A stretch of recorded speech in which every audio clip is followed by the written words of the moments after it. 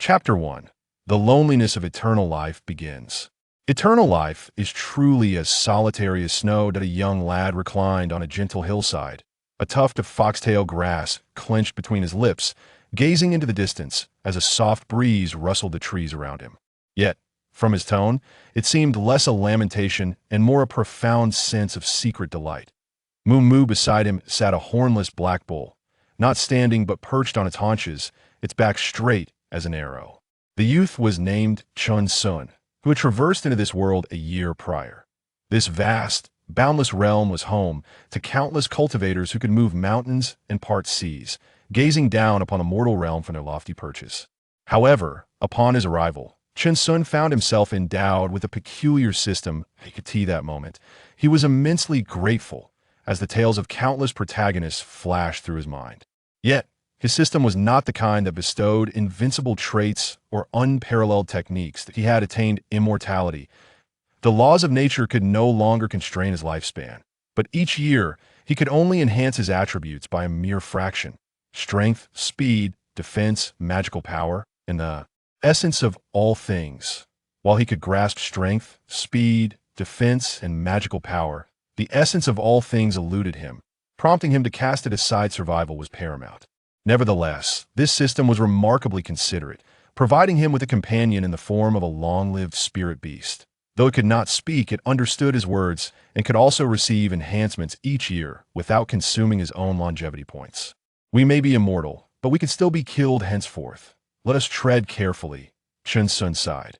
Half a year prior, he and the Black Bull had cultivated a patch of rice in a small mountain village and raised several chicks, only to have them stolen one moonless night by a band led by old Wang from the neighboring village. Upon learning of this, Chen Xun was consumed by fury. Is there no law in this world? Is there no justice? Armed with an axe, he and the Black Bull set off to the neighboring village to demand an explanation. To his dismay, they were outnumbered, and Chen Xun was soundly thrashed. The bull lost a horn in the scuffle, and they fled in disgrace, nursing their wounds for several days. Moo! The Black Bull huffed heavily, resentment glinting in its eyes. Those ruffians were truly despicable. This incident left a considerable psychological scar on Chen Xun, with repercussions that lingered long after. Ding! The host may now allocate points. A crooked smile spread across Chen Xun's face. The year had come to an end, and he was ready to enhance his abilities. Without hesitation, he allocated points to strength. After all, it was his lack of strength that had led to his earlier thrashing. What the? Chen Xun's face flushed a deep crimson as a surge of power coursed through him. His veins bulged, and he struck the ground with a fist, startling the Black Bull into a jump. My fate is mine to command. Thud action and reaction are intertwined. Chen Xun fractured his hand in the process, and they spent several days recuperating. He also granted the Black Bull a point in strength, though its appearance remained unchanged. Witnessing Chen Xun's fate, the bull merely tested its own strength, finding it quite satisfactory. They resided in a thatched cottage in a small mountain village, living a life of tranquility, yet the laws of this world seemed etched into the very bones of humanity.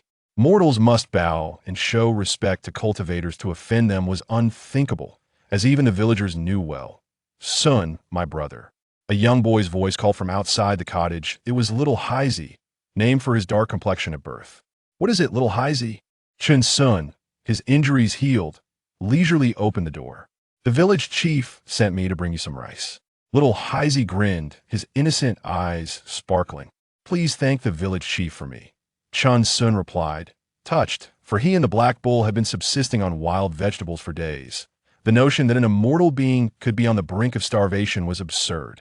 Chen Xun's heart simmered with resentment. After all, a gentleman's revenge is never too late. His family's graves would one day be disturbed. Son, I must leave now. My mother calls me for dinner. All right, hurry home, Chen Xun said with a smile. As he looked at the rice in his hands, tears of gratitude welled up in his eyes. There were still many good souls in the world. Moo! The Black Bull, impatient within the cottage, called out it preferred rice over grass. In a swirl of steam, fragrant rice emerged from the pot, and man and beast sat together on the ground, devouring their meal with dreams of the future in their eyes. Old Bull, we must live well and avoid reckless actions, Chen Xun said, chewing his rice and swallowing hard. This world is vast. Once we thrive, I will find you some fine cows. Moo! Gurgle! The old bull's eyes reflected disdain, as if to say, was it not you who charged into the neighboring village with an axe? Against such a multitude, one must employ strategy. Chen Xun spoke mysteriously. The black bull's eyes brightened, inching closer to him. When they grow old and frail, we shall shatter their teeth and disturb their graves. How dare they provoke an immortal? Chen Xun proclaimed passionately, his eyes gleaming with determination. Moo! Moo! The black bull's eyes sparkled with excitement, nodding in agreement. Why does it smell like something is burning? Chen Xun sniffed the air, suddenly turning towards the kitchen in alarm. Our thatched cottage.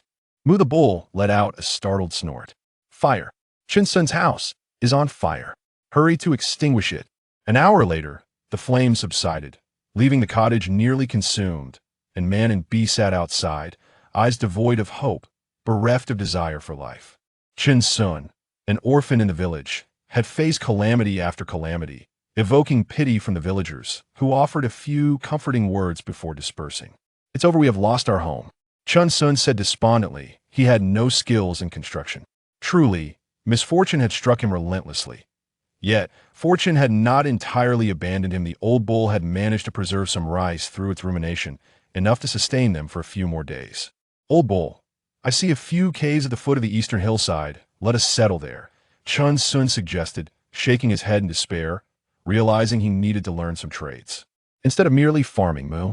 The black bull was indifferent wherever Chen Xun went. That was home. Outside the small village, the black bull carried a bundle of hay on its back, while Chen Xun gathered some firewood to bring to the cave for temporary shelter. Over the next year, Chen Xun apprenticed with the village carpenter, while the black bull assisted in transporting materials.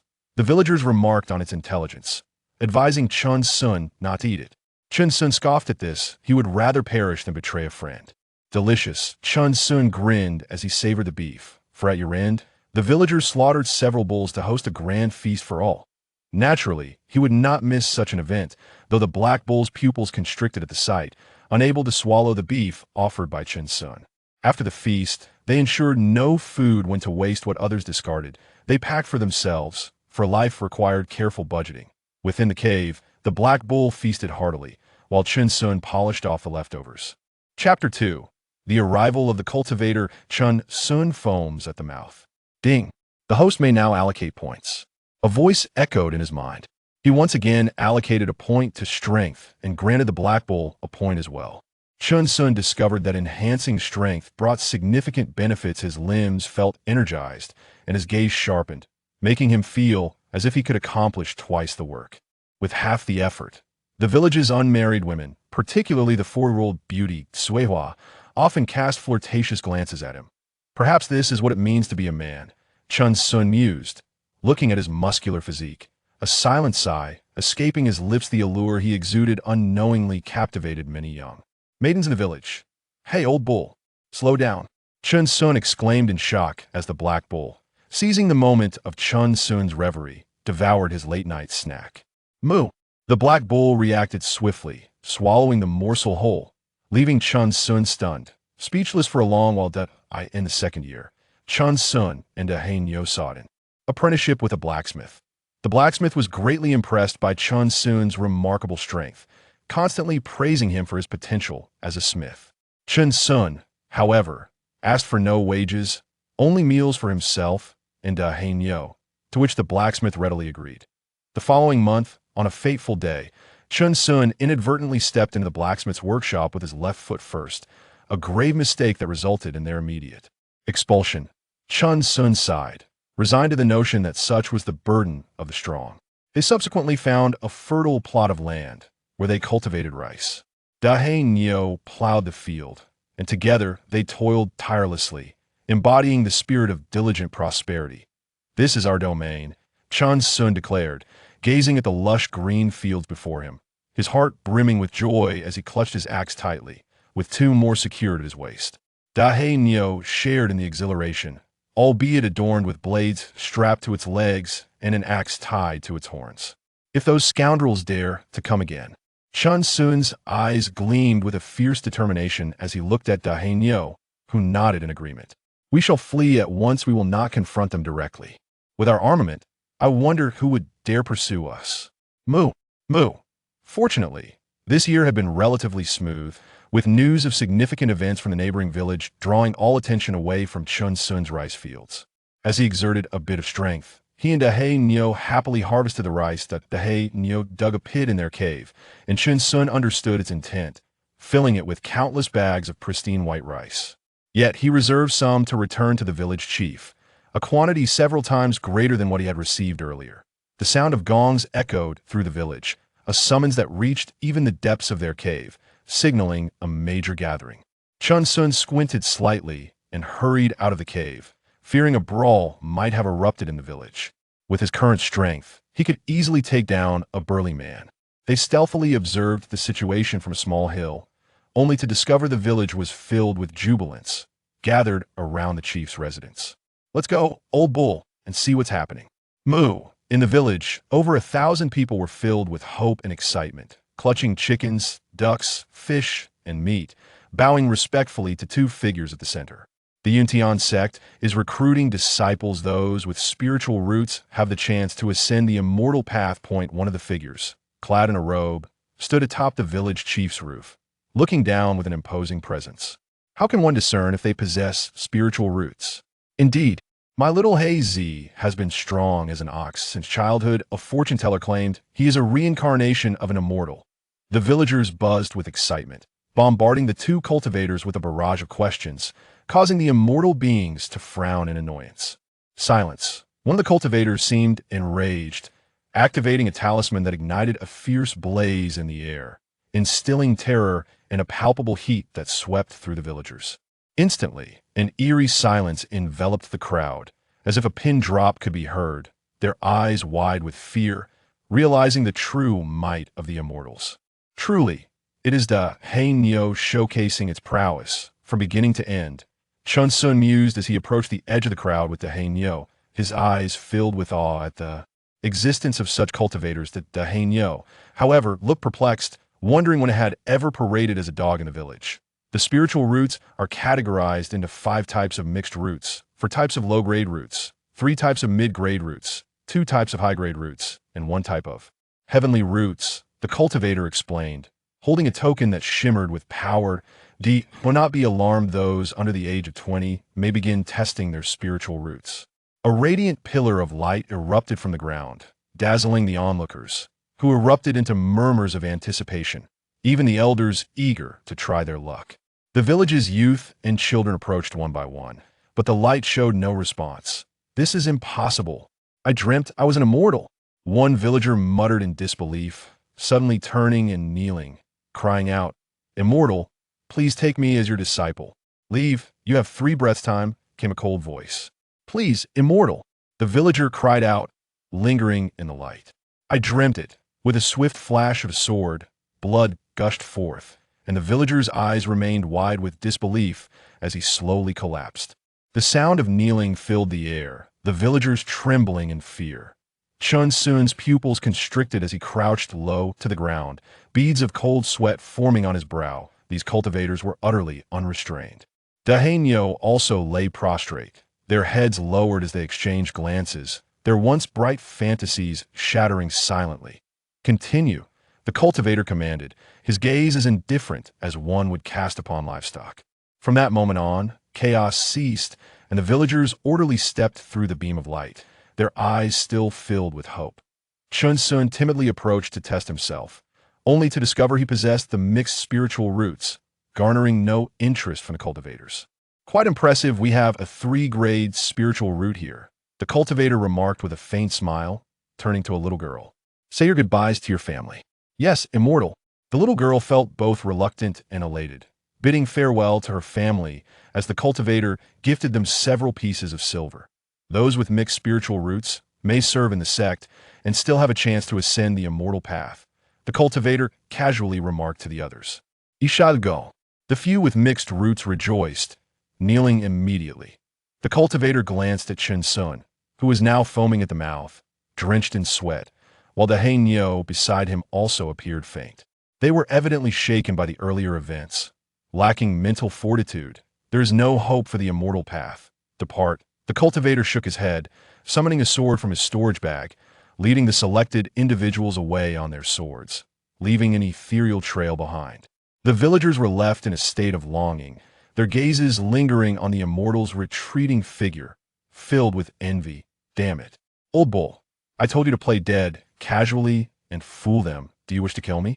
Chen Xun lay on the ground, severely injured, his chest heaving as he recalled the terrifying hoof that nearly brought him face to face with his long-deceased parents. Muda, hey, Nyo nudged Chen Xun, surprised by its own strength. It carried Chen Xun back to the cave, where he recuperated for several days, finally regaining his vitality. We cannot venture into those sects, Chen Xun explained, noting the confusion in Dahane Nyo's eyes. The sects are perilous. Killing is not a crime, and they feast on beef while retaining the hides. Dahane Nyo's pupils quivered, shaking its head vigorously, confused by the notion of killing being permissible, yet understanding the reference to consuming beef. The incident with the cultivators did not ignite a sense of longing in Chen Xun, rather, it instilled a profound sense of insecurity within him. They had enmity with the Wang family from the neighboring village, which merely involved brawls, but these cultivators could kill at a moment's notice. Chen Xun etched the cultivator's cold gaze into his memory, reminiscent of the time he slayed a chicken. Chapter 3. The cycle of seasons. 20 years have slipped by. Let us live our lives well, avoiding the turmoil of conflict, Chen Xun said earnestly, patting the sturdy black ox, which nodded in agreement. Their current existence was one of unparalleled comfort. Old ox, let us venture into the village and seek some work. In this world, one cannot navigate without a variety of skills. With a smile, Chen Xun rose and secured his axe at his waist. Now that they had rice, there was no need for others to provide sustenance, nor to be driven away. Mu the man and his ox tirelessly sought apprenticeship in the village, learning everything from comprehensive funeral services to the enchanting sounds of the Swana. Their endeavors flourished. The black ox had mastered the art of coffin carrying even better than Chen Xun, earning the admiration of the villagers who readily gave him a thumbs up. Nowadays, during joyful or sorrowful occasions, the villagers personally sought out Chen Xun, who had become synonymous with professionalism. Inherently optimistic, Chen Xun believed that possessing a multitude of skills was a boon. His longevity instilled in him a profound hope for the future, making each day fulfilling. A decade passed in the blink of an eye, leaving traces of time in Chen Xun's eyes, while new life flourished within the village. To be invincible is to be profoundly lonely. Standing within the cave, Chen Xun grinned widely, assuming a fighting stance before a massive stone. With a resounding crash, he struck the stone, shattering it into countless fragments while his hands remained unscathed. The black ox sat nearby, its expression one of awe, marveling at Chen Xun's strength. How about that, old ox? Moo! Ha ha! Chen Xun laughed heartily, his eyes gleaming with a disdainful confidence, revealing that this was merely a fraction of his true power. The black ox was genuinely convinced, its pride swelling even further, much to Chen Xun's delight. Over the past 10 years, he had channeled all his longevity points into strength, surpassing the limitations of ordinary humans. Even young Heisey could not match him in an arm wrestling contest. 3 fingers were all it took for Chen Xun to dominate. Chen Xun! Chen Xun! A voice called urgently from outside the cave. The black ox perked up. Work was calling. It quickly readied its gear, raising its head slightly. Now regarded as the village's divine ox, even the village's big yellow dog had to acknowledge it as Ox Brother, though this was merely a thought in its mind. What troubles you, fellow villagers? Chen Xun inquired as he emerged from the cave, only to find dozens gathered. Is it a joyous occasion or a somber one? I need to prepare my attire.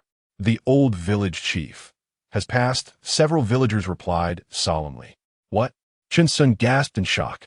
The old chief had always been kind to him and the black ox, and he suddenly felt a profound emptiness. Let's go. Outside the village's morning hall, villagers gathered in droves. Chen Xun played the Swana, the autumn wind whispering through the trees, leaves cascading gently.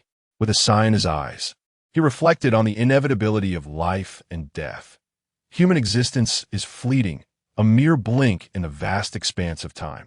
The black ox jingled with several bells, complementing Chen Xun's Swana, creating a mournful autumnal elegy that guided the old chief to his final resting place.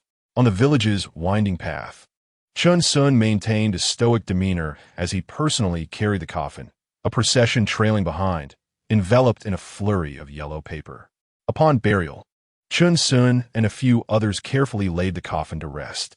He stood aside, observing the villagers bidding their farewells, some seeking blessings, others desiring wealth, and some aspiring to immortality. After the crowd dispersed, Chen Xun bowed 3 times silently, murmuring with a smile, "Thank you for your care, old chief. May you journey well." Mu the black ox, feeling disheartened, mirrored Chen Xun's gesture, bowing its head 3 times as well. Returning to the village, Haizi had grown into a fine young man. "Brother Sun, you still look so youthful, not a trace of age upon you," he exclaimed. "It's all about maintaining a good mindset," Chen Xun chuckled, patting Haizi on the back. "You're quite the strapping lad, possessing a third of my former strength." Haizi chuckled shyly. "My father once brought back some treasures from the mountains, giving me quite the boost. Be cautious while hunting in the mountains. Your parents are aging," Chen Xun advised. "I understand, brother Sun. Why not join my family for dinner?" "No, thank you. I have other matters to attend to," Chen Xun replied hastily, fearing his appetite might overwhelm Haizi's household. "All right then, I'll take my leave," Haizi said, carrying a wild chicken in hand as he bid farewell. "Sure thing," Chen Xun replied, noticing the smoke rising from every household, indicating preparations for meals. The man and his ox traversed the illuminated village, heading back to their cave, leaving only their solitary figures and the glint of the axe at Chen Xun's waist. As spring turned to autumn, another decade rushed by. Haizi now had 2 children, one of whom Chen Xun named Dehizi, often teasing him in the village, much to the amusement of the black ox. Today, Chen Xun held considerable esteem in the village, yet he bore no signs of aging. However, whispers began to circulate among the villagers, casting peculiar glances his way. Due to his single status, rumors even emerged, suggesting he was impotent. Furious upon hearing this, Chen Xun, a robust man, could hardly fathom such an accusation. He confronted Aunt Wang, engaging in a heated debate, nearly revealing his great treasure to prove his virility, but ultimately lost the argument due to the black ox's inability to articulate a defense. In the cave, Chen Xun seethed with frustration, lamenting the black ox's silence during the confrontation. "It matters not. They are many, and we are few." With a deep sigh, he lamented the injustice he faced, burdened with an unwarranted stigma. "Old ox, it is not your fault. We are merely victims of our longevity." "Moo." The black ox nodded vigorously, recalling how it had been ridiculed by the women in the village. "Why has my strength reached a plateau at 20 points? Chen Xun pondered, feeling as though he was at an impasse. Even the black ox agreed with him. The distinction between 20 and 21 points was negligible. Reluctantly, he allocated his longevity points to speed, granting the black ox a boost as well. Their current longevity points stood at strength 21, speed 1. They could distinctly feel their walking pace double, as if the wind propelled them forward, a pathway to swift escape. After enhancing their attributes, Chen Xun experienced an epiphany. "Old ox, it is time for us to depart." Chen Xun sighed, his eyes reflecting reluctance. This village could no longer accommodate them. Aside from Haizi's family, familiar faces were gradually vanishing, and their youthful appearance was perceived as frightening by the villagers. After all, this world lacked skincare products and hormones. The black ox, too, appeared overly extraordinary.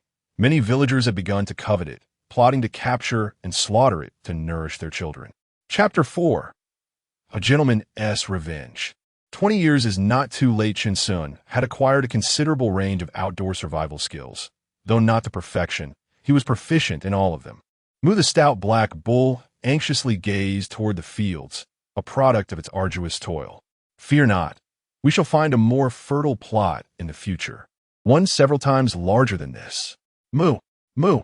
The black bull nodded vigorously as Chen Xun began to weave grand visions, leaving the bull in a daze. However, an old grudge remained unsettled, which was unbefitting of a gentleman.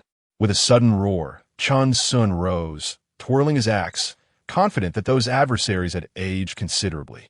Old Bull, let us seize the opportunity in their weakness and reclaim what is rightfully ours. Moo! The ground trembled, stones flying, as the Black Bull, enraged, charged forth. Its horns had only just begun to sprout, and it was uncertain when they would fully regrow. Even the young cows in the village barely acknowledged it. Inside the cave, they tidied up. The Swona, an essential tool for their journey, was secured onto the Black Bull. Their current strength made handling pots and pans feel like childish play, leaving behind anything they couldn't carry to Little Heizi's family, including that plot of fertile land. The next day, outside Little Heizi's home, as well as the blacksmiths and carpenters, those who had aided Chen Xun found their doorsteps adorned with generous offerings of rice. Their faces beamed with joy, marveling at the benevolence of fate. Little Heizi's wife was busy counting the gifts, her smile radiant with delight at such fortune. Inside, Little Heizi, now in his middle age, exhibited a new maturity. He clutched a letter, one he could read thanks to Chen Xun's earlier teachings. Little Heizi, the fertile land outside the cave is entrusted to your family. Take good care of the Black Bull. With that, Chen Xun set forth, perhaps never to return in this lifetime. The world was vast and splendid. He needed to explore it, always maintaining an optimistic outlook. Farewell, my carefree brother Sun, Little Heizi said warmly, gazing out the window at the clear blue sky. A perfect day to commence a journey. 3 months later, just outside the neighboring village, in a dirt pit, a weathered man and his bull stood, faces lined with dust. Chen Xun held a large pancake, taking a hearty bite before offering it to the Black Bull. As expected, we have thoroughly mapped out the neighboring village. We shall begin with Old Wang's family. Chen Xun's eyes glinted with determination. He was never short of patience or time. He had meticulously gathered intelligence on Wang's ancestral grave, their fields, and the individuals who had wronged them. Old Bull, let us act. Chen Xun donned a banded-esque cloth, revealing only his eyes, nose, and mouth, and prepared a similar disguise for the Black Bull. Under the cover of darkness, they stood atop a hill, the wind howling around them, exuding an aura of fearlessness. They ventured into the mountain path, the moonlight casting eerie shadows over the graveyards. But compared to the injustices they had endured, this was but a trifle. Grave of Wang Defa. Chen Xun's eyes sparkled. This was the one. Dig, Old Bull. Moo. The Black Bull, filled with excitement, charged forward, furiously digging. Chen Xun kicked the gravestone, shattering it with a satisfying crash as dirt flew, revealing a coffin. They swiftly overturned it, exposing a skeleton, and in an instant they fled, disappearing without a trace. In Wang's fields, the Black Bull plowed with a vengeance, soil flying as it unleashed its fury. Chen Xun observed, astounded at the bull's fierce memory for grievances. The once pristine field lay in utter disarray, yet Chen Xun and the Black Bull looked upon their handiwork with satisfaction. Their hearts lightened. The following day, Chen Xun stormed into Old Wang's home with the Black Bull. "Who goes there?" shouted a startled elder, leaning on his cane, taken aback by the sight of a figure shrouded in a headscarf.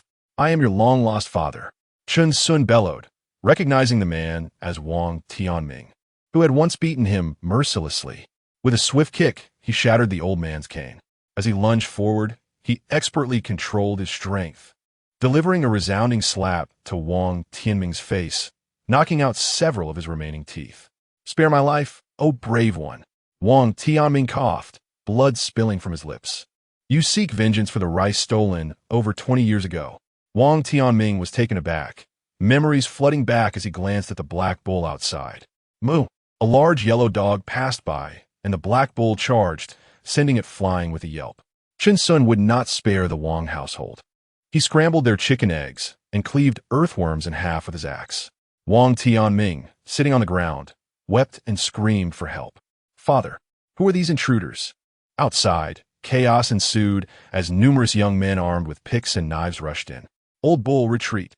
Chen Xun shouted, and together they vaulted over the wall. Chen Xun giving the bull a push. "Thief, don't run. Stand and fight one-on-one. If you dare, face us, you cowardly scoundrel." Many villagers were stirred into action. A throng of hundreds in pursuit, dust rising as they wielded weapons. "Ha ha ha, They cannot catch us. Chen Xun laughed heartily, dashing away with the black bull. He looked back at the swirling dust, scoffing at their futile chase.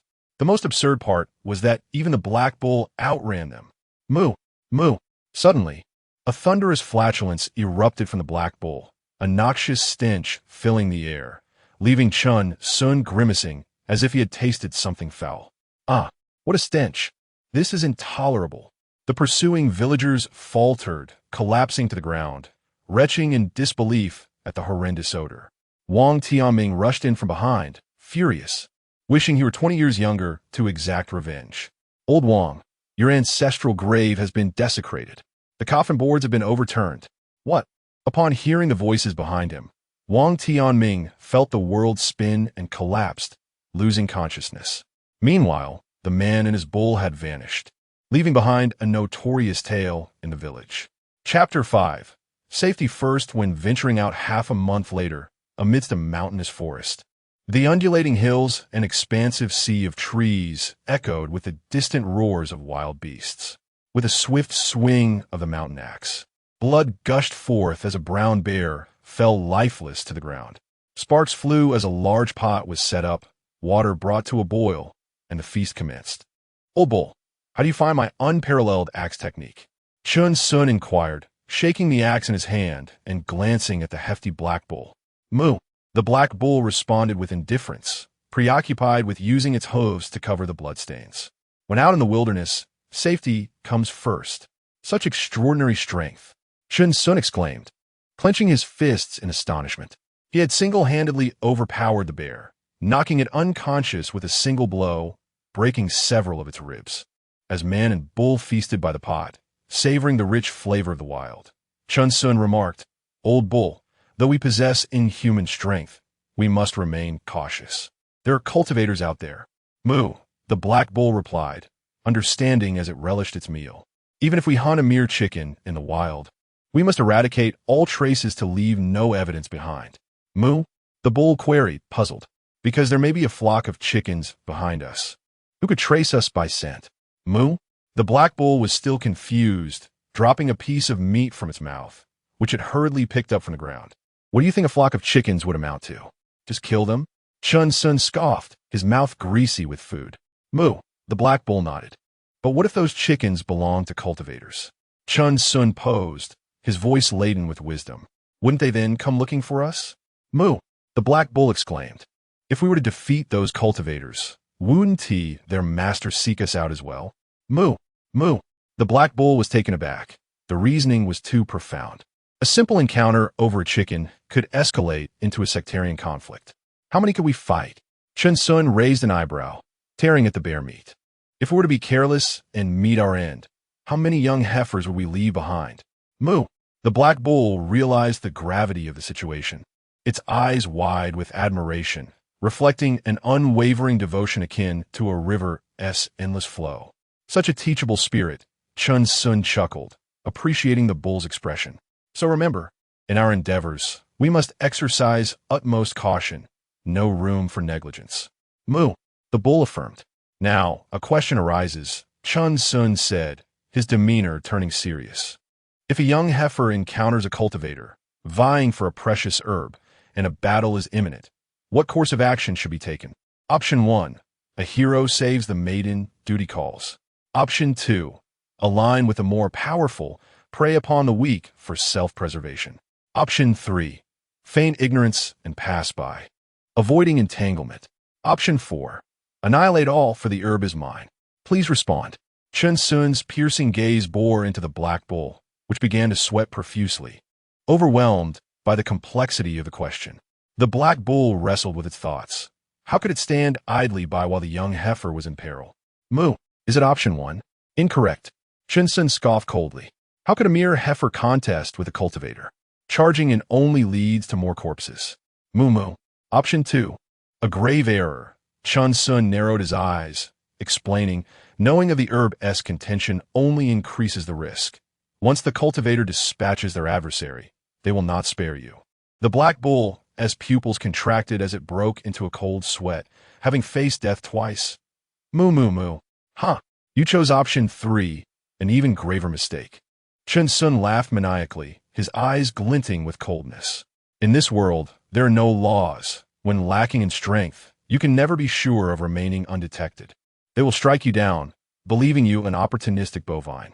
The black bull, trembling in fear, gasped heavily, its breath echoing on the ground. Moo, moo, moo, moo. Unexpectedly, you have chosen option 4. Chen Xun rose slowly, a shadow enveloping his face. The black bull suddenly felt diminutive, paralyzed by dread, fearing it was to meet its demise once more. Congratulations, Moo. Upon hearing this, the black bull felt a surge of strength returning to its limbs, rising gradually, its eyes igniting with hope. Could it be that it had finally chosen correctly and was to be revived? Chen Xun's pupils widened as he looked down at the black bull, a deep laugh escaping him. You have chosen the most brutal path to death, old bull. You shall perish. Moo. The black bull's eyes glazed over, crashing to the ground in a cloud of dust, realizing it had erred entirely. After a moment, the black bull pondered, wait, how could all answers be wrong? The more it thought, the more puzzled it became, gazing at Chen Xun, who was still enjoying bare paw. Had it fallen into a trap? Moo! In a flash, Chen Xun was propelled skyward, clutching the bare paw tightly as he felt a rush of wind and glimpsed a scuffle in the distance. His eyes narrowed, and as his legs struck the ground, they left 2 deep impressions. The black bull continued to devour the bare meat and slurp the soup, showing no intention of sharing with Chen Xun. Old bull, gather your things, there's a skirmish in the distance, Chen Xun stated earnestly, patting the bull. Moo. The black bull responded, recognizing that Chen Xun was never one to jest when his expression turned serious. They swiftly packed the meat, dug a pit, and buried the evidence with practiced ease. Chen Xun led the black bull, resembling a farm youth, silently walking in the opposite direction without uttering a word. From above, 3 figures weaved through the trees, rustling softly, while beneath them, Chen Xun and the black bull strolled, seemingly inconspicuous and devoid of expression. One figure suddenly halted, his dark hair flowing behind him, narrowing his eyes at the young man. Wait, a voice called from the trees, causing Chen Xun to tense up, while the black bull's breaths became shallower, its hooves poised for action. The man descended from the tree, scrutinizing Chen Xun, and inquired, do you know what has transpired ahead? Chen Xun was taken aback, cold sweat breaking out on his brow. Greetings, esteemed sir, what is the matter? Unable to discern whether this man was a cultivator or a martial arts master, he felt that caution was the best course of action. The man glanced at Chen Xun's hands, noting the absence of calluses, indicating he was no martial artist. He then stated, I see. Leave the bull behind. This hefty black bull, with its robust physique, would be greatly beneficial to a martial artist. Esteemed sir, it is the only bull I have, Chen Xun replied, his face paling. You appear to be a martial arts master. There is truly no need to resort to thievery. The man's expression darkened as he unsheathed his sword, his gaze piercing and a sneer curling his lips. I of Bai Xian's sect have not fallen so low. I have no desire for further discourse. Very well. Chen Xun relinquished the rope, his heart heavy as he gazed forlornly at the black bull, secretly concluding that this man was certainly not a cultivator. The man took the rope and suddenly smiled. You must have noticed this is no place for cattle. Your suspicious behavior, alas, is simply poor luck. Turning his back to the black bull, the man addressed Chen Xun, having seen through everything. This young man was likely a scout. Chapter 6, Pan Ning City. A new life awaits. A glimmer of murderous intent flickered in his eyes as he raised his hand. Suddenly, with a thunderous thud, the great black bull rose to its feet, its hooves crashing against his back like a boulder, accompanied by the sickening sound of bones fracturing. The man gasped in horror, a stream of blood erupting from his mouth, his mind clouded by the impact, his body leaning forward. Chen Xun's chest heaved with adrenaline, yet he became profoundly calm. He drew his mountain axe from his waist and struck fiercely at the man's neck. Although he tempered his strength, the axe still buried itself deep into the bone, blood splattering across Chen Xun's face as he gasped for air. Old bull, get to work, Chen Xun commanded, his pupils trembling slightly as he produced a spark. Surrounding them were piles of dry kindling, and the black bull wasted no time digging a pit nearby. The ground erupted in flames, consuming the corpse and erasing all traces, the ashes scattering into the air. The duo rapidly obliterated every sign of their presence, carefully arranging the scene, daring not to take a single item from the deceased. They fled, their pace quickening with urgency. Chen Xun vowed that in all his days he had never run so fast. The Black Bull even outpaced him. 2 hours later, a group arrived at the crime scene, their brows furrowed. "Master, this is where Lu Tian stopped," one spoke. "Why?" A young boy led a large black bull, presumed to be Lu's intent to purchase the creature for a new disciple's nourishment. Humph! The master stood with his hands clasped behind him, surveying the ground. Signs of burning were evident, with chaotic footprints obscuring direction. "Master, could it be that Lu Tian has met with foul play?" A chill ran through the group. Lu Tian was a formidable figure in the Baixian sect, and if something had indeed occurred, he would have surely reacted. The assailant was meticulous, leaving minimal evidence. The boy was the key. The master frowned. Can anyone recall his appearance?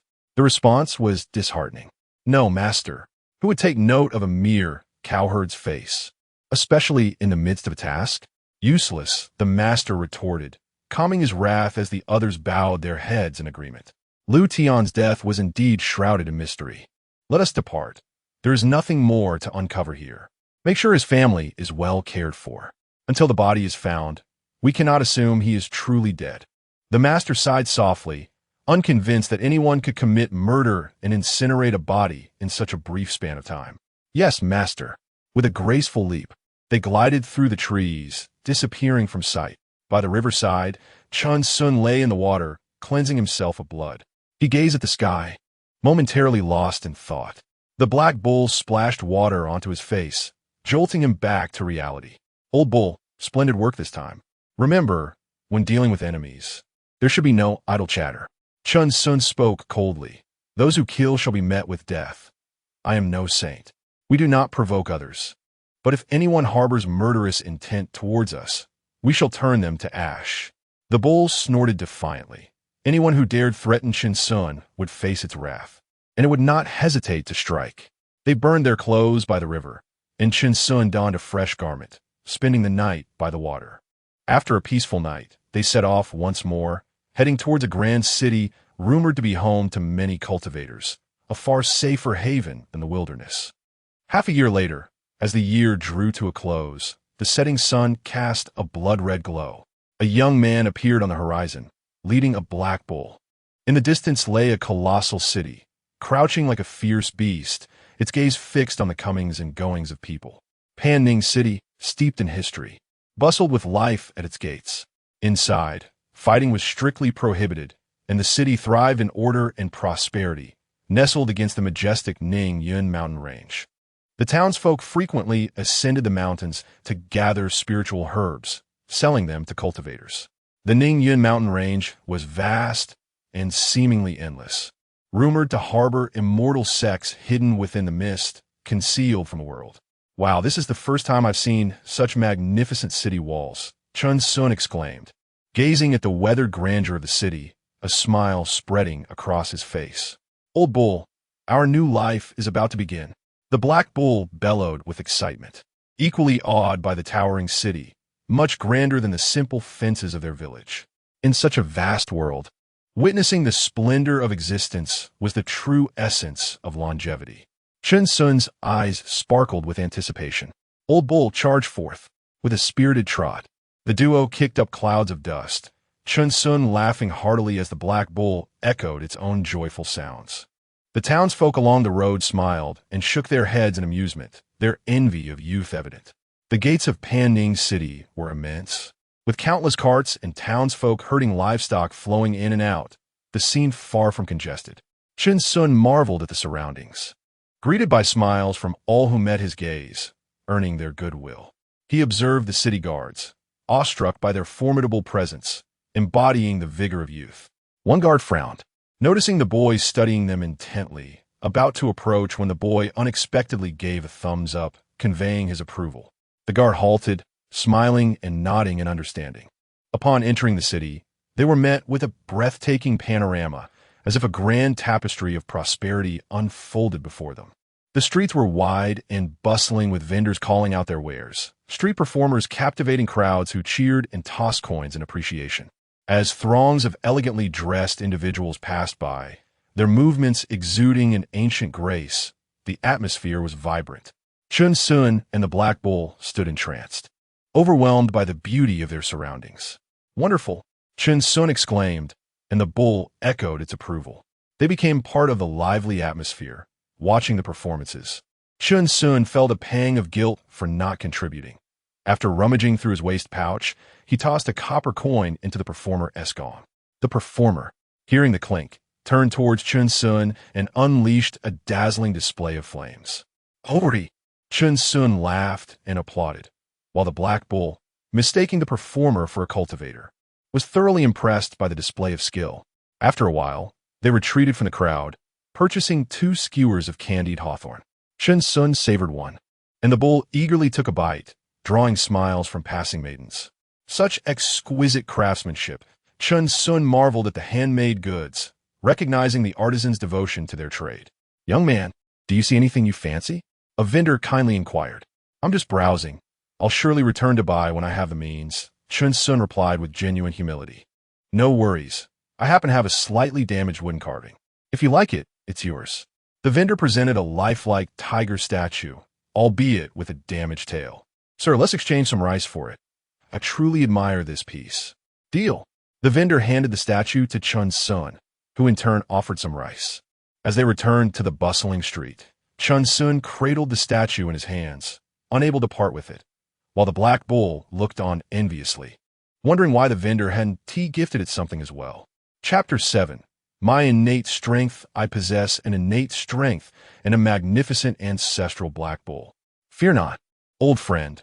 Once we amass our fortune, I shall procure a wooden carving of a young cow for you. Moo the Black Bull instantly grasped the sentiment, responding joyfully with a couple of calls.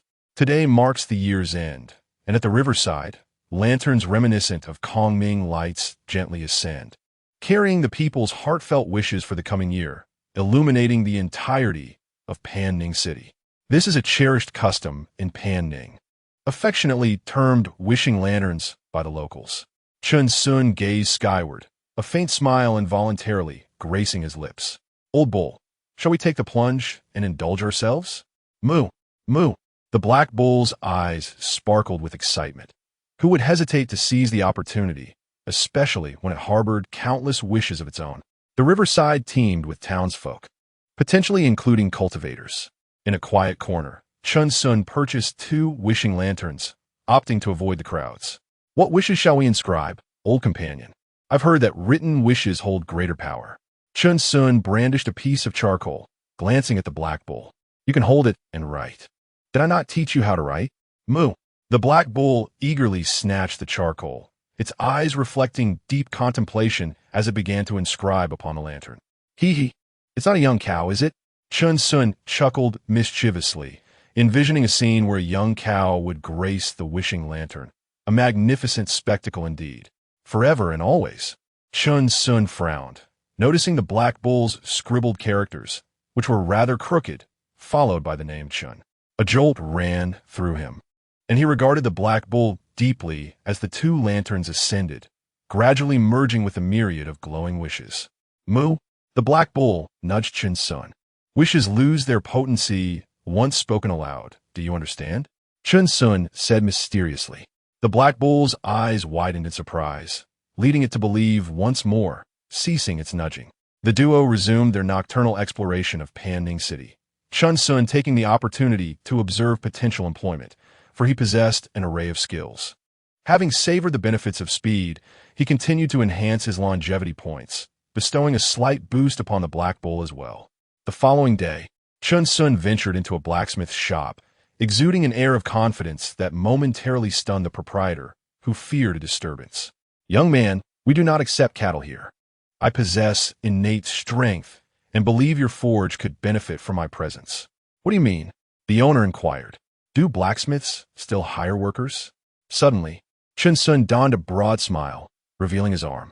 "One of me is worth 2, and with my ancestral Black Bull's assistance, I assure you, your business will flourish." Bang! Chen Xun was unceremoniously ejected, the blacksmith spitting in disdain. You think I employ just anyone? Moo! The black bull bristled with indignation, returning the insult. Chen Xun quickly restrained the black bull, coldly declaring, if they do not welcome us here, we shall find another place. The owner crossed his arms, and several blacksmiths emerged behind him, their demeanor suggesting that further words would lead to conflict. Chen Xun silently grasped the bull's lead, uttering no more, and swiftly retreated. TSK. The men shook their heads, returning to their work. Along the way, the black bull nudged Chen Xun, urging him to let go of his anger. It's all right. I've inquired and found another blacksmith shop down the street. I hear their business is struggling. Let's give it a try. Moo! The black bull nodded in agreement. Upon arriving at the next blacksmith shop, Chen Xun was taken aback by its apparent state of impending closure. An elderly man dozed in a chair. The shop devoid of customers. Old man, Chen Xun called out, leading the black bull inside. Oh! The old man sprang to attention, his eyes clouded. What can I do for you, young man? Hee, I possess innate strength. Do you still hire workers at your forge? Chen Xun replied. Huh, yes. The old man exclaimed. But all my blacksmiths have run off. There's no pay to offer. That's fine. All we require is a place to stay. Very well. The old man beamed. You may stay in the back courtyard of the forge. The two quickly struck a deal, and Chen Xun and the black bull organized their cooking utensils as the bull searched for a place to stash rice. This world is vast indeed, Chen Xun mused. Such a spacious establishment allows even the black bull to roam freely. An hour later, he and the black bull began to forge iron, the clang of metal resonating throughout the shop, causing the old man's eyelids to flutter in astonishment at their remarkable strength. You young man, your technique, have you forged before? The old man inquired, eyes gleaming with interest. Though your method is somewhat crude. Indeed, old man, I have 5 years of experience. Whoever hires me will certainly profit. Chen Xun boasted, relishing the control over power that blacksmithing provided, though he had yet to master the art to perfection. This method is ineffective. The old man shook his head. You waste too much energy. Allow me to demonstrate. Ah, master. Chen Xun marveled at the old man's technique, which differed significantly from that of the village blacksmiths. However, it wasn't long before the old man was panting heavily.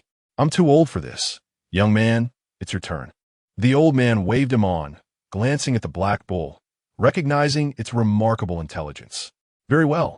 Chen Xun mimicked the old man's technique and found it surprisingly effective, gradually enhancing his mastery over physical strength. In the ensuing year, Chen Xun and the black bull forged iron daily, with the old man providing guidance and even offering tips to the bull. Regardless of whether they were cultivators or common folk, each possessed their unique brilliance and wisdom. And Chen Xun greatly benefited from his time at the forge. Old son, our blacksmith shop's business is thriving. Chen Xun exclaimed, his bare arms glistening with sweat. The shop was now profitable, and he and the black bull had begun to accumulate savings buried in the backyard.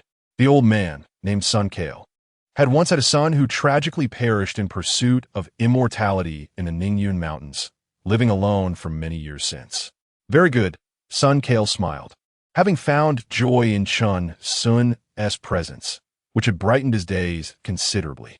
Chen Xun's speed and the quality of his forging far surpassed those of other blacksmiths, leading to a growing clientele who left satisfied with their custom ironwork. Chen Xun, a booming voice echoed down the street. A burly man approached, flanked by 2 companions, wielding a long knife.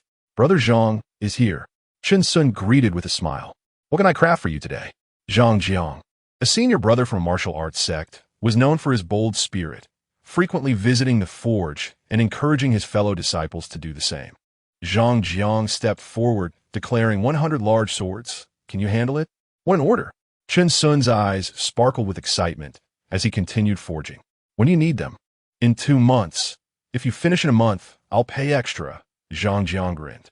Extra pay? No need for that, Brother Zhang. We're family here. I'll have everything ready for you in a month's time. Chen Xun teased, casting a reproachful gaze at Zhang Jiang. How refreshing. Look at this Chen Xun. He truly knows how to do business. Zhang Jiang exclaimed, turning to his companions, who nodded in agreement, appreciating Chen Xun's demeanor. Chen Xun, be sure not to let that old black bull of yours go to waste. Such a spirited creature is a rarity. This is my ancestral companion. There is no way I could consume it. Chen Xun quickly responded. All right, I'll take my leave. Should anyone dare to cause trouble at the forge, just inform Brother Zhang. Zhang Jiang chuckled heartily, casting his gaze towards the great black bull behind him.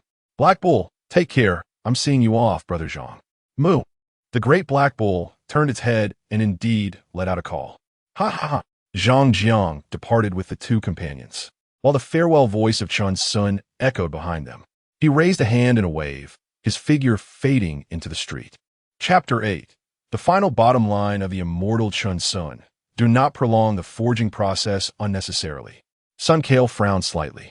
Chen Xun not only possessed great strength, but also remarkable endurance.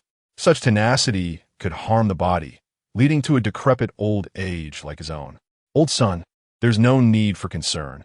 I am naturally strong and vigorous, Chen Xun replied nonchalantly, exerting only a fraction of his power and feeling scarcely fatigued. He was now adept at controlling and amplifying his strength. A single strike now equated to several from before without causing any damage. To an outsider, it appeared he was merely forging iron, yet Chen Xun was incessantly honing his skills. Mastery of technique was never a burden, and time was something he possessed in abundance. Ha! Very well, Sun Kale chuckled, shaking his head. It seemed that the optimism of the past year had affected him, rejuvenating his spirit. As night descended, Chen Xun and the great black bull returned to their courtyard. He allocated his annual longevity points to enhance his speed, the two of them stealthily collaborating. Old bull dig. With a resounding moo, the earth was uprooted, revealing a clay jar filled with copper coins and a piece of silver. Chen Xun sighed with wonder, exclaiming, "We are wealthy now." The bull nudged Chen Xun, eyes gleaming with hope. "Once we finish Brother Zhang's order, we shall purchase wood carvings. Rest assured, I have not forgotten." The great black bull leaped joyously. Its happiness was wonderfully simple. Chen Xun buried the jar in a different spot, remaining vigilant while venturing outside. The following month, Zhang Jiang did not arrive, leaving Chen Xun puzzled. Brother Zhang had never missed an appointment before. What could have caused his absence? Perhaps he was preoccupied with something. Chen Xun shrugged off the thought and resumed his forging, understanding that he was still far from mastering the nuances of strength control. Diligence could compensate for shortcomings. The next month, someone finally came to collect the swords, but it was not Zhang Jiang. "Excuse me, where is Brother Zhang? He mentioned he would come for the swords last month." Chen Xun casually inquired, as the great black bull transported the long blades behind him. "Brother Zhang. He died in a confrontation with the Baixian sect." The young woman replied in a subdued tone, her spirits clearly low. "What?" Chen Xun exclaimed, startled. He quickly shifted the subject. "I spoke out of turn. I will fetch your swords now." "Very well," the woman nodded. Before long, the woman and her companions paid for and collected all 100 swords. Chen Xun sat back and sighed softly, addressing the great black bull. "Brother Zhang has passed away." The bull, puzzled, nudged Chen Xun, clearly bewildered. Brother Zhang was still so young. "I heard he died in battle. In the world of martial arts, such fatalities are commonplace." Chen Xun lamented. "Even cultivators can meet their end in conflict." The great black bull nodded solemnly, understanding that safety was paramount. Our path to immortality should be free of enemies. We must neither provoke nor engage in conflict, but rather extend a helping hand to friends within our means. Chen Xun stated calmly, his gaze distant. "In this world, nothing can unsettle us. We must maintain a tranquil heart." The great black bull gazed at Chen Xun with admiration, recognizing his wisdom, though unable to articulate it. "By the way, I've heard from the iron seller that our business is flourishing and prices have risen," Sun Kale said, rushing in from outside. He was responsible for procuring iron or for their shop. What? What did you say?" Chen Xun erupted, his anger ignited. "We have just started to earn some money. Are they attempting to take advantage of honest folk?" "Old bull, arm yourself." Chen Xun swiftly drew 2 mountain axes from his waist, baring his torso to reveal his chiseled abs, ready to confront them. The great black bull, incensed, readied itself, its horns poised. It donned a custom-made bandit outfit, prepared to deliver a sound rationale. The iron seller was located several streets away. Chen Xun and the great black bull stormed over, exuding an intimidating aura. Their footsteps a whirlwind. The iron, or owner, alarmed by their approach, exclaimed, "Brave souls, what is your intention?" "Nothing sinister. We merely wish to discuss the price increase for iron ore." "Why has it risen?" Chen Xun shouted, gripping his axes. "This is unjust. Do you understand?" The great black bull echoed his sentiment, adding its own bellows with vigor. The iron, or owner, sweating profusely, thought, "This man exudes ferocity, with those abs and a fierce bull by his side, and he claims to seek dialogue. Ah, please do not be hasty. Are you not from the Sunkale family?" "Indeed, so please provide an explanation." "The blacksmith shop is associated with Zhang Jiang, who protected it," Chen Xun articulated clearly. He believed that if these individuals did not present themselves with some authority, they would be preyed upon, as is the nature of the world. "Very well.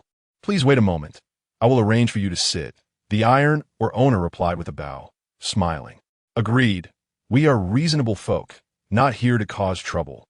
Chen Xun softened his tone, taking a seat while placing his axes on the table, feeling no urgency within. Before long, the iron, or owner, stepped outside, a smile gracing his face as he bowed. "It is this man and bull who have caused the disturbance. Apprehend them." A throng of guards surged forth, swiftly detaining Chen Xun and even the great black bull. "But we are here to discuss matters." "This is unjust," Chen Xun shouted, struggling against his restraints. "I truly came to reason." "Enough. You are here to provoke and disturb the peace of Panning City. Who do you think you are scaring?" The guard barked, dragging the two alleged criminals away as Chen Xun continued to protest his innocence.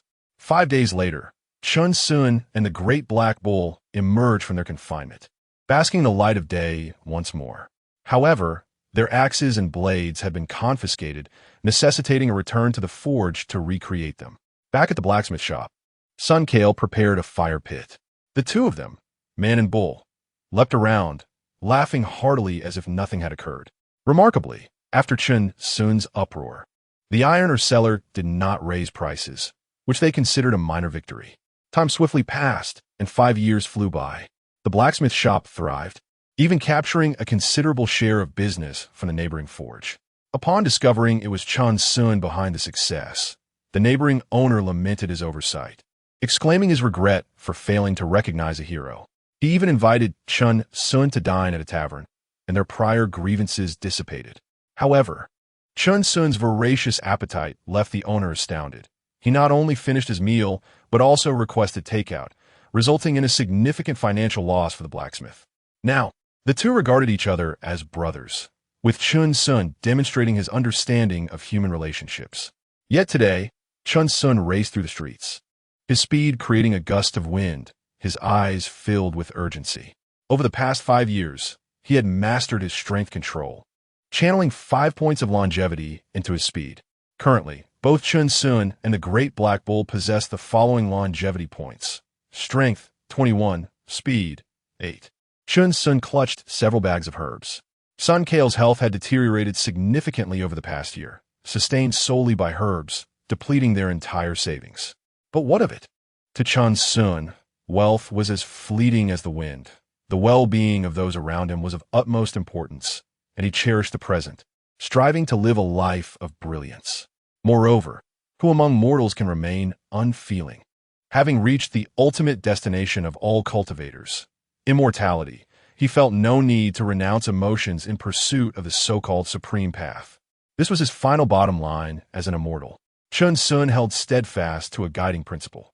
Within his capacity, he would assist friends, yet beyond his means, he would never overreach. Chapter 9. Women only affect the speed of my forging. Please make way. Chen Xun shouted with a furrowed brow as he sped past. Bystanders expressed their astonishment at the swiftness of the youth. In the backyard of the blacksmith shop, the great black bull was stoking a fire to brew medicine. Unwilling to let old sun pass away, low moans escaping its mouth as it drooped its head. By the bed, Sunkale appeared frail and wan, oscillating between lucidity and forgetfulness. Yet today his complexion was unusually rosy. He beckoned Chen Xun and the black bull into the room, slowly propping himself against the wall. As the bull's head peered in with concern, "I'm fine," Sunkale said, patting the bull affectionately. Everyone has their day. Old son, there's nothing to worry about. I consulted a doctor in the city, and with daily medication, you can live at least another decade. Chen Xun replied nonchalantly, adding, business is thriving. We have plenty of silver. I still remember the first day you came to the blacksmith shop. Sun Kale chuckled, gazing at Chen Xun. You were like a country bumpkin, making all that noise. Chen Xun forced a smile, choosing not to respond. I have nothing left to teach you. You have learned everything. This shop will be yours from now on, Sun Kale said with a gentle smile, grasping Chen Xun's hand. Save more silver, find a wife, and stop spending on medicine. Old son, you underestimate me. How much can herbal medicine cost? Chen Xun waved his hand dismissively. Did you not hear what I said? There's no need to comfort me. I know my body well. Sun Kale interrupted, clearing his throat. I have something for you. He produced a tome from behind his pillow, smiling weakly. My son once sought immortality after reading this. Old son, I have no interest in immortality, Chen Xun replied, regarding the book with indifference. Living well is what matters. If my son had your disposition, he would have fared better, Sun Kale mused, his eyes glazing over, a soft sigh escaping his lips. I have nothing else to leave you. Just accept it. Very well, Chen Xun nodded. Great Black Bull, do take good care of this lad. Sun Kale looked affectionately at the bull. I have seen many beasts, but none possess your spirit. Heaven has a kindness towards life. It will protect you both. Moo, moo. The bull nodded its head. Old son, do not speak such morbid words. The doctor said that a positive mindset leads to a longer life. Chen Xun tightened his grip on Sun Kale's hand. A chill coursed through him, settling deep within his heart. Chen Xun, Sun Kale said softly. I'm here, old Sunday. Thank you both, Sun Kale said warmly, gazing deeply at Chen Xun and the bull, as if to imprint their faces in his memory forever. Let us go. I need a rest for a while. All right, old bull, let us brew the medicine. Moo. Chen Xun and the black bull hurried outside, attempting to prepare the medicine according to the recipe, albeit in a rather flustered manner. The next day, the cold wind blew, and countless yellow leaves fell from the plum tree outside. Sun Kale departed this world peacefully in his room. On the street, the black bull pulled a cart bearing a coffin, while Chen Xun pushed from behind, his expression impassive. Passers-by furrowed their brows, feeling an air of misfortune, and kept their distance. Ignoring the gazes of onlookers, the pair slowly made their way towards the outskirts of the town, careful not to jolt the cart. Chen Xun chose a site of auspicious feng shui for Sun Kale's burial, inscribing on the gravestone, Tomb of my esteemed mentor, Sun Kale. As the cold wind swept through, scattering yellow paper, a melancholic atmosphere enveloped the surroundings. Chen Xun paid his respects and bowed. Then he and the bull walked slowly back towards the town, their silhouettes gradually fading from view. They lingered at the blacksmith shop for a long while. The chair stood empty, as if the little old man would no longer doze there. It's all right, old bull. We should be happy, Chen Xun said. Moo, what would have happened to old son without us? He wouldn't have had anyone to handle his affairs, he continued. Moo, at least we managed to run the blacksmith shop while these past few years, and old son had a good life. Did he not? Moo, exactly. We did a great deed. Come on, cheer up. Ha ha ha. Moo, moo, moo. The pair laughed, their expressions more sorrowful than joyous. And the shop fell into silence once more. Chen Xun's words seemed to serve as consolation for both the black bull and himself. Alas, Chen Xun suddenly smacked his forehead, growing increasingly uneasy. Moo, the black bull looked on with confusion. What's wrong? Old bull, we've been duped, Chen Xun declared emphatically, his eyes filled with determination. That doctor surely took advantage of our urgency and misquoted the prices of the herbs. He lamented, why didn't I learn medicine? In this small village, there are no proper doctors, only folk remedies for treating injuries. I never anticipated this day would come. What a miscalculation. The black bull was startled, nudging Chen Xun. Why didn't you study medicine? Let us focus on forging and making money first. We owe our neighbors quite a bit this year, Chen Xun replied, a fire igniting in his eyes. The medical profession is indeed lucrative, and as one traverses through life, the inevitability of scrapes and bruises makes learning a medical skill essential. A new goal began to form in his mind. Moo, the black bull's eyes sparkled with excitement, contemplating whether Chen Xun could heal himself one day, preventing others from dying of ailments. Seeing the bull's approving gaze, Chen Xun smiled slightly. The previous gloom lifted. Life is always filled with uncertainties and challenges, and therein lies its excitement. Old bull, let us get to work. Moo. The sounds of clanging and hammering resumed in the blacksmith shop. Chen Xun had gained such mastery over his strength that he could strike with precision, avoiding even the slightest harm to an ant, targeting only its head. As a result, the ant colony within the blacksmith shop faced devastation, beginning a mass exodus, leaving behind numerous headless corpses. Now, the reputation of Chen Xun's blacksmith shop spread across several nearby streets, known for its fair prices and superior quality, garnering much goodwill. Many matchmakers approached, eager to introduce candidates. As Chen Xun's well-defined physique was hard to resist, captivating even the matchmakers with their glances. Chen Xun merely chuckled coldly and told the matchmakers, "After several years of working here, my heart has grown as cold as the hammer in my hand. Women will only impede my forging speed." Upon hearing this, countless noble women sighed in secret, acknowledging the worthiness of the man they admired, his very demeanor radiating an extraordinary valor. A year later, Chen Xun finally settled all his debts and accumulated some savings, continuing to enhance his longevity through speed. As dawn broke, with few pedestrians wandering the streets, they tidied the blacksmith shop, loading various items, pots, and utensils onto the sides of the black bull. "Old bull, we're ready to go," Chen Xun said. "Moo." They carefully sealed the shop, retaining ownership of the land deed. As long as they didn't sell, they could return to visit in the future. "Let us go." Chen Xun took one last glance at the surrounding streets, a carefree smile gracing his face. "Moo, moo," the black bull called out joyfully, as Chen Xun promised to take it to purchase wooden carvings and to release prayer lanterns. A sense of ritual in life is essential, or else it would be far too dull. The sounds of clinking echoed from the bull as the two figures gradually faded away. As the sun rose, passers-by noticed that Chen Xun's blacksmith shop had closed, and the owner was nowhere to be found. They all sighed, wishing they had forged a few more tools to keep at home. The closure of Chen Xun's blacksmith shop brought immense joy to the neighboring blacksmiths, who celebrated and raised their prices, declaring, "Who dares not to raise their prices?" Chapter 10. As everyone heard, this person is unreasonable. Once again, it is the end of the year, and the night in Panning City remains as lively as when they first arrived. With a glint of curiosity in his eyes, Chen Xun strolls down the street, leading the sturdy black ox, stopping occasionally to gaze at the sights around him, his hands filled with an array of delectable treats. Now that they have money, they certainly wish to indulge themselves. It continues with a bite for you and a bite for me, causing the onlookers to burst into laughter, remarking on the amusing antics of the young lad.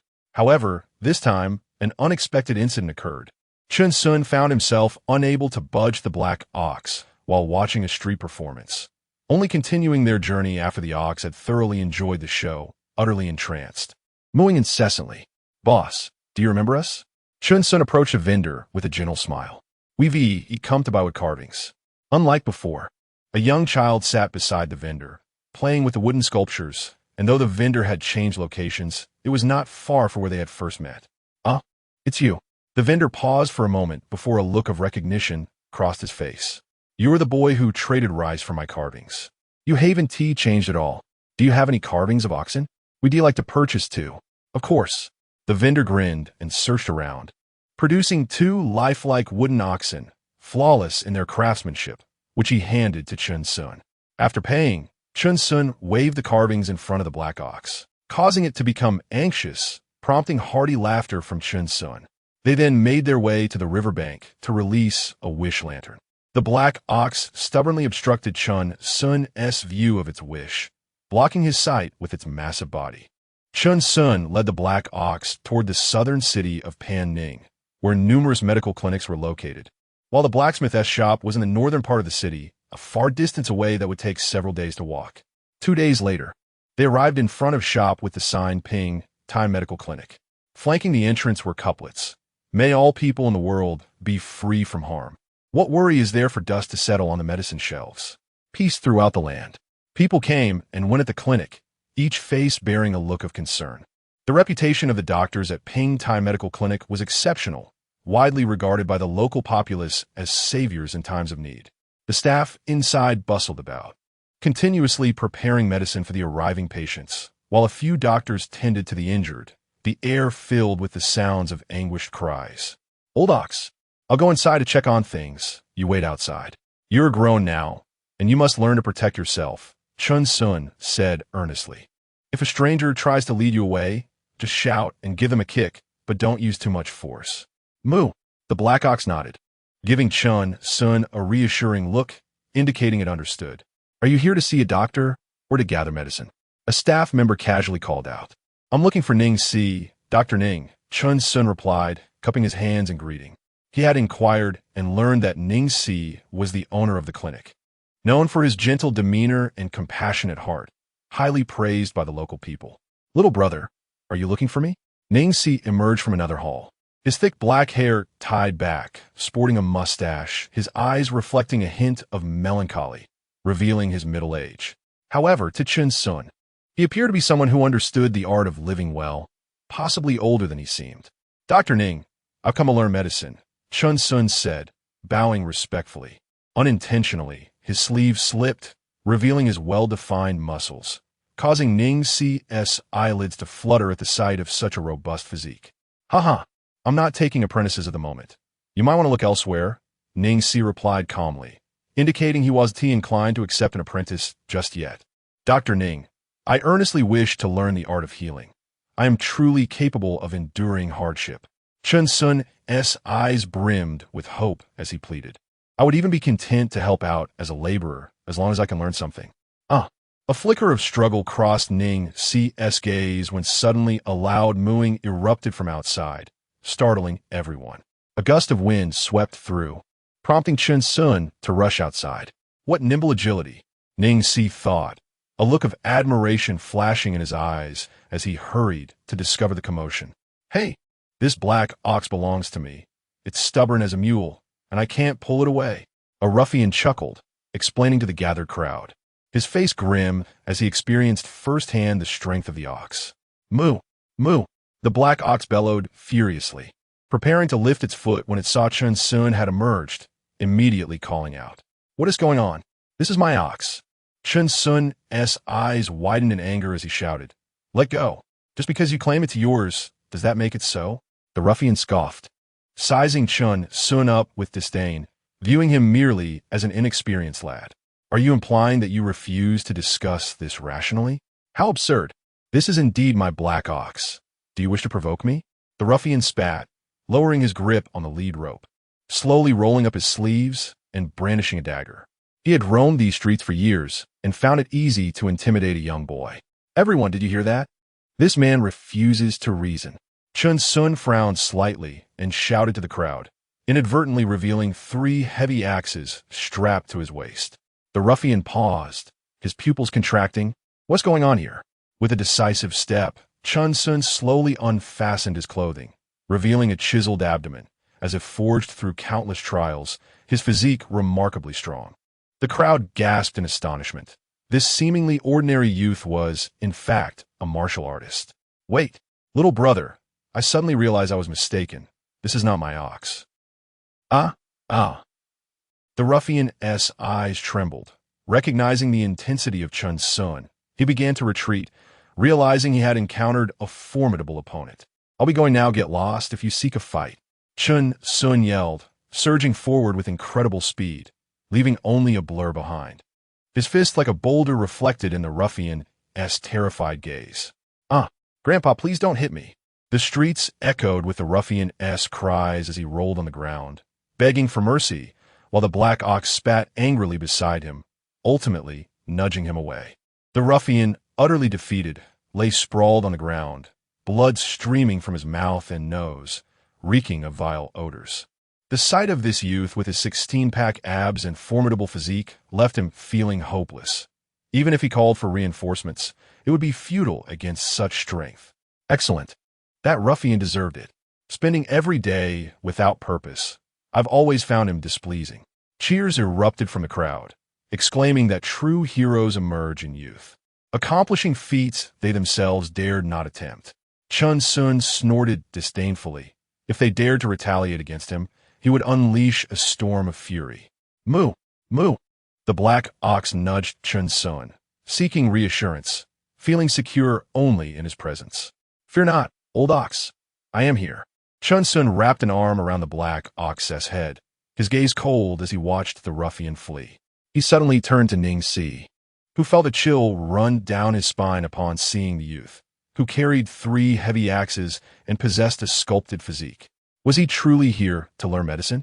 Please, Dr. Ning, accept me as your apprentice. We can assist at the Ping Time Medical Clinic, and my family's Black Ox can lend a hand as well.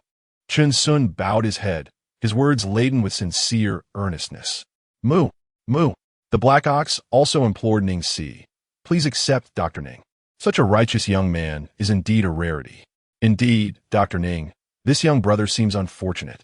He has come to the city with his ox to make a living. The surrounding crowd also chimed in, advocating for Chen Xun, who appeared to be a person of considerable hardship. Very well, I will accept you. Ning Si nodded, recognizing the boy's plight. If he were to be left to wander alone, facing the wrath of those ruffians would be dangerous. At least within the clinic, no one would dare to harm him. Thank you, Dr. Ning. Chen Xun rejoiced, bowing toward the surrounding crowd in gratitude for their support. Let us go. Ning Si smiled gently, her hands clasped behind her back, as she led them into the rear courtyard of the medical hall. Chapter 11. Chen Xun becomes a disciple. The art of medicine is vast and profound, demanding utmost diligence. Beginning with the identification of medicinal herbs, Ning Si provided Chen Xun with a book on herbs, instructing him to carefully distinguish and memorize the various plants in the backyard. Failing to do so would render Chen Xun unworthy even to assist in the clinic. However, he considered himself quite astute. While teaching the large black bull to recognize the herbs, he simultaneously reinforced his own knowledge. Yet, the harshness of reality delivered a sobering lesson, with countless herbs to identify. Accuracy cannot be achieved through rote memorization alone. As night fell, they lit candles in the backyard, one person and one bull studying diligently under the flickering light. Old bull, I never realized your intellect was lacking as well. Chen Xun chuckled, feeling a sudden balance in their rivalry. For Chen Xun, the most excruciating reality was not the inability to learn, but rather the prospect of the old bull mastering the material before he did. Moo! Moo! The large black bull, indignant, widened its eyes and nudged Chen Xun, revealing its struggle with some obscure characters that required Chen Xun's interpretation. Yet, it had devised a plan to overtake Chen Xun while he was preoccupied, thereby curbing his arrogance. Time slipped by as they immersed themselves in the study of herbs. And a year later, Chen Xun donned the uniform of a formal assistant at Ping Tai Medical Clinic. He walked with a newfound confidence, a proud smile adorning his face. Over the year, he had familiarized himself with most of the herbs, yet Dr. Ning merely acknowledged his hard work and perseverance, never praising his intelligence. Chen Xun also focused on speed, believing that in the world of martial arts, swiftness is paramount. As long as one is quick enough, calamity will always lag behind. Assistant, 1 qian of wintergreen, 2 qian of hundred flower, 3 qian of autumn stone. Understood, Chen Xun responded, deftly retrieving the herbs from various cabinets and packaging them for the customer. After a night of rest, Chen Xun, munching on sunflower seeds and accompanied by the black bull, continued to study the herb book. However, a glint of suspicion began to cloud his gaze as he scrutinized the large black bull. Old bull, he said quietly. Moo! The bull trembled, unable to conceal its unease. Have you been secretly studying? I've been observing you for several days. Chen Xun raised an eyebrow, noting that the bull had crossed the line, giggling with him by night while stealthily learning during the day. Moo! Moo!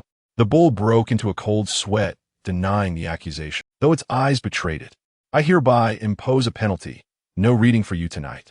Chen Xun turned away, resuming his sunflower seed snack. Only after you comprehend the gravity of your actions will I allow you to read with me. Moo moo. The bull grew frantic, circling Chen Xun and accidentally knocking him over. Chen Xun, resigned, decided to appeal to the bull's emotions and reason with it about the dangers of clandestine learning. Do you understand? If I am not present, what if you misidentify something? You still do not recognize all the characters. This is medicine, and even the slightest mistake could cost a life. Moo moo. The bull nodded repeatedly, understanding that it would not engage in secret studies henceforth. Now let us continue. Allow me to explain the properties of this herb.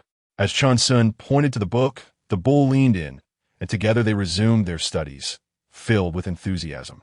In the second year, Chen Xun had memorized all the common herbs in the clinic. Each night, he and a large black bull would quiz each other, naming the herbs they presented. Dr. Ning continued to offer little more than a nod of approval. When not occupied with tasks, Chen Xun would quietly observe the doctors as they consulted patients, eager to learn, as time was on his side. Upon returning to the courtyard one evening, Dr. Ning gifted Chen Xun a pharmacology book detailing the effects of various herb mixtures and potential contraindications. Truly profound. Chen Xun marveled, feeling as though a new door had opened. Old bull, we have merely scratched the surface. Moo moo. The large black bull gazed in awe, its eyes wide with wonder.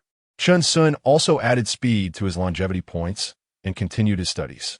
As spring turned to autumn, 5 years passed swiftly, and Chen Xun had upgraded to a higher-ranking assistant's uniform. They had been at Pingtai Medical Clinic for 7 years, during which Chen Xun witnessed immense suffering, helplessness, and despair. Yet his optimistic disposition provided solace to many of the townsfolk who sought refuge in the clinic. The clinic staff changed annually, but all remembered the perpetually smiling youth and his trusty axe that never left his side. In a grand hall of the clinic, Ning Si sat solemnly, reflecting, if one misjudges a person at first glance, 7 years will not lead to further errors. Chen Xun, now clad in formal attire, was paying respects to his mentor and serving tea to Ning Si and his wife. Master, mistress, Chen Xun bowed respectfully, his eyes filled with reverence. Chen Xun, what does it mean to be a healer? Ning Si inquired. To treat ailments and save lives is one's duty, yet virtue is paramount. Ning Si narrowed his eyes, gazing intently at Chen Xun. If you were to encounter a bandit who, having committed heinous acts, was gravely injured and sought your assistance, what would you do? Chen Xun paused, contemplating, then replied earnestly, Master Ning, I shall speak truthfully.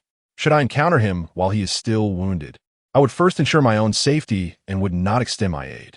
He hesitated. I would pass by with a headscarf to avoid potential retribution. Ning Si and his wife exchanged surprised glances. Chen Xun had clearly considered his escape.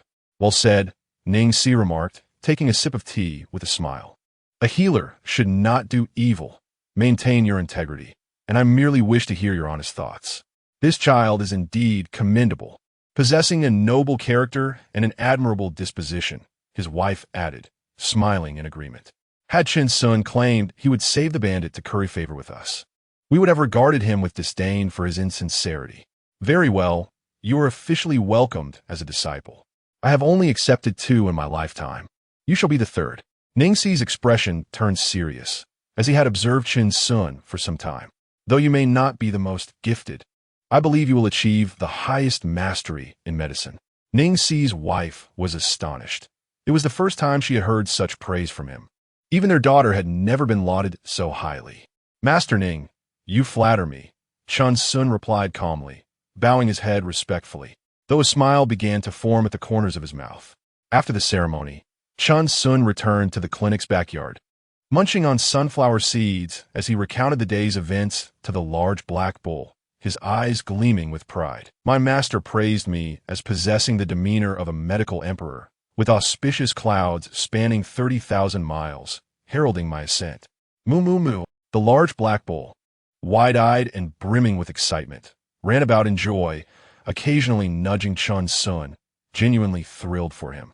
Laughter echoed through the courtyard as Chen Xun's booming voice mingled with the joyful moos of the large black bull, as he continued to allocate all his points to speed. Chapter 12. May your future be bright and promising in the subsequent 3 years.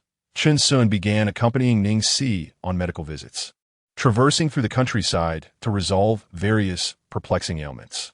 Occasionally, when faced with minor troubles, he would inadvertently reveal his well-defined abdominal muscles.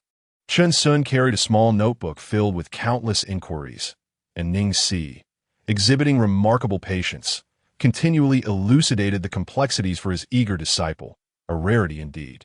However, on one occasion, while attending to a patient at a local gentleman's residence, Chen Xun inadvertently exposed a formidable axe strapped at his waist, causing an uproar amongst the onlookers. "Is this truly a physician?" they gasped. Embarrassed, Chen Xun simply smiled, reasoning that it was quite normal to carry such an axe while out in the world. He calmly adjusted his robes to conceal the weapon, only to accidentally reveal 2 more axes. The household staff, sensing danger, gripped their staffs tightly, convinced that this young man was no ordinary figure.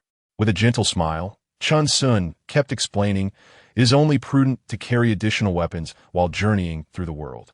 Had it not been for Ning Si's presence, a confrontation may have erupted.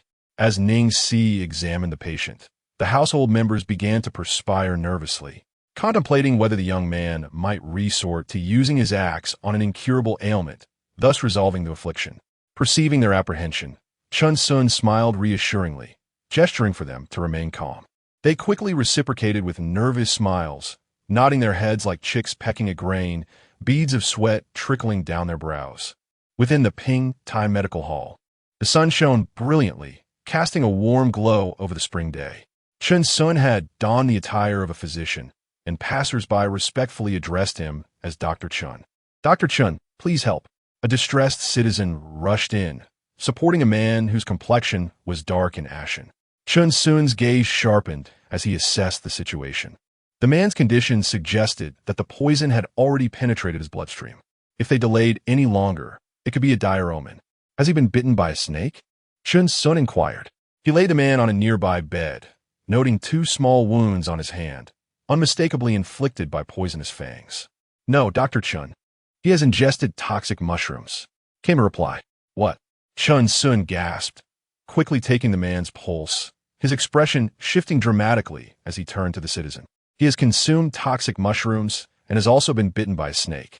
With a thud, the citizen fell to his knees, weeping and pleading, "Doctor, please save him.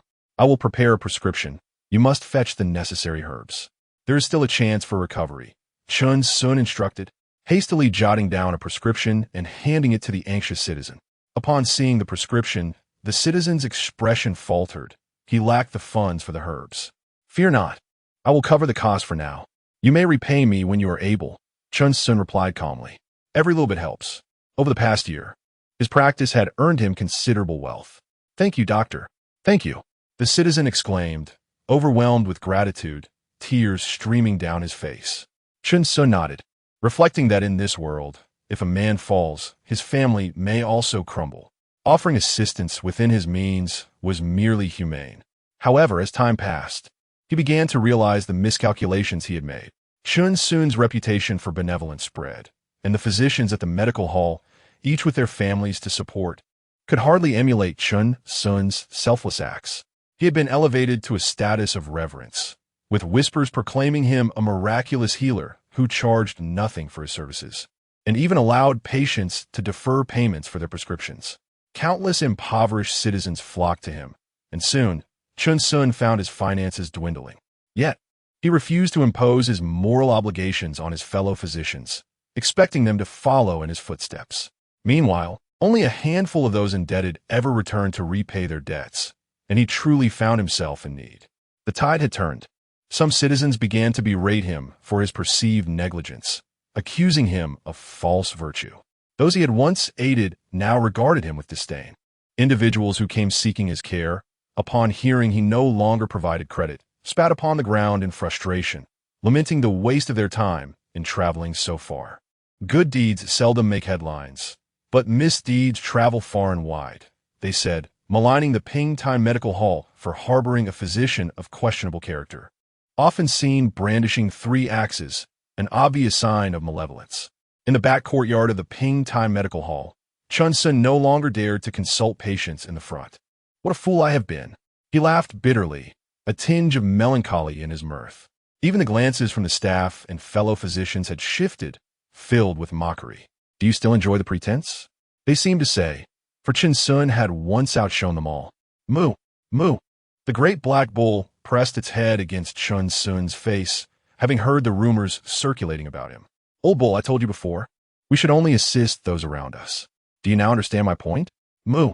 The great black bull gazed at Chen Xun with deep concern, having never witnessed such despondency in him. In its eyes, Chen Xun was always the embodiment of optimism and joy. You underestimate me. I foresaw all of this. I merely wished to demonstrate the truth of my words. Chen Xun forced a smile, embracing the bull's head, their faces close together. Moo the great black bull nuzzled Chen Xun, sensing its companion's sorrow, yet a fierce anger simmered within. Let us depart. This place is no longer suitable for us. I shall bid farewell to Master Ning. Chen Xun patted the bull, recognizing that his presence was adversely affecting the medical hall's business, and he wished to cause no further inconvenience. Moo. The great black bull leaped, eager to leave, and hurried away to gather their belongings. Watching the bull's busy figure, Chen Xun felt a warmth in his heart, a faint smile gracing his lips. At Ning Si's residence, Chen Xun had changed back into his former attire, no longer wearing the physician's robe of the medical hall. I am aware of the situation and comprehend your struggles, Ning Si said, seated in a position of authority, his eyes reflecting the weight of experience. Human nature is inherently flawed. This is a lesson I have gleaned from years of practice. I hope it serves you well on your path ahead. Your teaching shall not be forgotten, Master Ning, Chen Xun replied solemnly, bowing deeply. He had learned in abundance over the past decade. Ning Si picked up a nameless tome from the table, explaining, "This is a compilation of my experiences over the years. I wish to gift it to you." "What?" Chen Xun exclaimed, stepping forward to catch the book as it slipped from Ning Si's grasp.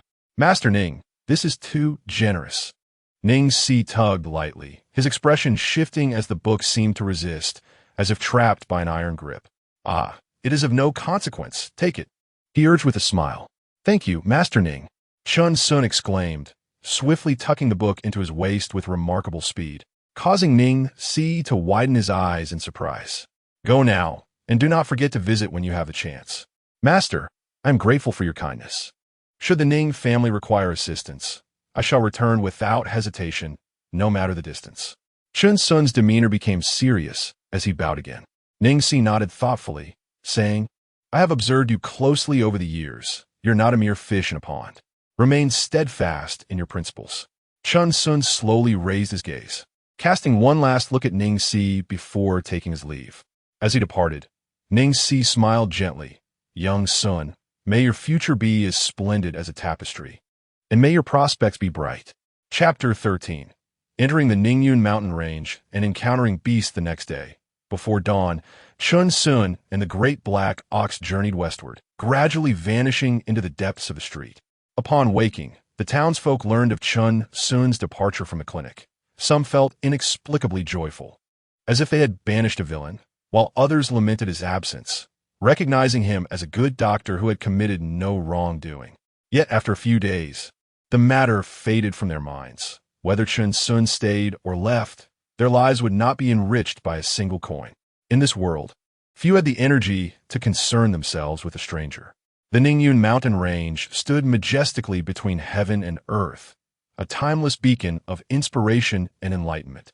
Having endured for countless ages, the dark, boundless cliffs jutted skyward, their sheer faces resembling the work of a sculptor's chisel, while the undulating ridges spiraled like a colossal dragon in slumber. Gazing down, one beheld a sea of clouds, and around the peaks, mist wove a delicate tapestry. On a winding path within the mountains, a young lad, carrying a bamboo basket, searched for medicinal herbs, accompanied by the great black ox. Over the past 3 years, Chen Xun had invested his longevity points in speed, eager to discover whether he could enhance it beyond 20 points. Their current longevity points stood at strength 21, speed 18. With extraordinary speed akin to that of a superhuman, if Chen Xun sprinted, he became a mere blur to the naked eye, a sight to behold. "Old ox, let us search diligently," Chen Xun urged, his basket filled with herbs, hopeful of discovering the legendary elixir that cured all ailments. The Ningyun mountain range was known for yielding rare herbs, some centuries old, which fetched a fortune in the city. Moo, the great black ox frolicked about, recognizing many herbs and showcasing the power of knowledge, its mind remarkably clearer now. However, They needed to be cautious. Tales of beasts lurking in these depths had reached their ears, creatures far more formidable than mere wild animals. Stay alert, Chen Xun cautioned, anxiety creeping into his voice. If we encounter any cultivators who take a disliking to us, it could spell our doom. Moo, replied the great black ox, understanding the gravity of the situation. Suddenly, a chilling scream echoed through the forest, startling a multitude of birds into flight. Instinctively, Chen Xun donned a bandit-esque scarf, while the ox halted, their eyes locking in shared trepidation. There are beasts! Several townsfolk rushed towards them, panic-stricken, and upon seeing Chen Xun's scarf, they froze momentarily before shouting, "Run! It's a beast! Old ox, run!" Chen Xun exclaimed, fear gripping his heart as he urged the great black ox forward. Behind them, a fearsome creature, resembling a cross between a wolf and a tiger, charged with a size surpassing that of a tiger, its eyes a ghastly crimson. What a terrifying sight! Chen Xun gasped. Moo! Moo! Both he and the great black ox bolted, their feet barely touching the ground, snapping countless dry branches beneath them as they fled. The townsfolk, aghast, marveled at their speed. The beast, enraged, its eyes growing more crimson, drooled in anticipation. It relished fast prey. It's coming. The townsfolk screamed, one collapsing in terror. But the beast leapt over them, fixating on Chen Xun and the ox. What are you doing? Are you mad? Chen Xun's eyes widened in disbelief as the beast pursued them with astonishing speed. Moo! Moo! The great black ox charged forward, sweat beading on its brow. The enormity of the beast's terror was palpable. Suddenly, with a thunderous crash, the great black ox collided with a massive tree, the trunk splintering and leaning dangerously. Old ox! Chen Xun cried out, urgency flooding his veins, rushing to check on its head. Moo! The great black ox felt dazed but sustained only minor injuries. Nudging Chen Xun affectionately, the beast closed in, excitement gleaming in its eyes, having never encountered prey that could run so swiftly. It's over, old ox, Chen Xun murmured, fear evident in his voice as he held onto the ox's head for reassurance. The great black ox trembled, its pupils dilating, contemplating whether their journey toward immortality was destined to end here. The beast circled them, saliva dripping, sensing their fear and finding it exhilarating. It suddenly lunged, bloodlust evident, charging at Chen Xun with terrifying speed. Though formidable, Chen Xun was unfazed, an air of calm enveloping him. As the ground swirled violently, he transformed into a phantom, his speed so exaggerated that the beast struggled to keep up, its expression twisting in horror. Though you are strong, you are not yet worthy of my second axe. Chen Xun had now positioned himself behind the beast, facing away, wielding a bloodied axe, his bandit scarf framing a gaze that was as cold as ice. Pain erupted in the beast's abdomen as it collapsed, howling in agony, blood pooling around it. The great black ox sprang forward, delivering a crushing blow that created a deep crater in the ground, the beast's insides spilling forth, lifeless. Chen Xun's strikes were merciless, blood splattering around them. Is this all? Just this? Chen Xun exclaimed, exhilaration coursing through him. Moo! Moo! The pair reveled in their victory, releasing their pent-up fear in wild exclamations. Set the pot, and let the water boil. By heavens, let us feast. Chen Xun declared, his spirits lifted. Old ox, we were fortunate this time. This beast possessed cunning, capable of sorcery like ice and fire. He recalled tales of such beasts, said to be vanquished only by cultivators, yet the meat was undeniably delectable. Moo! Moo! The great black ox echoed with delight, savoring the exquisite flavor of the meat, relishing its first taste of such fine fare. After their meal, they swiftly concealed their tracks, packing away any remnants, even filling the pit they had created. Chen Xun meticulously arranged the scene, scattering the beast's ashes, ensuring it appeared as though nothing had transpired. They ventured far into the wilderness, seeking a secluded area with fewer predators. Even a cunning rabbit has 3 burrows. We must not be outdone, Chen Xun declared. Ready to dig. Moo! The great black ox affirmed, its strength a boon as Chen Xun utilized his extensive outdoor skills, adept at digging foundations and extracting clay, ensuring they would not sleep exposed. Finally, he cautiously placed a massive stone atop their hideout, leaving a narrow opening, camouflaged with grass and leaves, rendering it nearly invisible. As the light flickered within the hidden chamber, a sense of safety enveloped them. Comforting, Chen Xun mused, leaning against the great black ox, lost in thought. This world was fraught with peril, especially from the beast they had encountered today, which had nearly sent them into a panic. After much deliberation, he retrieved the book that Elder Sun had gifted him, the Qi Refining Technique. Chapter 14. Cultivation Techniques. It was a revelation that brought us together. The world is suffused with spiritual energy, a force that connects heaven and earth, drawing it into the body. Chen Xun continued to read, his mouth agape, longing to exclaim 2 words, yet hesitating as each subsequent line elevated his senses further. He swallowed hard, eyes wide with shock, and shouted, "Incredible! Moo! Moo!"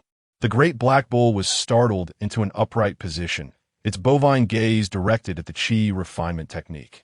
"What on earth is this?" "Old bull, it's a cultivation technique," Chen Xun exclaimed excitedly. "This is the joy of free cultivation, to soar through the skies, without having to toil as a mere beast in a sect." Moo the great black bull shared in the excitement, recalling the days when they witnessed cultivators soaring on swords, traversing the heavens. How envious they had been. The Qi refinement period comprises 10 levels, with the 10th level enabling one to establish a foundation and break through the constraints of lifespan, living for 400 years. As Chen Xun read on, both he and the great black bull exchanged sly glances, unable to suppress their mischievous laughter. However, the technique only reached its pinnacle at the foundation establishment stage, leaving them unaware of the realms beyond. Let us give a try, follow the method, and feel the spiritual energy of heaven and earth, Chen Xun suggested, sitting cross-legged and teaching the great black bull to do the same, his laughter causing his whole body to tremble. All beings with spiritual roots can sense the spiritual energy. Moo, have no fear. You undoubtedly possess it. After all, you are a spiritual beast. Moo the great black bull grinned, reassured. Come forth, spiritual energy of heaven and earth. Heed my call and enter my being. Moo moo moo moo. The man and the bull followed the technique's guidance, beginning to capture the essence of the cosmos, with their eyes gently closed and minds at peace. An hour passed in this way. 2 hours went by. 3 hours passed. Impossible. Absolutely impossible. Chen Xun suddenly opened his eyes, looking at the great black bull. Is this a fake? Moo moo. The great black bull hesitated before nodding, seemingly sensing nothing. Damn it, Chen Xun sighed in frustration. Hands pressed to the ground. He anticipated that the son of Old Sun would be deceived by a counterfeit. It seemed his son had also sensed something amiss after his training, which is why he had left it behind. Moo moo. The great black bull nodded, agreeing with Chen Xun's astuteness. However, Chen Xun shifted his tone, frowning slightly. But after cultivating, I do feel something in my abdomen. Moo? Perhaps it's from consuming too much beast meat. I need to step outside for a moment. The great black bull remained silent. After stepping outside, Chen Xun found a secluded spot and dug a small hole, pondering deeply. Could it be that my spiritual root is too weak? Chen Xun furrowed his brow, then slowly relaxed. That can't be. The great black bull is a spiritual beast. Could it be that it too is lacking? Upon reaching this thought, Chen Xun couldn't help but chuckle to himself, his movements growing more animated until he suddenly changed expression, glancing down at his feet. Oh no, wait a minute. Returning to the cave, Chen Xun exclaimed, Old bull, there's another possibility. Our spiritual roots may simply be too weak. The great black bull did not respond, but its nose twitched incessantly. Why did Chen Xun have a foul odor about him? Old bull? Chen Xun frowned. What do you mean? The great black bull's nose was nearly touching Chen Xun's feet, with strength that can move mountains and a spirit that overwhelms the world. Moo! The great black bull was abruptly lifted by Chen Xun, who was fuming. Old bull, I'm speaking to you. Moo moo the great black bull complied, lying back against the earthen wall, keeping a distance from Chen Xun, its eyes gleaming with an inexplicable mockery. Let us commit to practicing for an hour each day. If it proves fruitless, so be it. Moo! The great black bull nodded, glancing at Chen Xun as he approached. It quickly shifted positions. But how could Chen Xun let it off the hook? The great black bull was left in tears. They were forced to huddle together for the night. The next day, the sound of birds chirping penetrated the cave, a ray of sunlight streaming in. "Come on, old bull, let us go gather herbs." Chen Xun slowly opened his eyes, stretching lazily, still half asleep. "Then I'll apply some medicine to your head." The great black bull awoke, its head still aching slightly. Time flew by, and they had spent 3 years in the Ningyun mountain range. Yet they had not encountered any peril from demon beasts emerging from the mountains. However, they had witnessed countless skeletal remains of the common folk. At times, when there was nothing else to do, Chen Xun and the great black bull returned to their old ways. The mournful sound of the Swona and the clanging of bells echoed through the mountains, bringing them back to their roots. At this moment, Chen Xun donned a garment of beast hide, carrying a bamboo basket, wielding a mountain axe, with 2 blades strapped to his waist. His face bore several stripes of paint, and he carried a bow and arrows on his back, resembling a wild man. This year, the great black bull's horns had finally regrown. It too wore beast skin, adorned with several large markings. If one did not look closely, they would hardly recognize it as the great black bull. A wild boar fled in a frenzy, panic in its eyes, recalling how just days ago, its father had been cleaved to death by a wild man, and its mother had been gored by a wild bull. Gulp, grunt. The wild boar suddenly halted, trembling, glancing back and forth, spotting the wild man and the wild bull. "Ha!" Chen Xun grinned, revealing a bloodthirsty smile, blocking the boar's path. "Moo moo." The great black bull sealed off its escape route. "Little pig, become a part of us. We shall grow stronger together." "Ha ha ha." Chen Xun's twisted smile appeared as he swiftly dodged, appearing above the wild boar, while the great black bull charged forward in perfect synchrony. Grunt. A flash of blood, and the wild boar collapsed, powerless. The entire family was dealt with by Chen Xun and the great black bull. "Let us go, old bull." "Moo." Chen Xun hoisted the wild boar's carcass, while the great black bull dug a pit to bury the bloodied remains as they made their way back to their cave. "Old bull, I never expected that technique to be genuine." Chen Xun devoured the wild boar meat, grease smeared across his face. "My hearing has improved. This cultivation truly differs from our mundane existence." "Moo moo moo." The great black bull nodded repeatedly, splashes of soup flying, noting that it could see things much clearer in the stillness of the night. This sensation was entirely different from that brought by the longevity points. The longevity points seemed to enhance the physical body, while cultivation represented a refinement of the body's senses, a transcendence of life itself.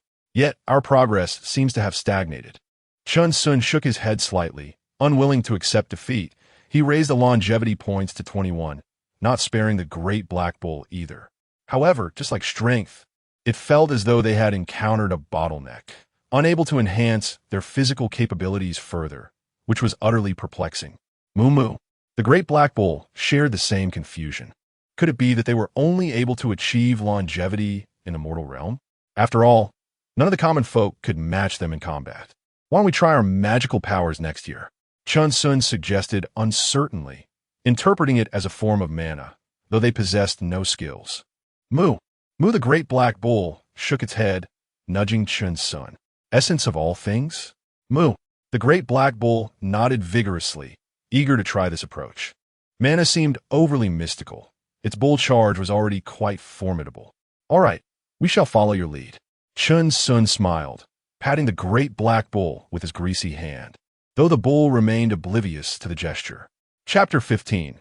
With one step, 10 years of virtue are lost in the following year. They continued to gather herbs and identify medicinal materials in the mountains, diligently studying medicine and practicing the qi refinement technique. Chen Xun often marveled at the richness of life, exclaiming how wonderful it was to be alive. He once fantasized about the nature of immortality, envisioning himself as a solitary figure, observing the rise and fall of human affairs and the passage of history, surrounded by countless gravestones.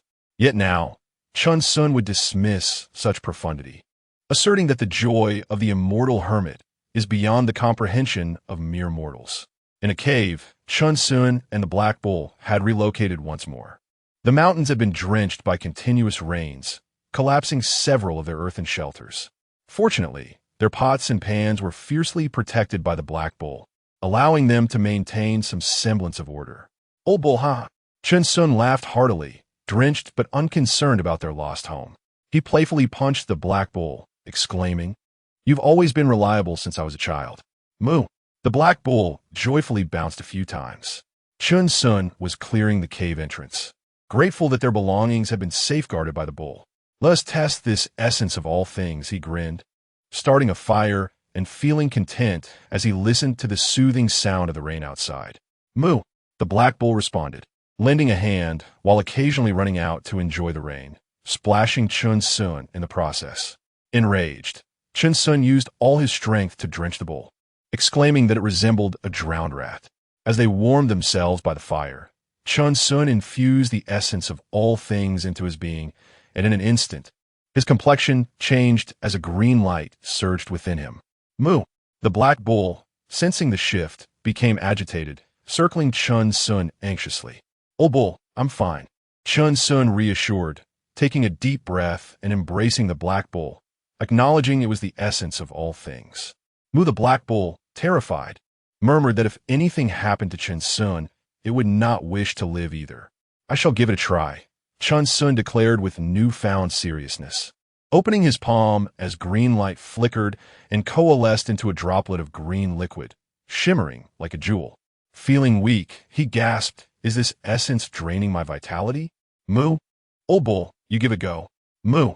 Before long, the bull managed to gather a droplet of the green liquid on its hoof, and both of them collapsed. Panting heavily, the Black Bull finally comprehended Chen Xun's words, seemingly envisioning several young cows giggling in amusement. A trap! Chen Xun trembled, realizing that despite being a man praised for his strength and endurance, he was on the verge of collapse. Moo, the Black Bull, stared vacantly, feeling despondent. It had thought itself invincible among the bovine, yet found itself defeated in mere moments. An hour later, they recovered their strength, and Chen Xun felt a pang of fear. Had they encountered a wild beast during that time, they would have been in peril. "Old Bull, we must not use this essence carelessly. We should at least use it separately." Chen Xun assessed his body, feeling no sense of depletion, but as a physician, he resolved to brew some medicinal soup the next day to restore his vitality, not wanting to be careless. Moo the Black Bull nodded happily, pleased that Chen Xun had learned the art of medicine. "What is the use? It resembles a green gemstone." Chen Xun frowned at the droplet in his palm, noting its peculiar nature as it did not dissipate like a droplet of water. He placed it on his axe, but there was no reaction. He tried it on their cookware, but still no response. He even placed it on a stone, yet it remained inert. Finally, with no other options, he placed it on a bandana of a bandit, but it still elicited no reaction. "Moo!" the Black Bull exclaimed, startling Chen Xun. He turned to see the bull crouched down, intently observing a patch of wild grass. "Remarkable," Chen Xun gasped, placing the green liquid on the grass, witnessing it merge and visibly transform. "Old Bull, what a monumental discovery. This green liquid can accelerate growth." Chen Xun marveled, spitting out some dirt as he spoke. "However, we must observe further. If this is true, we shall soar." Moo. The Black Bull grinned widely, cautiously protecting the grass. Chen Xun opened his palm, determined, contorting his features as he bellowed, "I am a healer. What harm is there in draining me?" The Black Bull.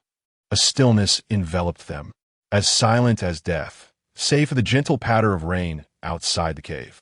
Chen Xun found himself at a loss, his palm yielding no response, unable to condense more of the green liquid. He cleared his throat. "Old Bull, you try?" "Moo." The Black Bull spread its hoof, exerting all its might. But to no avail. "It's fine. We shall take our time. We're not pressed for time." Moo as time flowed like a relentless river. Propelling them forward, another year slipped by. Tales of wild men began to circulate around the outskirts of the Ningyun Mountains, instilling terror in the hearts of many. This wild man was said to roam the deep forests, accompanied by a wild bull that feasted on human bones, collecting the remains of countless villagers. At night, eerie sounds of Swana flutes echoed through the woods, accompanied by unsettling chimes, akin to a harbinger of death. Should one encounter this wild man, it was advised not to confront him, but to find a pit to bury oneself. Countless villagers trembled at the tales, fearing to venture into the depths of the Ningyun Mountains, questioning whether they could survive. Nowadays, those who dared enter the mountains traveled in groups, armed with weapons, vigilant against sudden attacks from the wild man. If they managed to slay him, they could seek a reward from the authorities, prompting many bounty hunters to quietly join the ranks. At the foot of a mountain peak, Chen Xun and the Black Bull scavenged for human bones. Old Bull, while we may not know them, our profession has its own code of conduct, Chen Xun said, retrieving a bone from a pile of grass to erect a small grave, thus accumulating some virtue. In these trying times, who had it easy? Moo Moo. The Black Bull nodded vigorously, having accumulated considerable virtue, as Elder Sun had said. Heaven would surely protect them. You see, with one step, 10 years of virtue have vanished. Moo Moo Moo. The Black Bull suddenly raised its leg with a loud cry, having accidentally stepped on a bone, looking at Chen Xun with pleading eyes. How about this? Today, I shall eat meat while you drink soup. The Buddha will forgive you. Moo. The Black Bull's expression wavered, yet for the sake of virtue, it acquiesced, reasoning that missing one meal would not lead to death. They soon found a nearby pit to bury the bones, commencing a ritual. The Black Bull worked diligently, the bells jingling as it sought to atone for its misstep. Over the year, they had also unraveled the essence of all things, realizing its capacity. Only one droplet could be gathered daily, capable of accelerating a plant's growth by 1 month when their count was at 1. As anticipated, they had reached a count of 2, allowing a single droplet to accelerate growth by 2 months. This discovery thrilled them, as it meant they could cultivate precious medicinal herbs. Their training in the Qi refinement technique bore fruit as well, both reaching the second layer and gaining clarity of perception. The world around them appeared much more vivid. Chen Xun gradually felt a semblance of what one might call magical power within him, though it proved utterly useless, lacking any skills. All right, let us go. Old Bull. Chen Xun smiled, unperturbed by such matters, feeling a sense of peace in their daily endeavors, which had become their leisurely pastime. Moo Moo the Black Bull nudged Chen Xun, hoping to absorb some of his accumulated virtue. As Chen Xun ambled alongside the great Black Bull, cradling its massive head, they made their way toward their cave. While traversing a dense thicket, both Chen Xun and the bull's ears perked up simultaneously, prompting an instinctive sidestep. Whoosh, whoosh, whoosh. 3 piercing arrows whistled through the air, embedding themselves a mere half-inch into the earth, their formidable force capable of piercing through flesh had they not evaded. Chapter 16. Cremation of Corpses and Scattering of Ashes. The wild man and the bison exhibit remarkable agility. A refined gentleman perched in a tree smiled, gently casting aside his bow and arrow and unsheathing the sword at his waist. Brother Su, allow my junior sister to handle these barbaric folk, a woman chimed, her eyes glinting with a chilling light. 1. You deal with the bison, leave the wild man to me, but take care not to get injured, a scar man sneered. I appreciate it, Brother Tian, Juan replied with a charming smile, leaving the scarred man yearning. Brother Su, observing silently, smiled. Hunting such wild men would undoubtedly enhance the prestige of the Baishan sect. Not only would it rid the people of a menace, but countless wealthy patrons would surely contribute, elevating their standing in the martial world and attracting many newcomers. Isn't it reckless to strike first without knowing the target? A cold voice emerged from beneath the tree, its tone steeped in suppressed emotion. Brother Su turned to Chen Xun, sneering, with a blurred face and clad in animal skins. You must be the infamous wild man who feasts on human bones. We have not misjudged you. We do not consume human bones. They are merely for burial. You may verify for yourselves, Chen Xun replied, each word resonating with strength. Neither I nor the old cow have wronged you. Their laughter echoed, as if they had heard the most absurd of jokes. Brother Su shook his head, exclaiming, truly, you are a wild man. Do you think the narrative is yours to dictate? The old cow and I could confront you directly, but I will reiterate, we have not offended you. Chen Xun's gaze was icy as it swept past the 3 in the tree. It is you who has misunderstood. You misunderstand, wild man. The truth is no longer relevant. The scarred man drew his blade with a menacing grin, landing solidly on the ground, his formidable presence evident.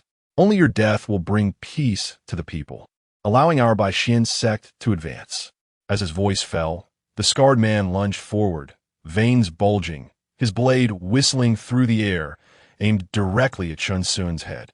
How slow, Chen Xun remarked with narrowed eyes, sidestepping as he drew his mountain axe, bracing against the fierce assault. When steel met steel, sparks flew, startling the scarred man. The wild man possessed immense strength, yet his strikes lacked finesse, revealing a lack of martial skill. Silently, Chen Xun exchanged a glance with the great black cow, and the two engaged in a fierce clash, the sound of metal ringing out as they battled fiercely. Just as the black cow was about to assist, one sprang forth, her sword slicing down, yet the nimble black cow evaded her strikes, untouched. "You beast!" One gasped, her eyes wide. It was her first encounter with such a nimble black cow, her sword's light flickering as she pursued it relentlessly. Brother Su frowned. The wild man's strength was formidable, and Brother Tian might not endure for long. "Tian, I shall assist you," he cried. "Brother Su, come swiftly and slay this fiend." The scarred man felt urgency surge within him, cold sweat running down his brow, his hands stained with blood, his palms raw from every collision with the mountain axe's might. Brother Su leapt into the air, sensing the wild man was full of flaws. He swung his sword, infused with a deadly aura, aiming a fierce slash at Chen Xun's flank. "At last, you've arrived." Chen Xun smirked slightly, drawing another mountain axe from his waist with blinding speed, blocking the ambush. The clash rang out sharply, shocking Brother Su. The wild man wielded dual axes. Chen Xun's feet surged forward, vanishing from sight in an instant. "Tian, be cautious," Brother Su gasped. The wild man had not even unleashed his full power. It was too late to warn him. Two arcs of axe light flashed, blood sprayed, and the scarred man's head soared into the air as his body collapsed to the ground. The phantom of Chen Xun barely paused, leaving Brother Su wide-eyed and aghast. His mind racing, his grip tightening around his sword. With a thunderous stomp, Chen Xun leapt, bringing both axes crashing down. Brother Su reacted swiftly, raising his sword to block the strike, but he underestimated the overwhelming force. Brother Su roared in anguish as his sword splintered, his hands and body cracking under strain. His blade shattered, and the axes plunged into his body, a torrent of crimson gushing forth. Brother Su's eyes brimmed with disbelief. He could not fathom that this was his end.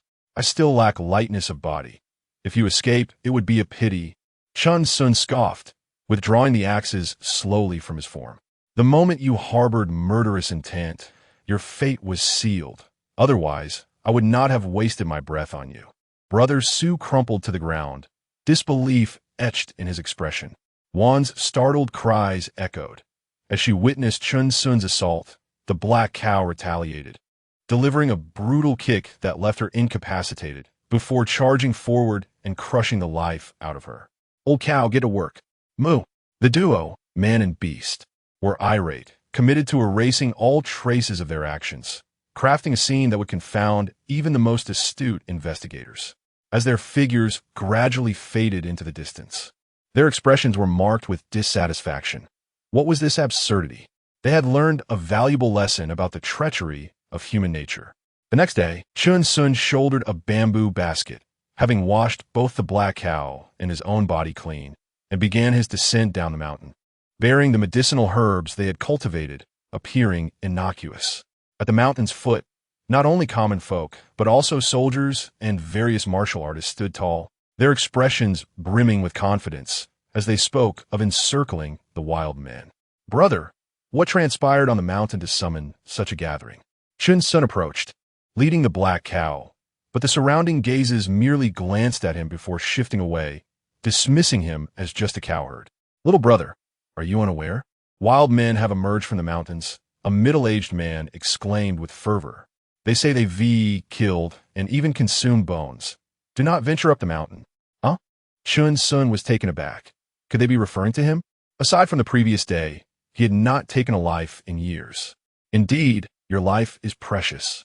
Locating wild men in such expansive mountains is no simple task. The middle-aged man continued, relishing Chen Xun's astonishment and elaborating further. Thank you, brother. I shall avoid the mountains then. Chen Xun replied with a bow, leading the black cow toward the city, feeling increasingly incredulous, as if he had grasped something elusive. He sensed that what was merely a trivial matter had been inexplicably magnified by certain individuals. Old cow, let it be. Do not involve yourself in these disputes. Chen Xun said, patting the black cow casually. It may well be the machinations of some significant figure. Moo? The black cow, puzzled, found the matter trivial. They had escaped unscathed. Upon returning to the city, Chen Xun visited the Ning family, finding everything in order. Ning Si had aged considerably, and Chen Xun presented several precious medicinal herbs as gifts. Ning Si, filled with gratitude, praised Chen Xun as an excellent disciple, though she expressed concern over his overly kind nature, fearing he might suffer in the future, and she spoke to him for an entire night. Chapter 17. The Secret to Longevity. Never mind others' affairs the following day, Chen Xun bid farewell to Ning Si with a respectful gesture, as they prepared to return to the blacksmith shop, which truly felt like home in Panning City. A few days later, Chen Xun smiled as he opened the door, revealing a room filled with dust that was quite suffocating. He glanced at the empty space and softly said, "Old son, we are back." The large black cow mooed in response. "Old cow, let us get to work and clean up." With a moo, both man and beast began to diligently tidy up, transforming the blacksmith shop into a pristine and orderly space. Passers-by were taken aback to see the shop's door ajar and called out, "Is that Brother Chen Xun back?" "It's me, Aunt Lee," came the resounding reply from the shop, which filled Aunt Lee with joy. She hurriedly spread the news to the neighbors that Brother Chen Xun had returned after more than a decade. Chen Xun was a master blacksmith, renowned for his durable ironworks, which still served the townsfolk well. Neighbors flocked to the shop, some familiar faces and others unknown, all expressing their discontent with the nearby blacksmiths, lamenting their high prices, and declaring that only Chen Xun was worthy of their patronage. "Brother Chen Xun, you haven't changed a bit. You seem to have become even younger," Aun Li exclaimed, inspecting him closely, while she herself had aged considerably. "Ha, I've studied medicine and learned the art of health preservation," Chen Xun explained, looking at Aunt Lee. "The key is to maintain an optimistic mindset. The more one lives, the younger one becomes." "Really, Brother Chen Xun?" she teased. "You're saying I should check on your old man to see for myself?" Laughter erupted among the neighbors, leaving Aunt Lee blushing as she hurried away. "All right, everyone, come back tomorrow. I have preparations to make. Good luck with your reopening, Brother Chen Xun." The neighbors were filled with enthusiasm as Chen Xun smiled and bowed, his attitude now vastly different from before. Meanwhile, the owners of neighboring blacksmith shops, hearing of Chen Xun's return, cursed loudly, demanding price reductions. However, Chen Xun's shop only opened for half a day moving forward, as he had become too busy, content merely to make a living. In the back courtyard, they were busy with herbal preparations. Even though the medicinal herbs were removed from the soil, they still retained their vitality, a wondrous phenomenon. "Old cow, I've realized a fundamental issue," Chen Xun said earnestly, having pondered it for some time. "Moo?" The large black cow responded, perplexed. "Don't you feel that once we reach the second level of qi refinement, we encounter a bottleneck? Absorbing the spiritual energy of heaven and earth seems sluggish and requires time to gradually improve." "Moo, do you believe that as long as we have enough time, we can continuously enhance our cultivation?" "Moo, haha, old cow, how naive you are." Chen Xun chuckled softly. "Spiritual roots are akin to talent. While one may grind through the qi refinement stage, it may not be the same for the foundation establishment stage. Moo, without external assistance or fortuitous opportunities, we may find ourselves stuck at a realm for life, unable to break through. This is talent, not something that can simply be mastered over time." "Moo, moo," the large black cow exclaimed, realizing the truth in Chen Xun's words. Chen Xun recalled the great figures of his past life, understanding that some things cannot be achieved merely through the passage of time.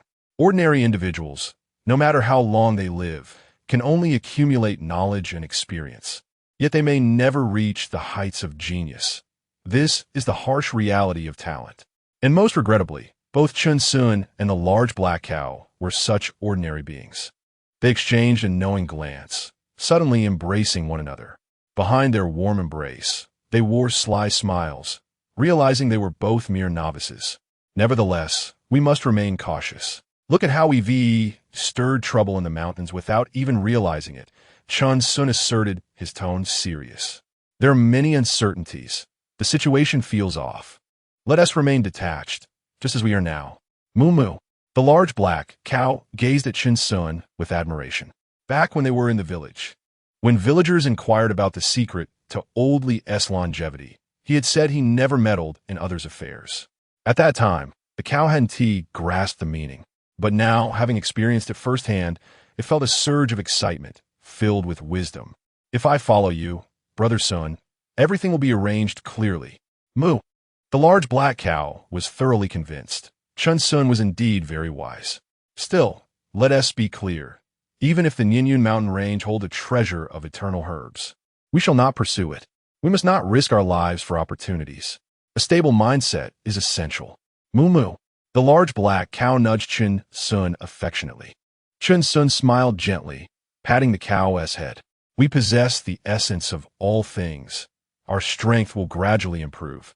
We don't need to seek vengeance on anyone. We must not let anything disturb our joyful lives. The large black cow nodded solemnly, realizing that its mindset had become somewhat restless after practicing the qi refinement technique. Old cow, do not lose sight of what is important. Even if one reaches the highest realm of immortality, where mere thought can extinguish the world, one still needs to live life. Chen Xun had already noticed the large black cow's restlessness. The journey itself is what matters, not some ephemeral realm. If luck is not on our side and we perish, who is to fear such an outcome? Moo. The large black cow nodded vigorously, having come to a realization. Perhaps some powerful being will look down upon us, and with a wave of their hand, we'll perish together. In the next life, we can continue together. Chen Xun spoke nonchalantly, embracing this mindset. Life and death are but fleeting moments, and immortality is merely a gift. The large black cow, inspired by his words, rushed to Chen Xun's side, thinking that perhaps at any moment a powerful being might arrive. And it must remain by Chen Xun's side until the end. Ha! Chen Xun laughed heartily, playfully pushing the large black cow away, only for it to bounce back toward him. 6 months later, a thunderous explosion shattered the tranquility of Panning City. As countless cultivators gathered in the skies, visible even from the city below, reminiscent of a UFO. Wow, old cow, come see the flying people. Chen Xun shouted excitedly, grabbing a handful of sunflower seeds and a stool before rushing outside. Moo. The large black cow hopped out, munching on seeds while gazing at the impressive sight above. The streets were bustling with people, neighbors emerging to witness the celestial beings, some even kneeling in prayer for protection. Chen Xun and the large black cow had far better eyesight than the townsfolk, equipped with their own natural telescopic vision. Old cow, do you think they're fighting? Chen Xun asked, casually sitting on the stool and cracking seeds. Why are they all clustered together? Shouldn't they be forming ranks? Moo? The large black cow was equally perplexed, continuing to enjoy its seeds on the ground. In the sky, a flash of rainbow light swept across, followed by a deafening explosion that caused countless citizens to cower on the ground, muttering prayers. Impressive. That must be at least the foundation establishment stage. Chen Xun marveled, savoring the seeds. Old cow, if we can fly in the future, wouldn't that be called cattle soaring to the heavens? Moo.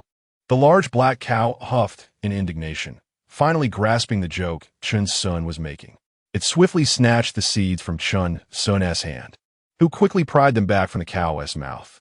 The battle in the distance escalated, with vibrant flashes of spells illuminating the sky, and even some cultivators plummeting down, a spectacle of epic proportions.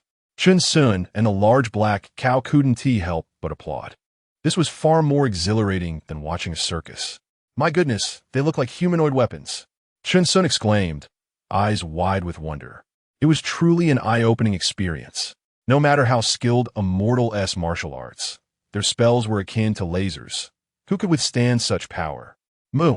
The great black bull opened its mouth in agreement, exclaiming how utterly absurd it was. Countless citizens in the city gazed with awe. This was the power of the immortals, an ultimate height unattainable by mere mortals.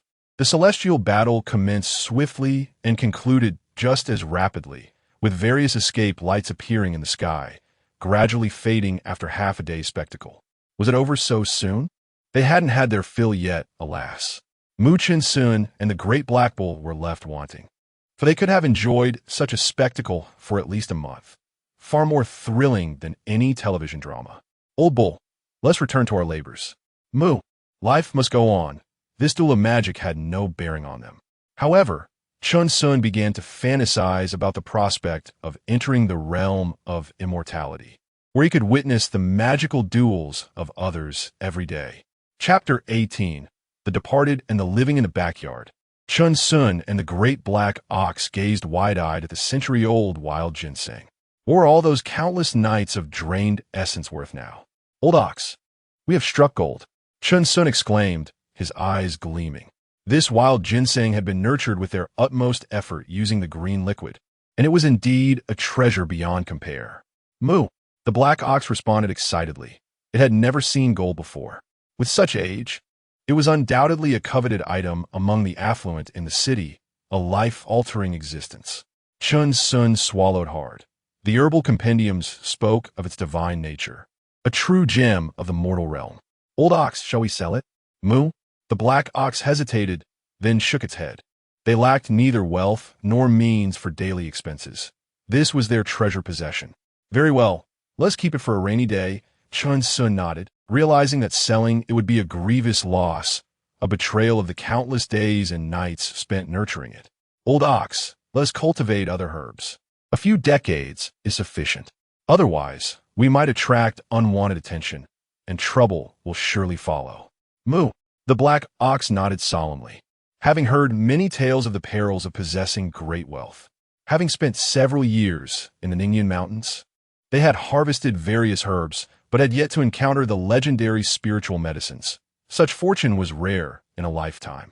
However, following the recent celestial battle among cultivators in the sky, the citizens and nobles of Panning City grew restless, fervently seeking immortality, leading throngs of people to the Ningyan Mountains. Among them were numerous con artists who deceived others into losing their fortunes, while ruthless bandits resorted to violence and theft. The business of selling coffins began to flourish. Various sects, unwilling to remain idle, began to recruit disciples abandoned by the celestial sects, claiming matters overlooked by the celestial sects as their own. Thus, tales of chivalry began to circulate, while the wild folk of the Ningyan Mountains gradually faded from memory. Time, it seemed, could eventually ease all burdens. As the years flowed by, 5 years had passed in the blink of an eye. During this time, Chen Xun dedicated all his longevity points to the essence of all things, and he and the great black ox finally reached the third layer of chi refinement. The neighbors who once called him brother had aged or departed, and Chen Xun and the black ox found themselves involved in many funerals, assisting bereaved families. On an autumn night, with the sky high and the dew thick, the cool moonlight cast a somber glow over the earth, illuminating the mourning halls. This year, it seemed, more souls had departed. As the night deepened, a chilling breeze swept through, amplifying the desolation. Standing outside a mourning hall, Chen Xun played the swana, the sound of falling leaves echoing silently as a wave of melancholy washed over him. Familiar smiles faded one by one. Perhaps, with the passage of time, those faces would blur in memory. Inside the mourning hall, quiet sobs filled the air, and Chen Xun walked through, offering help where needed. What more could he do but partake in the feasts? Brother Chen Xun, thank you, came the soft words of the grieving family. Please take care. Chen Xun rose, forcing a smile. We have performed the rites. No malevolent spirits shall impede their journey to the afterlife. The family nodded earnestly, holding Chen Xun's hand tightly, their eyes brimming with tears of gratitude. Moo, the great black ox, called softly from outside the mourning hall, its presence a protective charm for the departed. The departed have left, and the living remain. This street felt increasingly stifling. Chen Xun and the black ox were too extraordinary, attracting more and more visitors, leading to a neglect of the blacksmith shop.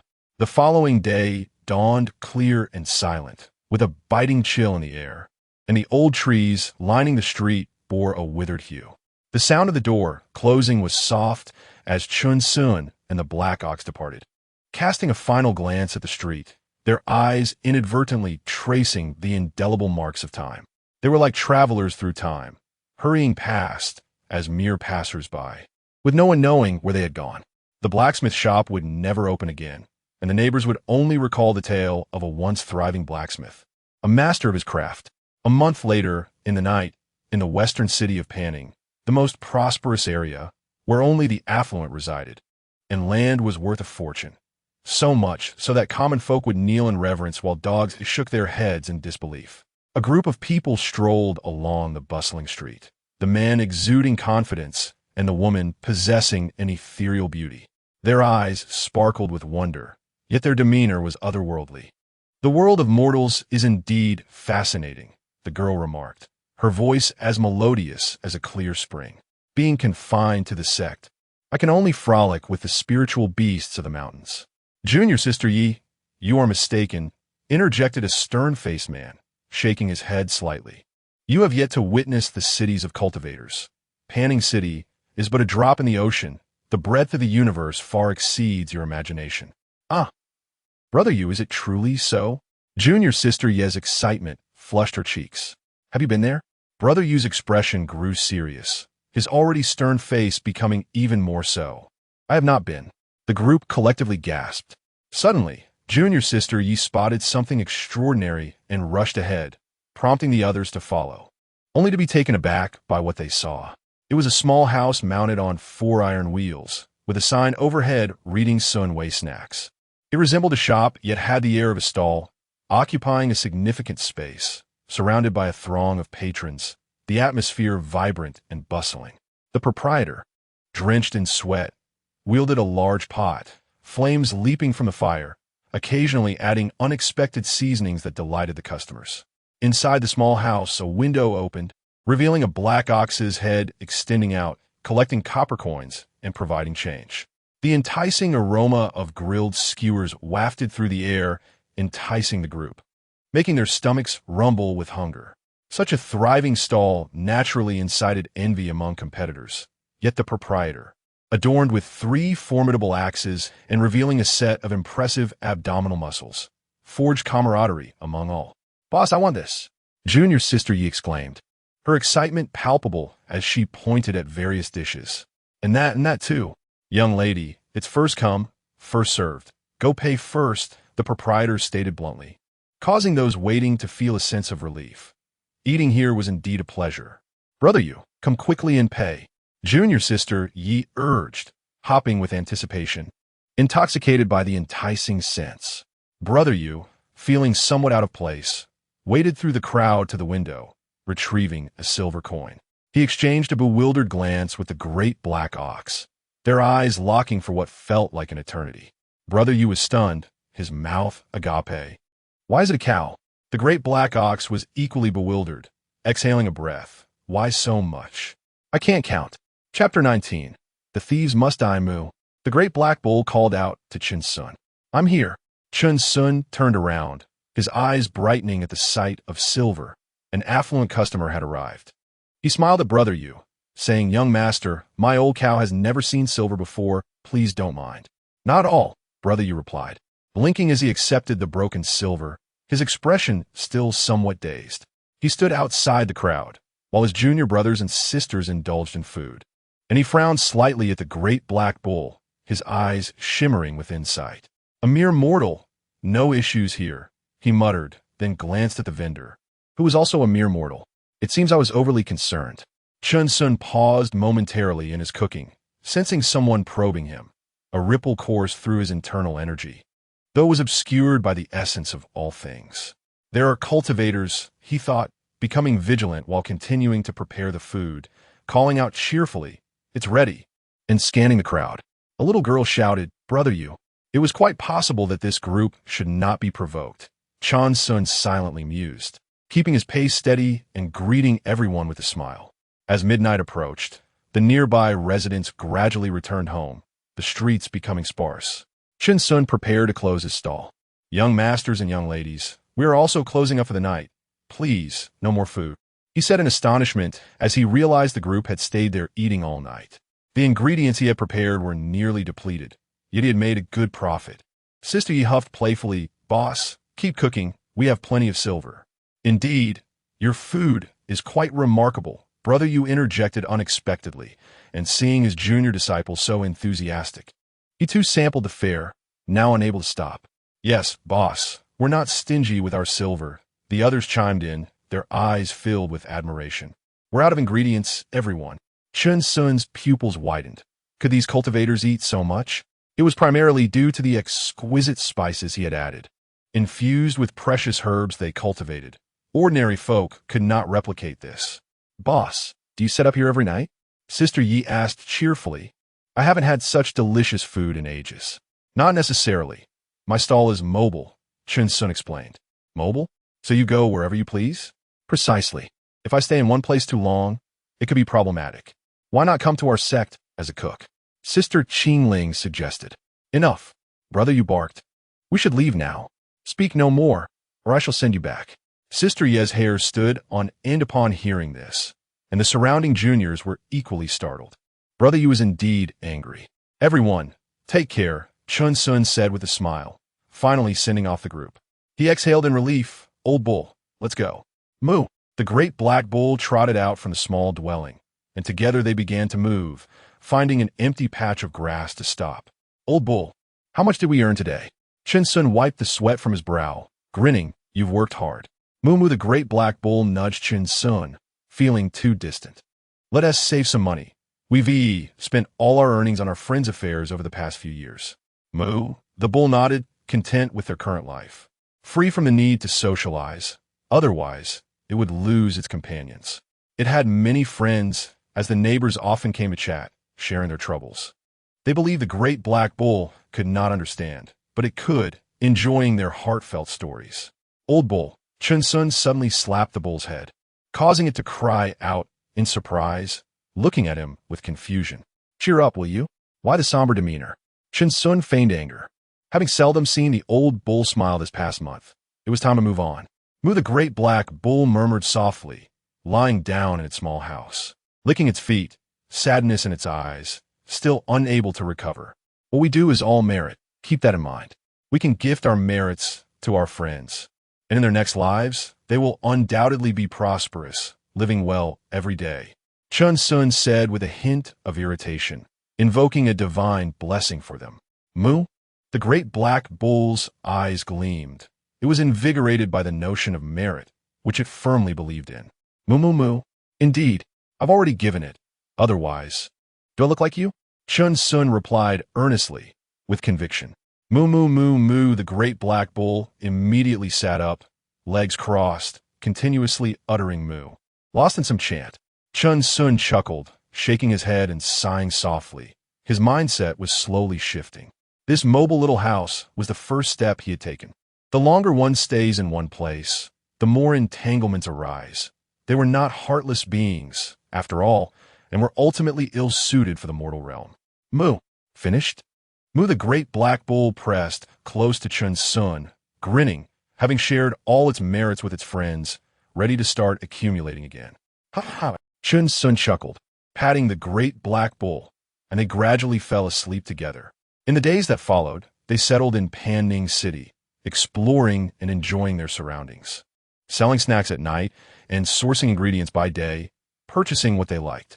A year later, Chen Xun's mobile stall had indeed gained considerable fame in Panning City, attracting many curious patrons who praised the food. Finally, on a radiant morning, as they went to restock, their mobile stall was stolen. At that moment, Chen Xun was carrying 2 bags of meat, gazing at the empty patch of grass. The bags slowly slipped from his shoulders, crashing to the ground and echoing in their hearts. "Where's our house?" "Moo, moo, moo." The great black bull cried out in panic, running around the grass, unable to spot their dwelling. Both man and bull knelt on the grass, their gazes hollow, despondent. Home, once again lost. Damn it all." Chen Xun seethed, his forehead veins bulging, incredulous that such a large house could be stolen. The great black bull trembled with fury, snorting vehemently, the grass flying as it expressed its outrage. How despicable, utterly abhorrent. This was the work of a gang, undoubtedly. Chen Xun spat, examining the traces on the grass. Damn it. Today we will unleash our wrath. All our pots and pans are inside. It's been with us for so many years. Moo! The great black bull stood taller, muscles rippling, staring in the direction of the cart. It could not have moved quickly. Even they had to exert considerable effort. Chen Xun retrieved a long-lost bandit mask from his clothing, unfastening his garments to reveal his chiseled abs, then slowly withdrew 2 mighty axes from his waist. The great black bull stood silently by his side, their gazes locked on a singular direction. Chen Xun's chest heaving. Old bull, let us pursue. Moo! The 2 figures transformed into twin whirlwinds, their eyes bloodshot with fury, racing off in pursuit. Today, they would not relent until the heavens turned upside down and the sun and moon were eclipsed. No one would escape. The thieves must die. Crossing the grass and a bridge, they finally spotted their little house. Chen Xun roared in rage, leaping high into the air. Boom! He landed squarely atop the mobile stall, exuding an air of authority, coldly declaring, in broad daylight, under the clear sky, "What do you intend?" He slowly turned, his gaze falling to the ground. Pupils narrowing in disbelief, there were soldiers everywhere. Injustice. Moo moo. Chen Xun and the Black Bull found themselves imprisoned once again. The reason for their confinement was that their stall had grown excessively large, encroaching upon the spaces that rightfully belonged to the common folk. Others, too, deserved the opportunity to earn a living, and the prime locations were limited.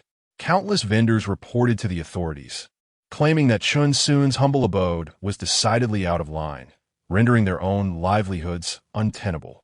10 days later, Chen Xun and the Black Bull emerged from their dismal incarceration. For life within those walls was hardly bearable. They gazed upward at the sky, smiles breaking upon their faces.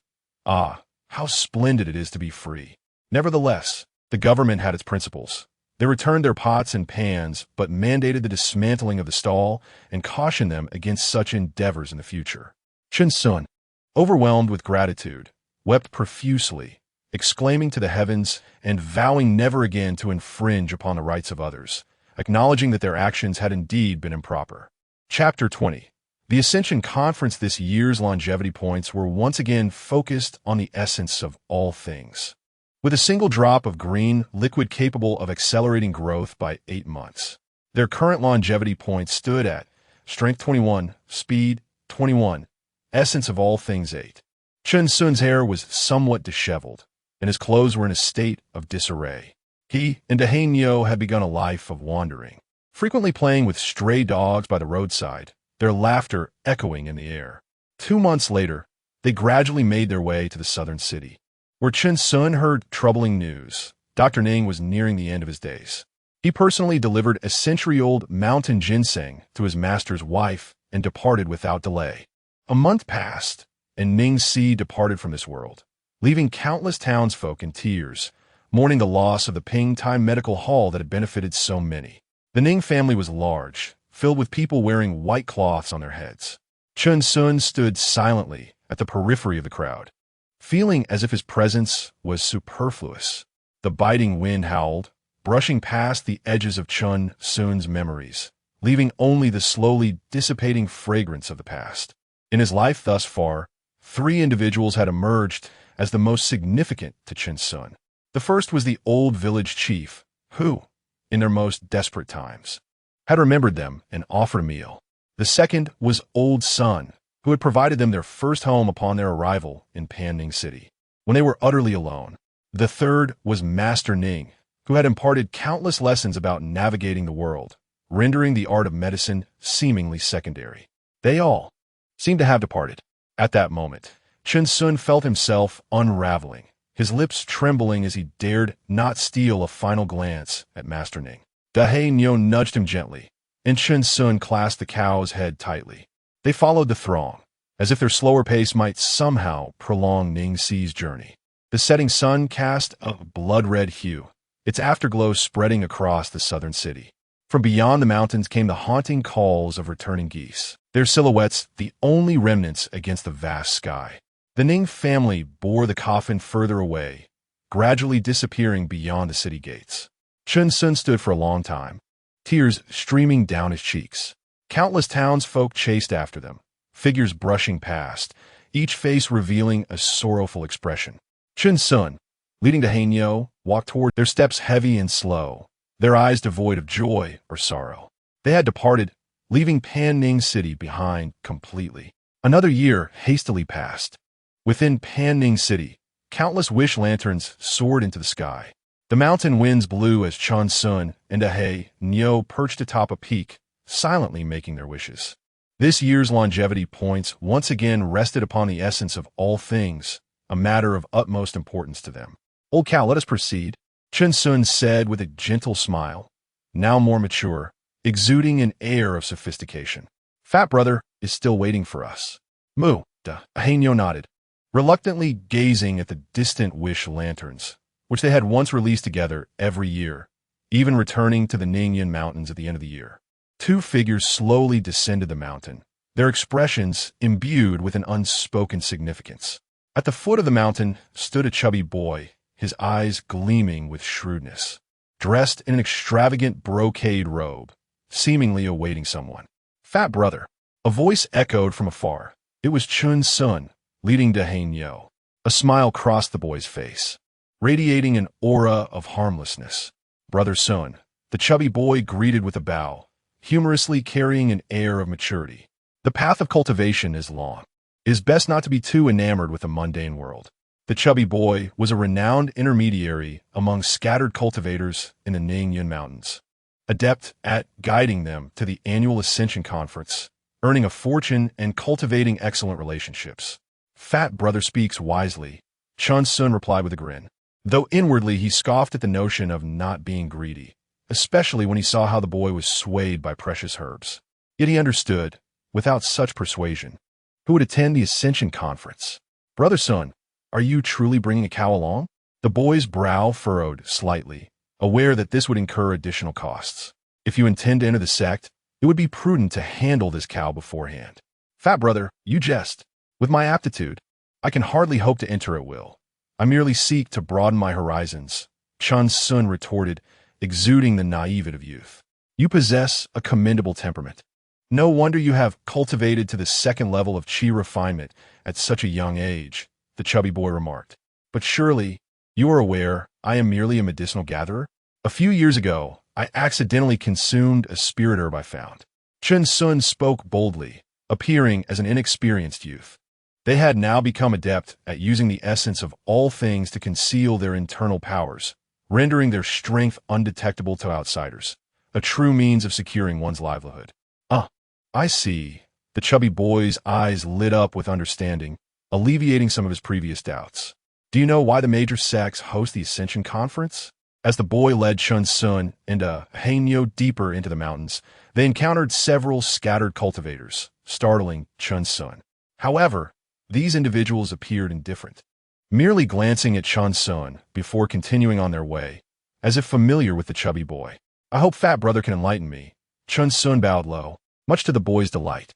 In addition to the disciples sent by various sects to recruit, there are also many scattered cultivators who wander alone, the chubby boy explained.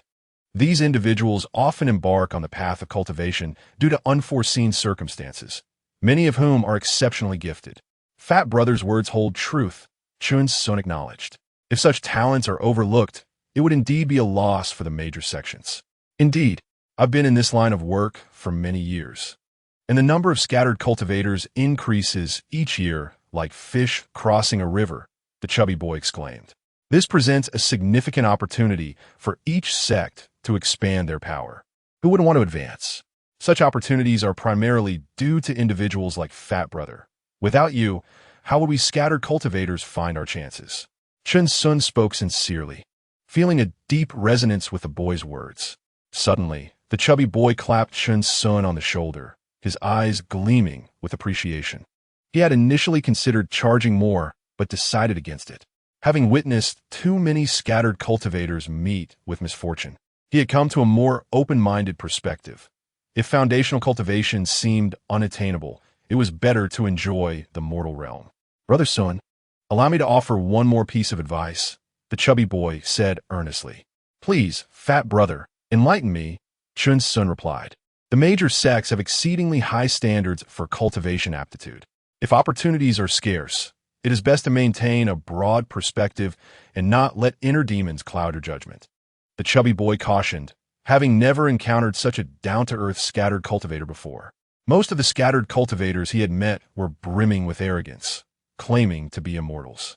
When they entered the Ascension Conference, they often discovered the harsh realities, sometimes becoming deranged and acting unpredictably. I shall heed fat brother's wisdom, Chen Xun responded, stopping to bow solemnly. Very well, let us proceed, the chubby boy smiled, leading the way. Gradually, they approached a fog-laden valley, where visibility was almost non-existent. This is it, Brother Sun, the 9-star valley, the chubby boy declared, standing with his hands clasped behind his back, gazing into the mist. This formation was established collaboratively by the sects. Should a mortal inadvertently wander in, they would become lost and subsequently expelled. Is it permissible to enter directly? Chen Xun inquired instinctively, astonished that such dense fog was a formation altering the heavens. Naturally, the formation can discern the internal powers of cultivators, the chubby boy chuckled.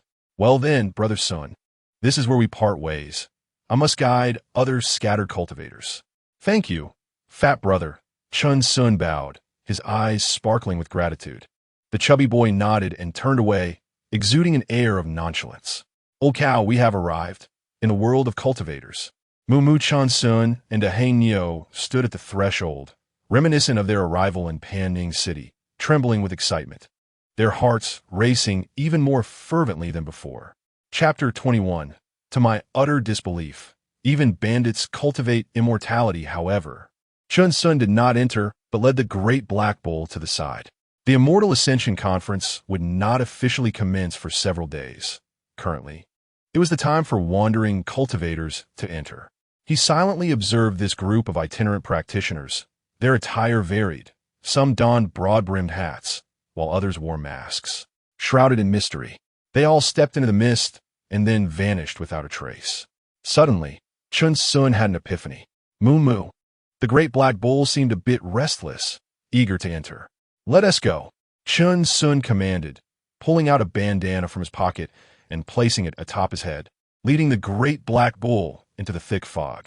Buzz, a low hum resonated as the mist gradually dispersed, revealing a vibrant new world before their eyes. The 9-star valley was far larger than he had envisioned, stretching endlessly, filled with countless wandering cultivators engaged in hushed whispers. Surrounding them were makeshift stalls, yet no cries of vendors could be heard. Chen Xun beheld an array of items he had never seen before, unable even to name them. In the distance, several pavilions stood, residences for various small sects, which annually came to acquire goods from wandering cultivators. Incredible. Mu the great black bull ambled alongside Chen Xun, maintaining a safe distance from the stalls, observing intently. The items traded here were not gold or silver, but rather hexagonal crystals known as spiritual stones. Many wandering cultivators were bartering with pills, and Chen Xun's throat felt parched as he widened his eyes in astonishment. The great black bull looked bewildered, wondering what all this was, where they acquired such things, and how they had survived for so many years without encountering any of it. Old bull, we truly are country bumpkins. Chen Xun swallowed hard, his heart racing, feeling akin to Lu Lao Lao entering the Grand View Garden, an utterly humorous spectacle. The great black bull nodded repeatedly, its copper bell-like eyes widening further, nudging Chen Xun and directing its gaze towards a certain direction. Could that be a spiritual herb? Chen Xun followed its gaze, stepping forward to a stall manned by a youthful maiden, where 3 vibrant spiritual herbs exuded a faint aura of spiritual energy. These were unlike ordinary medicinal herbs, their patterns and aromas distinctly different, as if belonging to an entirely different realm. The maiden was busy organizing her items when she suddenly noticed 2 legs and 4 hooves before her. Do you have? She began, slowly lifting her head with a smile. but her expression shifted dramatically. "What is that, guys? What do you intend to do? Do not misunderstand, young lady. We are but good-hearted souls," Chen Xun replied with a friendly smile. "We merely wish to observe." The maiden broke out in a cold sweat. The smile beneath the bandana appeared ominous, and she sensed that this individual was not to be trifled with, perhaps once a bandit. All right. Feel free to look." The maiden retreated a step, her expression tense, overwhelmed by the pressure emanating from his bandana. "How does one discern the age of these spiritual herbs? Are you buying?" "Not at the moment. I lack spiritual stones." "Do you have any pills that can enhance cultivation?" "I can exchange." "Not currently." "Then why inquire?" The maiden snapped, already frightened and now feeling toyed with. "Apologies for the disturbance," Chen Xun said sheepishly, leading the great black bull away. The business practices of these cultivators were entirely different from those of common folk. He needed to adjust his mindset. They merely needed to observe those standing at stalls, listening to their explanations of the names and uses of various items. Through this process, they gathered quite a bit of knowledge about talismans, brushes, medicinal powders, and pills. "Old bull, I've taken note of everything. Now, I can boast a little when the time comes," Chen Xun said, feeling elated, having learned so much. "Cool, let's check that out." Moo the great black bull called out joyfully, having also memorized the information. At one stall, an elderly man with a white beard spoke with great enthusiasm, surrounded by several wandering cultivators. "This is the vitality pill. Long-term consumption can enhance one's cultivation by an entire level. It took me 49 days to refine this. And even those at the 5th level of chi refinement will find it effective. 3 low-grade spiritual stones. No deception here." Upon finishing, he opened a vial, and a waft of spiritual energy and medicinal fragrance enveloped the area, stirring the interest of many wandering cultivators who were reaching for their spiritual stones. That old fraud is at it again, deceiving people at the Immortal Ascension Conference. Suddenly, several powerful voices echoed from afar, filled with authority. "Everyone, I suddenly feel a surge of insight.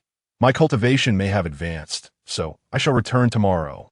The old man's expression changed, and with a swift motion, he vanished into the crowd, his movements indicating a well-practiced escape from wrongdoing. Fellow cultivators, do not trust him. Those pills are all counterfeit.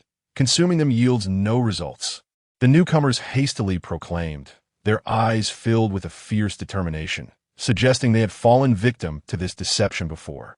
Surrounding cultivators expressed their gratitude, a wave of relief washing over them as they realized they had narrowly escaped being duped, unable to discern any issues with the pills. Once the crowd dispersed, Chen Xun exclaimed, "Old bull, look! The world of cultivation has its share of swindlers, just like us common folk." Moo. The great black bull nodded solemnly, its pupils trembling, as it too had momentarily believed the old man's claims. Chen Xun continued walking with the great black bull, stealthily eavesdropping on others, gathering information, acting quite discreetly, though he remained unaware of his own behavior. Only 3 days remained until the Immortal Ascension Conference commenced, where the 10 great sects of the Qian Kingdom would converge. If they could enter, it would be akin to a carp leaping over the Dragon Gate. We should not even entertain such notions. Simply entering a common sect would be a remarkable feat for us. The 10 great sects are beyond the reach of those with our mediocre talents. Indeed, yet not attempting feels unsatisfactory. The 10 great sects each have 5 trials set at the valley's center. Without great wisdom and willpower, do not even think about it. It is said that each year, many meet their demise. Those below the 7th level of chi refinement ought to refrain from attempting. Sighing, several wandering cultivators passed by Chen Xun, lamenting the arduous path to ascension, akin to traversing a narrow bridge amidst a sea of dangers, unlike those exceptionally gifted individuals who were whisked away at birth. At the center of the valley, the 10 great sects and their 5 trials. Chen Xun and the great black bull memorized these details, exchanging knowing smiles, feeling they'd gained much. "Old bull, let us head over there. It appears they are selling weapons." Chen Xun exclaimed excitedly, for he was quite the expert in blacksmithing, leading the great black bull toward the gathering crowd. However, disappointment awaited him as he discovered it was not weapons but magical artifacts, not crafted through mere blacksmithing. An array of flying swords and bizarre items lay displayed, all requiring magical prowess to wield. Truly remarkable. Tears of envy welled up in Chen Xun's eyes. If only he could forge a mountain-splitting axe into a magical artifact, he might truly cleave mountains in the future. Mu the great black bull drooled, imagining if its horns could be refined into a magical artifact. Who could withstand its charge then? The man and the bull seemed to share a telepathic connection, each lost in their fantasies, saliva flowing freely, causing nearby cultivators to frown at the sight of such unsophisticated creatures. They paid no mind to the gazes of others, instead spotting yet another stall. Old bull, these are all skills, no spells. Chen Xun stammered, pulling the great black bull closer once more, causing the nearby burly cultivator to gasp in astonishment. What the hell? Even bandits cultivate immortality. Spells such as object manipulation, fireball, breath control, body freezing, and more lay arrayed before them. Chen Xun and the great black bull swallowed hard, yearning for each one, acutely aware of their lack of spiritual stones, feeling the sting of financial inadequacy for the first time. Fellow cultivator, do you have anything of interest? Brother, where did you acquire these spells? So many. The burly man furrowed his brow, realizing that this individual intended to resume his old profession in this place. He discreetly retrieved a talisman, preparing to summon assistance. Brother, please don't misunderstand. Don't misunderstand. Next time, when I have spirit stones, I will come to purchase. Chen Xun hastily waved his hands, exhibiting a moment of discomposure as he grasped the reins of the great black ox and fled, his heart racing with exhilaration. What on earth was that? The burly man returned the talisman to its place, casting a fierce glare in the direction Chen Xun had departed. Chapter 22. The Kingdom of Qian and the 10 Great Sects. Mu the great black bull nuzzled against Chen Xun, its eyes brimming with excitement. Is this truly the realm of cultivators? How exhilarating! Old bull, oh old bull. With one hand cradling the bull's head, Chen Xun's lips trembled as he mused. We have lived so long, yet it feels as if we have squandered our lives. Mu. The great black bull nudged Chen Xun, affirming his sentiment. Chen Xun repeatedly murmured awesome, as if entranced, realizing that merely one stall was enough to keep them captivated for an entire day.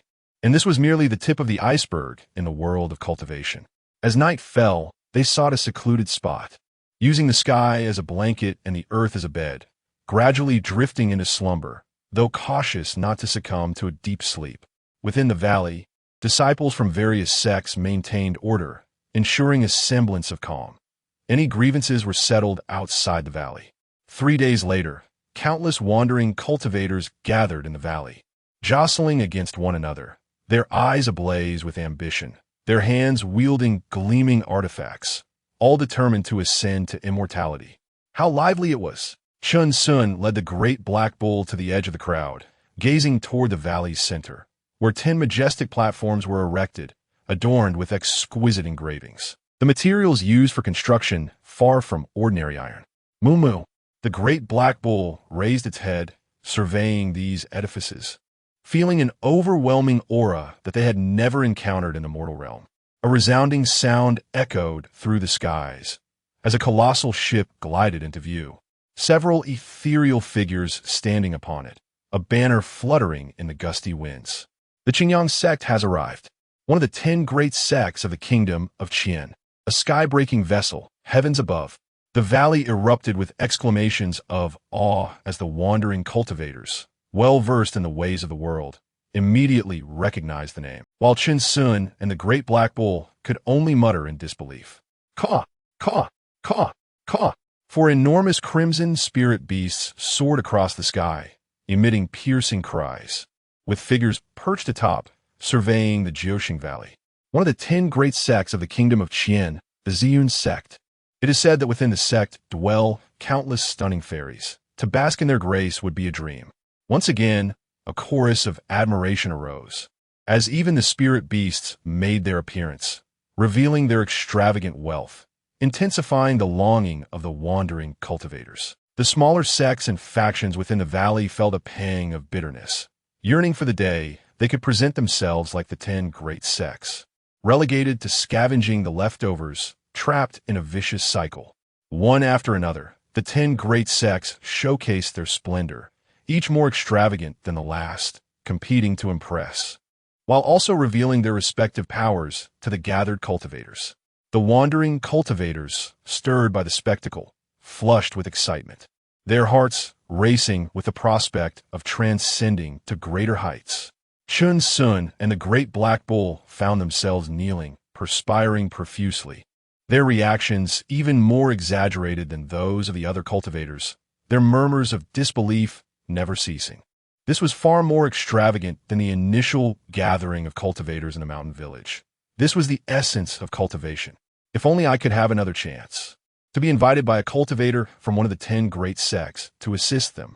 Chen Xun gazed longingly at the high platforms, speaking dreamily. I would gladly accept, and if given a time frame, I would wish for 1,000 years. Moo, the great black bull, nodded vigorously, eager to assist, capable of hard labor and plowing fields. On the 10 platforms, cultivators from various sects stood at the forefront, both male and female, hands clasped behind their backs, their gazes sharp, their foundational cultivation exuding a pressure upon the wandering cultivators. The expressions of those present shifted dramatically, a sense of composure settling in as they turned their eyes toward the platforms. The rules remained unchanged.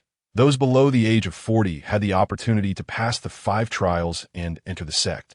An elder stood at the forefront, channeling his energy, his voice booming. Those interested, enter the trials. The valley will close in 7 days. Roar, roar. A chorus of low growls resonated, the eyes of the wandering cultivators gleaming with resolve as they stepped towards their chosen sections. Some sects had arenas established, while others conducted spirit root assessments, each with their unique methods, all aimed at selecting the finest disciples from among the wandering cultivators. Every year, countless wandering cultivators faced dire consequences, yet none were willing to yield.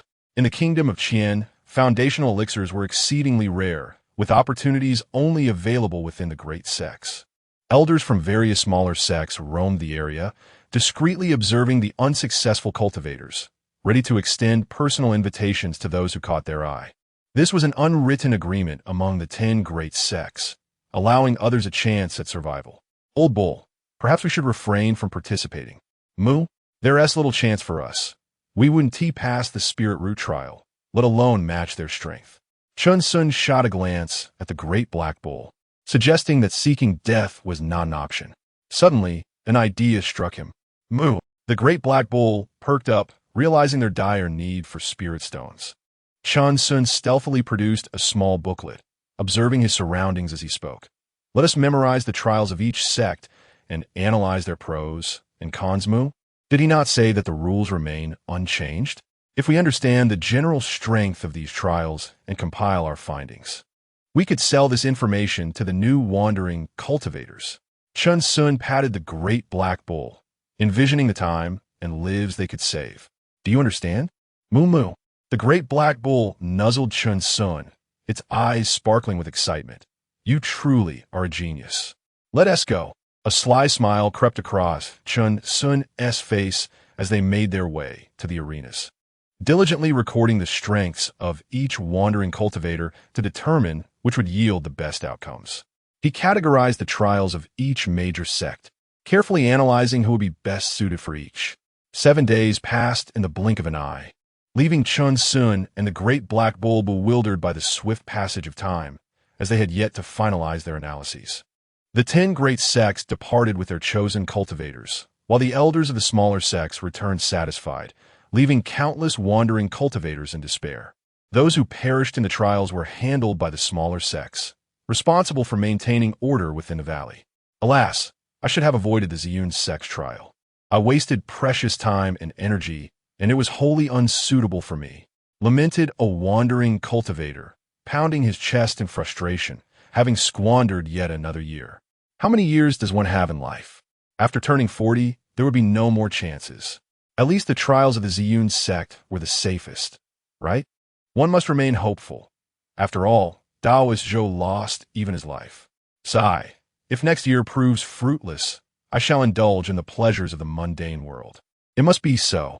Wandering cultivators passed by Chen Xun, their gazes filled with despondency and self-doubt, some even driven to madness. Slain by the sex cultivators within the valley.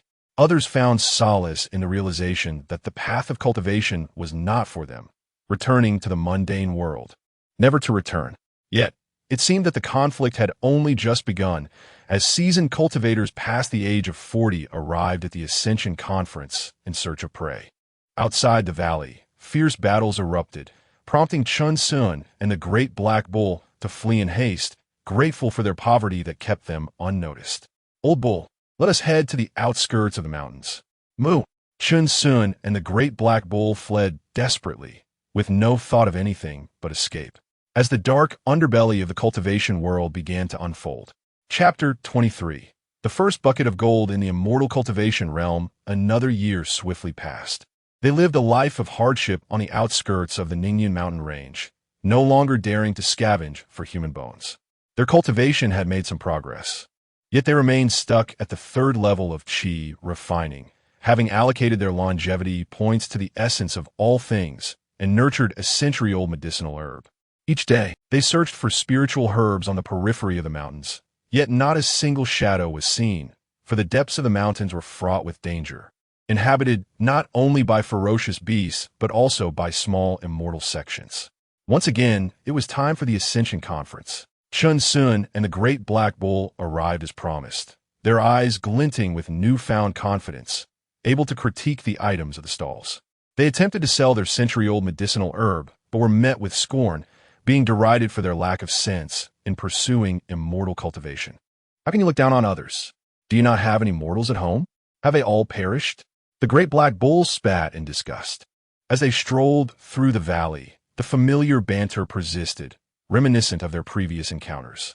3 days slipped by in a blink, and the moment for the 10 great sects to flaunt their prestige arrived once more. Chen Xun and the Great Black Bull stood eagerly in the valley, admiring the impeccable display of prowess from the sections. Amidst the clamor and gasps of admiration, Chen Xun even joined in the cheers, managing to shout out the names of the various sections. During the 7 days that followed, Chen Xun and the Great Black Bull diligently scribbled notes in their book, with the Great Black Bull providing additional insights. As the closing time of the valley approached, they were the first to dash out, moving faster than even the 10 sects, so swift that no one noticed their departure. In the face of absolute speed, even schemes seemed to falter. Years passed in the mountains, and 5 years later, the beasts of the Ningyan mountain range suffered a great calamity. Chen Xun and the Great Black Bull referred to them as little friends, lamenting the daily misfortunes of the beasts. They had finally advanced to the 4th level of qi refining, pouring all their longevity points into the essence of all things, hoping to one day stumble upon a spiritual herb. This year's Ascension Conference saw Chen Xun and the Great Black Bull return once more, radiating vitality as if they had come home. Aside from the pots and pans they carried, they had also printed numerous pamphlets in the city. Chen Xun's fame began to rise, acquiring the nickname the Immortal Cultivation Nail House, impoverished yet accompanied by the Great Black Bull. No one knew his name or appearance. He remained an enigma. Yet, rumors circulated about his lack of wit, his perpetual black headscarf hinting at dreams of becoming a bandit in the immortal realm. Vendors were warned to be cautious of him, as he often lingered around their stalls without a single spirit stone to spare, seemingly scouting for something. Yet, these were merely idle gossip among wandering cultivators, with no one paying Chen Xun any mind, perceiving him merely as a fool. Each year, newcomers arrived while old faces faded away, all fervently seeking the path of immortality. In the Jiuxing Valley, Chen Xun eagerly marketed his painstakingly crafted work, detailing the checkpoints and precautions of various sections. I assure you, this will significantly boost your chances of entering an immortal sect, he exclaimed with a smile. Oh, a few wandering cultivators paused, intrigued. May we take a look? However, upon seeing Chen Xun's rugged appearance, they were taken aback, sensing that he was no ordinary character. Of course, if you find it satisfactory, then payment is expected. Chen Xun smiled, recognizing their unfamiliar faces as those new to the Ascension Conference. significantly increasing his chances of making a sale. Brother Zhang, this seems quite impressive, one of the cultivators remarked, noting the details about the type of disciples each of the 10 sects sought.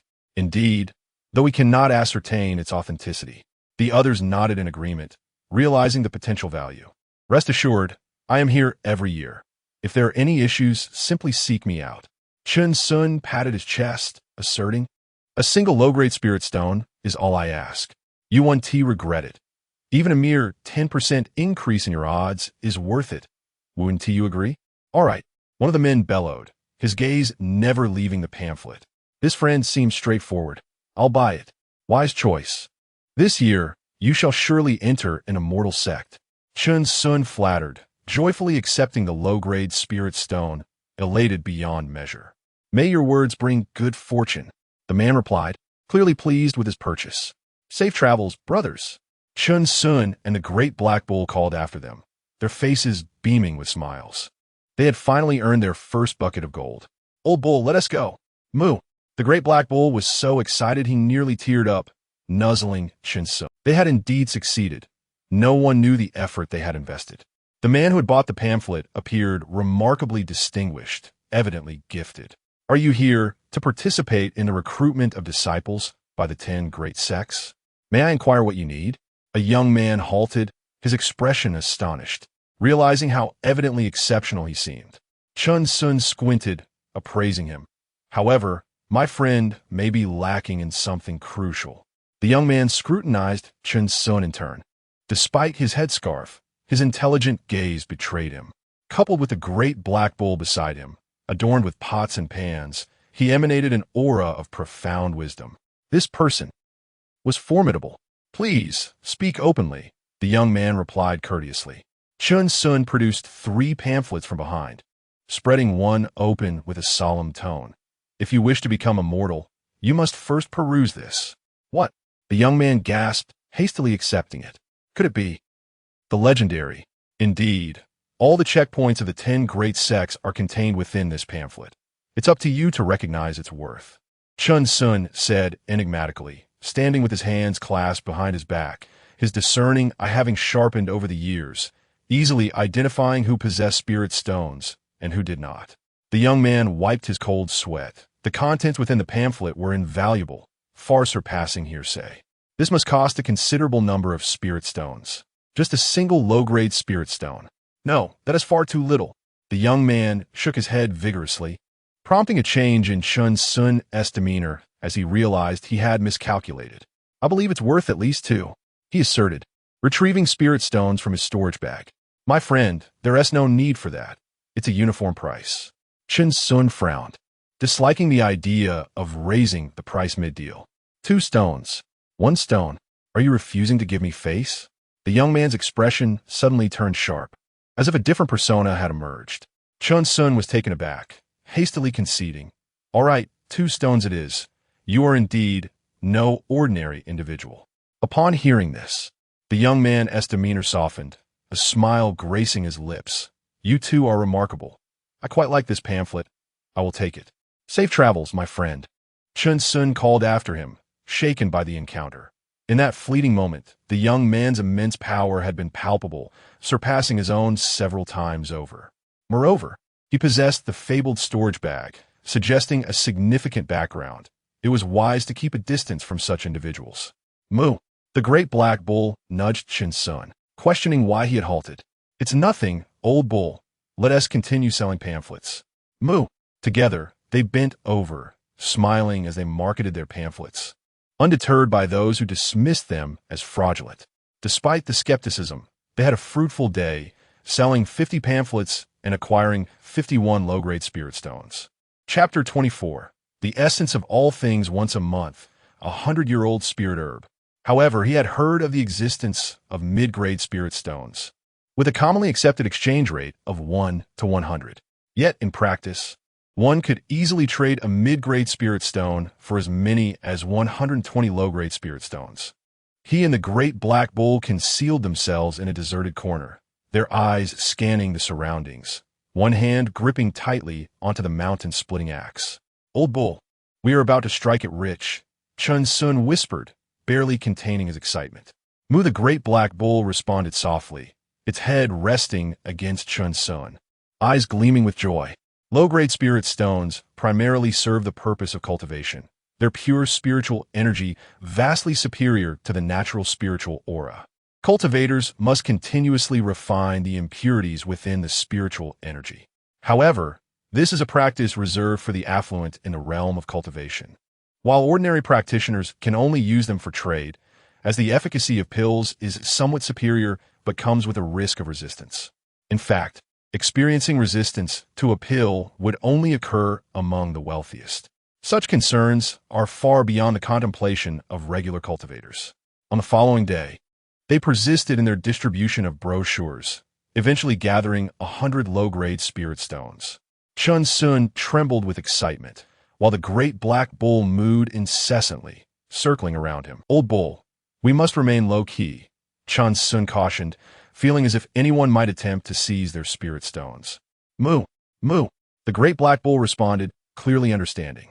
On the third day, instead of selling brochures, they explored various stalls. Suddenly, Chen Xun's eyes lit up upon spotting a familiar face. "Young lady, it is you," he exclaimed. The young woman had not changed much. She still resembled her former self, her stall displaying several spirit herbs and vials of pills. Her expression shifted as she recognized the familiar figure, recalling the image of him leading the bull. "Hee, it is indeed you," she managed a strained smile, acknowledging the striking resemblance that was difficult to forget. "We are here to purchase items. We have spirit stones," Chen Xun stated. "Very well, what would you like to buy?" Her eyes sparkled with excitement, eager for genuine customers. "Could you introduce me to these 3 spirit herbs?"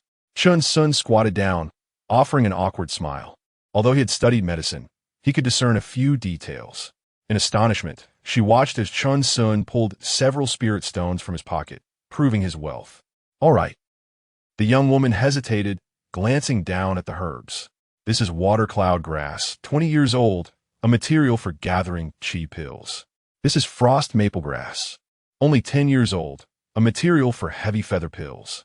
This is divine meeting grass, 30 years old, also a material for heavy feather pills." Though the ages were not particularly impressive, it was remarkable for a casual practitioner to gather such a variety of spirit herbs. Had they been of greater age, various beasts would have likely sought to claim them. "Young lady, how many spirit stones for all of them?" "I will take them all." Chen Xun licked his lips, his eyes fixed intently on the herbs, the ages appearing particularly favorable to him. 20, she replied after a moment's thought. "What?" Chen Xun exclaimed, rising in surprise. His loud voice made the young woman frown. "Then how much are you offering?" she asked sweetly. 8 stones, he replied. "What?" She also stood in disbelief, incredulous at such haggling. "Why don't you just steal them?" Chen Xun's expression grew troubled as he fumbled in his pocket, struggling to produce a few more spirit stones. "How about 10 spirit stones? That is all I have." The young woman's chest rose and fell slightly as she scrutinized Chen Xun's expression, yet she could discern nothing, just his exposed features. "Fine deal," she conceded, nodding firmly. "Could you also provide me with 3 boxes?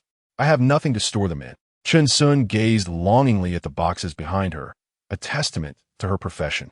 She widened her eyes in surprise at his audacity, yet she complied, ultimately flashing him a sweet smile. "Old bull, we must be frugal when necessary and generous when needed. Understand?" "Moo moo." The great black bull nudged Chen Xun discontent, having learned this lesson during their time in the mortal realm. "Brother, how much for the fireball technique?" Chen Xun approached a stall selling spells, his expression neutral. A middle-aged man glanced at Chen Xun, his pupils widening slightly. "For low-grade spirit stones." Chen Xun's face reflected his hesitation, doubt clouding his eyes. The great black bull tugged at him, urging him to leave.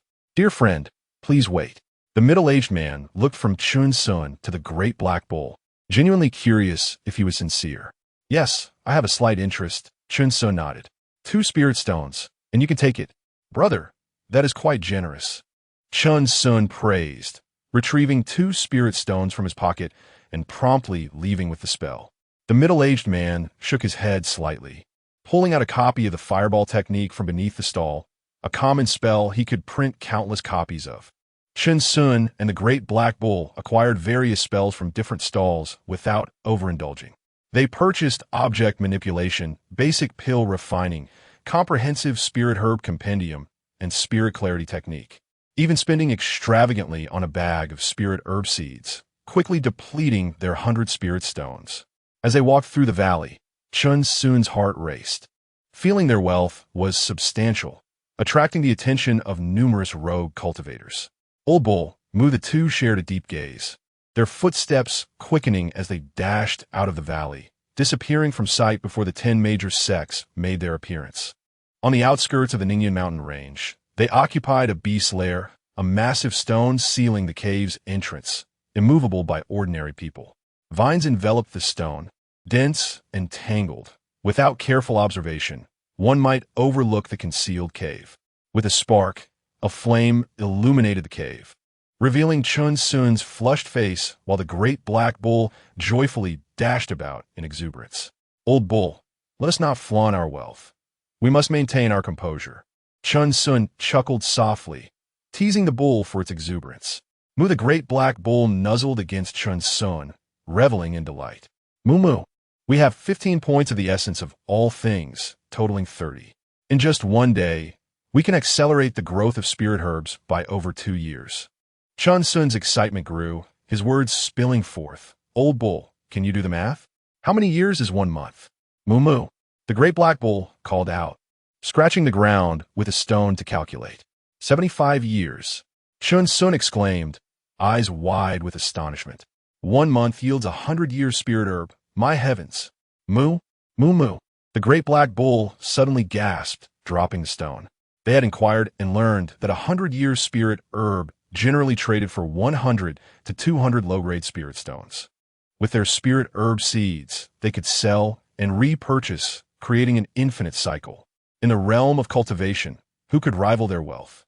Do not get ahead of yourself. We lack the strength to guarantee mass sales. Chen Xun observed the Great Black Bull, sensing its thoughts. A swift exchange will attract unwanted attention. Besides, we still need to refine our own pills. Mu. The Great Black Bull nodded vigorously, eyes wide with disbelief, nearly drifting away in excitement. Let us first cultivate the 3 spirit herbs in the boxes to 100 years. We will take the seeds one by one. Chen Xun advised calmly, aware that planting 100-year spirit grass outside would attract the attention of various beasts and spirit creatures due to its unique fragrance. Moreover, these boxes not only preserve the medicinal properties, but also conceal the aroma. He resolved to acquire more in the future. Chapter 25. The Principles of Wealth and Companionship Indeed. The ancients do not deceive me. The Great Black Bull solemnly responded with a low moo. Old Bull, let's get to work. Chen Xun chuckled. We still need to cultivate our magic. The Great Black Bull's eyes gleamed with anticipation. It had long awaited the fireball technique, a skill performed by many jugglers. They began daily nurturing of spiritual herbs, practicing spells, and refining their energy techniques, hunting in the mountains whenever hunger or thirst struck them, leading an immensely gratifying life. Half a year later, tension filled the cave, the atmosphere thick with unease. Shimen Heinyo, I did not expect that in such a short time. You have cultivated to the 4th level of qi refinement. It seems today you cannot remain. Chen Xun's gaze turned steely as he continuously struck his palms together, the magic within him surging.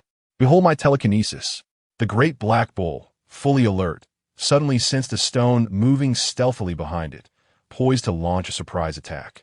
With a startled moo, it reared up on its hind legs, eyes wide open, and with a surge of magic, unleashed a small fireball directed at the stone. The air crackled with heat as the stone was reduced to ashes, and the Great Black Bull grinned, exclaiming, "This is power unmatched." The Great Black Bull bellowed in excitement as Chen Xun erupted into laughter, lifting the bull above his head, a trick that never failed. After a playful interlude, they settled on the ground, the thrill of their newfound magical prowess shining in their eyes. However, Chen Xun was taken aback by the Great Black Bull. Over the years at the Ascension Conference, they had learned that spiritual beasts differ significantly from humans. Generally, Spiritual beasts cannot cultivate human methods or spells. Yet the great black bull seemed to have transcended these limitations entirely. Regardless of what kind of beast it truly was, it would always be family to Chen Xun, who smiled warmly while patting the still mooing great black bull. Another year passed, and they arrived at the Ascension Conference, walking together in solitude, their eyes reflecting profound tranquility. Many wandering cultivators glanced at them, shaking their heads in silence. They epitomized the most tragic figures in the cultivation world, lacking talent and unable to let go, ultimately destined to fade away in the wilderness.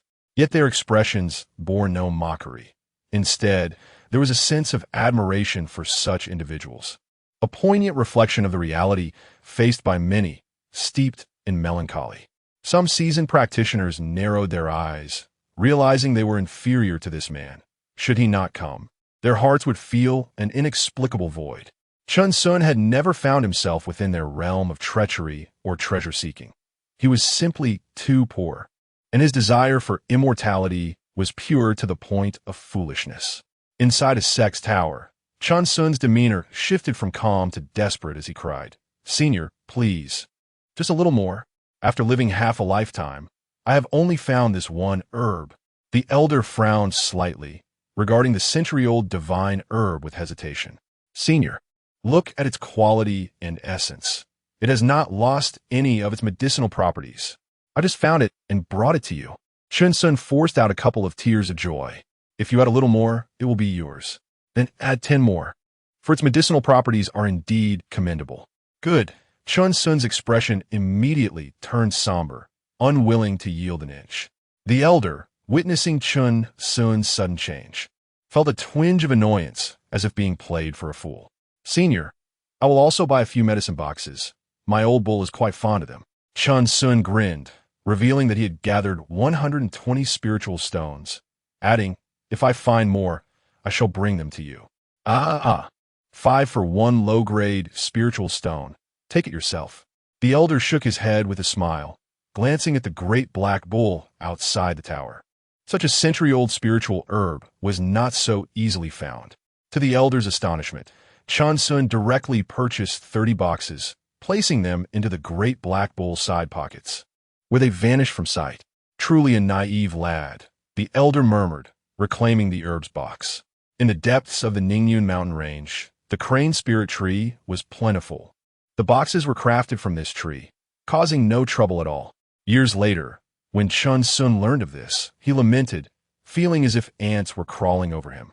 Upon seeing a crane spirit tree, he would swing an axe at it. They then arrived at a pill refining pavilion, where the elixirs sold were considerably pricier than those offered by wandering cultivators, yet their quality was assured. "Esteemed friend, do you find anything to your liking?" A disciple approached Chen Xun, who was greeted by a dazzling array of items: pill furnaces, spiritual herbs, elixirs, and all manner of alchemical techniques. Having encountered numerous eccentric individuals among the wandering cultivators, the man wearing a black face mask failed to stir any intrigue within him. "How much for this pill furnace?" Chen Xun coughed, feigning expertise. "This is a low-grade yellow-tier pill furnace, priced at 20 low-grade spiritual stones," the disciple cheerfully explained, pointing at a small furnace. "This larger one is also—" "I'll take this one." Chen Xun's heart raced. It was far too expensive. "Esteemed friend, I noticed those wandering cultivators sell furnaces for only 10 low-grade spiritual stones. Most of those are substandard or have significant damage," the disciple patiently clarified. "This will greatly affect the success rate of pill making and the quality of the elixirs."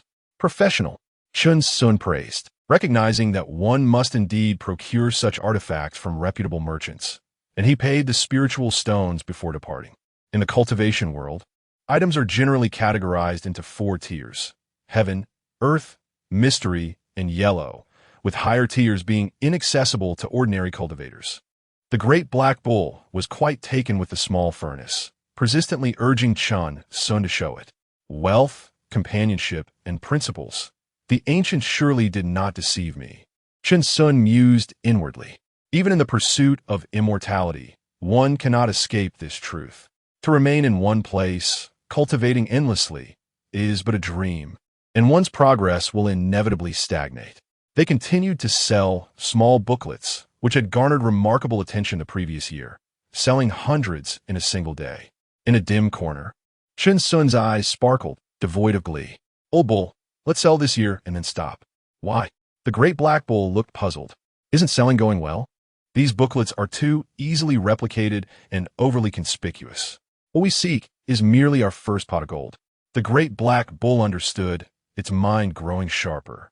It now grasped Chen Xun's intentions with just a glance. Of course, it did not quite comprehend the gazes of others. "Ah, esteemed friend, there you are." An elderly man in flowing white approached them with a smile, as if he had been searching for them for a while. "What is it?" Chen Xun's eyes narrowed. It was the same old scammer from before. "I have a piece of fortune related to your booklet. I wonder if you would be interested." The old man, hands behind his back, smiled, having observed Chen Xun for quite some time, knowing he came every year yet never dared to face challenges, confident he would take the bait.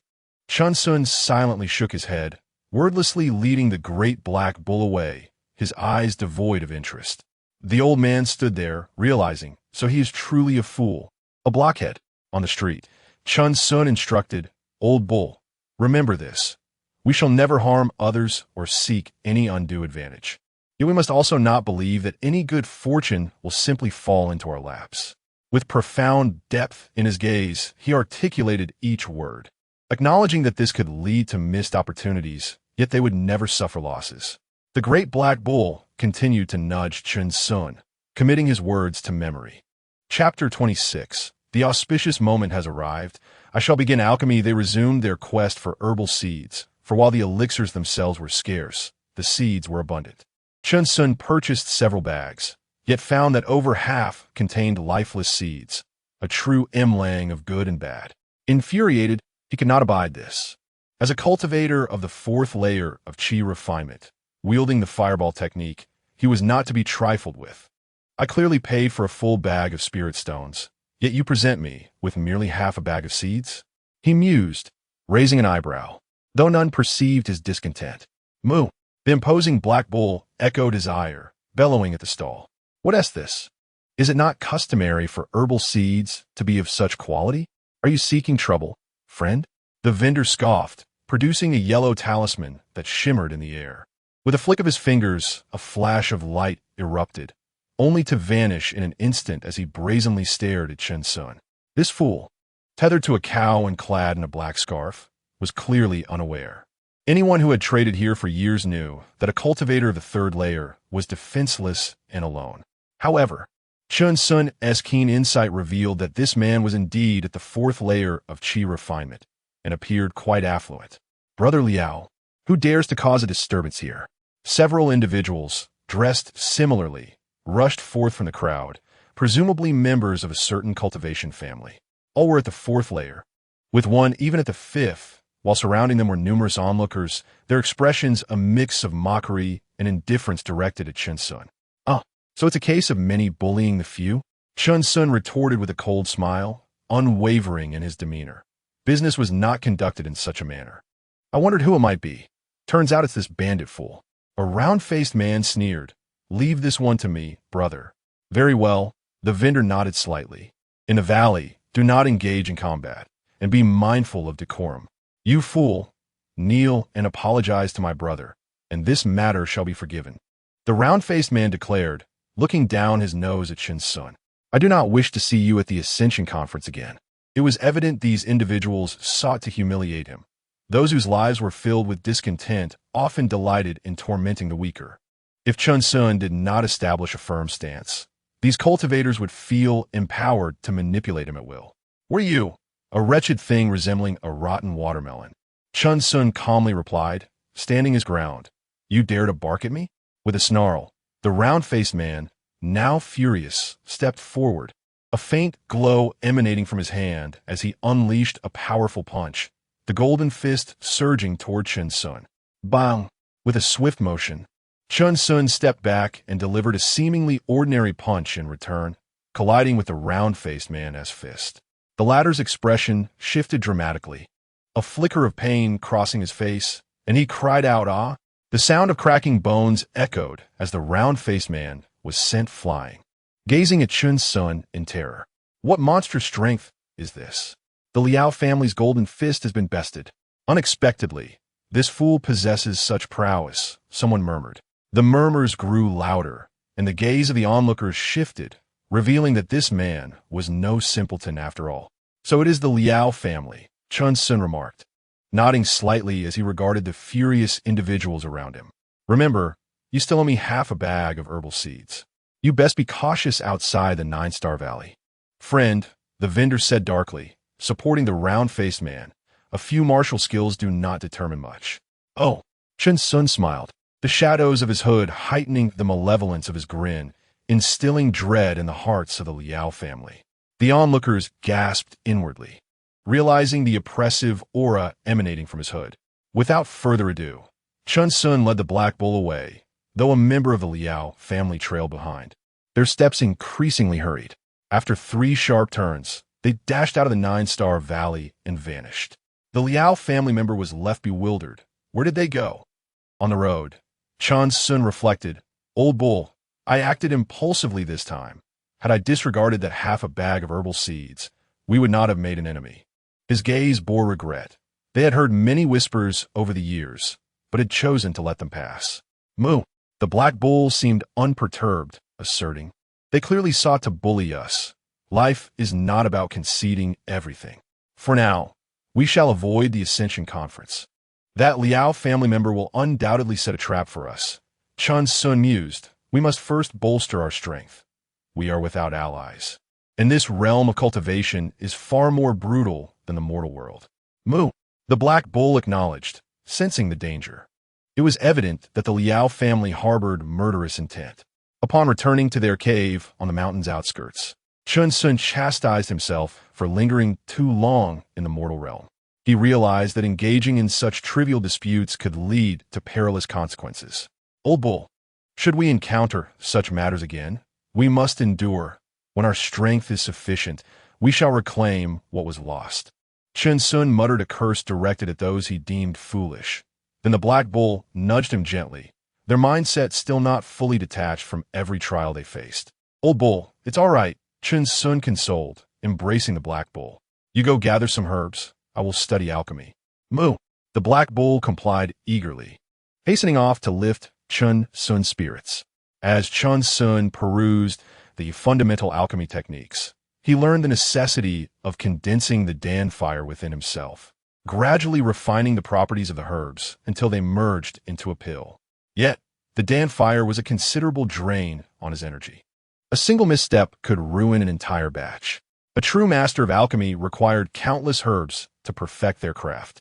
The text also mentioned that the earth vein fire could substitute for Dan fire. However, such locations were typically claimed by immortal sects, inaccessible to ordinary cultivators. Chen Xun immersed himself in the material, recalling his medical training, finding parallels within the alchemical process.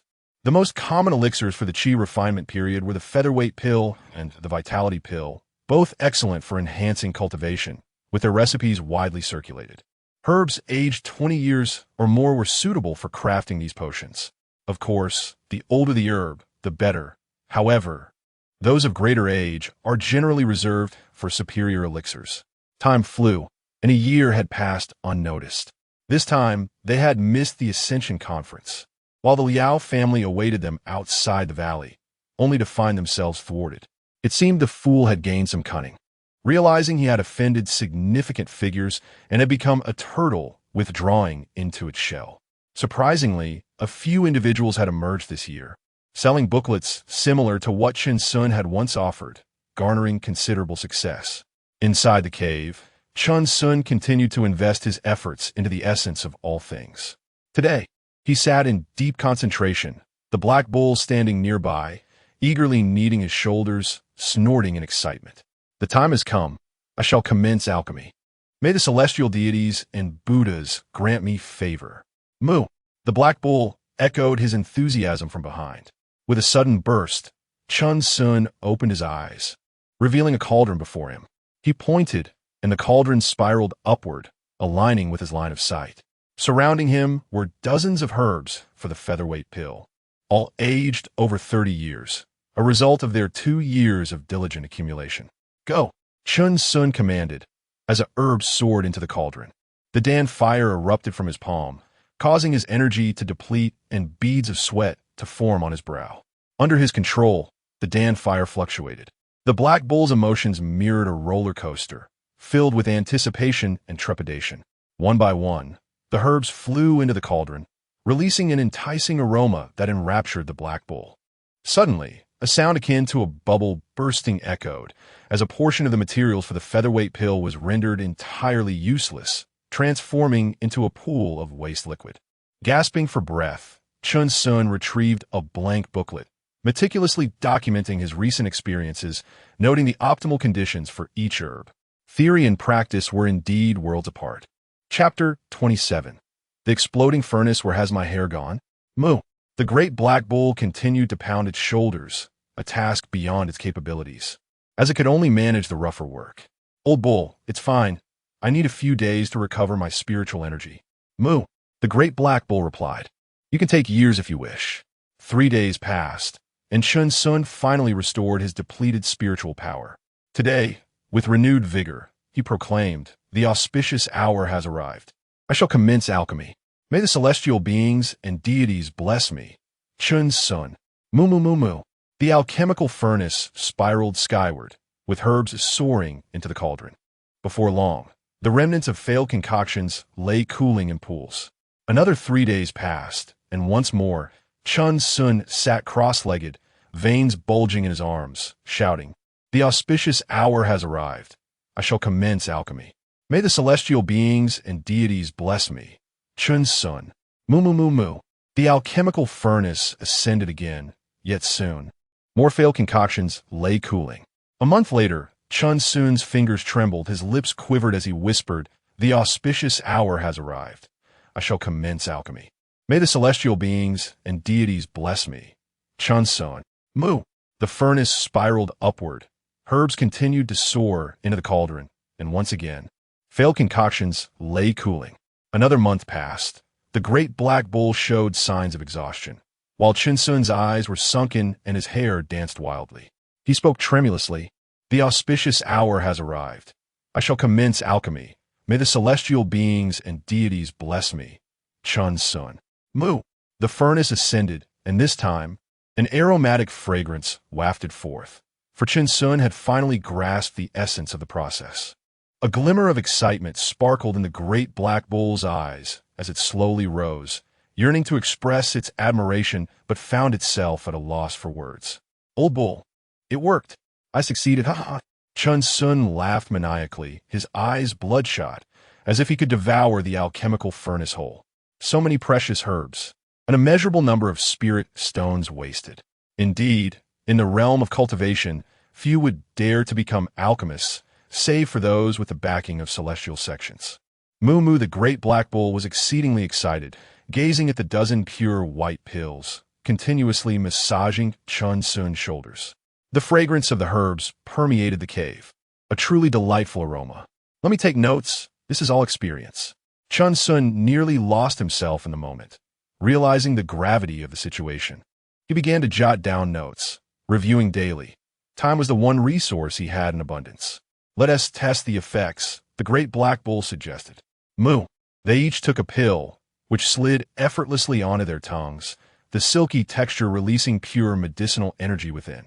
The sensation was akin to soaring through the boundless sea. An unparalleled enjoyment. So comfortable. Chen Xun exclaimed involuntarily. With the energy flowing, it seemed as if a bottleneck had loosened, and he consumed another heavy feather pill, continuing the refinement process. The great Black Bull emitted joyful mooing sounds, sitting cross-legged on the ground. Incredible. Moo. As the third pill was consumed, the previously obstructed bottleneck burst open, allowing for an instantaneous breakthrough to the 5th level of Qi refinement. Chen Xun and the great Black Bull leapt in joy, eager to avoid stagnation at any level. Let us refrain from further alchemy for the month and solidify our foundation, Chen Xun excitedly stated. Then we'll find a river to bathe in and resume refining next month. Moo Moo. The great Black Bull nodded vigorously, acknowledging that the hardest part was often the beginning. In the days that followed, they led a simple life, rising with the sun and resting at dusk, nurturing seeds, refining elixirs, and cultivating their skills. Another year passed swiftly, and the Ascension Conference commenced as expected, yet the notorious bandit was no longer to be found. The Liao family was furious. Their ambush had failed once more. Their strength rendered useless. No one knew the bandit's appearance or origins, as if they had evaporated into thin air. Inside the cave, Chen Xun added longevity points to the essence of all things. In the latter half of the year, he successfully refined 3 more batches, consuming the pills while solidifying his foundation, remaining neither arrogant nor impatient. Time held little value for Chen Xun and the Great Black Bull. Stability in each step was paramount, and they had now broken through to the 6th level of qi refinement, a formidable achievement. Although the conditions for the growth of spiritual herbs were demanding, their essence seemed to transcend all obstacles. Chen Xun and the Great Black Bull opened another chamber in the cave, filled with decades-old spiritual herbs. He had studied the complete compendium of spiritual herbs, which indicated that these herbs required spiritual soil for cultivation, not mere ordinary earth. Mu the Great Black Bull beamed with joy, delighted by their flourishing domain where they now practiced. However, the alchemical furnace seemed to be wearing down. Chen Xun furrowed his brow, sensing that the furnace was not performing optimally. It might be time for a replacement. The Great Black Bull nodded, understanding that it lacked knowledge in alchemy, but sensed that the furnace's outer shell had deteriorated. In the 2nd year, though Chen Xun refrained from alchemy, he was busily engaged in studying the compendium, reading and researching daily.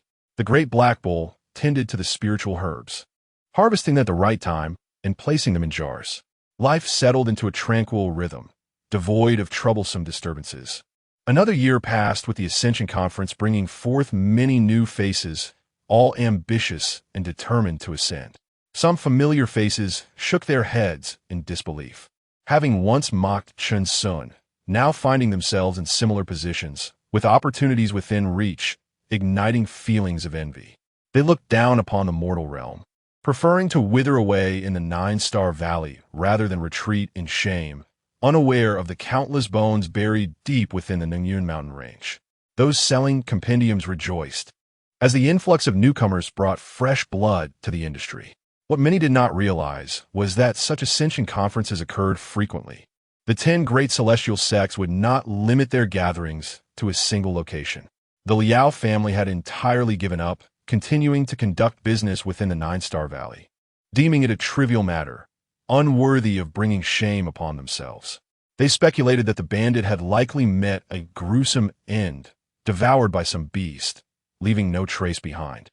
Inside the cave, Chen Xun added longevity points to the essence of all things, preparing to refine elixirs once more. The Great Black Bull readied the herbs, acting as a cheerleader, massaging Chen Xun's shoulders. With his power greatly increased, he declared, "I shall commence alchemy. May the celestial beings and deities bless me." Chen Xun. Chen Xun focused intently, his robes billowing without wind, his hair cascading dramatically, the atmosphere charged with ritualistic significance. Mu the Great Black Bull let out a powerful bellow. Chen Xun moved with practiced ease, swiftly placing the herbs into the furnace, the process proceeding smoothly. Initially, recovering from the previous alchemical session had taken 3 days, but now it required only 2. Time flew by, and after 6 months, a resounding explosion erupted from the cave. The furnace had exploded. Chen Xun's face was clouded with soot, bewildered as he coughed out thick, black smoke, his hair resembling a Mediterranean hairstyle, with the center completely obliterated. Mu, the Great Black Bull, eyes wide with panic, rushed to inspect the situation, relieved to find Chen Xun unharmed. In that instant, its legs weakened, eyes resembling crescent moons. As it stepped back slightly, its stomach quivering, suppressed breaths escaping in quick succession. The furnace had indeed exploded. Chen Xun frowned slightly, not yet grasping the severity of the situation. It appeared that even magical artifacts could sustain wear and tear. Why do my head feel so cool? A sense of foreboding washed over him, and as he touched his scalp, his features twisted in horror. Where had my hair gone? A roar akin to that of a lion reverberated through the cave, shaking loose stones from above. Gagaga, the great black bull, nearing its breaking point, emitted strange sounds, having never witnessed Chen Xun in such a state.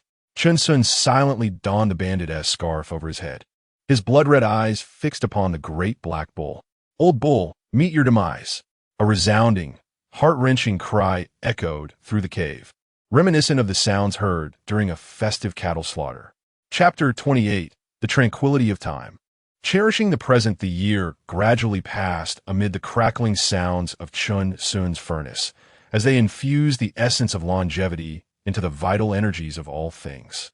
Reaching the age of 19, in the Ningyun mountain range, heavy snow fell like goose feathers, blanketing the earth in a silvery shroud, merging the heavens and the earth into a seamless line, blurring boundaries and the horizon. This year, the kingdom of Qian seemed to be in turmoil, with reports of conflicts erupting at the borders. Countless righteous individuals embarked on their journeys to guard the nation's gates. The snow fell thickly, and their families bid them farewell, their footprints sprawling across the snow, laden with longing. Many families lingered, standing until dusk, when the evening snow carried deep, intricate emotions, surging like the sea, capable of drowning everything. Yet, regardless of the worldly upheavals, it appeared that the quest for immortality among the countless loose cultivators could not be thwarted. The Ascension Conference commenced as usual, and the cultivator who had once herded the ox was gradually forgotten. However, a significant event transpired within the valley. Hundreds of sect cultivators personally intervened to apprehend those selling illicit pamphlets. Though no lives were taken, their possessions were completely confiscated. These pamphlets had severely impacted the interests of the major sects, which had previously engaged in fair competition. The emergence of such strategies led to a notable increase in the number of loose cultivators attempting challenges, with some promising talents being snatched away, attributed to the errors of these pamphlets that misled the youth. The 10 major sects united to eradicate this calamity, declaring that should such matters arise again, those involved would meet a dire fate. In a cave on the outskirts of the Ningyun mountain range, their supply of spiritual herb seeds was entirely depleted, and the alchemy furnace had exploded. Chen Xun began to contemplate his next plan. The great black ox sat nearby, grinding herbs with remarkable strength, using its hooves to prepare the seasonings for their meals. "Old ox, let's finish off the remaining elixirs first and save the other herb for later," Chen Xun suggested. "Moo," the black ox replied nonchalantly, filling bottles with the powder before continuing its grinding with utmost seriousness. Chen Xun hoisted 2 water jars containing their clothing and cheerfully asked, "Old ox, shall we fetch some water?" "Moo moo," the black ox responded anxiously, hastily organizing the stone mill, following Chen Xun wherever he went. The black ox moved aside a massive boulder at the cave's entrance, and, once Chen Xun stepped outside, covered it again, ensuring there were no vulnerabilities. Outside, snowflakes danced in the air, and the biting cold wind howled. Chen Xun wore only a thin garment, yet felt no chill. They reached the banks of a stream, where they began to chip away at the ice. Chen Xun held 1 jar to fill with water, while the black ox stood joyfully in the stream with another jar. Amidst the merriment, the black ox, in its exuberance, broke through the ice and fell in, but Chen Xun swiftly pulled it back up. After filling their jars, they sat together to wash their clothes, exchanging laughter and chatter. Snowflakes swirled in the sky, and they nestled in a deep pile of snow, appearing as if only the youth and the great black ox existed in this vast world. Time flowed peacefully, a moment to be savored. Before long, the sound of branches snapping underfoot accompanied by heavy footsteps echoed. Though distant, their keen hearing had already detected it.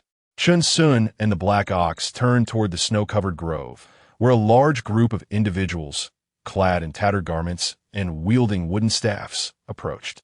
Their faces were dirty and flushed from the cold, numbering at least 100, comprising men, women, and children. "Good people, have you lost your way?" Chen Xun casually inquired, gradually lowering his guard toward these mortals. The black ox merely glanced at them, sensing no danger, and resumed its task of scrubbing clothes, occasionally emitting its characteristic moo. "Young hero, We have fled from Dansong City. A frail elder approached, clearly a martial practitioner, robust despite the biting cold. Dansong City? That's quite far. On the other side of the Ningyun mountain range. Chen Xun exclaimed, recognizing the name. It was near Panning City, but the journey was long. Are you heading to Panning City? Yes, indeed. The elder nodded, a glimmer of hope in his eyes. Elder, what has transpired? Why traverse the perilous Ningyun mountains? Chen Xun asked, his concern deepening. You misunderstand, young hero. We took the outer path, avoiding the dangers, the elder replied with a heavy sigh. Now, the kingdom of Qian is in chaos, with rebellions rising and bandits causing havoc. The lord of Dansong City has been slain. What? Chen Xun's expression changed, understanding their plight. It struck him that he too had fled, realizing they had taken a longer route to reach Panning City. Thank you, young hero, the elder said with a bow, having primarily sought directions. Not at all. Chen Xun waved his hand, advising them, be cautious on your journey. There are many beasts in these parts. Thank you, young hero. Thank you, big brother. Voices of gratitude rang out from the crowd, including a small girl's bright exclamation. Hope ignited in their eyes as they anticipated reaching Panning City, a grand city known for its stability. Chen Xun smiled gently as he watched them depart, the black ox mooing in farewell. Old ox, let me tell you, no matter the world, wherever there is a nation, there will be flames of war, and the common folk will suffer. Chen Xun reflected on the painful historical narratives of his previous life, a history etched in every individual's blood. Moo, moo moo moo. The black ox perked up, pausing its work, nudging Chen Xun with its body, eager to hear more. Then we must begin with the Xia dynasty. Chen Xun began his solemn tale, and the black ox listened with wide eyes, captivated, even jotting down a few names. After half an hour, they finished washing their clothes and sat to admire the snow-covered landscape, with Chen Xun still narrating history, lost in the moment. To learn what happens next, please stay tuned for the next chapter. Chen Xun patted the still engrossed black ox and glanced at the frozen garments. Our clothes have turned into ice blocks. Moo. The black ox suddenly snapped back to reality, realizing the truth. Let us go. Fortunately, I have the fireball technique. Chen Xun stood up, carrying the water jars and clothing, leading the black ox back to the cave. With magic at hand, drying the clothes would be a breeze. As they made their way back, an unsettling sensation began to creep in. A faint scent of blood wafted through the wind and snow. Old ox, Chen Xun whispered, pulling a hood over his head, be cautious. Moo, the black ox replied, its eyes alert, its keen sense of smell peaked. In the distance, beneath a tree lay several bodies, blood staining the snow, slowly being concealed by the falling flakes. Chen Xun's brow furrowed as he slowed his pace, noticing that every half-mile or so, there were more bodies, each bearing stab wounds, evidently having died recently, their footprints scattered and chaotic. Moo, the black ox gazed at Chen Xun, recognizing a few familiar faces among the fallen. They resembled the common folk who had just asked for directions. Chen Xun cautiously approached, turning over a few bodies. One woman lay protectively over a small girl, both lifeless, their wounds already beginning to freeze. Chapter 29. This world, this environment, we cannot control. The little girl, Chen Xun, recalled the lilting sound of thank you, big brother, still echoing in his mind. A tremor coursed through Chen Xun's heart as he slowly murmured, how wicked. Even children are not spared. Moo moo. The great black bull continued to nudge a few individuals, attempting to awaken them. They were not cultivators. They were likely ruthless bandits.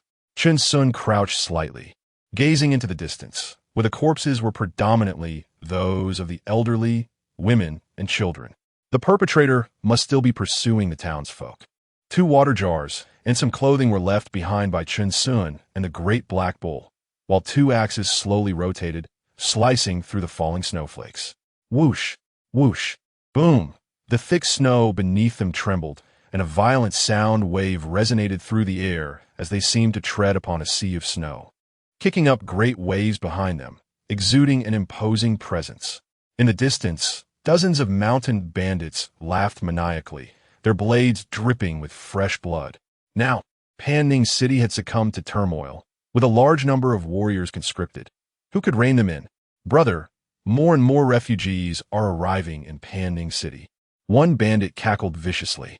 They come with their entire possessions. A single heist will yield a bountiful feast. This is the good life.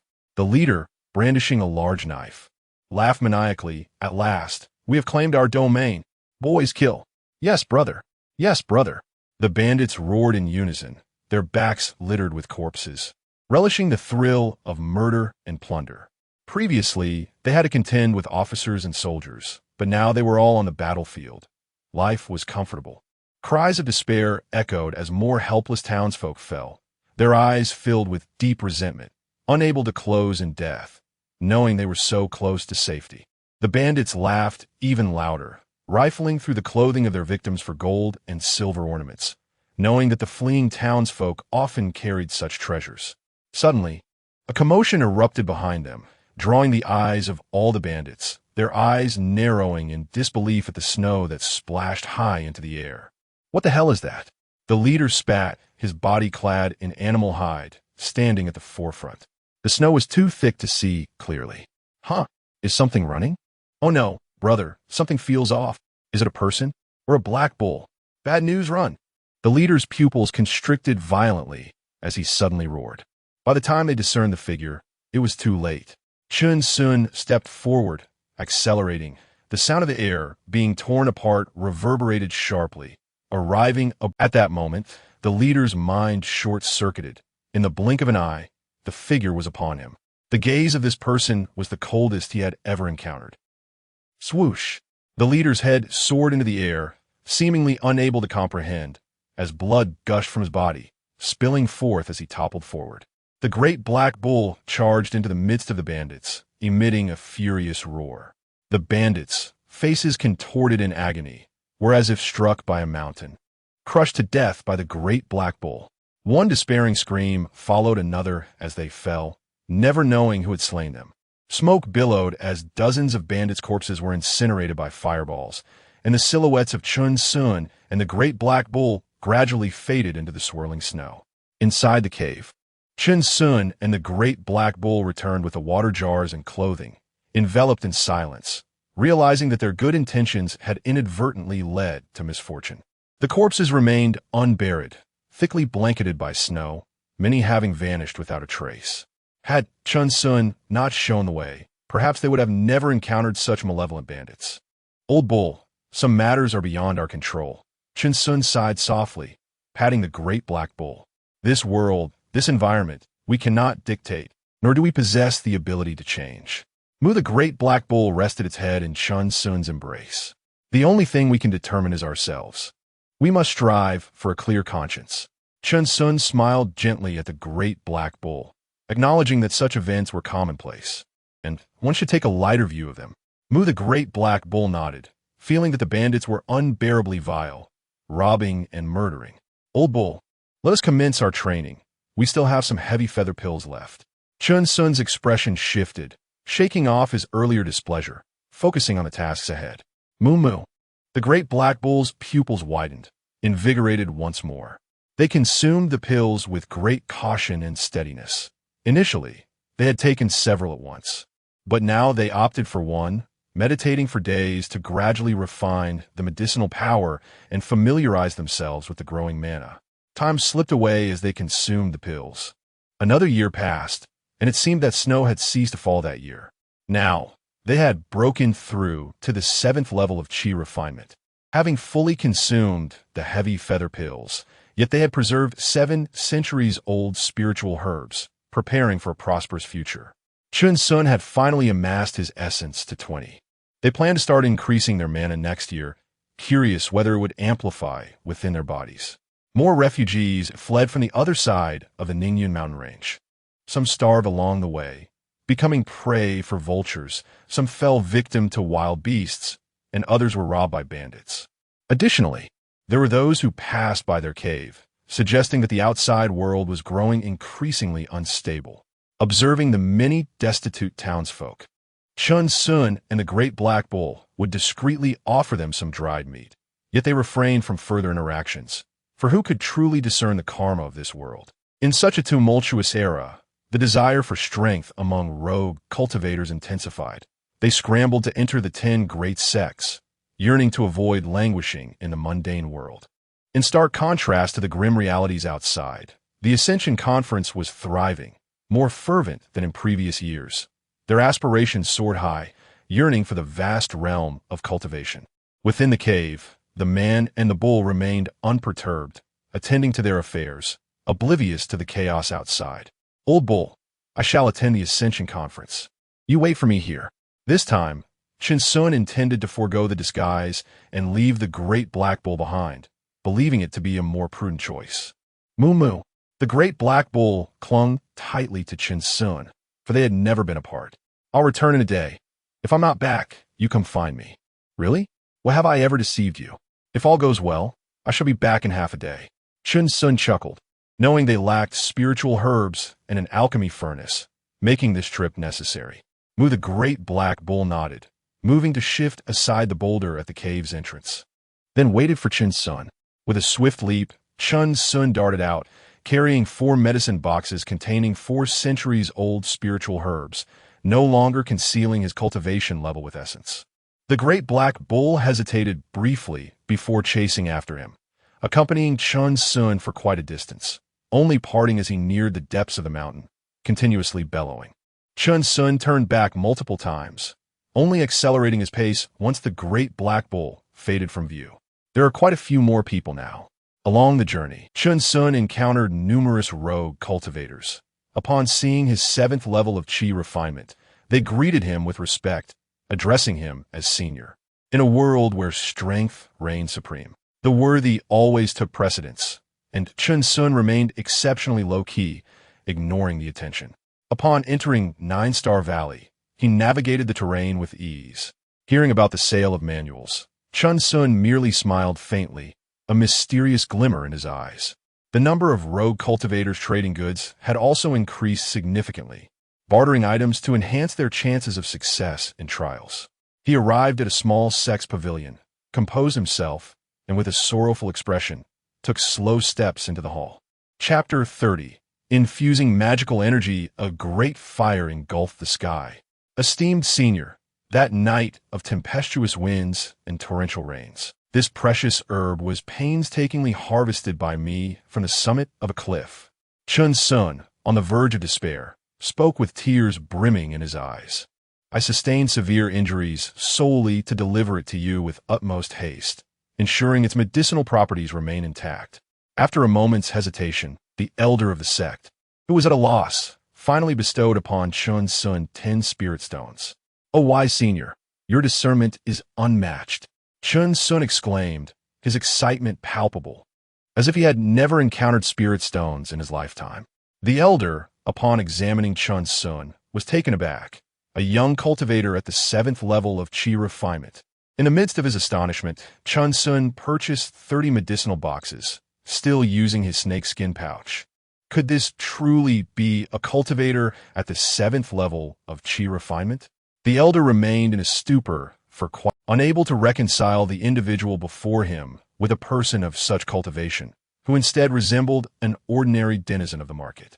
Bending his back, Chen Xun meandered through the valley, haggling for a considerable time at various stalls of scattered cultivators, acquiring 3 bags of medicinal herb seeds. This time, however, he meticulously scrutinized each spirit stone before parting with it. He was inconspicuous, especially with the tattered hole in the snakeskin pouch, the empty boxes peeking out unintentionally, leaving the seasoned cultivators feeling quite vexed. After wandering about, Chen Xun entered another sect as pavilion, spinning another version of his tale. Despite the absence of any awkwardness in his words, an underlying embarrassment lingered. It seemed the weight of the snakeskin pouch further bent his already stooped back. His woeful expression was akin to that of a family mourning the loss of a prized cow, as he fervently debated the price of a spirit stone at a stall. Within the alchemy pavilion, he procured a superior alchemical furnace for 50 low-grade spirit stones, inquiring about the matter of furnace explosions. So that is how it is, Chen Xun mused as he walked along the path, realizing that an alchemical furnace also required magical energy for nurturing. Previously, he had only used it and left it unattended. Every hour, He would visit various sect pavilions to sell century-old medicinal herbs, quickly selling out 4 plants. His snakeskin pouch now contained over a dozen bags of medicinal herb seeds, albeit all suitable only for the chi refinement stage, as he could not procure anything better. He scavenged leisurely, noticing that his 7th-level chi refinement cultivation garnered him considerable respect from scattered cultivators, who dared not deceive him. Subsequently, Chen Xun quickened his pace, a slight smile gracing his lips as he vanished from the 9 Stars Valley, returning to his cave without a hitch. "Old cow, I'm back." With a single hand, he moved aside a massive stone, and a dark silhouette darted out. The large black cow rushed over, mooing incessantly. "Haha, let's go inside and talk," Chen Xun said, embracing the cow's head, glancing around before sealing the cave with a giant stone and stepping inside. Moo, the large black cow, circled excitedly around Chen Xun, its eyes filled with joy, tugging at him with its mouth. "All right, just this once. I shall never abandon you again," Chen Xun declared joyfully, turning to inspect the treasures within the snakeskin pouch. "Moo." The large black cow's eyes sparkled, as if it had caught a whiff of numerous medicinal herb seeds, hastily inspecting the contents, only to be left dumbfounded. Moo the cow stared in shock at Chen Xun, astonished to find over 20 bags. "Unbelievable. Haha, old cow. These are all yours, and there are plenty of energy-enhancing medicinal herbs inside," Chen Xun said, admiring the alchemical furnace in his hands, determined to take good care of it this time. "Moo moo." The large black cow's eyes glimmered with excitement as it got up, ready to take the herbs to another cave, relishing the planting of medicinal herbs. Their combined essence now totaled 40, sufficient to cultivate 3 30-year-old medicinal herbs within a month. "Old cow, let us get to work." "Moo." Both man and cow, filled with fervor for the future, began their respective tasks, their steps never ceasing. The clouds drifted lazily, time flew by, and another year passed in the blink of an eye. Life is fleeting, laden with countless past events and memories. "Old cow, keep the medicinal boxes safe and nurture them with magical energy. Don't let any pests gnaw at them." "Moo moo." "Old cow, remember to categorize the medicinal herbs. Don't be hasty in your work. If you don't cultivate good habits now, what shall we do in the future?" "Moo moo." On the outskirts of a Ningyun mountain range, in a certain cave, even 2 long-lived beings were diligently striving, seizing the moment to engage in meaningful endeavors, devoid of many sighs and lamentations. This year, the Qin kingdom seemed even more tumultuous, with cultivators committing misdeeds among mortals. The 10 major sects dispatched numerous disciples, vowing to stabilize the order of the mortal realm. After all, countless disciples depended on this. As cultivators displayed their prowess among mortals, numerous citizens were stirred, lighting incense and praying for protection. With the direct involvement of the 10 major sects, chaos seemed to further envelop the Qian kingdom, with apparitions of demons and monsters surfacing. More mortals flocked to the Ningyun mountain range, seeking enlightenment, while the ferocious beasts in the depths of the mountains grew agitated, leading to countless corpses, causing the Ascension Conference to descend into disarray. Within the cave, a voice echoed in Chen Xun's mind, announcing, "Ding, the host is now able to allocate points." Excitement flickered in his eyes. "Old cow, this year we could try infusing magical energy." Chen Xun called out to the large black cow, hopeful for a substantial increase in power, aiming for a breakthrough. "Moo."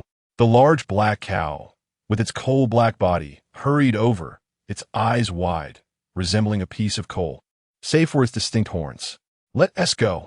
I'm ready to ascend." "Moo moo." Chen Xun and the large black cow, filled with excitement, sat cross-legged on the ground, preparing to allocate their points. Their current longevity points were Magical Energy 1, Strength 21, Speed 21, Essence of all things 20. A surge of warmth coursed through their bodies, as both Chen Xun and the large black cow grew increasingly tense, their eyes gently closing as they sought to feel the magical energy within. Half an hour passed. "What? Is that it?" Chen Xun exclaimed, bewildered, while the large black cow mirrored his confusion. "What's going on?" Chen Xun muttered, slowly turning to the large black cow. "I used the fireball technique." "Moo moo." The large black cow shook its head. eyes widened in disbelief as it scrutinized Chen Xun, questioning, "Did you perhaps learn some forbidden spell? Is this truly the fireball technique?" Moo. The large black cow nudged Chen Xun aside, rising to demonstrate what the fireball technique truly entailed, while Chen Xun stood there, still in a daze. Moo. The large black cow bellowed, focusing intently on the distance, as energy surged from its hooves, conjuring an enormous fireball that soared into the sky. Boom, crackle, flames erupted, consuming countless twigs and leaves, thick smoke billowing upwards. "Old cow, extinguish it. We need to put out the fire," Chen Xun exclaimed in horror, realizing that they had yet to learn water-based spells while inadvertently igniting a fire in the mountains. Chapter 31. An unexpected encounter on the mountain path. "May all your endeavors be met with success," he said. The great black bull gazed in disbelief at its own creation, which was swiftly snatched away by Chen Xun, leaving it momentarily perplexed. An hour later, the raging fire was finally extinguished, and Chen Xun appeared disheveled, nearly losing his trousers, his hair in utter disarray, looking more pitiful than the fleeing commoners. They returned to the cave, sitting across from each other. "Old bull, I understand now. It turns out that this magical power is not the innate energy within us," Chen Xun said, swallowing hard and letting out a belch, releasing a puff of black smoke. "This power is an enhancement to our spells." The great black bull nodded in comprehension, its eyes wide with astonishment. "Incredible. The key is that the consumption of magical energy is remarkably low." Chen Xun's mouth dropped open. The energy consumption of the fireball technique was now less than 50% of its original cost. "So this is the crux of it. Old bull, move aside a bit," Chen Xun said, his gaze sharpening as he spread his palm. "Let me test the elixir fire." The great black bull hurriedly retreated to the corner of the cave where they cultivated spiritual herbs, peeking out cautiously. So pure. A small flame slowly ignited in Chen Xun's palm. He continually controlled the magical energy within him, and the flame grew larger. He only ceased when it matched the size of the original elixir fire. Indeed, Chen Xun smiled faintly, manipulating the elixir fire, finding that the depletion of magical energy was exceedingly slow. "Over time, I could master the elixir fire with finesse." The great black bull cautiously approached, observing the flame. Though it appeared the same as before, it seemed to possess a newfound vitality. Chen Xun clenched his fist, retracting the elixir fire back into his body. He turned to the bull, saying, "Old bull, we must begin to rebuild our magical energy." "Why?" the bull inquired, perplexed. "Because I don't want to be left with nothing but my undergarments," Chen Xun retorted impatiently. "Do you understand?" The great black bull grinned widely. "I get it now." In the days that followed, they diligently adapted to their internal magical energy, finally discovering the key to mastery, allowing them to control it effortlessly. During this time, Chen Xun also refined several batches of elixirs, significantly increasing the success rate, while simultaneously reducing energy consumption. Many alchemists had perished at the hands of the elixir fire, as any fluctuation in their internal energy could lead to catastrophic failures. A man and his bull exchanged sly smiles within the cave, their shadows flickering ominously in the candlelight. Time flowed like water, and 5 years passed in the blink of an eye. The borders of the Qian kingdom faced a great war as the crown prince ascended to the throne, leading to a bloody purge in the court, leaving the common people in despair. The Wu kingdom, brimming with ambition, amassed troops at the borders, causing turmoil in the Qian kingdom. The 10 great sects began to intervene in the national conflict, leading to a new cycle of strife, with hidden currents surging beneath the surface. In this great upheaval, no one could remain unscathed. Whether the nation thrives or perishes, the common folk suffer, Chen Xun mused as they traversed the outskirts of the Ningyun mountain range, leading the great black bull deeper into the mountains. As they passed through a forest, a band of bandits sprang from the trees, their eyes glinting with malice as they licked their lips, fixating on the lone figure below. "That person is leading a bull. Surely they are no significant threat. Let's take action. Leave the bull behind. Kill him." They jeered, reveling in the thrill of the hunt. As the bandits leaped into the air, a bloodthirsty gleam flickered in their eyes, relishing the thought of the prey's final, desperate cries. The figure leading the bull seemed oblivious, continuing onward. The bandits grew more excited, thinking him a fool. Suddenly, a fierce wind swept through, and stones began to rise from the ground, propelled like arrows toward the bandits. The speed and ferocity of the stones surpassed the limits of human perception.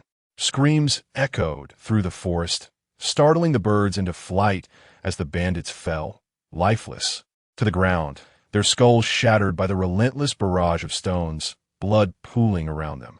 The great black bull let out a low moo, and flames erupted in the forest, consuming the bandits entirely, leaving no trace behind, not even scorching the surrounding grass.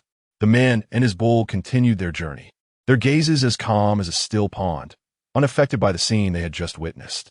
Old bull, the world is becoming increasingly unstable, Chen Xun remarked calmly, his eyes fixed ahead. We must prepare to leave the Ningyun mountain range. The great black bull responded with a heavy grunt, a hint of ferocity glimmering in its eyes. In these 5 years, we have seen too much. The world was not as beautiful as they had once imagined. They had witnessed people resorting to cannibalism in desperation, families migrating only to lose everything to bandits, seekers of immortality falling prey to beasts, and those who harbored malice meeting a cruel fate. Through these trials, a sense of indifference surfaced in Chen Xun and the great black bull's eyes.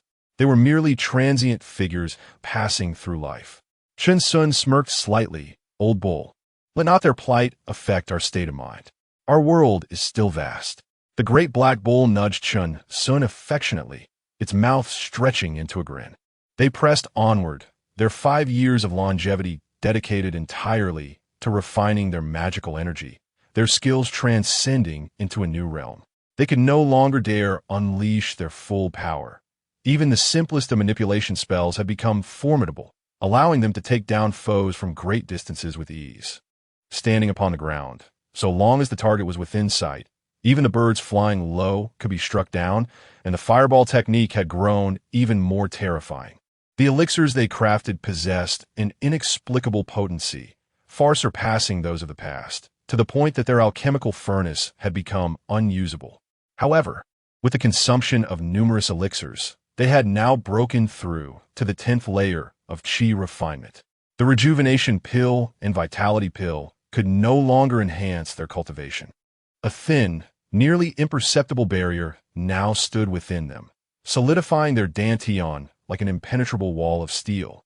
On this day the sun blazed fiercely, yet a gentle warmth lingered despite the northern winds.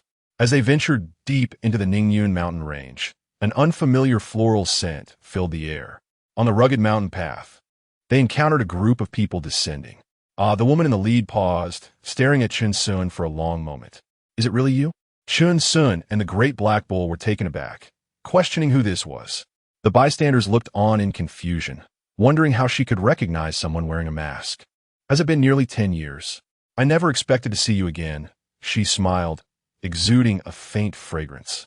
I remember your mask and the bull. Chen Xun furrowed his brow. Her smile seemed to merge with the memory of a frightened girl from years ago. Her voice had matured. Her features had transformed from youthful beauty, now imbued with stories and gravitas. Ah, it's you, Chen Xun recalled, inquiring, isn't the Ascension Conference starting soon? Aren't you selling spiritual herbs anymore? I'm not selling anymore. My cultivation aptitude is limited, and I'm preparing to return home, she replied with a smile. My family has arranged a marriage. Congratulations. I dabble in both joyous and solemn occasions, Chen Xun said earnestly, cupping his hands. I see that you are blessed. May all your future endeavors be met with good fortune. Then I will borrow your auspicious words, she nodded slightly, casting a lingering glance towards the direction of the Ascension Conference. I also wish you a successful ascent to immortality. May all your endeavors be met with success. Safe travels. Fellow friend, she added as they parted ways. Chen Xun took a step back, leading the large black bull. The young woman turned around, gazing at Chen Xun with that same sweet smile from before departing with the others. Chen Xun resumed his journey, 2 paths converging yet destined for divergent futures, brushing past one another. Suddenly, he paused and turned back, observing the group descending the mountain. A gentle mountain breeze swept through, causing a cascade of wildflowers to bloom. The woman's dark hair danced in the wind. Chen Xun smiled faintly, then turned away and continued on his way. Chapter 32. Chen Xun breaks through in the Nine-Star Valley. Chen Xun entered with the great black ox, surrounded by unfamiliar faces. Scattered cultivators hurried past, their eyes filled with a fervent desire for strength. 3 days later, the representatives of the 10 great sects arrived, and a cacophony erupted as Chen Xun and the great black ox silently observed the high platform. Each year, the participants sent by the 10 great sects varied, yet they all were foundational stage cultivators. Old Oxmo, Chen Xun declared, advancing toward the high platform of the Ziyun sect.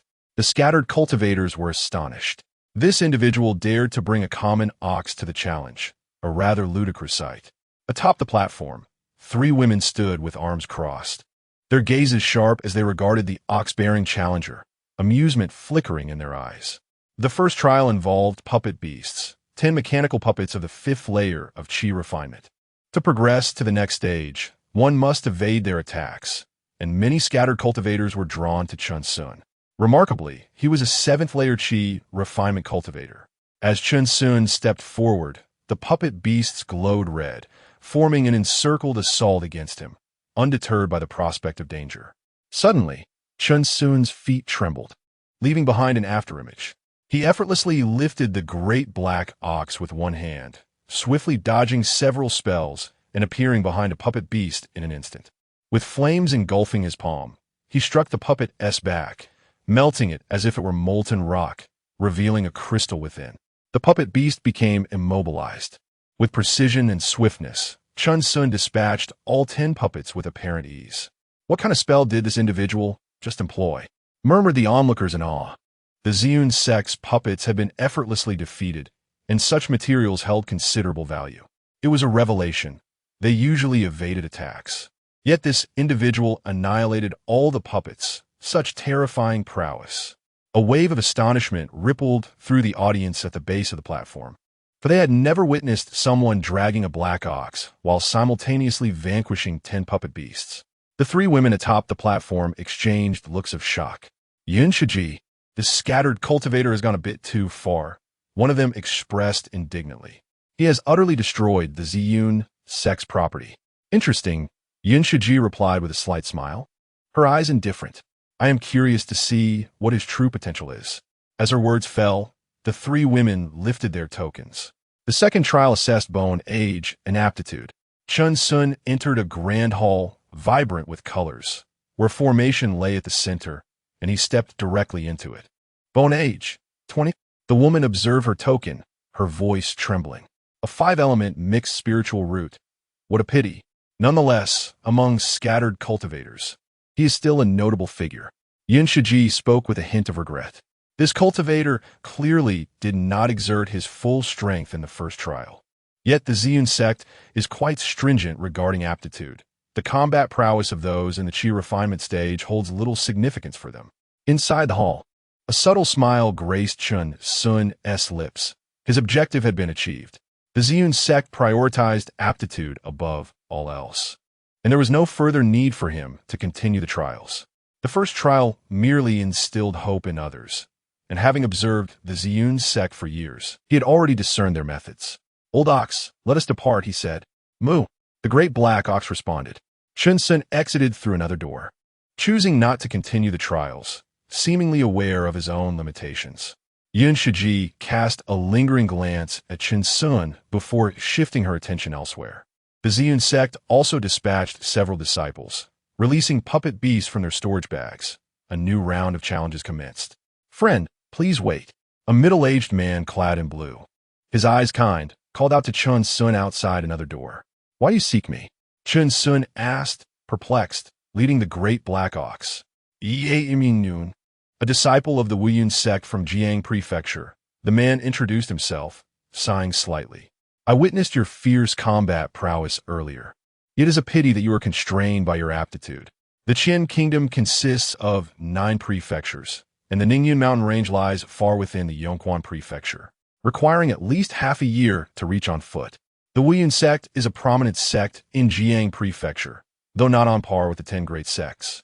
It is a respected entity within the cultivation world of the Qian kingdom. The Wuyun sect maintains a good relationship with the Ziyun sect, which is why Chen Xun was here to seize an opportunity. Ah, a disciple of the Wuyun sect. I have long admired you, Chen Xun replied, bowing slightly, his eyes wide with realization as he awaited further elaboration, noting that this man was a ninth-layer Qi refinement cultivator. Would you be interested in joining the Wuyun sect? Chen Xun inquired with a smile. Yongquan Prefecture lacks major sects, and its cultivation resources are relatively scarce. Scattered cultivators often feel honored when receiving such an invitation. How can you prove your status as a disciple of the Wuyun sect? I cannot simply take your word for it and accompany you, Chen Xun replied. I have observed for quite some time why certain sects prioritize strong combatants over aptitude. I would appreciate your honest insights. What responsibilities would I assume upon joining the Wuyun sect? There is no such thing as a free lunch, and I am aware of this truth.